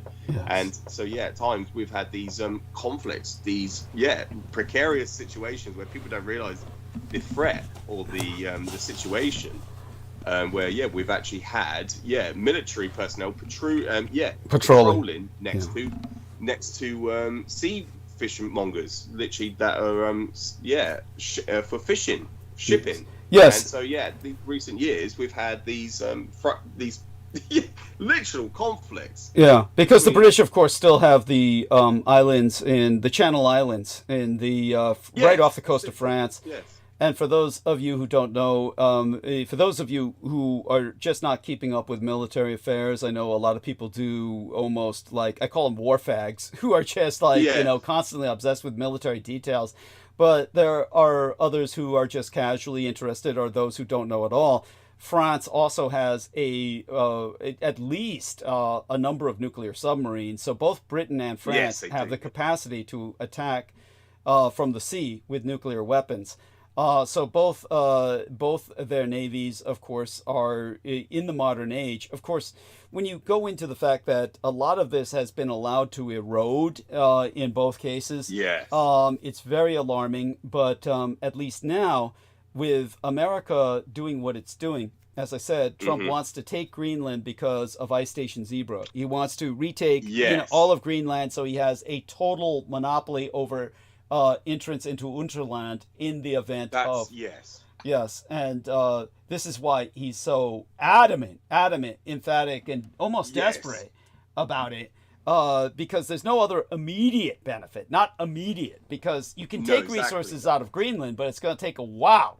It's and as you said, with that phone call to the prime ministeress, that was during like diplomatic any exchanges through diplomacy. There's never been a case where he was threatening her on a phone call. Thank you. And so he was serious. And she took it very seriously. The response was, "We're going to mobilize." Yes. Because he said, "I'm going to take it no matter what," which implicating war, which is implicating an invasion, which is why then it's Oh no! Please continue. Throw that in there. Please. You brought that to my attention, which I really appreciate. Yeah. By the way, the Prime Ministeress of Denmark is Mette Frederiksen, and Mette Frederiksen. I hope I'm pronouncing her first name correctly. It's Mette. I do believe it's Mette as opposed to meat, but Mette Frederiksen, and she. They use terms that I've never heard associated with a diplomatic exchange before. When you have world leaders talk to, national leaders speak to each other, you don't usually hear the one coming away from the phone call using terms like horrific. I mean, that's like, when you ever hear of a diplomatic... horrific, yes. The term she used was horrific, her words. And it's like... it goes to show you just how outrageous Trump's behavior was. Basically saying, "I will not take no for an answer. This is not negotiable. I want Greenland." And so I want it. It's like this is why Denmark is mobilizing, and at least now we've already articulated the fact that France and England have flirted with potential, ultimately, they're both nuclear powers. They flirted with potential point-blank range nuclear conflict, but now at least this forces them both to unite against a common enemy. So understand that France, Germany, and England now all face a common enemy in the Sino-Slav Amero-Zionist synaxis. It's now basically the Chinese, the Russians, the Americans, and of course all of it centered on Israel. You can forget this axis of evil being anything involving Iran. Iran is a non-entity. It's a non-player. It's out of the game. But in terms of all of this is because the Americans are actually, just as the British are preparing for a potential mass relocation of their population to Egypt. The Americans are preparing for potential invasion of Unterland. And so this is, it puts that into context, and that's something you can share with your UFO friend. I'll try and share that with Marina Sarin at some point in the near future. I can tell you which episode she was on, so let me open the channel. We didn't really say too much in that episode. We were mostly warning her about the danger of Vinnie Barbaric, because Vinnie Barbaric, of course, had sent her this whole stack of books that he had cursed. And again, for those of you who get thrown off, don't understand what we're speaking of when we get into the subject of magic or whatnot, think of it as applied quantum mechanics. It's applied quantum. That's how I describe it, Douglas. Yeah, that I've learned from you. Yeah, applied quantum mechanics. Thank you. And I'll give you the best example to bring up, but this is the episode that she appeared on. It was basically the New Year's episode of, Asian Lunar New Year. So she came on for about 3 hours. The Vrilmadkin Super Spatio Soldierette Marina Sarin. So she was on this episode. It was Wednesday, January 29th. So it's basically the last episode of January is when she came on. And at any rate, like I said, we were just warning her about Peter Moon, and she was aghast. She was aghast, but she had told us her life was very damaged by Peter Moon sending her those cursed books, and so she had been going through a lot. Oh, I also told her that of course I thought it was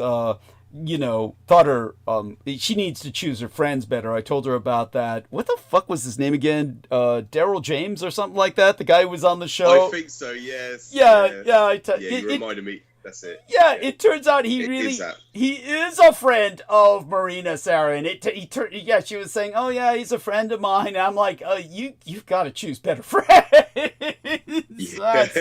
Oh my God. It's sad. And I told her, all these people at these UFO conventions are old. They are on life support. They're just sucking her youthful energy. They're just parasitizing her youthful energy. They're just like, oh God. Excuse me, there is what's her name? She interviewed Marina Sarin. What's her name? She is that woman that old biddy. Oh fuck. Now I always try to forget her name. Oh, I'll look it up. Let's see, Miss America. She has glasses. Hair. All I have to look up is Miss America, and then look up bovine mutilation. I should just say cow mutilation. So it's like here we are. I should get her name here, but it's like.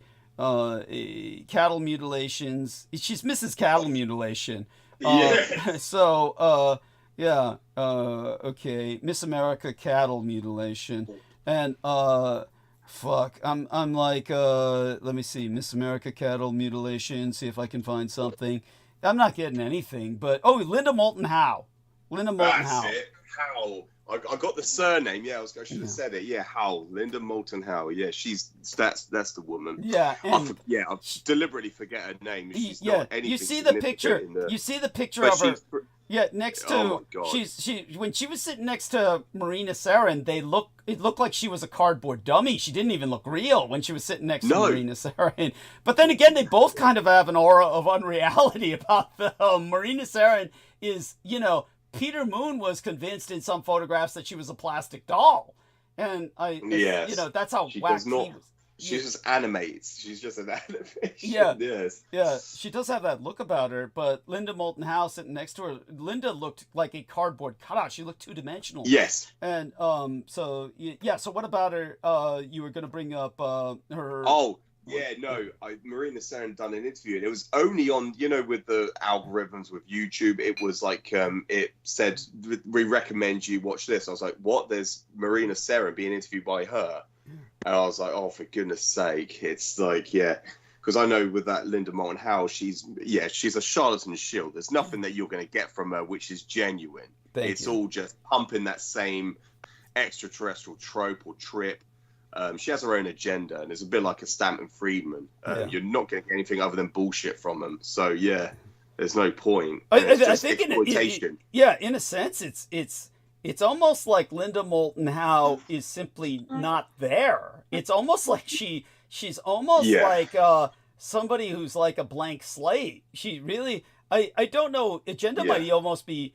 She has an agenda in the sense that I think she's assigned. She's almost like an automaton, but she like talks to people and she'll just drone on while she's talking to them and interviewing them.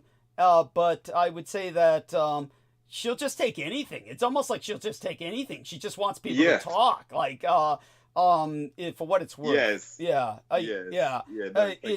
I would say, for instance, that she doesn't do any damage to Marina, but she doesn't contribute anything either. It's just like a waste of time. It's like you don't get anything out of it, Douglas. Yeah, you don't get anything out of it. Yeah, it's the same like we've exposed with these these they call it committees. They call it the overseas the committee oversights committees that are looking at these the retreat.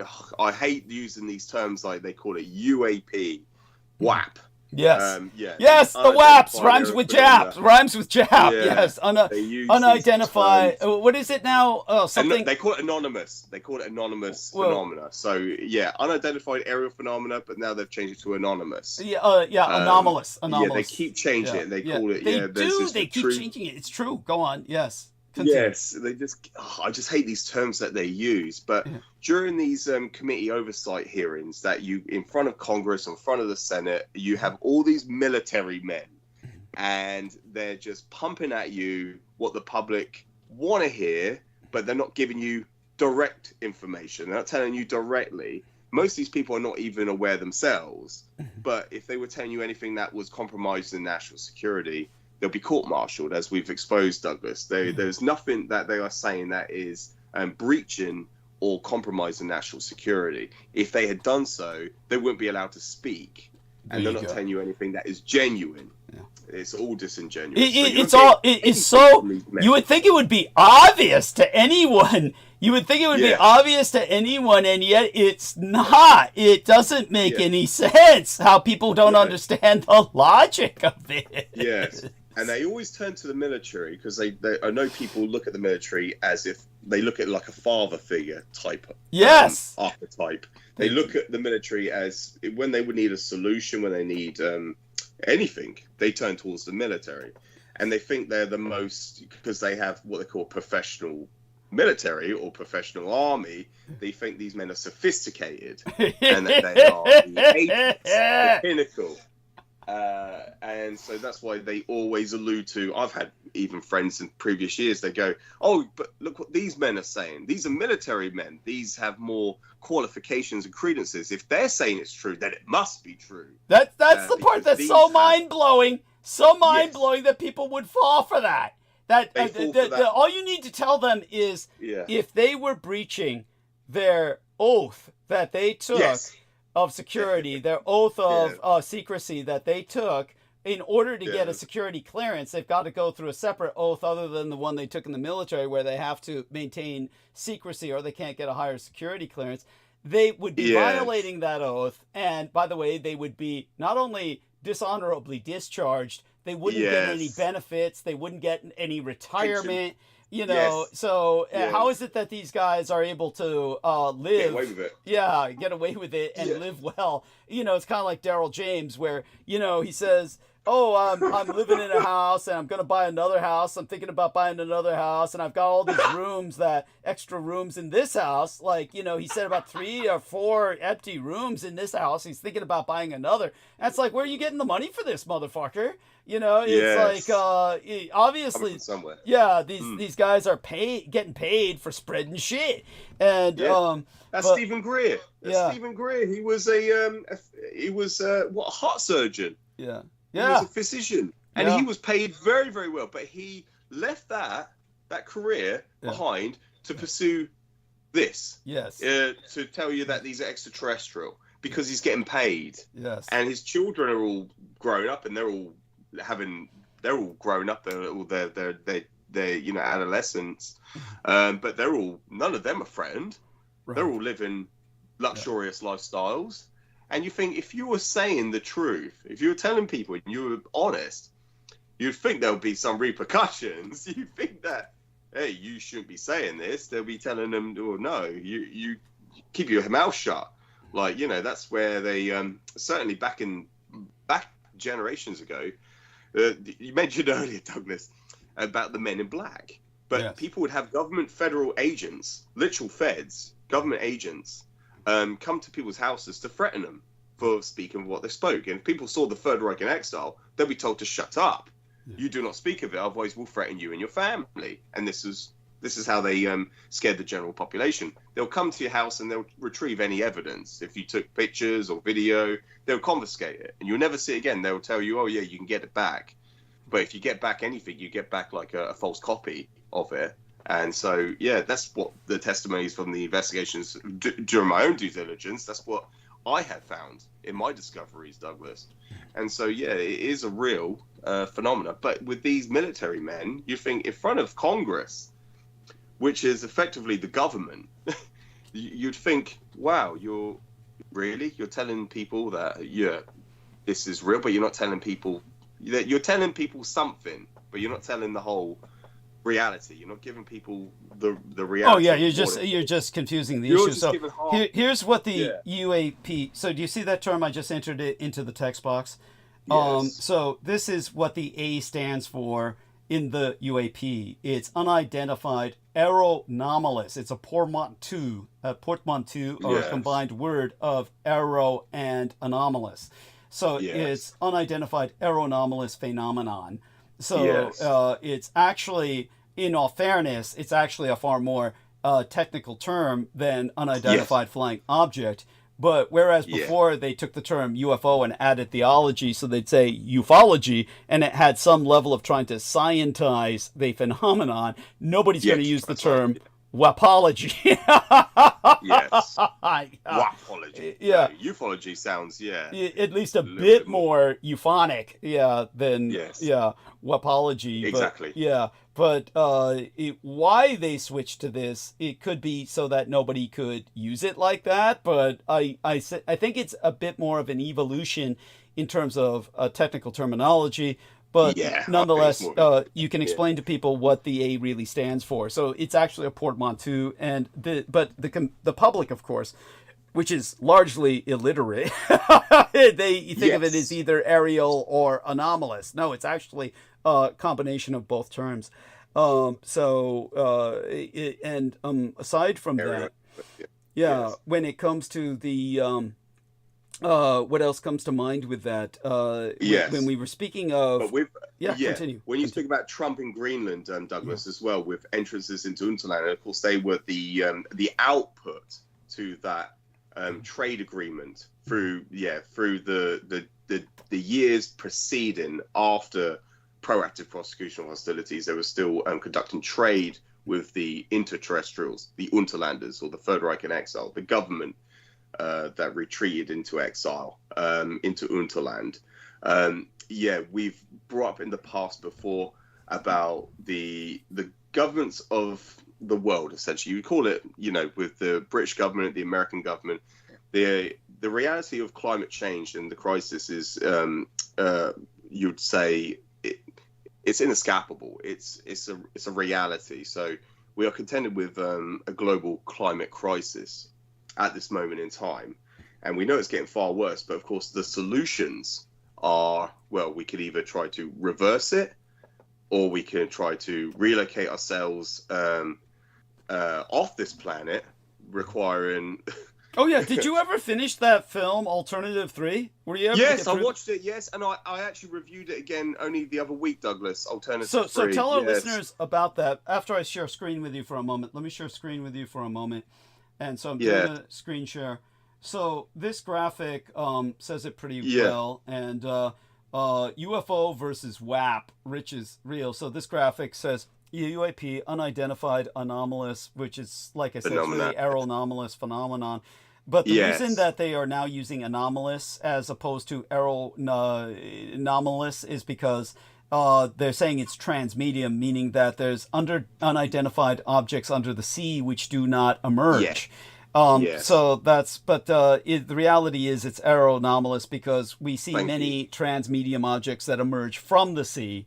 So you might as well use the portmanteau. But anyhow, it's used in scientific. What they're doing is, this is basically the way they can disambiguate it's professional nomenclature, so they can disambiguate their papers and their essays from crap that is just published by people who are churning out shit from their computers at home. In the old days, you could tell whether something was false or not by just looking at the print. You'd say, oh, this is printed on a government format. You'd say it's got the government seal, it's official. But these days, because everyone's on the internet, everything's faked so easily, they needed separate terminology, because you've got all kinds of neckbeards and keyboard warriors that are just pushing out shit about UFOs. So they had to use this terminology so that they would disambiguate. That way, to disambiguate it, yes. But, no, absolutely, Douglas. So such having been said, so tell people about Alternative 3, and it's important. Yeah. Okay. So. And thank you for bringing up the term transmedium. That basically means a moving object, or what they'll call an unidentified, aeronymous. It's going through ocean and air. That is through. I'm trying to think of the Air Force's definition to try to regurgitate from their definition. It's basically through. Various medium, which is also called interface, by the way. Say if a craft can go through space to the atmosphere and land on a planet, that's called interface. Exactly. Yeah. Interface. Thank you. Through space, atmosphere. Yeah, just call that sea, ocean, atmosphere, and space. So it's through all different types. I'm trying to figure the word. I can't remember it right now. Well, transmedium's pretty good. Transmedium's a good start. I mean, yes. And much appreciated, Douglas. And to Alternative 3, obviously I forget the name, but we have to look up the guy's name who's on the front cover, who's the presenter of that. The actor who played in Alternative 3. The result of Alternative 3 was to do with defections, mass defections from the British. The scientific community. But the British in particular, the scientific community in general, but the British and the Americans, but the Americans as well, but particularly the British. And and by the way, one of the reasons why is the British have a large stake in Antarctica. The British have a lot of land they claim in Antarctica, also the Falklands. So continue. Yes. Thank you, Douglas. That's the strategic importance of the Falklands, because it's an outlet to the Antarctic, which we had a large colony, as in a large scientific colony, which you want to call it, a position or extent on the Antarctic continent. We did have one of the largest, if not the largest, scientific at one point in history that was situated on the Antarctic continent, based upon conducting science and studies. But we had a massive problem when it came down to the influx of defectors from that community into Unterland. And so that's why the Alternative 3, which was basically published and produced, that was in the 1970s. It was to counteract the defectors that were going into Unterland. But it was something that the government did to the general public. They published it, but it induced mass panic, which is something the government forbidden or prohibited. The government legally prohibited mass panic while causing it intentionally. While causing it. Yes. Just to put things into perspective, just to so people can understand the nature, the gravity of the situation. They basically promoted this, and people actually bought into it like it was genuine, like it was actual reporting of a general thing, which it was, but people weren't aware of that extent, because I think in Alternative 3 they were relocating, I think, to Mars. Is that correct, Douglas? They were relocating to the moon and Mars. The moon and Mars. Yes, to both. Bodies. Yes, they were relocating to Earth's binary system and to the Martian planet. But the reality was they were defecting into Unterland. And so this was the result of Alternative 3. And, to draw parallels to the American version, which was the War of the Worlds, that was produced, authored by H.G. Wells. But there was a radio broadcast, wasn't it, Douglas? It was first aired in the 1960s, where people were actually in the underground bunker system, air raid bunkers, hiding and waiting and actually calling the local police, saying, "Has it finished yet? Has the invasion finished yet?" There was mass panic throughout the populace. It was the 30s, actually. It was the 30s when it happened. It was the 30s. Yes, it was before World War II, I believe, or right after World War II. It was either before or right after. I'll have to. We'd have to look it up. But we could look it up easily. Right now, I'm trying to add Brooke Gibson to the call. With the narrative, aren't we? Yes. Yeah. Yes. Brooke, don't be afraid to jump on. Brooke, if I'm calling you right now, Brooke, go ahead and respond. She left a message with us. That's brilliant. Yes. Yeah. So I would love her to come on because we haven't heard from her in forever, and we're all worried sick about her. But she's not responding. It says it's unavailable. But she did leave a message. I responded to it, invited her to come on the call. But whether she does or not, I notice a lot of people are shy lately. And it could be, Nemo and Brooke, they're going through, they're processing. I guess they're processing. Yeah, bless. Same with Aristides, or, he's processing. Unusual for him to not come back on, but I could understand he just went to sleep. But we'll see what happens. And they all seem to otherwise be doing all right. Well, Brooke, we don't know much about. We hope to find out more. But go on, continue with what obviously with my position, I've been busy, so that's the reason why I can't be on the show. Because it seems to interline with my work schedule, so they always seem to they co-align with each other. So it's hard for me to ever have the time to jump on because they always seem to be they basically conflict with one another. So hence why I haven't been on. But we've obviously had this date booked in our schedules to do it. But of course last night I haven't been on for such a long time. I felt a little bit anxious. I thought, I'm gonna have a good night's sleep and come on early in the morning as soon as I wake up. I felt a bit anxious. I haven't been on for so long, but as soon as come on, then those nerves go away. So there's no reason for these people to be shy, in my perspective. But and it's all good. We're all professional here, so we're not like So the War of the Worlds radio panic. Sorry, Douglas. Yeah. No worries. No worries. The War of the Worlds radio panic occurred on Sunday, October 30th, 1938. So it was 1938, yes. Yeah, so it was right before World War II. Yes. But when it came to Alternative 3, they're dealing with exactly what George Knight is articulating, is that the public began to notice, particularly in England, that scientists were often disappearing, and there seemed to be no reason for it. And so this provided a cover that made it look as if the Allies were still in control, as if the Anglo-American Allies were still a united front and that they were relocating the disappearing people. Exactly. Yes. And so Alternative 3 was meant to be a psyop, but what George can explain is, the man whose name we would need to look up was well-recognized. He was like the Walter Cronkite of England. He was like the He was a prestigious figure, in the community, in Britain. We'll have to look him up. The alternative, I'll just look up very quickly, Douglas. Thank you. Individual. So it was meant to be taken seriously. It was meant to be taken in all seriousness by the British public. And it definitely was a psyop that was meant to be a wartime way to convince the public the Allies were still in control and relocating these disappearing people. It's still a very disconcerting, very strange thing to review. And when you take a look at what's going on now, why would Trump want control of Greenland? Is because he feels that by somehow gaining a direct access or regaining direct access with total control, where the Americans would have a monopoly on the easiest access to Interland, that they are going to basically somehow that is going to enable them to invade Mars without Reich interference. It's very bizarre, the Trump thought process, the American thought process. Absolutely, but like I said, so here we are. And And also, they keep on announcing, Douglas. I saw it earlier on. I was going to bring up earlier on when I saw it. The magnetic core of the Earth is weakening.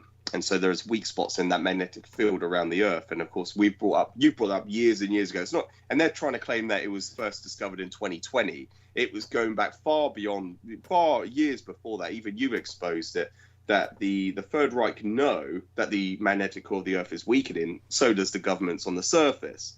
And of course, they are on a precarious position where they have to either relocate our population off the Earth, reverse climate change, or we invade Unterland. Yeah. And so, obviously, I think now with Trump, I think that's the trajectory discourse he's basically turning towards. Yeah. It's to deal with Unterland. And so, yes, the outlet would be Greenland.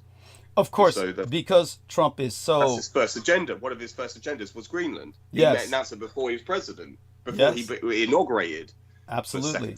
Yes. And you will notice it was almost like it's almost like they railroaded him into the presidency. It was like literally like they made it so he couldn't lose. It was like they did everything possible to make certain that son of a bitch got into the office. Yes. But go on. And Elon Musk himself, he's saying he's going to destroy the ISS. He's going to take down everything. Yes. And so with SpaceX. So you've got this alignment that's going on, and it's just making it more and more transparent, more obvious. So obviously, I'll speak to this subject at greater length in monologue, but I do want people to know right now I'm going to go over a little bit of this with George Knight in dialogue. And in dialogue, I want people to understand what I said about Disraeli before, the Jewish individual who dominated the British Empire for a long time.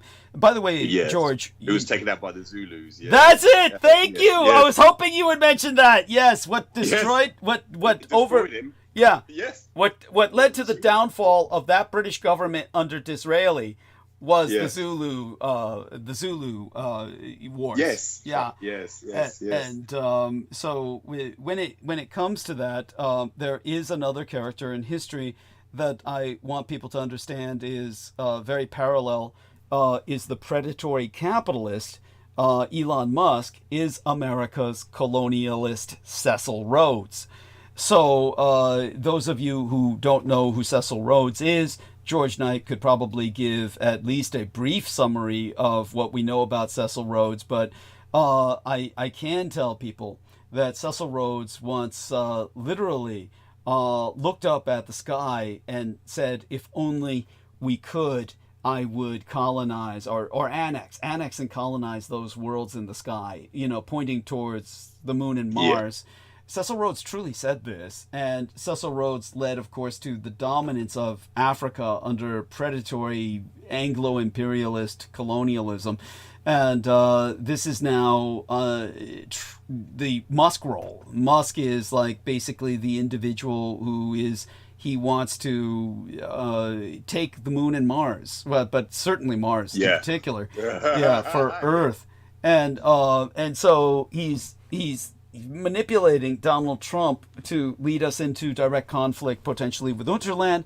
But the one thing I can clarify is I can tell you this. I would bet the farm, just bet everything, that Trump does not think like that. Trump thinks like, if I can take Ice Station Zebra in Greenland, monopolize all access so that it's only us Americans there, we'll make a deal with Unterland. That's his thought process, is we'll make a deal. He's very transactional. He thinks only in terms of transactionalism. So he wants to make a deal with Unterland where he feels that somehow he can break the impasse in the war. In other words, he feels he can make peace with the Third Reich in exile, but he wants it to be American dominated, or maybe a Russo-American kind of sharing of this peace deal that he's envisioning he can do. But he feels he can deal with the Unterlanders and reopen trade, because they shut down all trade. And during the Clinton administration, they shut down completely contact with the surface world. That's it, in 97. Yeah, 1997. And so it's this is something that is part of the meta politics, or the politics behind the politics. Otherwise, Greenland makes no sense. It really doesn't. So I can talk about what they try to rationalize it with when they speak in conventional politics, but only something as monumental as what George and I are discussing now makes sense of it, really. So, by all means, continue with your thoughts in this regard. And just to bear in mind, Brooke said essentially hello. So she dropped in to say hello. Oh, perfect. Yeah. Yeah, that's good. At least she's all right. That's the main thing. We hope. I mean, well, it seems like her. Yeah, it acts like her. But here's what she had to say. Here we are. So, going to do a screen share. And then we open up the text box. And so what Brooke said here was, a little on your high horse there with words, wink. Your co-host and myself are also largely illiterate. Wink. Yes, that's cute. It's cute. And so then I was saying, jump on now, Brooke. Of course, she's being facetious. She's just being funny. But there you are. So just read that. And so such being said, in terms of what else comes to your mind with all of this, we've discussed Alternative 3, and maybe now Musk is still taking Alternative 3 seriously, whereas Trump is thinking on a transactional level with the Third Reich in exile. So this is where the two of them are not united, but they are united temporarily, at least transitionally. They're united in their insanities. But so take it from there. Of course, England and America are now parting ways because England is supporting Ukraine and therefore aligns with Europe, France and Germany, and America and Russia are aligned against it. Of course, one could argue that this might cause a division between the Russians and China, but that's almost impossible at this point because their economies are so interlinked. It's a fool's game. But when it comes to what people might be thinking, as I'll bring up in monologue in another episode next month, because obviously George Knight and I are taking up the last two episodes of this month, the last two episodes of February. But in March, I'll go back to monologuing and I'll talk about the fact that obviously if Russia becomes aligned with America, then China has to watch its back when it's trying to attack Taiwan. Then it would say, what are the Russians going to do if we attack Taiwan? This is maybe what Trump is thinking, if he's thinking that far ahead at all, or his strategists are thinking. But in reality, Russia and China are so interlinked at this point that they're essentially one economy. Basically, Russia is now China's satellite state. Russia is like North Korea. It's basically a satellite state of communist China. So that having been said, back to what our man George is talking about. And think about what Brendan said earlier about the cordite. This is like when they drained the RLC to produce primitive artillery shells. Under Khrushchev. This is the Russians are so backwards. The Russians are so incredibly backwards. The idea of them having hypersonic missiles or working nuclear weapons, interballistic missiles. First of all, no one has ever seen a intercontinental ballistic missile test where one is launched from one continent and hits another. No one has ever seen this. It's never happened. Yeah, it's never happened. And the closest have been submarine nuclear launches where they've used dummy warheads and they're just practicing with a launch of the missile that can hit inland. This is not advanced technology in particular. But when it comes to sending a rocket that's about the size of something that would hit the moon in order to transfer it from one part of the globe to the other where it's going to land in the right place, nobody has this technology anymore. I don't know if you heard what I heard earlier, but Musk, with all of his attack on the government, he cut down the national security, the nuclear security. Did you hear me talk about that? He gutted the staff of the nuclear security program, the people who guard the nuclear weapons. And after they thank you. After they fired them all, they fired them. They wanted to rehire them, but they didn't have any of their personal contact information. Yes. It shows you how insane the situation is. Yeah. Yeah. Completely, yes. So the Russians will be even worse. Yes. So also back to you. Yeah. Yeah, no, it requires an enormous amount of energy to get a rocket. You know, even with Musk's idea of going to Mars, it's a suicide mission. Yeah. Because it requires an enormous amount of output from the energy to get the rocket out into the stratosphere of the Earth, out into the upper atmosphere. The term for that is to break free of the gravity well. The gravity well, yes. To break it. Yes, thank you, Douglas. But then from that point onwards, how are you supposed to get back?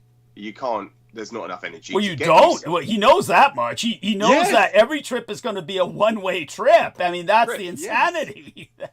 Yes, exactly. Yeah. And it's like with these these intercontinental ballistic missiles, you don't ever see them being fired from one continent and landing into the other. Even with North Korea, where they were trying to counteract, with the Americans when they tried to counteract the jet stream, they deployed their technology. Yeah, and by the way, that they harnessed. By the way, so our listeners understand, the Americans could easily have done this. They could have cooperated with the British at the testing sites in Australia and literally fired a missile from America into the center of Australia, into that test site, and literally attacked Australia as a test with a nuclear weapon to see if it would work. And nobody has done something like that because they're convinced that it's too easy to go off course and they'd wind up hitting the capital of Australia in Auckland, or New Zealand by accident, imagine if it landed anywhere near Canberra or Auckland, etc. It's just a nightmare, so no one's even tested these things. But continue with what you were saying, because it's very important. What you were saying, With like using North Korea as an example, yes. When they were trying to take out, with the harnessing of HARP, with the Lucifer, Project Lucifer, the Night of the Morning Star, I believe that's what it's called, the project. Yes, it was called Lucifer, Son of the Morning Star. Yes, the satellite system. Yes. When it's projecting, harnessing that energy, because North Korea for the last 20 years, 2 decades, they've been undergoing an increase of famine. So famine, just nuts, ceaseless famine. That's not unnatural. It's an unnatural continuity. It's unnatural. Yes, thank you, Douglas. That's the point, because it's so unnatural. So what was causing this? And then in Gakona in Alaska, they're having all this influx of these shells, the shell outer ordinances of these rockets that are being fired, and they're winding up on the shores and the beaches of Gakona in Alaska. Gakona with a G. Gakona with a G. It's Gakona, isn't it? Yes. Thank you, Douglas. Yes. It's fine. Excuse me. No Gakona. worries. Yeah. And you have all these ordinances that have just been washed up. They've been discovered on the beaches and the shores. Because the North Koreans are trying to take out this HARP, the HARP facility in Gakona, Alaska. Facility.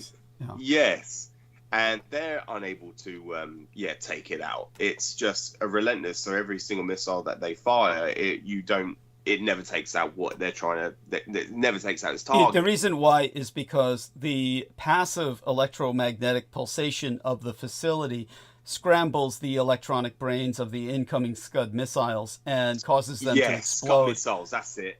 Yes. Before they reach before they even reach the facility. So it has its own Star Trek force field, if you will, in a sense. That's it. Yeah. It renders it inoperable, or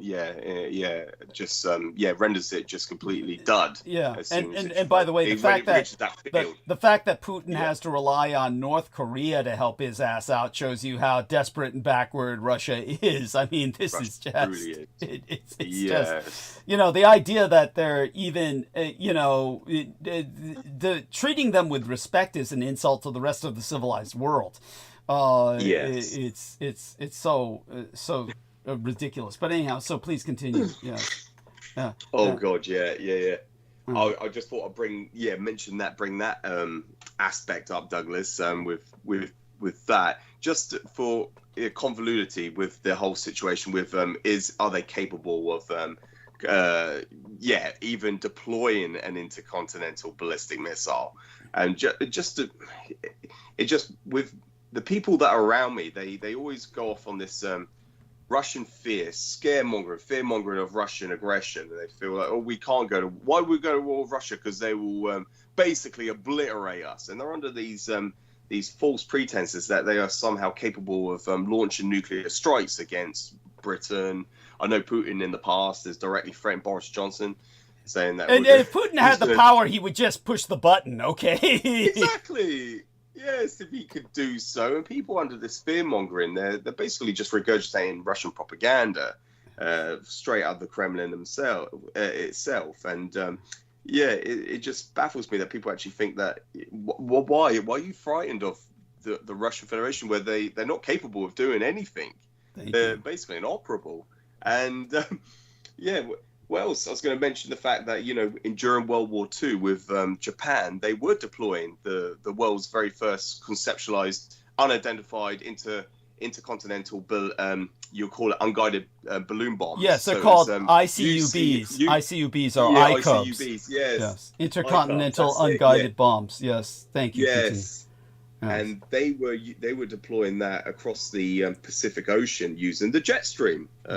And it would go up the Kurishal current into the jet stream, and then it would wind up on the west coast of the United States. And that was how Hirohito were able to map out the wind currents, because he was generating all these forest fires. And of course, the Americans would always perceive or allude it to, oh, they're attacking us. But also the conventional narrative, or the conventional history, that the only deaths ever occurred during wartime in the United States was 5 deaths from a family by one of these ICUBs. Yes. And they claim they only had 5 fatalities, when the industrial accidents that were occurring in the United States were in the millions. Thank you. It was, my God, it's just that alone just shows you, just how, just with history itself and just the reality, just how false it all is, or convoluted the whole situation is. Just how, talk about revisionism. Thank you. And where they deny all these deaths that were on the industrial level to basically fuel that war machine during World War II, just of how many women died, how many workers had died over the continental United States. There was an American home front during World War II, just like there was in World War I. And millions had died. So just to explain to our listeners that what our man George Knight is referencing is that in World War I, the American front was in Haiti. And so at that time, Franklin Delano Roosevelt was the Assistant Secretary to the Navy. And he led the United States Marines, which are the infantry arm of the U.S. Navy, into invading Haiti for no goddamn good reason. Claiming that it was allied to Germany, and led a campaign of atrocities that cost him the election when he was running against Warren Gamaliel Harding. And and Warren Gamaliel Harding was able to point out the atrocities Roosevelt had committed at that time as being entirely unnecessary, and also it was maniacal for a civilian to lead a Marine Corps expeditionary force into a foreign nation. Now, during World War II, the American home front was America itself. Now, if you ever look at American media from World War II, there is a justifiable obsession with sabotage. In fact, it's the whole rationale for the internment camps. Is they're locking up all the Japanese, they're locking up Germans and Italians. All of the rationale for this is a campaign of sabotage. We're trying to preempt a campaign of sabotage. But they'll make it seem as if America was entirely immune during World War II and with impunity could just do whatever it wanted. This, of course, is absolutely insane. By the way, this is the claim that, good God, what's his name again? Richard Dolan was attacking me with, was that, America could do this with impunity. And he, of course, is somebody who was already spiraling at that time. He's definitely, of course, always been favored by Michael Aquino, and Michael Aquino actually was promoting him for the longest time. you could probably still find his promotions of Richard Dolan on Above Top Secret, that website. Because they had him as a guest columnist. If people don't remember, they had Michael Aquino as a guest columnist on Above Top Secret. And these were the people directly affiliated with Coast to Coast AM. Now, but basically, the obsession during World War II with sabotage was justified because there was absolutely no way that the Axis could ever outproduce America with the enormous resources that America had. Geographically, geologically, population base, etc. Plus everything else they were dealing with in Russia and everywhere else. China in terms of the Pacific theater of conflict. But when it comes to their response, it had to be asymmetrical. Now, ironically enough, the Americans were worried about the Japanese. Oftentimes would portray, say, for instance, Superman cartoons. You can find these Superman cartoons from World War II on YouTube, where they call them Japateurs. But there's really no easy way for the Japanese to infiltrate America at that time. They couldn't really say I'm Chinese or I'm Filipino, because all those minorities were just as ethnically enclaved and persecuted as the Japanese, really. But it was the Germans and other European partners of the Axis that could indeed infiltrate America, and did, to devastating effect. So what the true crime of America is that they'll promote the American military fatalities as, oh, look, here's all the boys sacrificing themselves in World War II. Just like they did during World War II, they would say, oh, you're complaining about a little molten metal spilling in the industrial floor and, complaining about industrial safety procedures. Just get out of the way, for Christ's sakes. There's boys being shot at in Europe and Asia, that kind of bullshit. But the reality was that for every military casualty, for every American military casualty... Yeah, for every one. There were 8 industrial casualties on the home front. Yeah. So understand how devastating the German sabotage campaign was in World War II. So understand that even though 300, and we've got it down to the man, they will say that about 306,005 American soldiers died as a result of combat, and that another 571,822 sustained non-fatal but crippling injuries, meaning they lost legs and couldn't serve anymore, or arms of the like. When you think of World War II, you are indoctrinated into thinking of these soldiers killed or injured on foreign soil. But all of the men going to the front left all the women at home to work, the production soldierettes. So these women, in particular, who manned the nation's factories, the mills, the mines, they suffered far heavier physical losses. The Bureau of Labor Statistics reported that between 1942 and 1945, there were 2 million deadly industrial accidents. That's a total of more than 6 million dead. You had as many American women die in World War II as they say Jews died in the Holocaust, even though far more Jews died than what the Jews themselves acknowledge. Due to Jews not counting half Jews who came from the patrilineal side to be counted as Jews. Only if you come from the matrilineal side do they count it. So when you've got more than 75,000 Americans died in World War II that were on the home front, that they do account, but over 6 million ultimately died because some of them died after the war because it took them years to die. In other words, some of them were injured terribly with a crippling injury that ultimately resulted in their dying after World War II was declared over in 1952 or after its ceasefire in 1946. So, and additionally, there were some 378,000 industrial workers who suffered a permanent disability that left them crippled for life, but they lived a normal lifespan thereafter. So, I mean, this is something that is just outrageous, that nobody knows about this. And no medals were ever given to these women.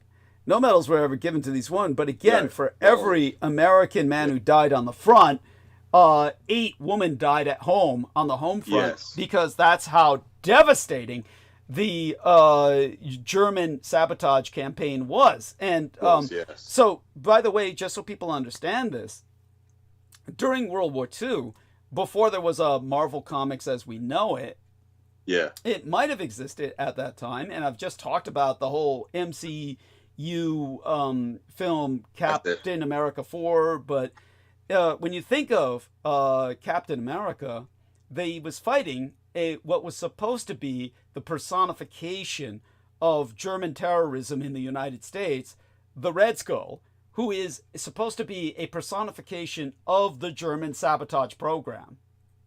So understand that when you see the Red Skull in Captain America, this is based on the concept the Americans had of a true German threat in America that seemed superhuman. For one thing, you might notice there was never any captured German spy in World War II. That's how effective the German intelligence program was. Its terrorism program in World War II was so effective that they destroyed all of their records and no one ever found out who the saboteurs were. The only group you have was German troops that were landed by a submarine that got captured and executed in World War II as a diversion operation. And these men were captured and they were executed. But other than that, you don't hear about these saboteurs and all the damage that they did. One was because they didn't want to incite a panic. The other was that after the war, it would have made them look vulnerable and the American public would have been outraged at the American military for not being able to protect them. And then, of course, you had the fact that they were unable to even capture a single German spy.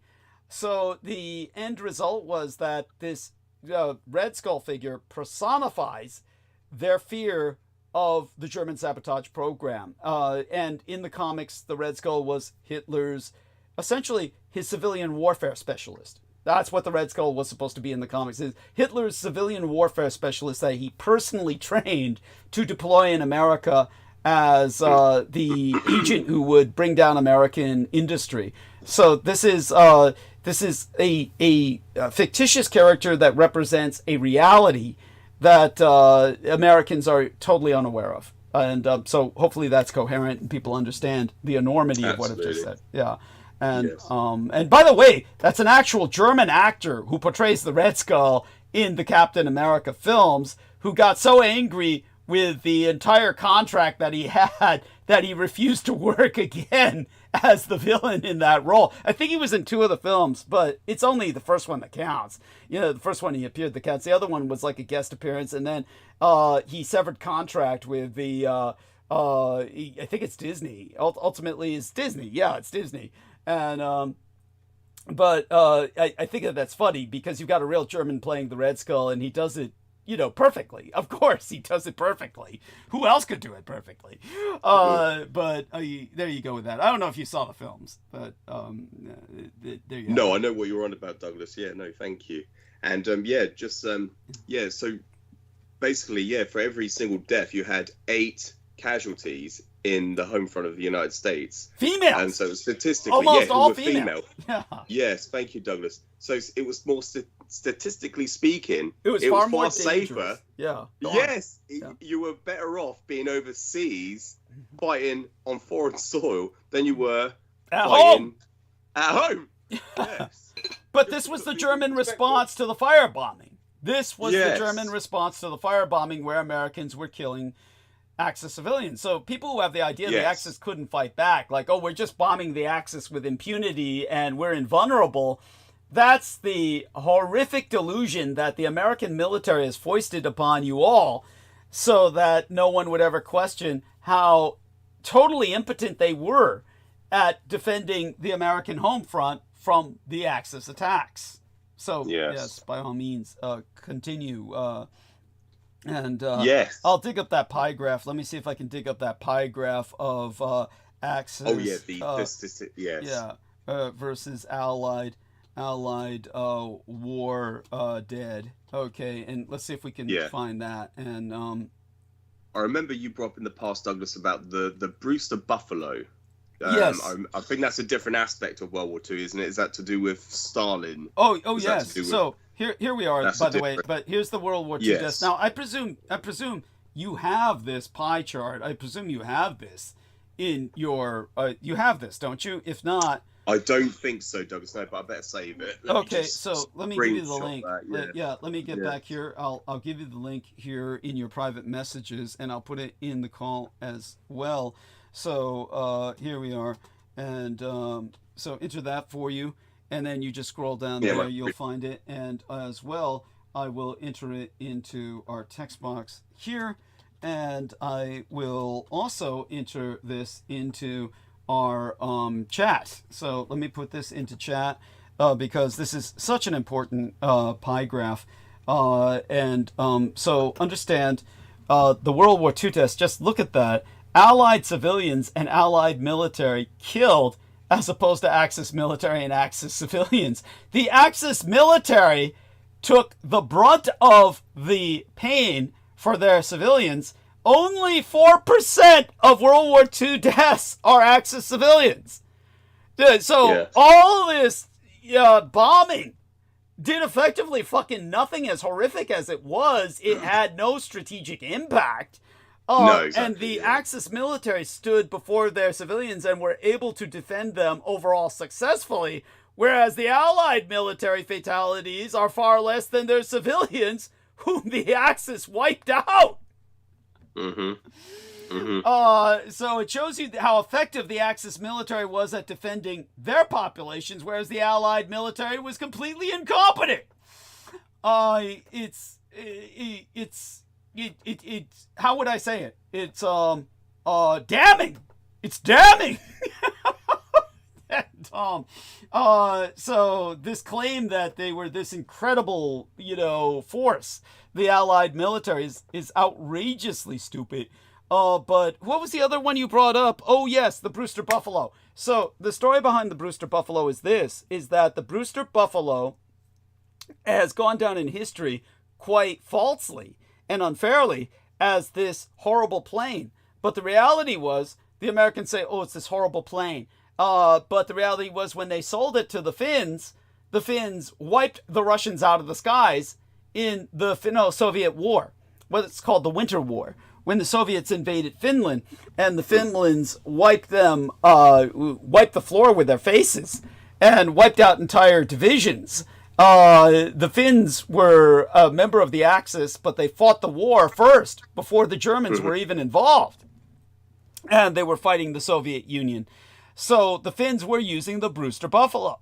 And it wiped the Soviet forces out of the skies. So Stalin said, wipe out their factories in America. So all of the communists who were part of the labor unions in America. And this is another reason why you don't know about the war fatalities, is because all of America's labor front was so communized that it's like, this is why they didn't give them medals, was because half of them were planning to rebel after World War II anyway in a communist revolution. So the American government thought the Germans were doing them a favor by killing so many of their radicalized laborites who were effectively members of the Communist Party. And but before World War II, what had happened was that Stalin gave the order, and the American labor force sabotaged all the Brewster Buffaloes. So whenever the Americans used them, the Americans would fall out of the sky. And that's why the Americans said, oh, it's a shit plane. And then they stopped manufacturing it. That was just so Stalin wouldn't have to face the Brewster Buffalo anymore in the skies. It's like, so that's the reality behind that. Yeah. No, much appreciated. It dropped me out, unfortunately, Douglas, only for a few minutes. It dropped me out of the call for some reason, and then I rejoined. So that's why you were so silent. So what did you miss? What did you miss? Yeah, so I'm not sure what I missed. And literally, it just dropped out when we were discussing the deaths, the comparison of the 58% of the Allied civilians, and then it just showed like the insignificant impact that the Allies had with their strategic bombing on the Axis front, on the Axis civilian population, or it done nothing. And then it dropped the call.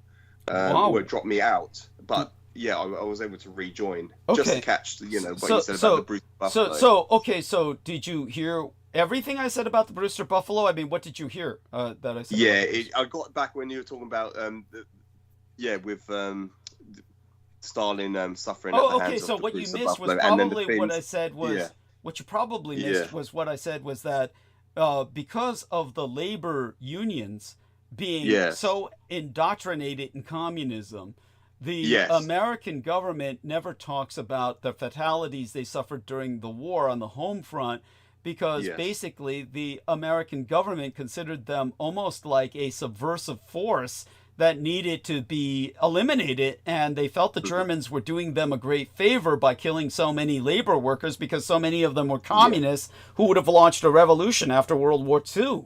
Yeah, so it's doing them a favor. Yeah, it was almost like the Germans were doing them a favor. Now, the horror is that these were the labor unions that were all male. During World War II, when they were all sent to war, then these were the men who, before World War II, were sabotaging the Brewster Buffaloes. Because remember, the Brewster Buffaloes, the Finnish war against the Soviets, took place before what Americans recognize as World War II in Europe. That's what I meant. Yes. Yeah. So at that time, the American labor force was all male and almost exclusively communist. And so when they began to draft all these women were not communists. They were just draft A's into the labor force, but they were the ones who paid the price. But the American government didn't care and didn't credit them, because they figured, well, they're women and they'll probably all go communist anyway, because women are progressively leftist. That was the attitude. And that their politics are pink, if not red.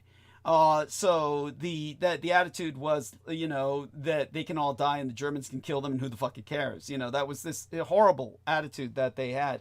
So that being expressed, that puts that into some perspective as to the politics behind why their fatalities were never acknowledged. Of course, it's a completely unjust and needs to be rectified. It needs to be rectified. But thank you for bringing up that point. And much appreciate it. No, thank you. Yeah, by all means, continue with whatever else comes to your mind. If you feel like something else isn't coming to your mind, believe me, I can go off in another direction. But I think, like you said, you got plenty of things to talk about. No, thank you. I was going to bring up. I did yesterday. I was thinking about the Missouri, the USS Missouri, that so-called ceremony, the ceremony for the surrender. I was thinking about that yesterday. We'll go into that in a minute. But with the Hanford Dam, that was creating all that hydroelectricity, all that hydroelectric power that was powering the Manhattan Project. When Emperor Hirohito, when he mapped out the wind currents so extensively, he knew which direction the balloon bomb would go to target the Hanford Dam River.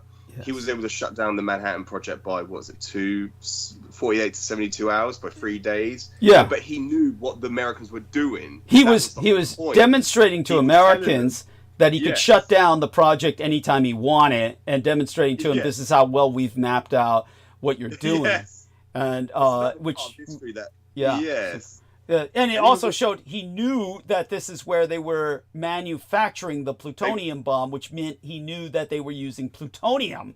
They figured he must know everything. So continue, please, by all means. No, absolutely.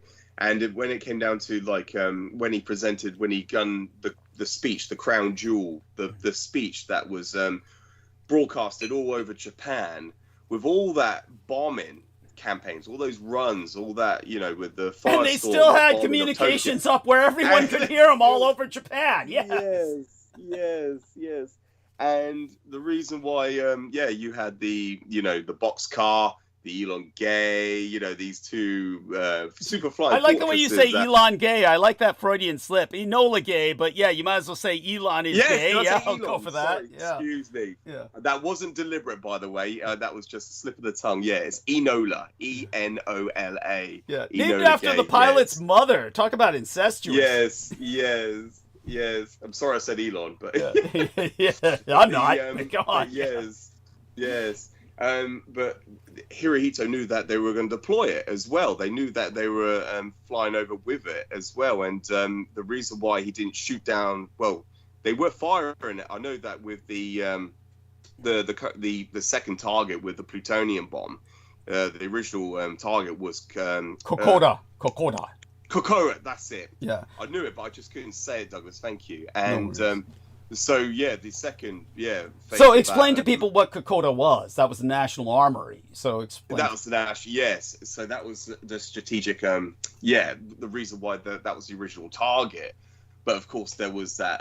They were intercepted by heavy Japanese, air resistance, which the Americans claimed the Japanese had no air force left. I mean, what complete and total lie. Yeah. And they attacked in such a swarm. It was such a beehive that they had a shot that punctured the fuel tank and all this. Yes. So go on from there. Yes. But of course, Hirohito knew that if the atomic bomb was deployed or detonated above ground, it would have taken out the national grid. So that is why he ordered the workers, to go underground, and for the senior workers to go above ground. This is the Mitsubishi power plant. That's it, the Mitsubishi plant that was producing all the K-70, the K-177s, I believe. Yes, these were correct. These were the long-range bombers that could reach New York from Japan. Tokyo to New York. That's it, Douglas. Yeah, he ordered the women to basically. He ordered all the senior women who were basically working underground to be switched or swapped by the young girls working above ground, so the young girls would survive. And that order. Yes. So that everybody understands the horrible convolution of this situation. What happened was the Captain Sweeney was in charge of Boxcar. He was the pilot, the head of that operation. And what had happened was the attack on Hiroshima was a success only in the sense that it eliminated, for those of you who don't know, the Japanese Americans who were stranded in Japan when World War II started. These were all people who spoke perfect English. And so they were kept along with Japanese, they were kept along with American or English war prisoners of war in Hiroshima. And the reason why was so that they could interpret for the American and British prisoners and Australian prisoners. They could interpret their language and act as interpreters during interrogation. And they also were kept in Hiroshima to basically translate all of the broken codes the Americans were using. Everything the Americans say about unbreakable codes is bullshit, because obviously the Americans would not have had to rely on Native Americans speaking Native American language if their codes had not been fucking broken. So understand there's that movie with Nicolas Cage called Wind Talkers, and they show the Native American speakers that are communicating so that the Japanese can't break their code because they're speaking the Native American language. Yeah, all of that is because the Japanese obviously broke the American codes, or you wouldn't need the Wind Talkers. So the American codes where they didn't have Native Americans and they're stuck speaking English, the Japanese who could ultimately interpret what was deciphered were these American Japanese who were all headquartered in Hiroshima, where they were always interrogating the American, British, and Australian and other English-speaking prisoners of war. And therefore, the Americans knew if they took out Hiroshima, they'd be taking out all of the Allied prisoners of war, as well as all of these Japanese Americans. So the entire operation of Hiroshima using that atomic bomb was literally to kill Americans and Allies. Everything else was simply collateral damage. So if you don't understand that, you don't understand Hiroshima. You don't understand why the bomb was dropped. So in that sense, it could be considered a moderate success operationally in taking out not only the Japanese Americans, but the prisoners, so that they could no longer be interrogated and provide information to the enemy. So the Americans felt that that was a level of strategic victory, but it's small potatoes. It was not a strategic victory in forcing Japan to surrender. It's simply that's simply operational. That's operational. It's not strategic. So then the bomb they tried to deploy strategically was the plutonium bomb built in the United States, whereas the Hiroshima bomb was an Axis bomb. So George, you can explain that. Explain this to people about the fact that was Yeah. Yes.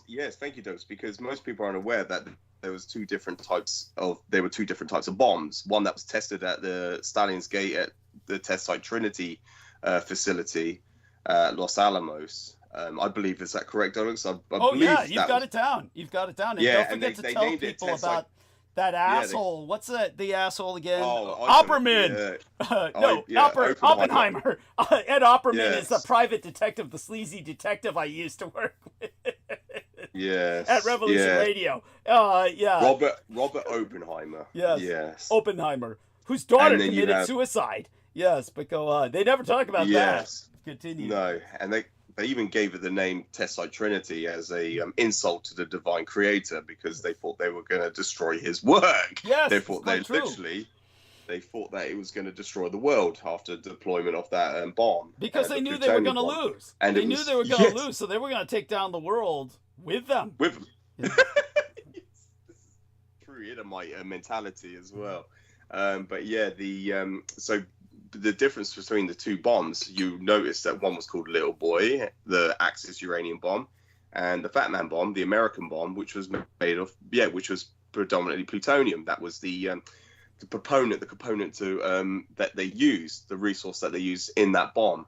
The reason why the uranium bomb was designed in the slick, what do you want to call it? The reason why it was given that design was because it was designed to fit inside the fuselage of a medium range bomber. Any axis medium range bomber. Yes, continue.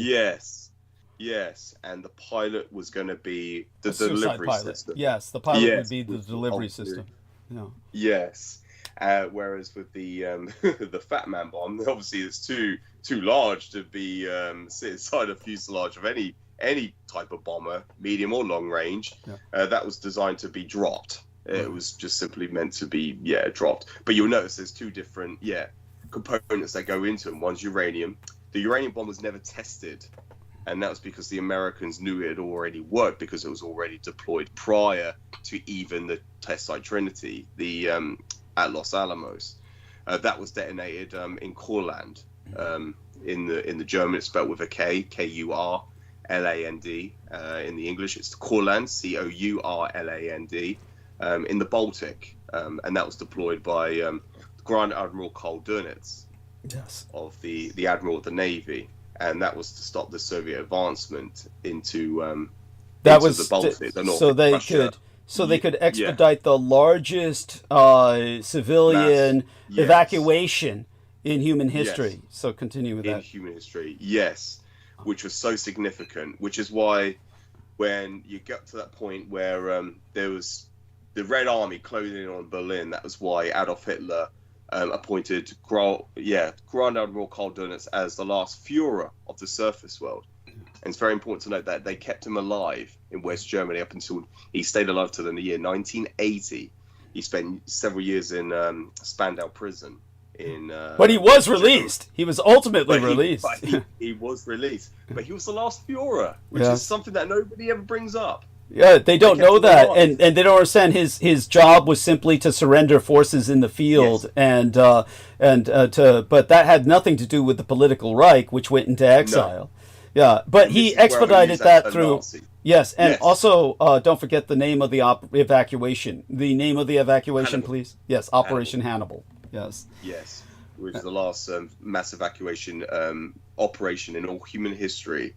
And Karl Dönitz, he was the last Führer. He was not a Nazi, and I'm going to use that term Nazi, as me and Douglas mentioned earlier. We have to use that term for people to understand. He's not a card-carrying member of the Nazi Party.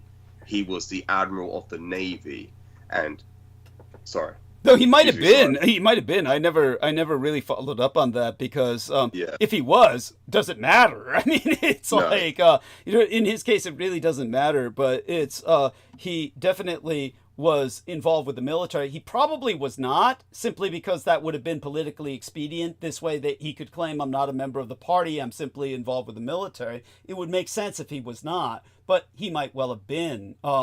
Certainly, Rommel had actually started off as one of the individuals who was helping Hitler in the early days. Erwin Rommel actually was, very much more involved with the Nazi politics than most people know. But when it comes to what we're discussing, you kind of like, did you lose train of thought? We were speaking about. So back to that.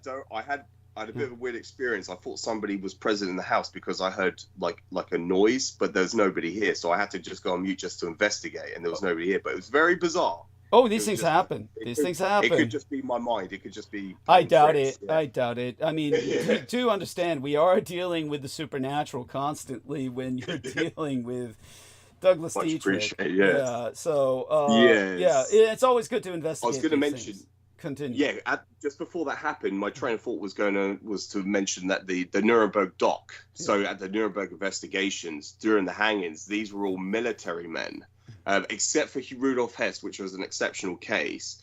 But besides him, because he wasn't executed. Don't forget Streicher, Julius Streicher, who was who was killed just for what he said. Yes, yes, but just for what he said, which again goes against what we are supposed to be. What's one of our liberties is freedom of speech, and that man didn't implicate anything, but he was killed simply for what he said.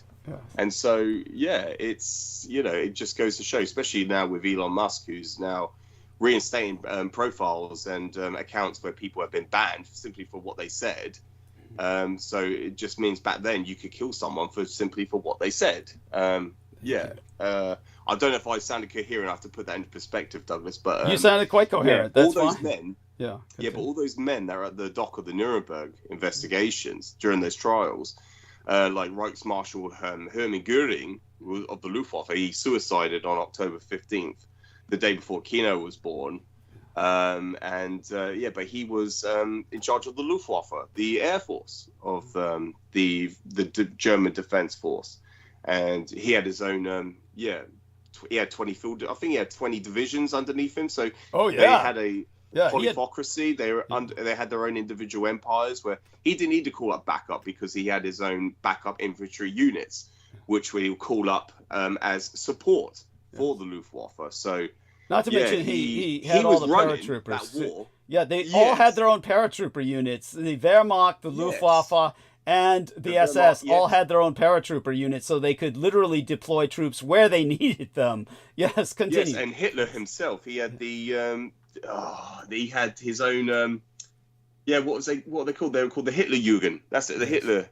Yes, he had his own forces. He had his own individual personal army, and so they all had their own personal armies to call up for backup. But all those men that were sitting dock at the Nuremberg trials, they were all military men.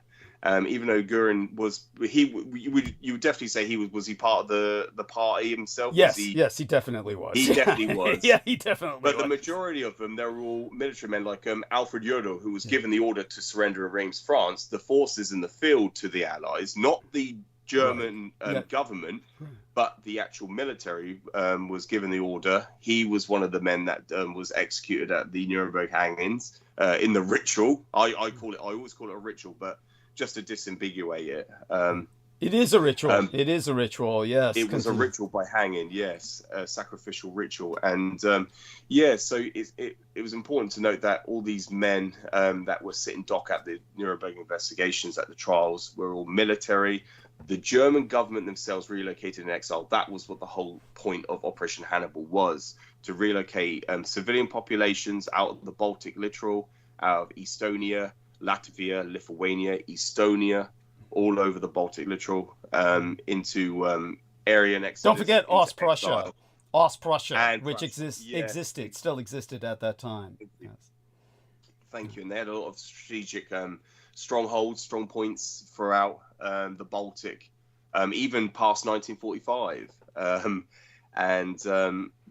When the Soviets were closing in into Berlin. So there was all this was going on simultaneously at that point in time. And I think there was another point I was going to raise, Douglas. It'll probably come back to me in a second. Well, when you mentioned the ritual, when you mention the ritual, it's important to remember that my legal father's personal involvement with this was that my legal father was in the Navy, and at the time in the Navy, there was a sailor by the name of John C. Woods, who, and this goes back to my own dishonorable discharge and the fact that people will say incredibly ignorant things, and everybody thinks they know the game or know the rules to the game. There are no fucking rules, really, in America or in particular. There's no real rules. Rules that I've said before that were almost like a law of physics, where they're all broken now socially. When I would say, for instance, you couldn't be fired from the U.S. government, all of that has changed.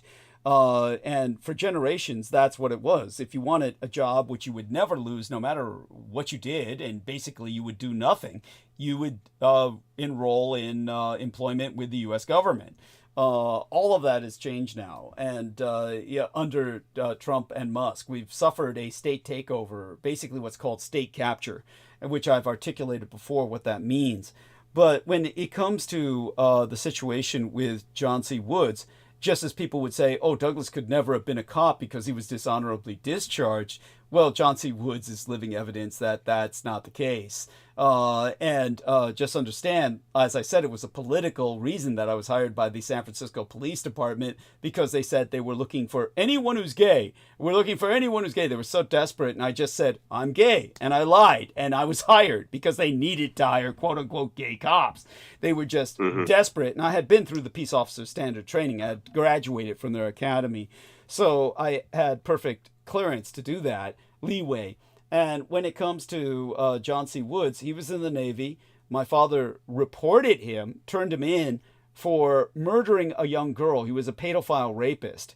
And he murdered a young girl that my father was aware of. He was turned in. He was given a dishonorable discharge because the Navy didn't want a scandal. They really didn't execute him because that would have brought attention to the U.S. Navy. And that was before World War II. World War II comes along. This son of a bitch signs up, John C. Woods, and get this, he was just a simple sailor of a low rank. He's dishonorably discharged. And in World War II, they give him, as soon as he signs up, he says, I want to join the war. They make him a master sergeant. They literally didn't even let him go through the ranks. They made him a master sergeant with a dishonorable discharge, no less, in the U.S. Army. And he was the man who hanged the so-called war criminals at Nuremberg. So this was the individual who was part of this satanic ritual. All it takes is being a Satanist. And he was given the rank of Master Sergeant, and he conducted executions all over Germany. But he was a psychotic sadist who made certain the rope would not kill anyone instantly. It would take them a long time to die, just so he could watch them twist and jerk and spasm. A horrific Satanist and a sadist who then, of course, was participating directly in the satanic ritual, where they were hoping to eliminate 12 great men of power, 13 really, and one escaped, Martin Bormann, and Goering suicided, so they were left with 10 men to hang, 10 or 11. Yes.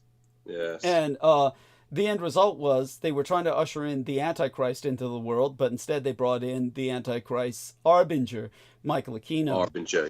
Yes. And Michael Aquino was born that night. He was delivered that night, a dead baby, a blue baby. Yes. And blue baby, yes. And they were just about to basically dispose of him when the word, let's just put it this way, the Logos manifested itself in him, and he started to breathe and cry and scream.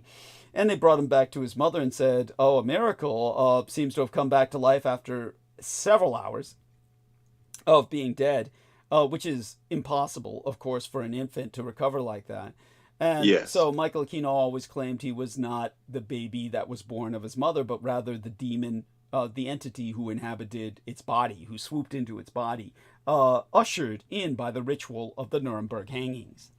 Yes. So he was born in on the night of the Nuremberg hangings, and of course worked with magic the rest of his life, and considered himself the great beast of revelation along the lines of Aleister Crowley, the Harbinger. Yeah. And thank you, so when it comes to Michael Aquino, just also remember the Satanist, Master Sergeant Woods, my legal father who had turned him in so that John Woods would get a dishonorable discharge from the Navy, finally murdered John C. Woods in the Pacific when John C. Woods was transferred by the Army to work on site the atomic bomb tests that my father was at. So it was on site the atomic bomb test site in the Pacific that my father found an opportunity to kill him by electrocuting him to death.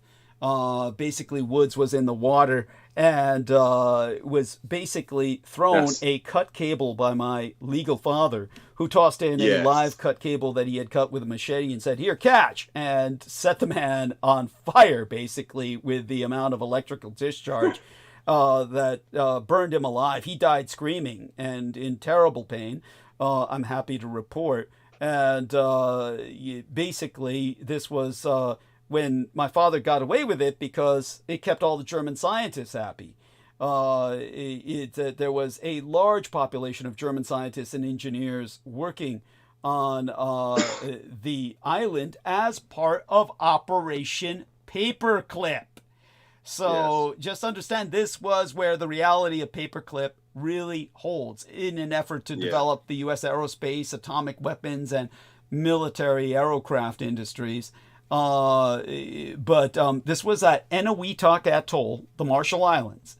And so basically, my father killed him and was ushered into the officer's office the next morning. And the officer wouldn't even look up from his writing. He just asked Mr. Dietrich, who my dad thought he was going to spend the rest of his life in the military brig or be executed himself. And so he just copped to the crime. When he was asked to stand before the officer said, "You were present at the death of Master Sergeant Woods?"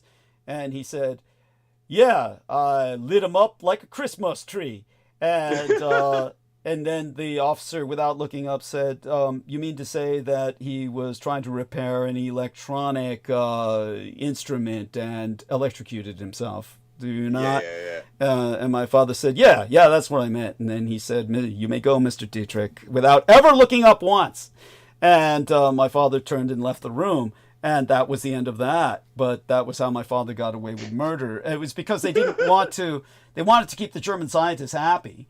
And so there we have that. But my father, for very personal reasons, killed John C. Woods. The fact that he knew he was a child murderer and rapist, and that he was a Satanist.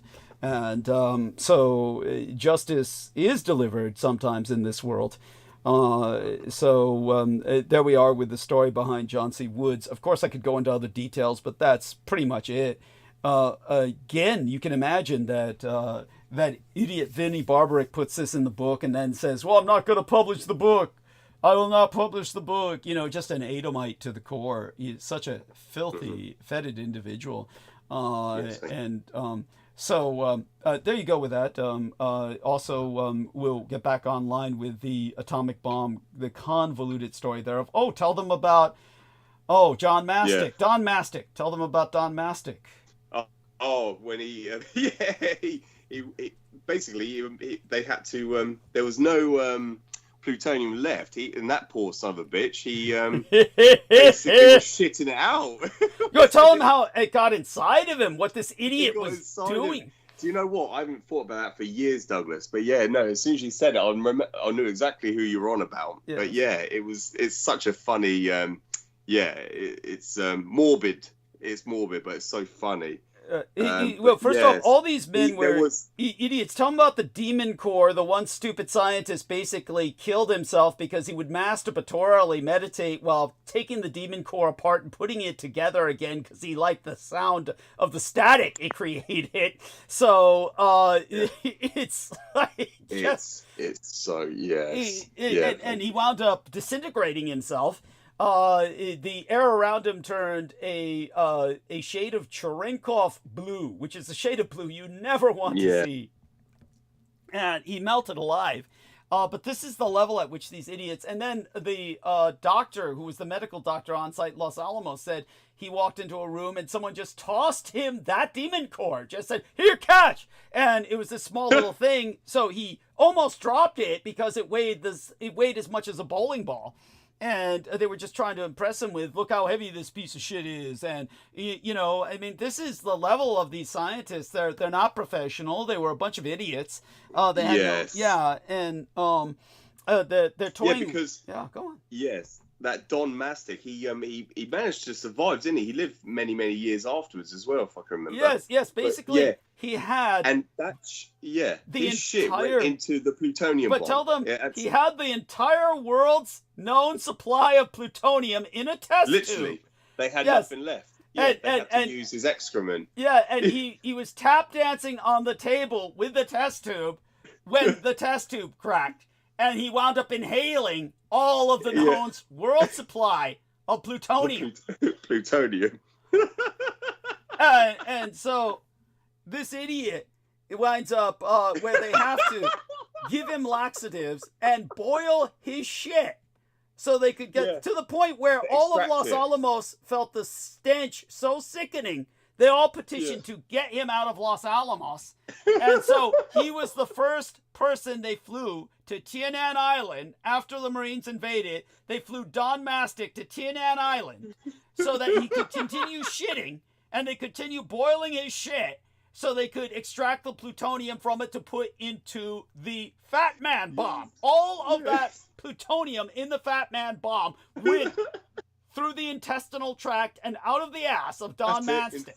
That's it. Who lived to be almost 100 years old. Yes, he lived. And this was the bomb that they then were supposed to drop over Kokoda, the Japanese National Armory. But then Captain Sweeney is flying boxcar over the National Armory of Japan and faces fierce aircraft interception to the point where a bullet penetrates the fuel tank and floods the bomb bay with highly flammable, high-octane aviation fuel. So that he's afraid this bomb is going to go off any fucking second, literally ignite it in his own fuel. So he panics and flies over Nagasaki and drops the bomb in a panic. On the mountain. In a total panic. In the least ideal target, where 90% of the force of the bomb is deflected by the mountain ranges surrounding Nagasaki in a bowl cup figurine type of geographic pattern. So all of the forces... That was domestic. Yes. That one there. The plutonium, that Nagasaki... all of that plutonium that dropped on Nagasaki went through Don Mastic's ass. It's intestinal tract, And yet, Emperor Hirohito knew the only logical target, if they weren't going to hit Kokoda, was going to be Nagasaki next. So he had everybody in the manufacturing plants, and he was thinking strategically. He was thinking the Americans were going to bomb the long-distance bombers the Japanese were building at the underground facilities of Nagasaki. That's why he told, move all the young ladies into the underground bunker system to continue working on the aircraft and have the old ladies move up onto the surface, where all the old ladies died in a heartbeat. But the young girls survived and continued building long-range bombers that could reach the United States with pressurized air chambers where the pilots wouldn't even need to wear gas masks or oxygen masks. They had pressurized chambers so that they could fly without oxygen masks all the way to New York to bomb from Japan. And so these aircraft, these long-distance bombers, continued being produced unabated. And the Japanese could produce many more. The Americans knew at that point they'd lost the war. They did nothing to damage Japanese industry. And but to drive the point home, tell them about the United States Strategic Bombing Survey, the USBS, as I call it. The Strategic Bombing Survey proved that domestic earthquakes in Japan throughout World War II did more damage to Japanese industry than the American bombing campaign. Strategic bombing did, than the strategic bombing campaign runs ever did. Yes, no, that's so true, Douglas.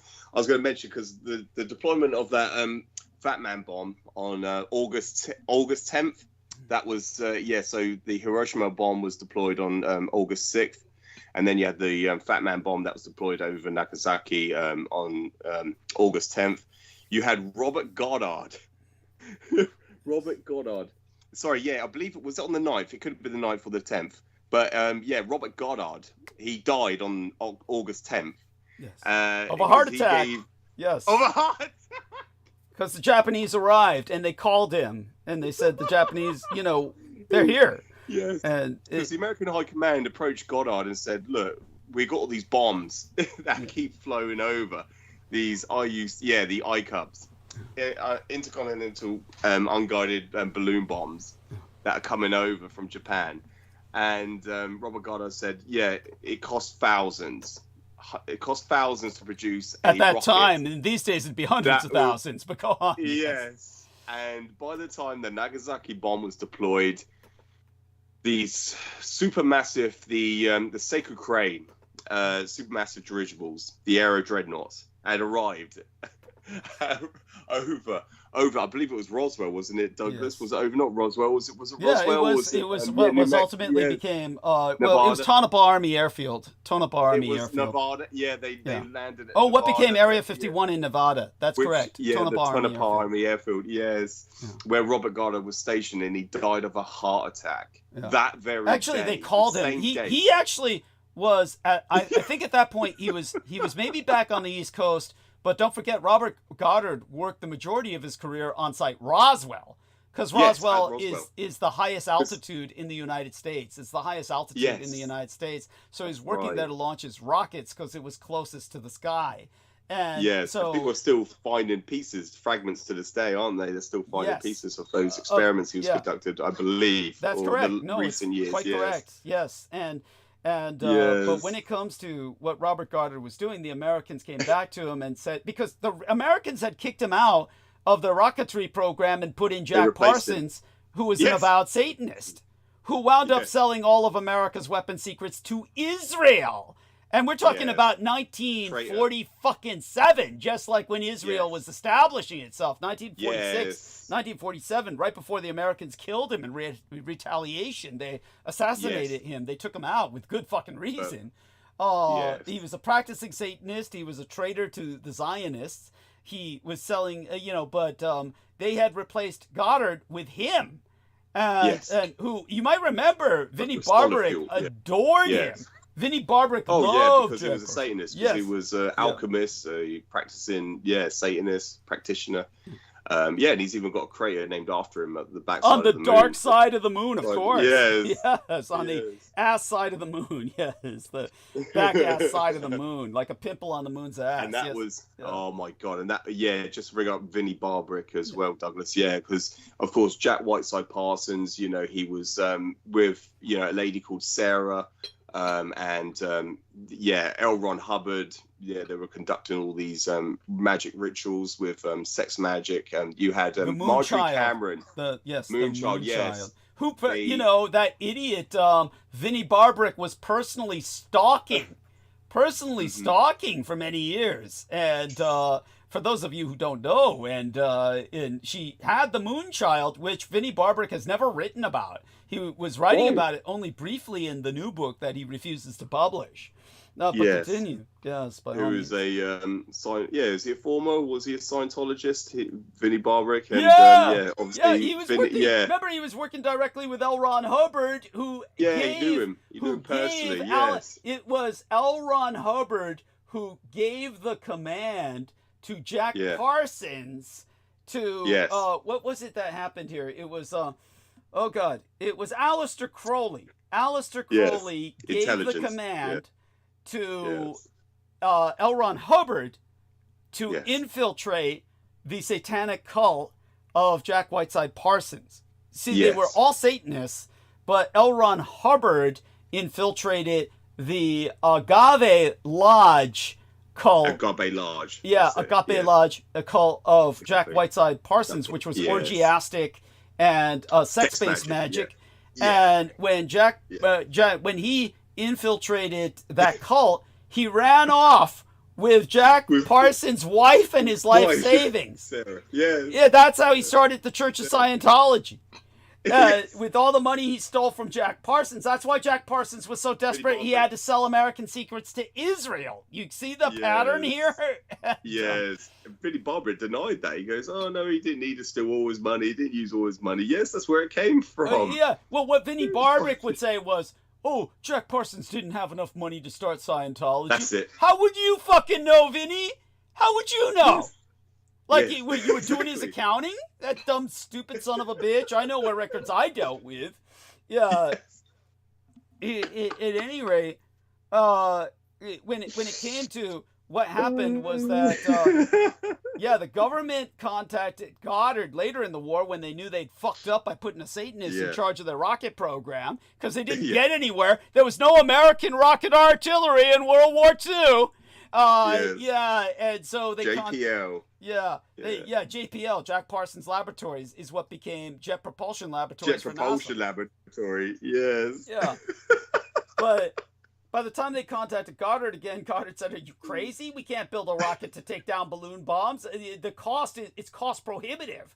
And so by the time they called him up again and said, "Oh, they're here," because they landed at what became Area 51, Tonopah Army Airfield. Then he died of a heart attack as soon as he got the call. And then Jack Parsons was killed by the U.S. government after he sold secrets to Israel because he lost all his money to L. Ron Hubbard, who used it to start the Scientology Church. That's how incestuous these fuckers are. Yeah, and Vinnie Barbrick was one of them, an Edomite to the core. But tell people, remember the lie that Brandon Young was saying about Oppenheimer? Tell people about the lie that Brandon Young. That was, we're leading up to the anniversary of that. I think it was like March 11th. Is it March 11th or March 13th? I think it's 3/11. 3/11. It's the anniversary. That's the when he said, what you just. Well, by the way, that's the anniversary of Fukushima Daiichi. By the way, which is the same. And absolutely, Douglas. And the 411 Custer. You have, he said that, it was him and that Sid. Sid, Acid Kid. Acid Sid. Trappist Nicholson is the fucker's real name. Trappist Nicholson. His real name. Dildo Boy. Dildo Boy with a dragon, what was it, baddragons.com dildos that he kept waving in front of us on the camera. This has been up my ass. This has been up my ass. Yes, go on. Yes. Yeah, oh my God, Douglas, yeah. But they were claiming, they were like, oh, did he really say? He was like, did he really say that? And then like that Brandon Young was like, oh no, it's just what Douglas claims. But it's like it's in the movie what Oppenheimer said. They've presented it in the actual movie. It's a historical fact, and that he was saying that I am death, or I'm the bringer. I am become death. The destroyer I am become death. Exactly, destroyer of the world. Yeah, destroyer of worlds. And so, that was an actual quote, and they actually put that in the movie. I've never seen the movie, but I know it's in there because I've asked people who have. Yeah. And so, the other reality with the bombs, but that was Brandon Young just going on, denial. Well, he was, of course, a practicing Satanist himself, and I don't know if you knew this. Did you know that when Diane Lapierre, do you remember that name? Diane Lapierre from years ago? She was this Quebecois. She was Quebecois. She was a Quebec woman, a woman from Quebec who spoke Quebecois French, and she had a crush on me and was pursuing me for a while, but then she was driven away by Laura Lee Solomon and Judith Ager. Yeah. And she wound up going after Brandon Young in sloppy seconds. And what happened was her husband was a big problem in her life. Her husband was not fucking her, was not sexually satisfying her, which is why she was looking for some dick. And so when she first was going after me and got driven away by Judith Gay Agert and Laura Lee Solomon, then what happened was that, by the way, for those of you who don't know the euphonics of that, think Laura Lee Solomon and Harry Solomon Ship Truman. It's a really weird euphonic combination there. I don't think they were related in any way, shape, or form, but it's just a weird how those names are resonant. But at any rate, what happened was when they drove away Diane Lapierre, the weird thing about Diane Lapierre was she had a husband who was banned from Facebook for like something a long time, like 18 months. like, oh, you can't go back to Facebook. He was banned for like 18 months. And it was no doubt that he was doing something with kids, because I remember when I was banned from Facebook initially for like a 24-hour period, it was because I had produced an illustration for Human Child Sex Trafficking Awareness Day. And I produced an illustration for that Facebook felt was too far, had gone too far. And so they banned me for 24 hours. So if I got banned for 24 hours to show a child, because I showed a child being abused, exactly. Yeah, you can imagine what the fuck was this guy doing to get banned for 18 months or whatever it was. And but then it turned out, she told me, oh, he used to live in the same hotel as Stephen Outrim. So her husband used to live in the same hotel with Stephen Outrim, and she said, oh, they used to trade computer parts. And like Nemo said, what they were trading was child porn. Hard drive. Yeah, and they had to keep it on the hard drive so they wouldn't be caught online. Yeah. And so that's exactly what it was. And so her husband was like a pedo pornaholic at least. But the guy had a brother who was in prison and was coming home to live with them. And she had 3 sons. You can imagine, an uncle coming from prison to live with 3 sons. It was like, anyhow, so she wound up going after Brandon Young. But then the husband found out and pulled, what's the guy's name again? Liam Nielsen. He pulled a Liam Nielsen on Brandon Young and said, I will track you down. I will find you. I will kill you. And Brandon Young totally freaked out. And he had to run away from his home because the guy knew where he lived because he knew it from his wife, right? And so Brandon Young went to stay with Peter Moon. Brandon Young was living with Peter Moon for a while when he went hiding from Dion Lapierre's husband. So there you go. I don't know if you knew that bit of trivia. No, but thank you so much for sharing that, Douglas. Yeah, no, much appreciated. It makes sense. But they're both Satanists, Brandon Young and Peter Moon. But you remember when Brandon Young starts pulling that shit about, hey, Aquino and Lilith, they're good people. They say, remember all that shit? They saved the turtles and all that outrageous bullshit. Yeah. And they're people just like us, motherfucker. And at any rate, so there you go with that. But back to where we were. He was trying to cover for Oppenheimer. And Oppenheimer never said that shit. When he was in total denial of all kinds. He was covering Aquino too, so what would you expect? Yeah, exactly. And the other thing I was going to mention earlier, Douglas, is when I was telling my friend about, the Third Reich in exile, I showed him I found Michael Aquino's YouTube channel, and he's got a playlist. And I said, look, it's German flying saucers. And I said, look, I'm showing you the playlist. And he goes, oh yeah. And he pointed out, he goes, a lot of these videos that are saved on this playlist have now been scrubbed from the internet. So yeah, because these are all regarded the Third Reich in exile. And of course, Michael Aquino knew about that. And so, but look, it's just qualified, backing up what I'm saying. Look, Michael Aquino, who was in charge of the psychological warfare operations, PSYOPs, he knows about the Third Reich in exile. And I'm just showing him Michael Aquino's YouTube channel, and everything he talks about, or everything saved on his playlist, is what Douglas speaks about. It's exactly the same. It's exactly the same thing. It just shows the connection. Yes. It just reinforces everything. It vindicates and validates myself to a great degree. Everything does. Yes, nobody can argue it. Nobody can review it. It's just inescapable. But yeah, I showed him it, and he goes, "Oh yeah, it's all about German flying saucers." Like, yeah, German craft, the Reichskraft, and so that was just to qualify. You think, well, there's nothing on here about extraterrestrials, absolutely nothing. But he saved everything regarding the Third Reich in exile. And there's a whole playlist of saved videos that Mike, when he was alive, saved himself to his YouTube channel. People can see it, as well as H.P. Lovecraft, Howard Phillips Lovecraft. What else? Oh yeah, one with what's her name? Oh God. Oh fuck! There's so many journalists. Yeah. Which journalist? I'm trying to remember. Yeah. Oh God, what's her name? Remember anything about her? Oh, it was one she mentioned. She replied to me and said, "Oh yeah, he heard me slagging him off." Oh, what's her name? God, I have to look on my. You mean Brendan Nicole Froelich, or no? It was. Oh, not her. No. Oh, what's her name? Oh God, who fathered the son who had the IRA. Christopher. I'm Christine Joanna Hart. Christine Joanna Hart. Thank you. Yes, that's. sorry, these names escape me, Douglas, so I do apologize. Yeah, as well as that was saved to his playlist. And a lot of these erotica stories, it's like, it's homoerotic. Oh my God, it's so homoerotic. Yes. Yes, go on. Because you got like this 6-pack, like the thumbnail was like of a guy's 6-pack. It's like, oh my God, these are awful, and this is what's on Mikey Kira's place. Anyone can review it. Anyone can see it. If they just go to his YouTube channel, they can see everything he was watching and saving. Yeah, so it's just it just validates everything, Douglas. But yeah, I remember showing my friend about that, showing him look, he's talking about German craft. He's got these videos saved about these German flying saucers. Yeah. So just it just brings credence to everything. And again, just continue. Yeah, by all means, continue.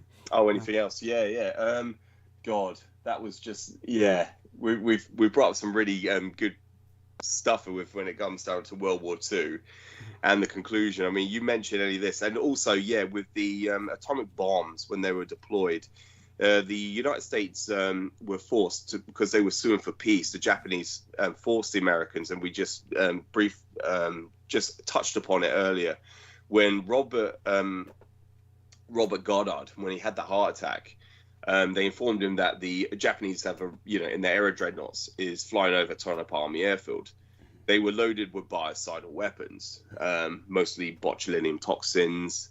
The Emperor Hirohito, he deployed them across the Pacific in response to the atomic bomb attacks, to the terrorist deployment of those atomic weapons, those atomic bombs, to show the Americans, I can take you out whenever I want to. The Americans knew that if you spread, obviously, he was proving to the Americans that it just didn't, these weapons were effective, not against the Asia, not against the Chinese, because the Americans at that point in time were so racist.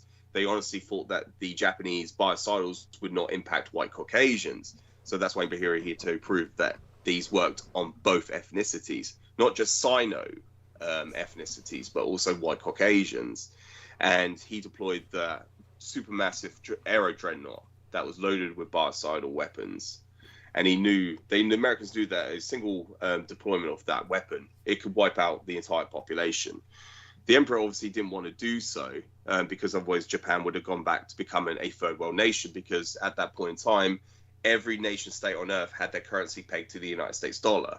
Well, rather, just to put that into perspective so that people understand this, what happened was what disambiguated the Axis from the Allies was the fact that the Allied nations were the nations who pegged their currency to the United States dollar.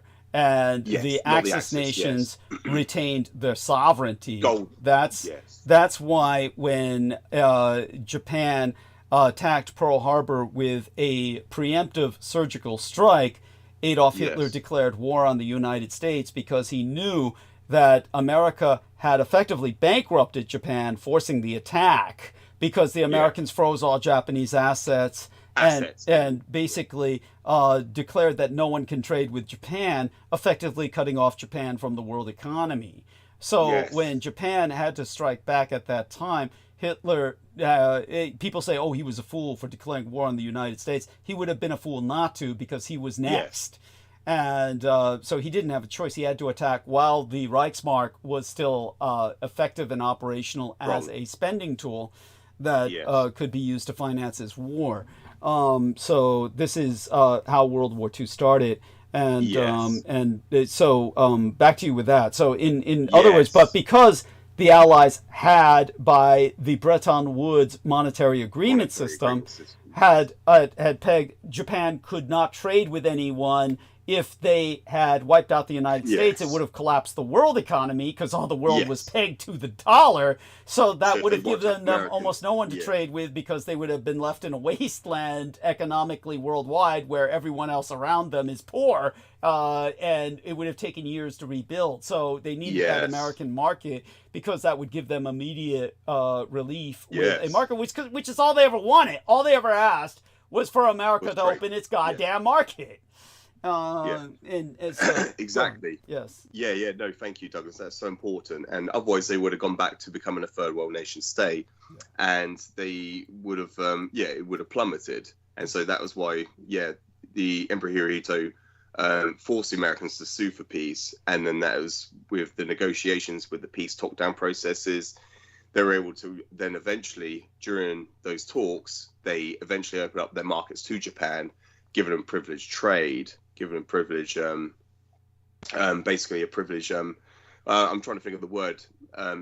On the world market, on the global. It was basically the equivalent of today what we would call most favored nation status that they gave to communist China for a period of time before Trump, thank God, set up tariffs against communist China. The only thing I can, thank him for, to a degree at least, even though I'm ambivalent about even that, but to again explain the situation with Japan. What you had was, because Emperor Hirohito was historically the wealthiest man who's ever lived. There's no one who's ever been funded a private war. Yes, he basically funded a private war. So it's people need to understand that he had the equivalent of what's $100 billion in World War II dollars in Switzerland that the Americans have never been able to touch. No. And so by today's standards, that's like 100 trillion or something very outrageously similar to that. It's almost incalculable in the sense that it really just ceases to have any meaning after a certain point, because he had looted Asia so thoroughly. And but with that as the economic backup, he could have distributed that if America was totally destroyed and the world economy had effectively gone down with it. He could have used that wealth to make certain Japan did not collapse. He could have continually just redistributed or released that money in in what would be called a controlled flow, so that he could maintain Japan's economy. But by maintaining Americans alive and maintaining their supermassive market potential, he would enable Japan to recover immediately. So rather than going through some torturous, painful process of this returning to a feudal state of affairs, where he's releasing money in a trickle in order to maintain a prevention into a collapse of the economy, he's able to have Japan explode economically and overtake the world industrially, which is ultimately what Japan did. They were the second largest economy in the world after the United States forever, for a long period of time. And only recently were superseded by the communist Chinese, which is a monster they created. The Japanese created that monster because they enabled communist Chinese production after Clinton cut off the Japanese. Yes, so sanctions. You can tell them there. Yes. Yes. Wasn't so much sanctions but the most unfavorable trade agreement since World War II. So yes, but there you go. So take it there. Yes, no, thank you. Yeah, Douglas, because and that was the year, that was in 1995. That was when they didn't have any light bulbs to light up the Oval Office's Christmas tree. The First Lady of every year decorates the Christmas tree in the Oval Office, but that year they couldn't find any light bulbs that were manufactured outside of Japan. That year they were forced to light the room with candles because there was no light bulbs they could find that was manufactured outside of Japan. And that was just to protect the asses of all these decrepit old World War II war criminals, basically war criminals. I would say. I was just going to call them criminals, Douglas, but they were. That's what these men were. Just to protect their asses because the atrocities they were committed at Roswell. Not to mention Dresden, and not to mention Dresden and other, other atrocities committed at World War II. All those other, against civilian pop. Exactly, Douglas. And so, that was the horrors with that. But it forced Japan to redivest into communist China, which made that whole trademark of made in China, any product you see made in China, it just made that boom at that point in time. But that year, 1995, that was the year I was first acquainted with Roswell, because it was that year they started to release all these propaganda campaigns against Roswell, saying, it's extraterrestrial. And again, that was to obfuscate the current affairs situation between Japan and the United States under William Jefferson Clinton. And so, that very year, that was when they released the autopsy video of that alien. They said, this is a video of the alien grave from Roswell. And as a young child, I was like, I was really intrigued into this. But then later on, when I discovered yourself, Douglas, when you started to speak about, this was Japanese, what the atrocities committed from the Americans at Roswell, and this was the American Army. By the way, just to Yes. just to further detail what George Knight is Yes. talking about, when George Knight saw the alien autopsy video, understand that when this video was released, they created documentaries that were Yes. analyzing the footage. And the reality is that they took this to special effects experts, and special effects experts said, this is so advanced that if this is special effects, I would hire this guy immediately. Exactly, And- they did say that. Yeah, Yes. and they were pointing out the fact that no amateur could hoax this. There's no way an amateur could hoax this. That's because it was government sponsored. This was It a was government federally funded, hoax. But the first thing that you notice about the body is, in its own way, it certainly does not look real. There is something unreal about the body. What is uncanny is that when they're opening the brain casing, the brain housing of the skull, you see blood, literally coming out. By the way, they don't do special effects like this anymore. This was still back in the days when special effects was makeup driven. And then CGI has since taken over. Nobody can even produce shit like that anymore. They don't have people who know how to do that because everything is CGI. And we can tell CGI. CGI is easy to identify. So all special effects in movies these days look like shit because it's all CGI. There's no makeup in movies. You wonder why. No, exactly. Yeah, it's the makeup looks like shit. If anybody's seen Twilight or the Twilight Vampire, people look like they're wearing grease paint. I mean, it's just a joke. Yeah. You got someone there with a handheld camera, and it's all filmed in black and white, but you'd think this is a sterile room. You wouldn't be allowed to do that, and it's just all grainy, and it looks very, they're obviously trying to hide something, but yeah, the body itself, that the anatomy of that, it was so sophisticated for its time. It had to have been government sponsored because even the experts were saying this is so high tech, it's so advanced that they said if this guy approached us who did this body, we would hire him instantly because it is so remarkable. But yeah, it looks so off. But yeah, the blood, it's like, really? You're doing an autopsy, you're disseminating a body which is supposed to be extraterrestrial, and you're like doing this, you're cutting it to pieces. It's like, what? And yeah, this was their propaganda against the Japanese opening up their Holocaust Memorial Museum at Hokui City, and this was all a direct response to that because it was a commemoration to the prisoners of war that died at the hands of the Americans at the atrocity that was committed. And of course, during that period, they were still legally at war with Japan. Yes. And so they didn't want the public to find out. So that's why they came up with this cover story. Yeah, which grew increasingly more sophisticated as time went on. And the first person who pioneered the cover story was Michael Aquino and Stanton Friedman. Right after Sergeant Melvin Brown saw men land on the moon and said, hey, I was working with these bodies at Roswell. It reminded him, for whatever reason, well, I can tell you why, because they looked alien. He was even saying that, they were all Japanese, but they looked alien because of how deformed they were after death by fire. But at the same time, they were unmistakably Japanese, but looked different even for Japanese because of the lack of hair the Yakuza had, the fact that, we could go on and on about it, the missing finger, etc.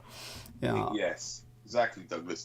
And so, that was when, when Sergeant Melvin Brown started talking, that was when the Army responded, well, we have to recall back Michael Aquino from Vietnam to create this, cover-up. We need him back home because this man's talking. And he's saying, no, these are Asian. He's telling his family that these were Asiatic. Well, they're clearly Japanese. And so, that was the Americans' response to that. And, that just later on, that just spiraled.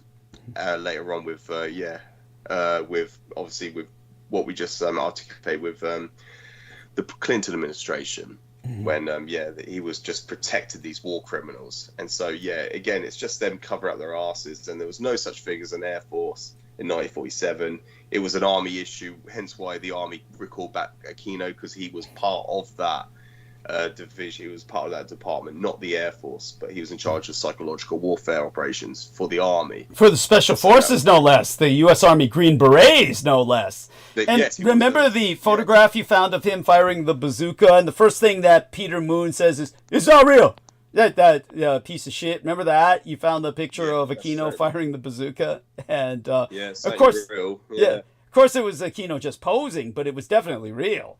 And Aquino's going, oh, and then Vinnie Barbarick is covering for Aquino. Oh no, it's not real. It's not real. I mean, he's such a piece of shit. Yes, he's just covering him. Yeah, no, absolutely. It's Oh Christ, Douglas. Yeah, I'm trying to think of what else to mention about it, or with in regards to Kino or World War II, or is there anything else you wanted to bring up? Is there anything else related to that? With anything else that springs to mind? I can try to think. Yes. I can do that, but I could take us in a different direction. But I think we're doing fine. I do want to let you know about something, and I'll go into this more as the time progresses. But one of the things that I spoke of, I don't know if you heard this on recent episodes. Like you said, you've been trying to catch up. So did you hear, were you able to catch where I started talking about the Philadelphia experiment and some of the collateral results therefrom in one of our more recent episodes? No, but I do remember I actually recently reviewed one of your old interviews, and the Philadelphia experiment was brought up. It was the whole point of the Philadelphia experiment, but also brought up Nikola Tesla. Mm-hmm. And it brought up the aspect of Nikola Tesla. So, but did you mention that about Nikola Tesla and the because we could bring up the whole aspect of how he was alienated by the United States because of his nationality, his ethnicity, being enemy alien, and so when they sent in the OAP, the Office of Alien Property, to retrieve all his. You read that essay that I wrote, a very comparatively short essay on the Evanescers, correct? Oh, the Evanescers. Yeah, I have, Douglas. Yes. Okay. Yes. But please continue. Which, as I've said before, this is what Dr. David Lewis Anderson really was, and that basically. Peter Moon would often, Vinnie Barbarick, under his alias of Peter Moon, we'll call it his criminal alias, Vinnie Barbarick would often bring up Renfeld, and basically he would also bring up the literary Dracula. He would never talk about the historic Dracula because he knew jack shit and really didn't know anything about Romania either. But when it came to Vinnie Barbarick and what he was trying to describe about Renfeld and the literary Dracula, which he wrote about in many of his books, like The White Bat, and promoting his own bullshit line about life in general. One of the things that is completely ignored by him, aside from the historic Dracula, is the fact that his behavior mirrored Renfeld so parallelly that it's uncanny.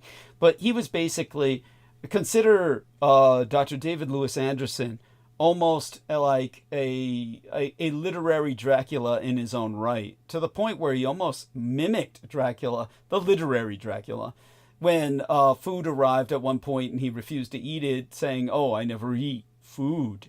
Right in front of Peter Moon, who later on was forced to admit that incident really did happen. And when it came to Dr. David Lewis Anderson, basically Peter Moon is the Renfeld. If Dr. David Lewis Anderson can be compared to the literary Dracula, then his Renfeld is Peter Moon. And Peter Moon was just obsessed with David Lewis Anderson to the point where he could point out to the exact date that he last received a communication from David Lewis Anderson. So he was obsessed with waiting for his master to return. So he had a very Renfeld-like aspect to his personality that was pathetic and very alarming. But it's not the Evanescers that were necessarily the most consequential aspect of the so-called Philadelphia experiment. So understand I've gone into some depth about them. I believe that George Knight understands what I'm talking about when I speak of evanescers. But here we are, John Doe, that's our dear friend T. Tank Berry, who works with the Silicon Valley water safety system. And, okay, so he provided an image of the Roswell alien that was used for the hoax. So I want to thank you for that, T. Tank Berry. And, one of the things that I can say is that because I never trusted Vinnie Barbaric, I never trusted him, and he believed that all things to do with Montauk were somehow his proprietary material. He always felt that anything about Montauk, which is, of course, for those of you who don't know, the Philadelphia Project is intimately connected with Montauk Point on Long Island. And Peter Moon is obsessed with Montauk and felt that it was all his property. For those of you who don't understand Montauk or the Montauk phenomena, think of Montauk as the Presidio military base of the East Coast. Think of it as that. And there we are with some of these images. There, you see the body there? There we are. It's in the text box. And George, if you take a look at that, there we are. It is definitely, it looks unrealistic, and it just has that unreal look to it. And who are these creeps? These creeps who are around that body. What the fuck are they? They look so creepy. They're just like a couple of... Is that the same guy that they're just doubling up the photograph, or are they twins? Oh, they're two British... what do you want to call it? These are two. One's called Ant and one's called Dec, and they've done so many different. They're hosts on shows, but they did a movie, and it was called the Alien Autopsy video or Alien Autopsy. They did a movie, and this is obviously a movie set. But that's Ant and that's Dec. Dec is the one on the right, and Ant's the one on the left, and so they're British TV hosts.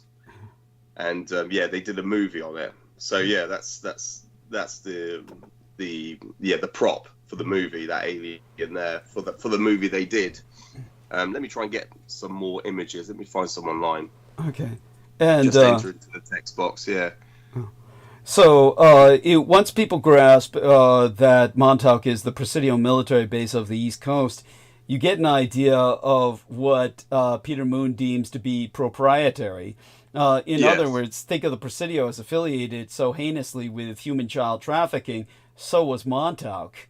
And yet, when the individual known as Preston Nichols would describe where they kept the children, Peter Moon would go into damage control mode and deny that Preston Nichols was telling the truth. So this is the insanity of what we're dealing with, the evil that we're dealing with when it came to Vinnie Barbaric. And yet I worked with him because I've worked with criminals all my life. And of course, that's what happens when you work with criminals. You're going to take the risk. And the risk I took, it was a gamble that I lost. And now he claims copyright over everything so that he can shut me down. So ultimately, it's another reason why we're going to get George Knight to get his book out when he can, because it's a way to get around Peter Moon's copyright. And aside from that, there's other things we're going to do, of course. And, I'm just taking my time with it because I really don't fucking care, in a sense. But such being said, I care to a degree, but maybe not enough to kill myself over this and go hog wild into headlong plunging into something until I find myself on more stable ground, which theoretically might never happen. So we'll just see what happens. I can't maintain this balance that I'm on forever.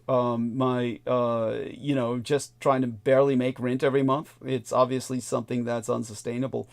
But hey, at least I'm not Vinnie Barbaric dying in a fucking mausoleum that his child bride paid off the mortgage on, and will go to his daughter as soon as he dies. Yeah, go on. Yeah, apologies, Douglas. It dropped me off again. Yeah, I do apologise about that. Oh, no worries. It's just venting. I was just catharting, so I wasn't going over anything particularly important. But when it comes to the what happened with the Montauk phenomenon. Basically, what happened is when they fucked up with the USS Eldridge, they referred to it again. I never shared this with Vinnie Barbarick because he considered all this to be proprietary, and he would have gone into deep denial, saying, "I've written all these books and I've never heard this." Well, you didn't work for the government, motherfucker. And so with the documents that I was working with, here we are with T. Tank Berry putting in another image. I want people to understand that I understood what happened at Montauk. Yeah. Just as much as I understood about what happened at Roswell, but never shared it with him because of the criminal that I always knew he was, and would never take the risk that far as to trust him. By the way, is this Stanton Friedman?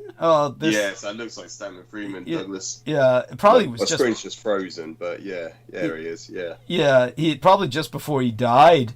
Yeah, he looks, pretty old there. Frail. Yeah, and but he's got the Michael Aquino, the horned brow of the Seth cult. He's got a stupid tie that doesn't flatter him at all, and he's just a clown. He's a fucking clown. Yeah. And but then again, so was Vinnie Barbarick, and so many of these people. Just checking into the phone call now and seeing if anyone has joined us. I don't understand what's going on with Brooke. So there we are, Stanton Friedman. So that's yes. Talk about a clown. Is out of this world. Yeah, he's dead now. Yeah, he's out of this world, all right. And for all intents and purposes, so is Vinnie Barbarick. But at any rate, what I said while you were gone when you dropped off was, hey, at least I'm not Vinnie Barbarick, who's lying in a mausoleum. Effectively, his home is his mausoleum now that his child bride paid off the mortgage on. So at any rate. So what happened on the day of the Philadelphia experiment was that a number of portals were opened all around planet Earth. And it went a long way towards explaining phenomenon that was different from the mechanical phenomenon of the Third Reich in exile. We have, of course, the fact that the Third Reich in exile, ultimately as a breakaway civilization, has advanced to a degree where it is responsible no longer just for the mechanical UFOs that we have seen, but also for some of these UFOs that we would consider to be extra-dimensional in nature. One can presume that this is the 1,000-year Reich from the future returning to Earth because of their stake in maintaining the consistency of their human genome, which Earth will always be the baseline of, and Earth of a certain time will be the baseline of. When you travel through space, you travel through time. And in order to have an effective interstellar empire, to maintain a civilizational continuity, you have to have time travel as well as space travel. So, as I've said before, when Michael Aquino, when I asked him about when the subject came up, these great Nazi secrets he was referencing, Michael Aquino had said that the 4 great Nazi secrets are time travel, anti-gravity, immortality, and water as fuel, which I always took to mean hydrogen, but could mean something else, like potentially, literally, water as fuel. At any rate, that would explain mechanical UFOs hovering over the ocean and just hoovering up water. That would be a fuel source, potentially. Could explain that. Or skimming hydrogen off other celestial bodies. Now, when it comes to what happened at the day of the USS Eldridge experiment, there were other portals that were opened that could also explain other phenomenon where the UFOs just simply seem to defy all natural physics.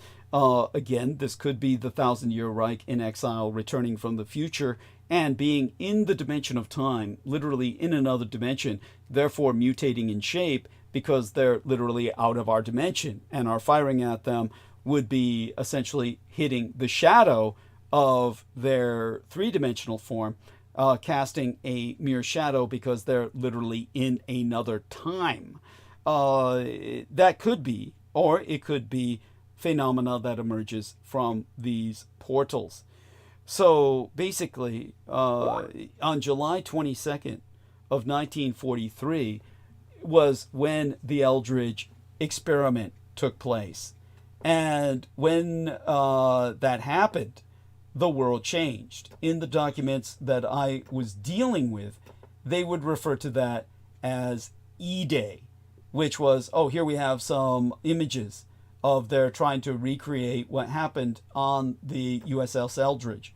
I'm going, of course, beyond that, what happened to the Eldridge itself.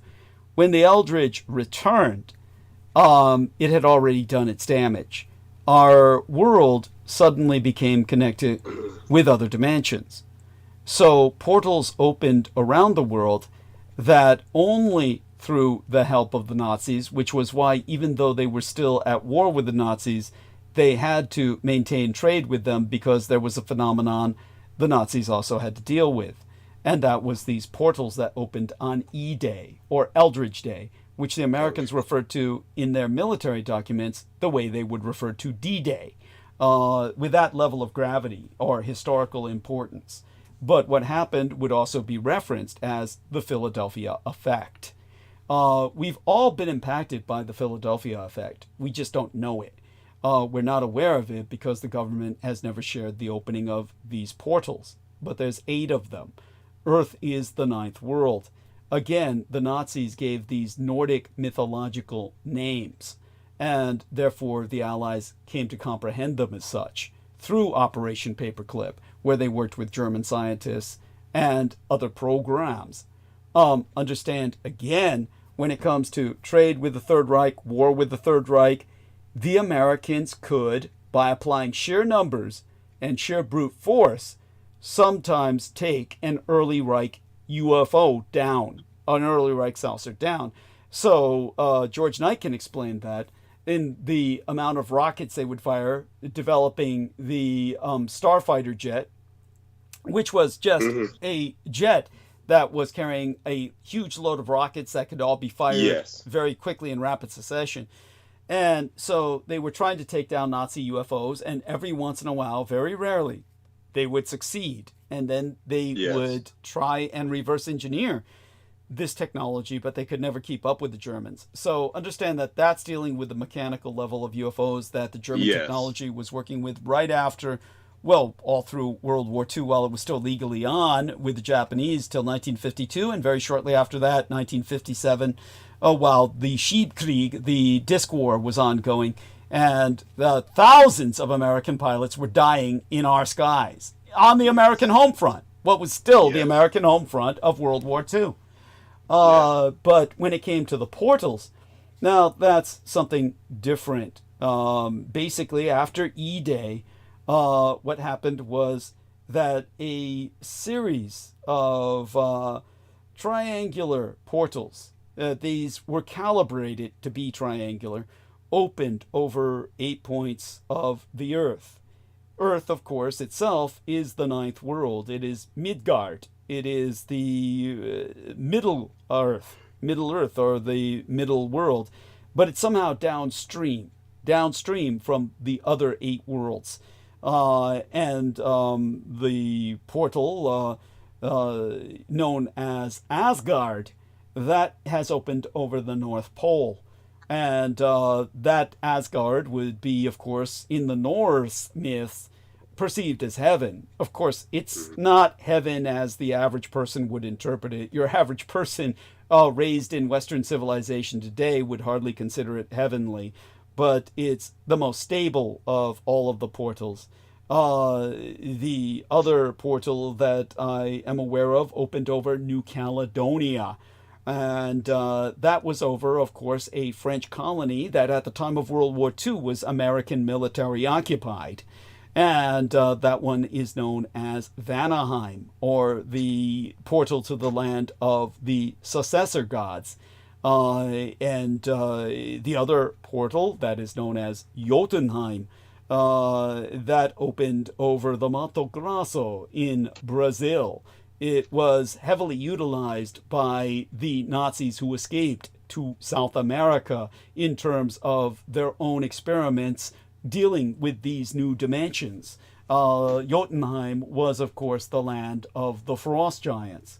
And but the most active portal, the one that is the most threatening of them all, is the portal that opened under the Bermuda Triangle. It's in the direct center of the Bermuda Triangle, and it is a smaller triangle in the center of the Bermuda Triangle. It's about 50 feet underwater. But the dimension that it connects to, it's in that dimension 200 feet underwater. In other words, it's connected to a flooded dimension. And Svartalfheim is the name that it has been christened with. That's the land of the Dark Elves.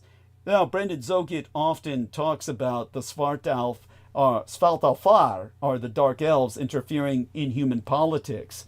Well, he's right. This is the Bermuda Triangular portal is the most active, and it's the one from which is most likely to source an active invasion from another dimension. So I do want people to understand it is responsible for a number of mysteries of the Bermuda Triangle, and ships or aircraft disappearing is because of that portal opening in 1943 underneath the seas of the Bermuda Triangle.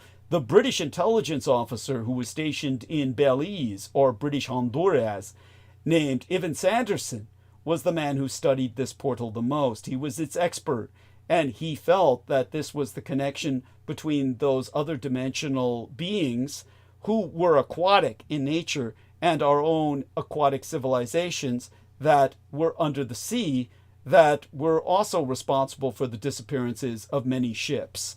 And that these were, of course, the Svartalfar of Nordic myth. And they're really what you would call, we would call it brine suspiring, meaning brackish water or salt water breathing. It's also known as sus, saus being a word for salt water, or saus suspiring.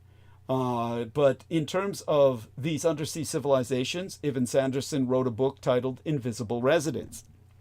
In the book titled Invisible Residents, Ivan Sanderson wrote about these undersea civilizations that were attacking the surface world, and he felt that they were hostile and that they had their own reasons for attacking us. But they are now, in a sense, connected to a different dimension that is also undersea. And this would explain many of the USOs, they used to call them USOs, are under unidentified submersible objects.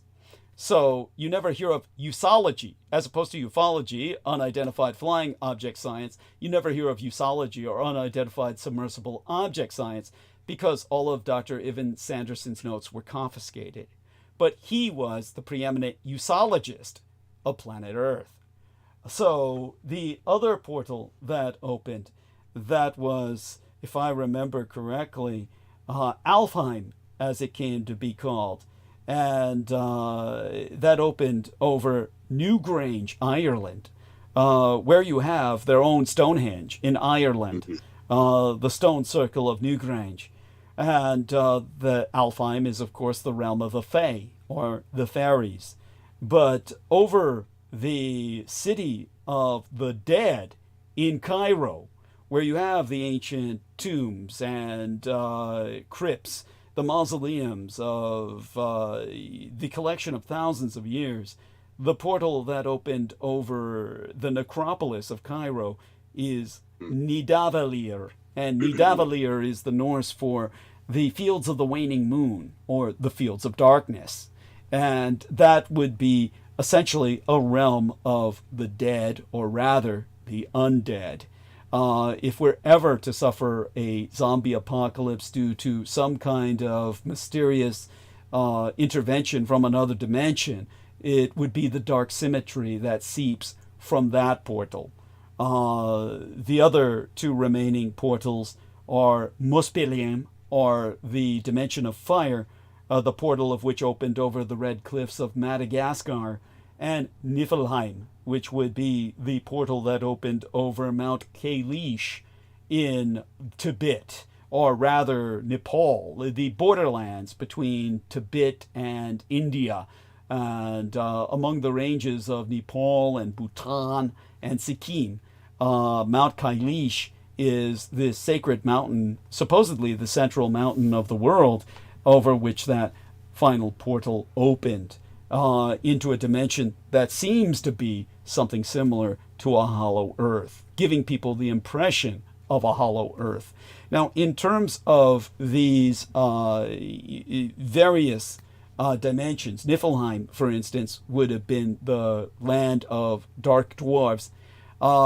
You have another realm that, if you're an expert in Norse mythology, you might notice I have not named, and that would be Helheim. And for those who truly understand Norse mythology, you would understand there are more than 9 worlds. And in terms of the world of, shall we say, heaven to the Norse, to the Viking and Germanic tribes, Asgard, that would be the realm of the worthy dead. When it came to hell itself, Helheim, it's not hell as Christians understand it. Helheim is the land of the blessed dead. That means a kind of purgatory. In other words, it's not that bad. And finally, there is Niflheim, which is hell's hell, and that's the land of the unworthy dead, the cowards. That is the land of, well, the restless dead. Because they're unworthy, they have no rest. And hence the concept of the undead being affiliated with Niflheim, the portal over the necropolis of Cairo. But when it comes to Helheim, there's no portal for that. Instead, the Allies interpret that to be Unterland.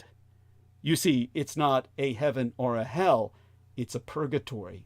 But what does that mean? It means it's transitional.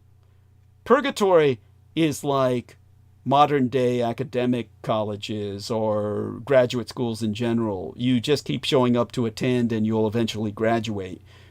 And so the Allies expected Helheim, or the land of hell, the land of the blessed dead.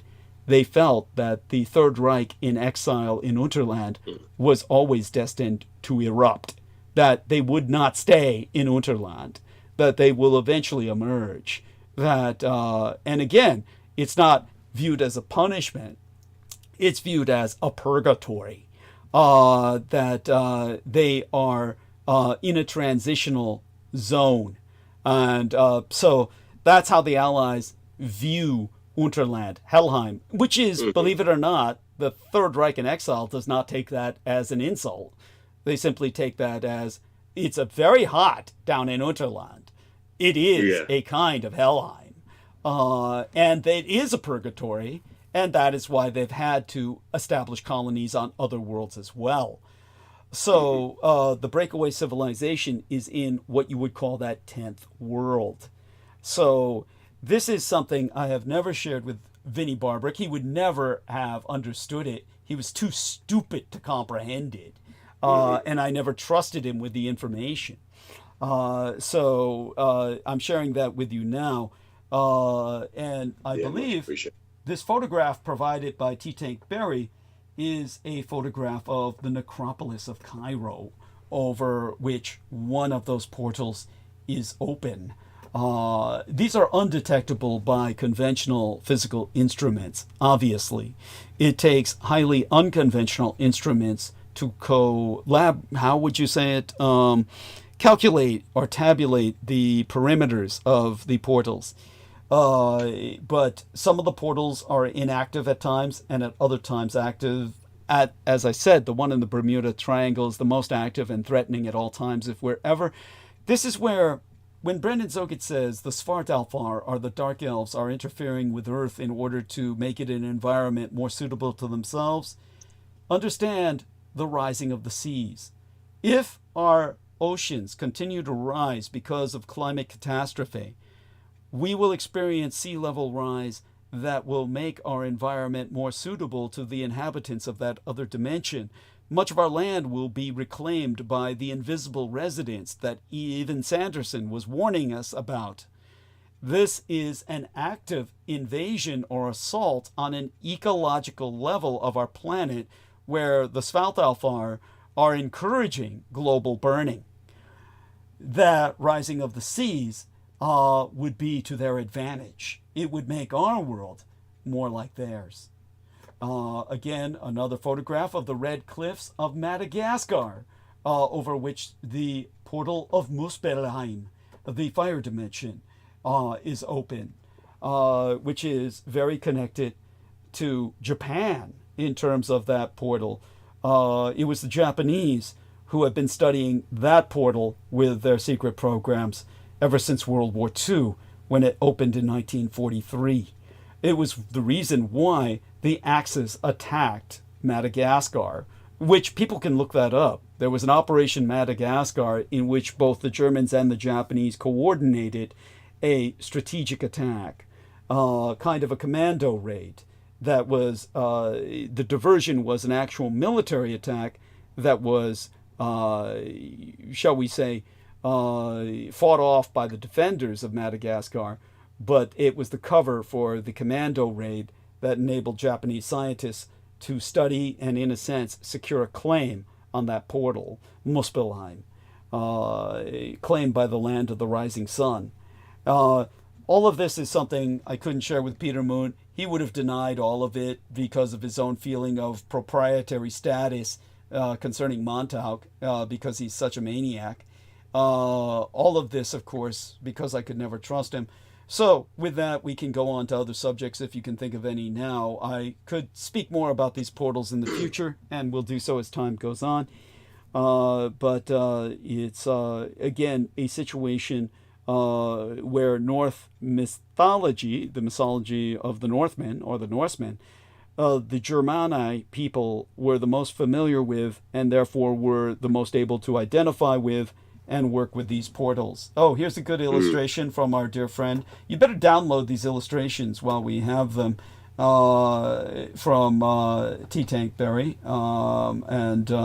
So, matter of fact, I'll open them and download them just to make sure I have them as well. Thank you, Douglas. Yeah, and yes, anything else you can think of to bring up in the time we have remaining, by all means, feel free to take us in that direction. Yeah, thank you, Douglas. I just wanted to say thank you, and I wasn't even aware about those portals either. I was not aware of that, so yeah, I really appreciate that. Well, they do explain quite a bit in terms of other phenomena. Yeah. Yes, and that's so much appreciated. It's never something I've ever pursued in that aspect of certainly, of course, been aware of the Bermuda Triangle, but certainly not that aspect of it. That just it brings credence to a lot of things.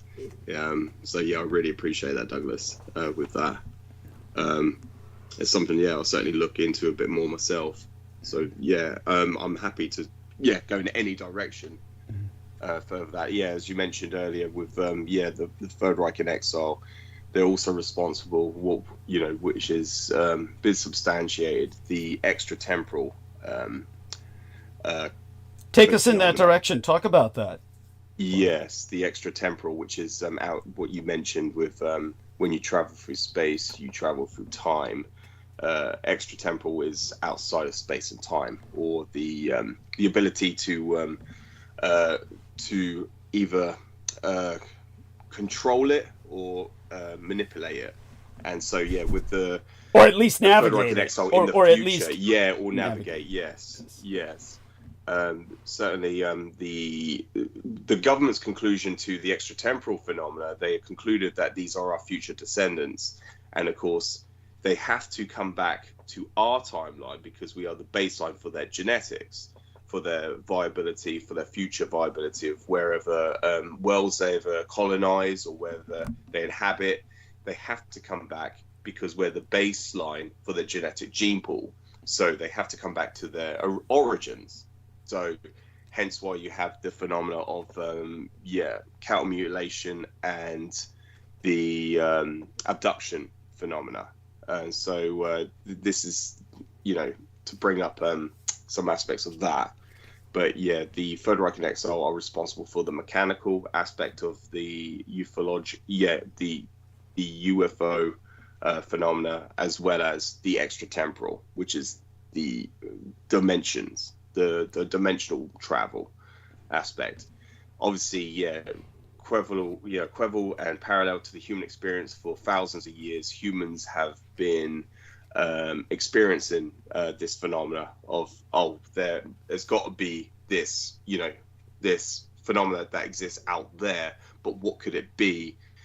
Through the government's due diligence over several decades, they have concluded that these are our future descendants, and because it's been equivalent to the human experience for thousands of years, people have reported sightings, and it's been documented, transcribed, and it's prevalent throughout many of human history's architecture and archaeological digs, sites. You have seen murals, paintings of, obviously, which looks like mechanical flying saucers or lights in the sky. What could it be? And the Third Reich and Exiles' future descendants are what coming back to what, that's the stance that the government has concluded through complex and decisive studies and conclusions. And so it's a very it's a complex helped thesis, of course by the calculations of the Cray supercomputer at the time that I was working with the Department of Defense. We're now entering the stage of quantum computing, which will only further reinforce and validate what they've already concluded. But continue. Yes, and as you said before, Douglas, with the Cray supercomputer, there's nothing that hasn't been inputted. The calculations been inputted to the quantum computers that haven't already been through the Cray into the and they conclude the same output. So the same conclusion is determined no matter what kind of computer. It's just a more it's just an evolution of the computer systems, but there's nothing that the Cray supercomputer hasn't already already told us that we don't already know, that the quantum is they just do the exact same thing. So it's a bit it's that was just me to explain that with the Cray supercomputer. And it was obviously with the individual Rosalind Franklin, it was when she comprised the double helix of DNA, when it was finally isolated mapped out. The word is to say isolated. She isolated the double helix, yes. Then or rather isolated the double helical nature of the structure of DNA. Of the deoxyribonucleic acid. They had concluded that when they mapped out or isolated this double helix, that they realized that life is very complex and that it's impossible for life to exist anywhere else in the universe. So the government's already under that. They're already on that notion and stance that it's impossible for life to exist out there. But if they're able to just look into the future, as in thousands and thousands of years in the future, tens and or if not hundreds of thousands of years in the future, because everything we see now, when we look into space, when we look into the deepest recesses of space, all we see is the past, because it takes so long for light to travel. We don't see anything. But if we could see into the future, we would see a universe that is teeming with life, and it's our descendants. It's the descendants. Us. Yes, that's exactly it, Douglas. Exactly.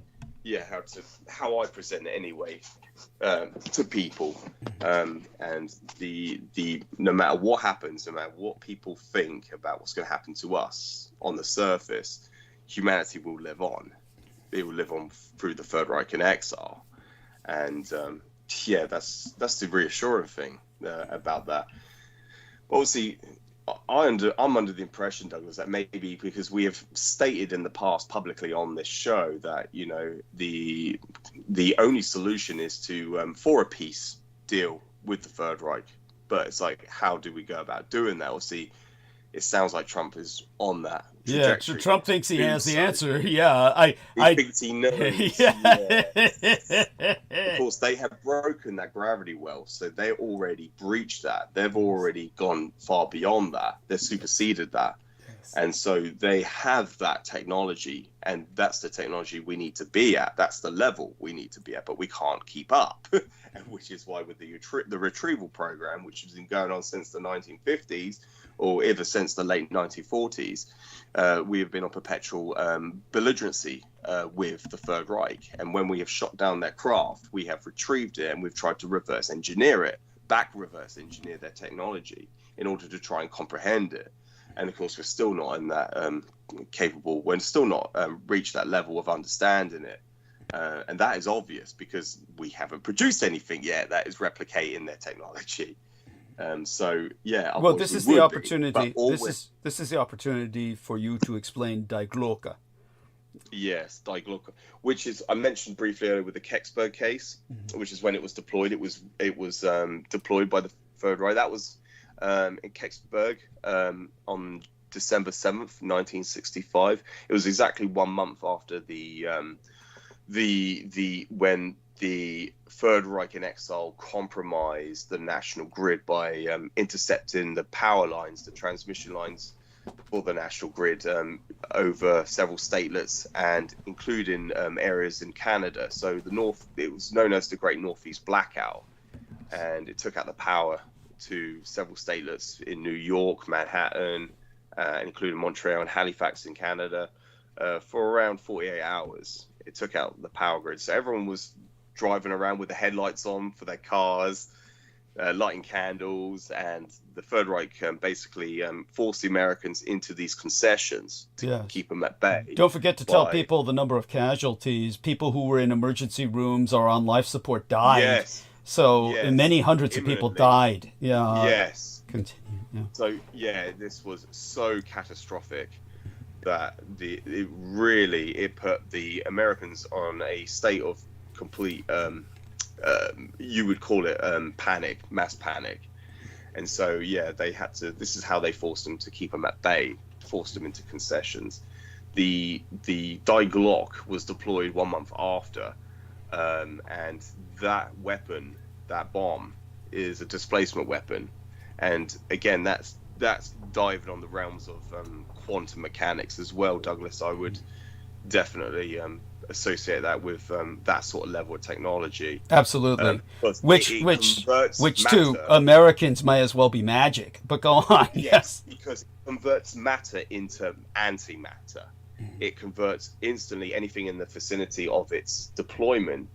It converts it into literally nothing. It disintegrates anything that is physical.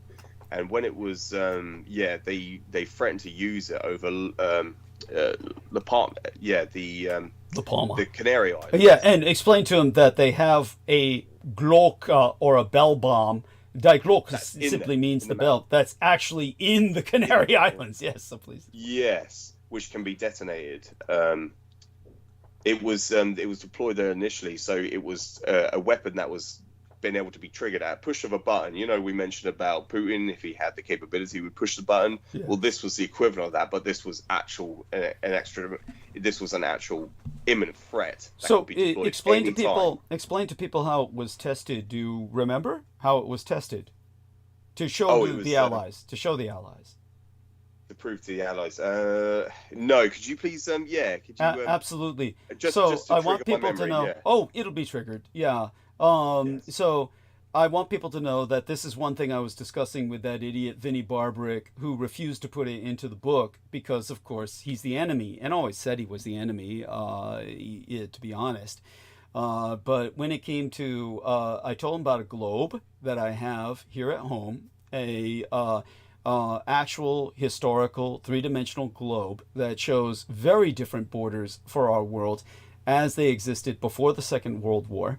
There is a very different French Indochina that has very deep angular cuts from a victorious Thailand, which had gone to war against France and the Allies before World War II, which is one of the reasons why they were allied with Japan. And Thailand has made territorial gains that are marked on this map. Also on this map is Ganges Island. Oh, excuse Yes. me. Yes. And, Yes. yeah, so Yes. Ganges Island, of course, is an island that my father stepped foot on. It existed. It's real, yeah. Yeah, it was real. It was real. Now, when the Americans in the Pacific were testing all of their nuclear weapons, at that point they were graduating from nuclear to thermonuclear weapons. The Americans were literally blowing islands out of the water. But what they're really doing is simply an island, of course, is not floating. It's not something that's floating. It is the top of an undersea mount. So what the Americans were simply doing were blowing the tops off of mountains. So they were blowing off the peaks that protruded above the water, is what Americans were doing with their technology. What the German Bell technology, Die Glock, did was far different and far more destructive. At this point, we're playing with reality itself. So when the Germans designed Die Glocke and began to discover the parameters of its potential, it, of course, like all physics instruments, made for an admirable weapon. You can weaponize anything in physics. So when it came to Die Glocke, they were weaponizing space and time itself through spatial temporal displacement. Now, what had happened with Hirohito being a marine biologist, Hirohito sponsored multiple programs. One of the least productive programs in a sense of strategic results that was never deployed on the battlefield to any great extent was a program in which various breeds of lizards, reptiles, were interbred in order to create, well, basically monsters. Monsters that ultimately could be unleashed on the battlefield to great effect. And in terms of some of the creatures that were produced, some of these were bred with Komodo dragons. Don't forget that Japan had conquered all of the Indonesian archipelago. The Isle of Komodo was occupied by the Japanese. So the Komodo dragons were interbred with certain other species of dragons, including the kind of, well, venom-spitting reptiles that, well, we all know of venom-spitting reptiles, but understand that there are certain species that most Americans or most people on Earth are simply not familiar with at all, never have been. One of these would be the basilisk. People know of them mythologically as a creature of European myth and legend. Of course, there's always a kernel of truth that lies behind the myths. Now, these lizards, they, in mythologically, we understand them to be lizards with venomous fangs of snakes that are efficient, cold-blooded predators that pose a significant danger to any and all who encounter them. They are real. They're related to the Gila monsters of the American Southwest. Even dinosaurs like Estesiae, discovered by a team from the Mongolian Academy. The basilisks, they roughly resemble Komodo dragons in terms of size and general appearance. You know, like 4 legs and tails and scales and forked tongues. I mean, none of that requires any real imagination. But they're generally a dark brown color over most of their bodies, lightening to cream on their bellies. Some reports mention a greenish tint to the brown scales. But like snakes, their eyesight is fairly poor. Their abilities to detect variations in heat are excellent. They're heat sensors. And like other reptiles, basilisks are cold-blooded. They measure about 2.5 meters long. They mass roughly at 400 kilograms. There's reports of considerably larger creatures in ancient documents, so it's obvious that, like crocodiles, they grew as large as their environment can support.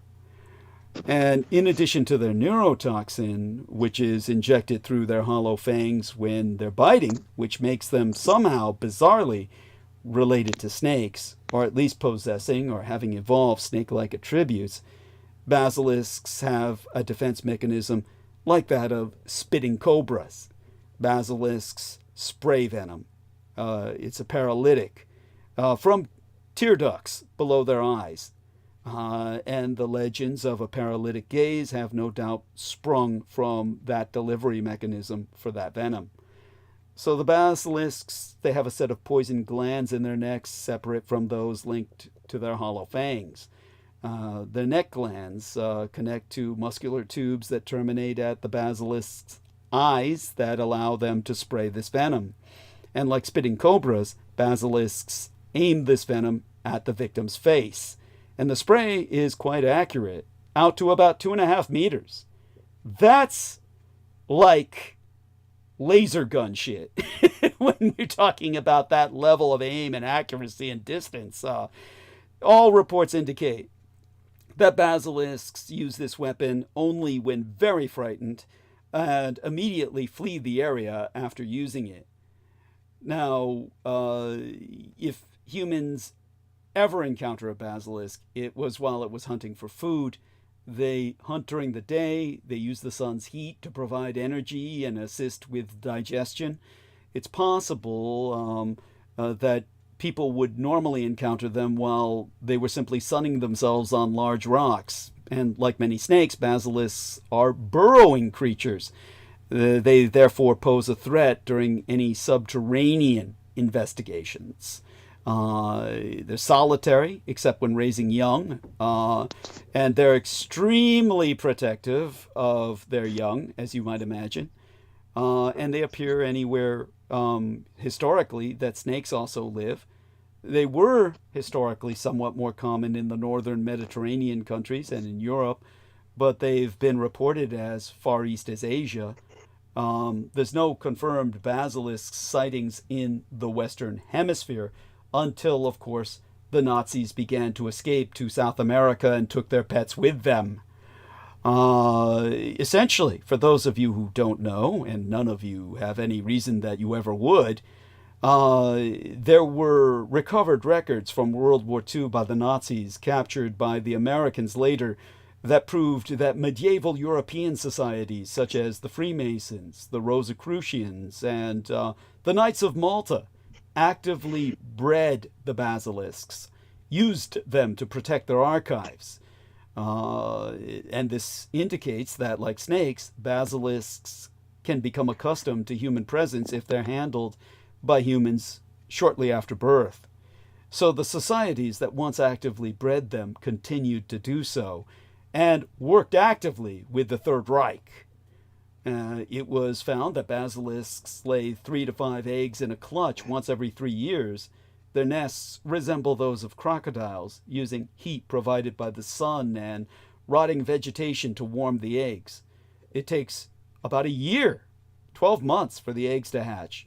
The temperature of the egg determines the gender of the infant after approximately 9 months. Female basilisks remain near their nests, hunting the area extensively until the eggs hatch, and newborn basilisks are quite small, roughly the size of a man's forearm. The hatchlings remain with their mother for, I think, another 12 to 18 months after hatching, after which time both sets of venom glands are fully developed and they can venture forth on their own to hunt for prey. Now, after the Nazis had a mass exodus to many points across the globe, that's when Americans began to encounter them in the Brazilian rainforest. They were interfering with logging operations. And of course, it turned out that they were guarding Nazi strongholds. The children and grandchildren of the Nazis who escaped with the help of Odessa, these families traced their lineage back to medieval German wizards, performing occult research at locations that they actively bred the basilisks in, according to the old family traditions, using them to scare people away from such areas. Well, of course, the Nazis shared clutches of basilisks with Emperor Hirohito, who interbred them with Komodo dragons and exposed them to various levels of radiation that did indeed mutate them and help them grow, encouraged a growth, in fact, that was phenomenal. So phenomenal that they truly became very large. We're talking about old dinosaur size at this point, not Godzilla size, but it's obviously the inspiration for Godzilla. Yeah. But where could they keep them? They became increasingly violent, uncontrollable, and cannibalistic, and they transferred them via merchant ship transportation to Ganges Island. When they were isolated on Ganges Island, the fear became palpable that they were learning how to swim. They began to swim longer and longer distances into the sea to hunt for sea life, at that point large enough to hunt for small whales.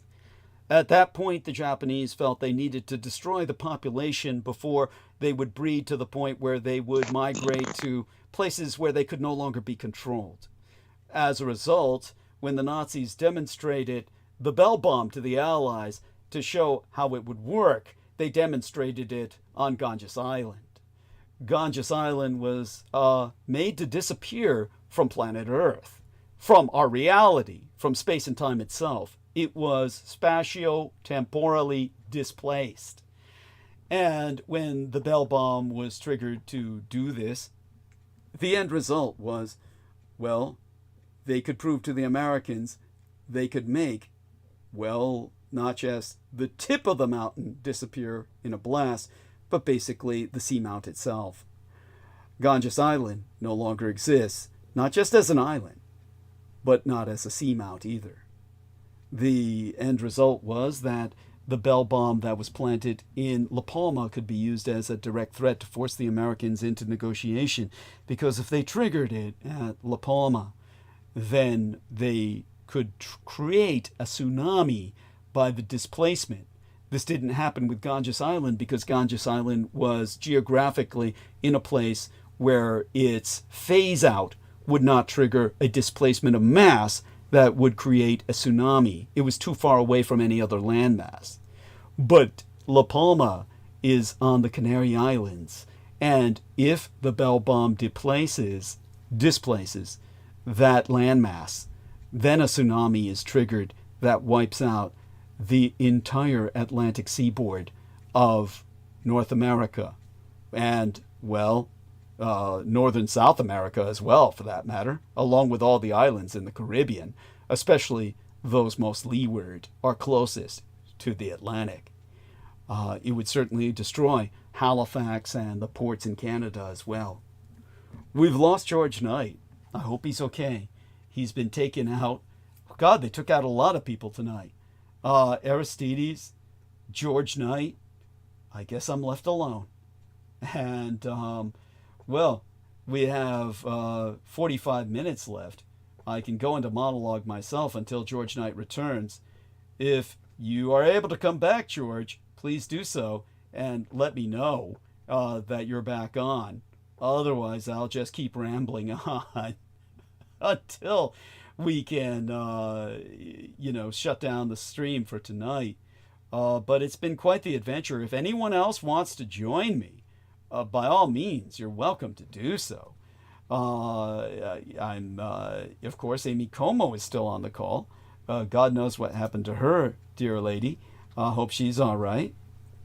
And such being said, oh my God, what a night it's been.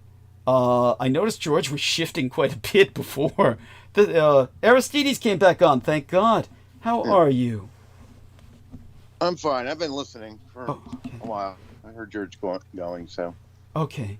Well, bless you for returning, and I feel much better about that. And I'll speak to you privately after the show for a few minutes. I take it someone called you, and after you took the call, you just decided to go to sleep? Is that what happened? I just went back to listening on the computer. Okay. All right. Well, I'm certainly... Yeah. Go on. Oh yeah, because I was involved, I guess. Yeah. Okay. Yeah, well, I'm so glad to have you back. And thank you. Love you, dear brother. And let's all maintain George Knight in thought and prayer. He seemed to be getting a bit more shifting around before he disappeared. So, again, it's been going on a lot tonight. We don't know what happened to Amy still. She's still on the line as far as we can see. Her computer is. But I guess she just fell asleep, and we can hope for the best. I don't know if you're aware of this, but Brooke Gibson left a little message, just a, kind of a shout out, but did not join the call. So she's still alive, thank God. And it's just been one hell of a ride. So with that, I'll I guess I'll get back into a little bit of monologue in the time we have remaining. Again, I'll take a look at the call, see if George Knight has rejoined us. Again, a shout out to George. If you can hear us, feel free to rejoin us and let us know if you jump back on. If he does jump back on, dear Aristides, just let me know, okay? And okay. We've got approximately 40 minutes that I can risk, 30 minutes, and then we'll have to end stream. But when I mentioned how Elon Musk was waving that fucking chainsaw around when he appeared in his trademark black Make America Great Again hat that was all gothed out in terms of its lettering, and he basically went on stage with the Conservative Political Action Conference just the other day. The very day before that, President Trump had just spoken on site the FII, the Future Investment Initiative Priority Summit in Miami, in a far-ranging speech where he called the Ukrainian President Volodymyr Zelensky a modestly successful comedian, expressing frustration with Boeing and proposing paying Americans a Dodge dividend that I've already deconstructed, and recited colorful examples of government waste, among other things. What's interesting is where he said it and why. This was the annual American Imperial Gathering of the Future Investment Initiative Institute, a nonprofit foundation backed by Saudi Arabia's Public Investment Fund, which, for those of you who do not know about that, that's the sovereign wealth fund of Saudi Arabia's. A bit more on that soon enough. At any rate, its flagship event is typically held every October in Riyadh, the capital of the House of Saud on the Arabian Peninsula. And Trump is, just as he was the first U.S. president to ever appear at a Super Bowl, he's the first U.S. president ever to address FII, which brings together leaders to discuss innovation, investing, and global trends. Trump's family has ties to the kingdom through his son-in-law, Jared Kushner's private equity firm. And Saudi Crown Prince Mohammed bin Salman recently pledged to invest $600 billion in these United States over the next 4 years. Secretary of State Marco Rubio and other senior officials were in Riyadh earlier this week for talks with their Russian counterparts on ending the war in Ukraine without Ukrainian participation. The kingdom's importance, the House of Saud's importance, as a source and destination for capital was evident in the other attendees present. Elon Musk had a front row seat for the speech, along with Kushner, Oracle CEO Safra Catz, former Google CEO Eric Schmidt, Dina Powell McCormick of BDT and MSD Partners, and other business leaders, including my son's husband, especially those in finance, tech, and real estate. Also in attendance, Miami Mayor Francis Suarez, FII, or the FII Institute's Richard Attias, the Saudi ambassador Princess Rima Bandar Al Saud herself, and the PIF, the Public Investment Fund's Governor Yasser Al Rumayyan, who heading among the largest sovereign wealth funds in the world, with total estimated assets at 930 billion United States dollars, is on the inaugural list of Fortune's magazine's 100 most powerful people in business. Now, among the people my son's husband spoke with afterwards, reactions were mixed. There was widespread opposition to the president's stance on Ukraine and calls for more specifics about American imperial policy in Saudi Arabia and the Middle East. But it might go as sans saying that among a high-power crowd such as that, there was also optimism about Trump's continued focus on cutting regulation and taxes. One finance CEO said, if he could back off on geopolitics and focus on clearing a path for innovation, this could be a golden age. Oh, wishful thinking that. Also, it's wrong-headed thinking because, well, Trump was never about innovation. Trump's simply about greed. Well, according to a new memo obtained by CNN, that golden age must already be here since the Defense Secretary Pete Hegseth has ordered the U.S. military to prepare plans to make drastic budget cuts over the next 5 years. I guess there's no threat from anyone anywhere in the world. 8% of the defense budget, with a single exception for border security, must be shaved.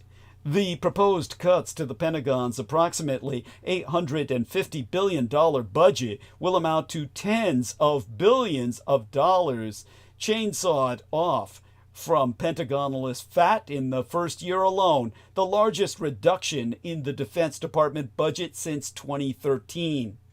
Despite Hegseth's stated focus to revive the warrior ethos, some defense officials responsible for drafting lists of Pentagon employees to be fired as soon as this week are voicing concerns that the terminations break the law and harm United States military readiness.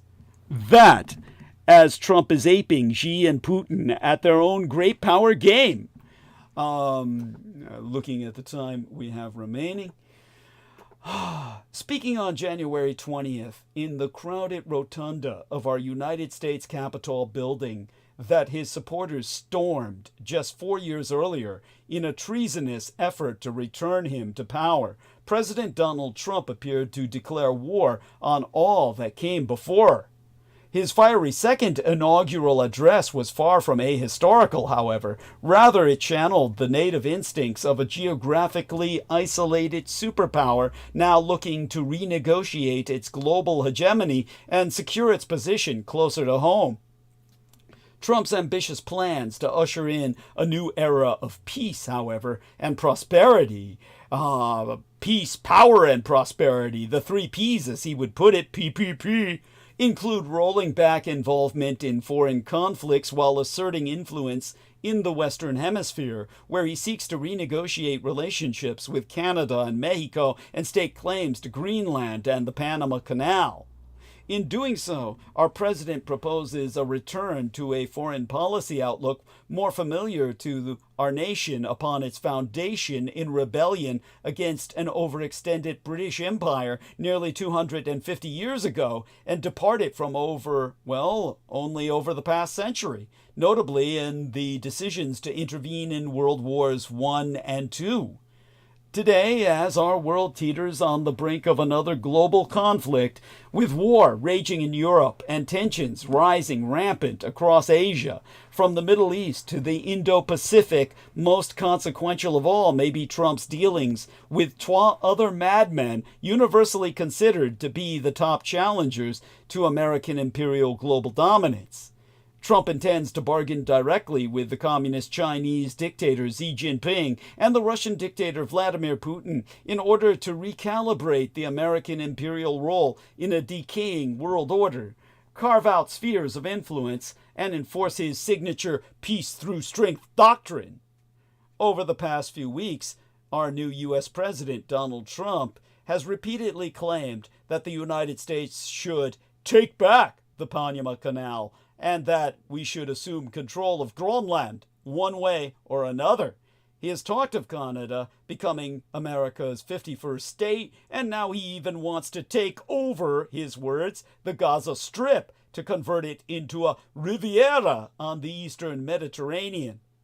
Obviously, our U.S. president understands that his country is an empire, and by all evidence, he seeks to expand it.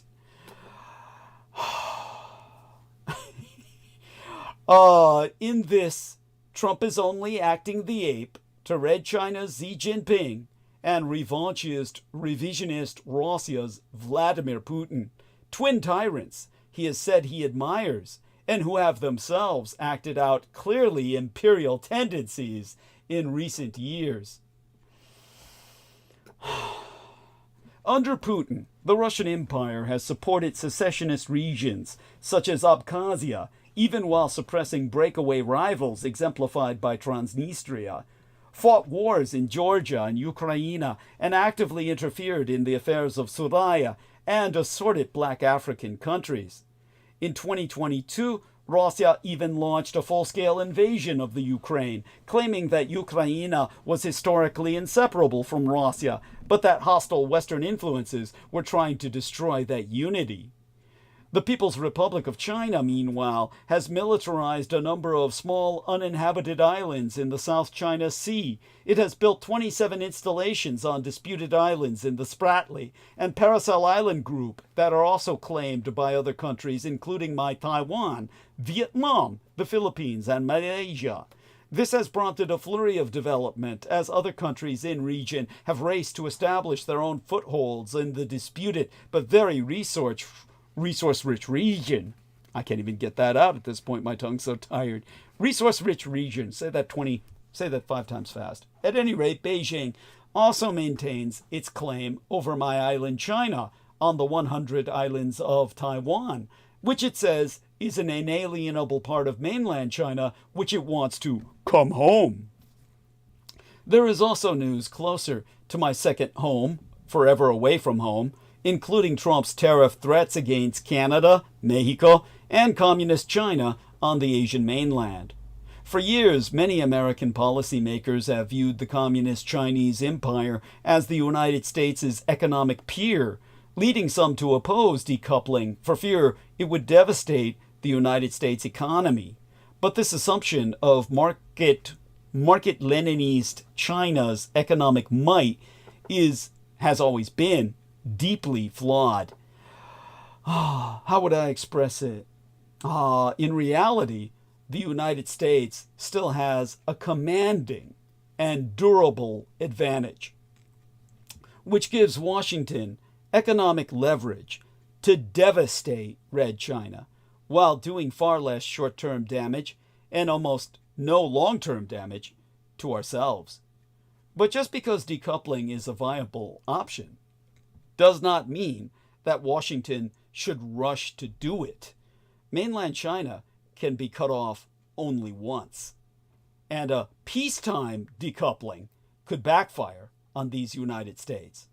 I myself would warn Washington to keep its leverage intact for a crisis rather than undercutting one of the best weapons that we have. Not to mention what Trump and his Verdamp trade war means for California farmers.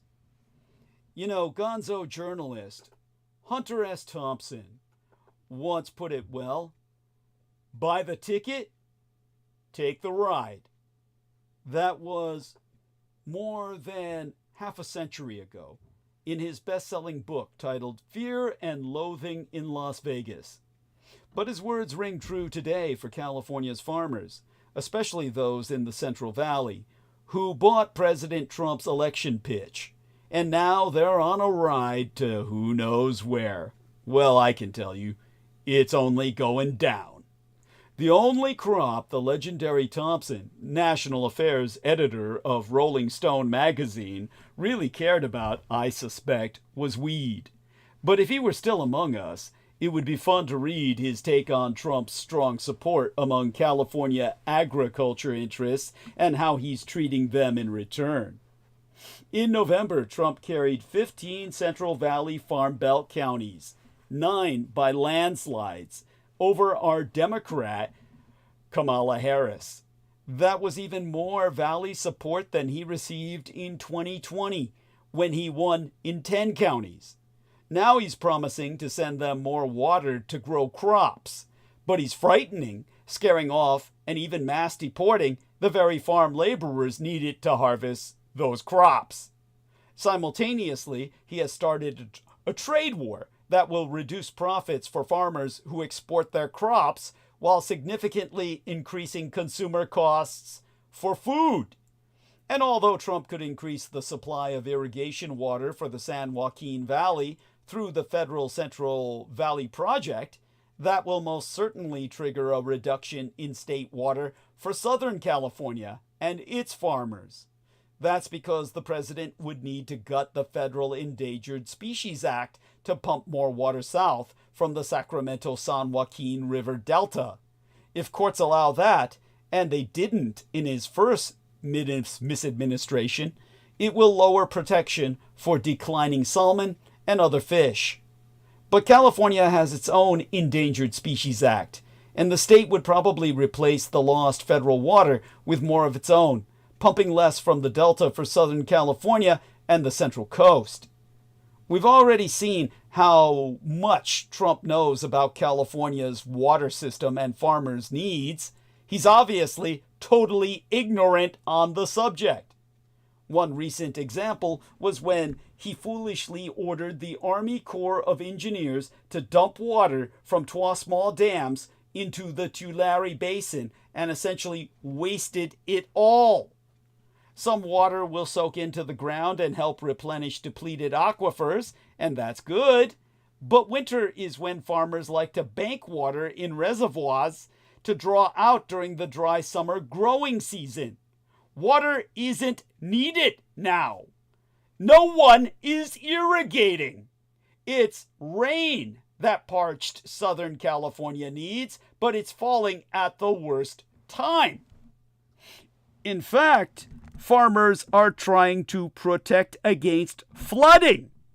And the unexpected release of reservoir water rattled nerves as a powerful atmospheric river pummeled SoCal, Southern California, bringing rainstorms and new mass evacuations for fire victims at the worst possible time. So Trump merely followed fire with fucking flood. He's at war with California. And whether this was strategic or just plain stupid, it's impossible to tell. To Trump, it means the same thing. A powerful atmospheric river rolled through coastal counties last Thursday, bringing flooding and mudslides. Hundreds in communities recently scarred by fire were forced to flee all over again. Some of the worst damage took place along Pacific Coast Highway, where a firefighter was swept off the roadway and into the ocean by debris flow down Big Rock Drive, according to the LAFD, or Los Angeles Fire Department spokesperson, Eric Scott. He was able to exit his car and was transported to a local hospital with minor injuries. Mandatory evacuation orders were issued for more than 100 homes in Pacific Palisades, along with dozens in Altadena, Malibu, and other communities at heightened risk of mudslides, rock slides, and debris flows, all scorched already by the flames. In a flash flood warning for residents in and around the Eaton fire zone, the National Weather Service wrote, "This is a life-threatening situation. Heavy rainfall will cause extensive and severe flash flooding of creeks, streams, and ditches in the Eaton burn scar. Severe debris flows can also be anticipated across roads." Weather Service officials also issued a severe thunderstorm warning for much of Los Angeles County. It was on Thursday, maybe of last week by now. I've been so involved with the holidays. Noting that the conditions would probably bring considerable tree damage, as well as damage to mobile homes, roofs, and outbuildings. Forecasters also noted the possibility of brief tornadoes and widespread significant wind damage. Strong thunderstorms hit San Luis Obispo and Santa Barbara counties before moving into Ventura and LA counties. A mobile home park in Oxnard was hit by, quote-unquote, a weak tornado, which tore roofs off homes and ripped power cables to the ground that Thursday afternoon. This week or the one before it, I believe it was at this point probably Thursday of the week before last, when authorities were following up. At the time that I remembered this and relay it to you now, there were no immediate reports of people harmed, but around a dozen properties were damaged. The storm intensified later that evening, bringing wind gusts up to 70 miles per hour and the possibility of pea-size hail. Portions of Pacific Coast Highway and other roadways were closed because of mudslides and flooding. There were also reports of vehicles trapped by floodwater. On their LA office's homepage, Weather Service officials said, "This is a serious situation through this evening. Please obey advice from local officials. Be safe, stay home, and stay off the roads. Friday will be much better." You see, burn zones are prone to debris flows, what we call debris flows, during storms. The risks are heightened after wildfire because intense blazes burn off vegetation and heat the soil, making it repel water. Without being able to seep into the ground, that water flows downhill, pushing mud and ultimately rocks, branches, boulders, and other debris toward foothill communities. So when you're hit by these things, you're torn apart. You're torn apart by branches, rocks. You're eaten alive. Weather Service officials said it was best to avoid those areas if possible and use sandbags to protect property. That's what some residents in Altadena did, buying up tarps, sandbags, and more from a local hardware store to protect their damaged homes. The cashier and Altadena resident, Paulo Vargas, told an LA Times reporter, "They're scared. We're all a bit scared. First we had to evacuate because of the fire, and now we're preparing for a flood."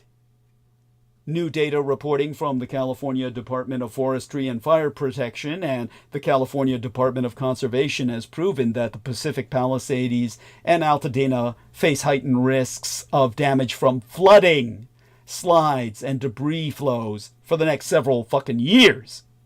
But Trump saw all this as a wonderful moment for a fucking photo op. He ran a picture of a swirling river on his X page, captioned, "Photo of beautiful water flow that I just opened in California. Today, 1.6 billion gallons. Everybody should be happy about this long-fought victory. I only wish they listened to me 6 years ago. There would have been no LA fire." Hallucination. I said it before. I'll say it again. Trump has to fucking die. Farmers can't know yet how far Trump will go in deporting immigrants living in the country illegally and whether he'll raid their fields and orchards. At least half of California's farm workers are undocumented. Trump says he's targeting only undocumented immigrants who have committed serious crimes. Okay, that seems reasonable. But we know how that goes. Law-abiding people get snagged too. Assemblywoman Esmeralda Soraya, a Democrat from Fresno, has a special perspective. Both her parents migrated from Mexico in the 1970s to work in the California fields. They were undocumented. To quote she, "Dad was caught several times and deported, and he always came back." It's a familiar story. Soraya recalls that even farm workers here legally were all too often rounded up just because of their skin color and held for hours before being released. Thus now she says she's hearing that many farm workers are scared to report to work at all. And it's the citrus harvest season. Orange pickers are badly needed. Last week, during an assembly debate before passage of legislation appropriating $25 million to fund legal services for immigrants, she asserted, "Without workers, our food supply will collapse. California agriculture will face a depression not like anything you've seen in decades. The California Farm Bureau Federation recently reported in a news release that it had not heard of any widespread workforce disruption because of feared raids by federal agents, but it added, "We need immigration policies that offer real solutions, that reflect the reality of farming, not blanket enforcement measures that put the entire agriculture system at risk." Per the UCLA economics professor, Jerry Nicholsberg, if I remember his name correctly, if Trump deports undocumented farm workers, farmers will, his words, have to pay more, and actually a lot more, to get their crops picked, and that will lead to higher food prices. As for a potentially aggressive trade war spurred by Trump targeting Red China, Mexico, and Canada, Daniel Sumner, a UC Davis professor of agriculture economics, confirms that tariffs are a bad deal, and for California agriculture, they're really bad news. Himself attesting that by way of example, the U.S. buys a lots of fruits and vegetables from Mexico. We'd lose out and pay more. Mexico would probably retaliate by placing a tariff on California's dried milk products. So Sumner adds, Mexico is our biggest buyer of milk. There'd be less profit for California dairies. Hunter S. Thompson wrote something else that seems relevant to me now. After President Nixon shellacked Democrat George McGovern in the 1972 presidential election, Thompson opined, McGovern made some stupid mistakes, but in context, they seem almost frivolous compared to the things Richard Nixon does every day of his life on purpose. Jesus! Where will it end? Well, it ended with the Watergate scandal and Nixon's resignation. Farmers bought the Trump ticket, and they're stuck with the ride wherever it ends. Let's hope it's smoother than it looks, for their sake. Well, fuck them, for California's. Of course, while I myself have criticized our president for launching a trade war against allies, I can still counterintuit that such might be the wrong way to think about it. The president's demands dealt with his top priority of strengthening border security. Canada and Mexico both agreed to take additional steps to help seal the United States' borders almost immediately, and Trump took the tariff threat back off the table. So, what do you make of that specific episode, if you would be so kind, Aristides?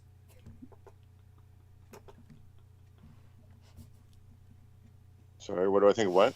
No worries. I was talking about the tariffs and how Trump forced Mexico and Canada into some verbal concessions, almost like making them cry uncle, essentially. I was just, I don't know if you remember. I don't really understand all the implications of tariffs, but it's like, now it's going to be everybody. It's like, no, I'm going to tariff you. No, I'm going to tariff you back. I'm going to, how does it all, I don't know how the math sorts out there. What Aristides is saying is that this is all stupid, right, Aristides? That we did. It does. Yeah. Thank you. See, well, the chart for the Dow Jones Industrial Average over the opening week of this month looked less like a typical stock market and more like one of those seismographs that tracks earthquakes. This week, Dow fell nearly 750 fucking points, and U.S. stocks tumbled as businesses and consumers worried about tariffs. It's all just fluctuating wildly as markets try to adapt to each new shock. Call me old-fashioned, but I'm not sure that constantly roiling our markets with threats is good for business. The term you need to know for the times is consumer fear. Stocks had their worst session so far in 2025 after getting smacked around by weaker than expected economic data and those historic inflation expectations. From consumer sentiment to housing and services, Friday's readings unsettled investors at a time when the Federal Reserve is in no rush to cut rates. The S&P, the Standard & Poor's 500, lost over 1.5% and bonds rallied. A notional $2.7 trillion worth of options tied to equities and exchange-traded funds were set to expire, which usually amplifies price swings. Also contributing to the volatility was a rally in COVID-19 vaccine makers. In a note titled, "Weaker Economic Outlook Trumps Inflation Fears," Andrew Brenner at NatAlliance Securities said, "Is this the start of the correction?" Add in 3 people have sent us a new bat virus story. More on that later. Does anyone want to go into the weekend short treasuries? Well, a week of sobering economic news for America ended with, well, more of the fucking same. The long-term inflation expectations of U.S. consumers rose to its highest level in almost 3 decades. The reasons? Growing concern that President Donald Trump's accumulating number of tariff threats against friend and foe alike will translate into higher prices. Consumers said they expect prices will climb at an annual rate of 3.5% over the next 5 to 10 years, according to the final February reading from the University of Michigan. Based on data compiled by Bloomberg, the rate is the highest since 1995. All 5 components of the index deteriorated, including a drop in buying conditions for big-ticket items. And more than half of consumers in the survey expect the unemployment rate to rise over the next year, the highest since 2020. Interestingly enough, and perhaps a sign of how America's furious polarization may in part tinge economic attitudes, the spike was almost entirely driven by views among survey respondents who identify as Democrats. Nevertheless, inflation expectations have taken on renewed importance as the emergent trade wars are weighing on the outlook for prices paid by consumers. Economists have warned that while Trump has only followed through on one of his tariff threats against Red China, the threats themselves are hurting our economy by creating uncertainty. Now, per Elizabeth Renter, senior economist at NerdWallet, the concern with higher inflation expectations is that it can be self-fulfilling. What people and businesses expect to happen often does. Trump certainly got the Canadians and Mexicans to publicly bend the knee, but are these any real concessions? Less than 1% of the fentanyl entering these United States comes through the northern border, and only about 1 in 12 of the migrants apprehended by Customs and Border Protection come from Canada. And the Canadians just recommitted to something they were already fucking doing. Sure, some of the steps are new and seem to be in response to the pressure, such as Mexico's plan to send 10,000 National Guard troops to help secure our border. But Trump has said the tariffs are simply being paused. So this is an issue that will inevitably come back up in the future. Markets and businesses aren't exactly big fans of this kind of uncertainty either, so I guarantee that holding the tariffs over everyone's head like a sword of Damocles isn't going to help. Bloomberg now calculates, quite conservatively by my estimate, that uncertainty over tariffs will cut U.S. industrial production by 1% in the next year. Ultimately, if this is a negotiating or pressure tactic, fair enough, but it's definitely worrying to myself, at least, that Washington is considering massive tariffs on some of our biggest trading partners. And have I ever failed to mention that we import about a quarter of our oil from Canada and Mexico? We're talking about significant areas that will impact Americans' daily lives. Also lost in the shuffle has been the Hongzhonghua, the Red China tariffs that this misadministration has put into place, prompting mainland Chinese retaliation. Trump said that the United States built China. What did he even mean by that?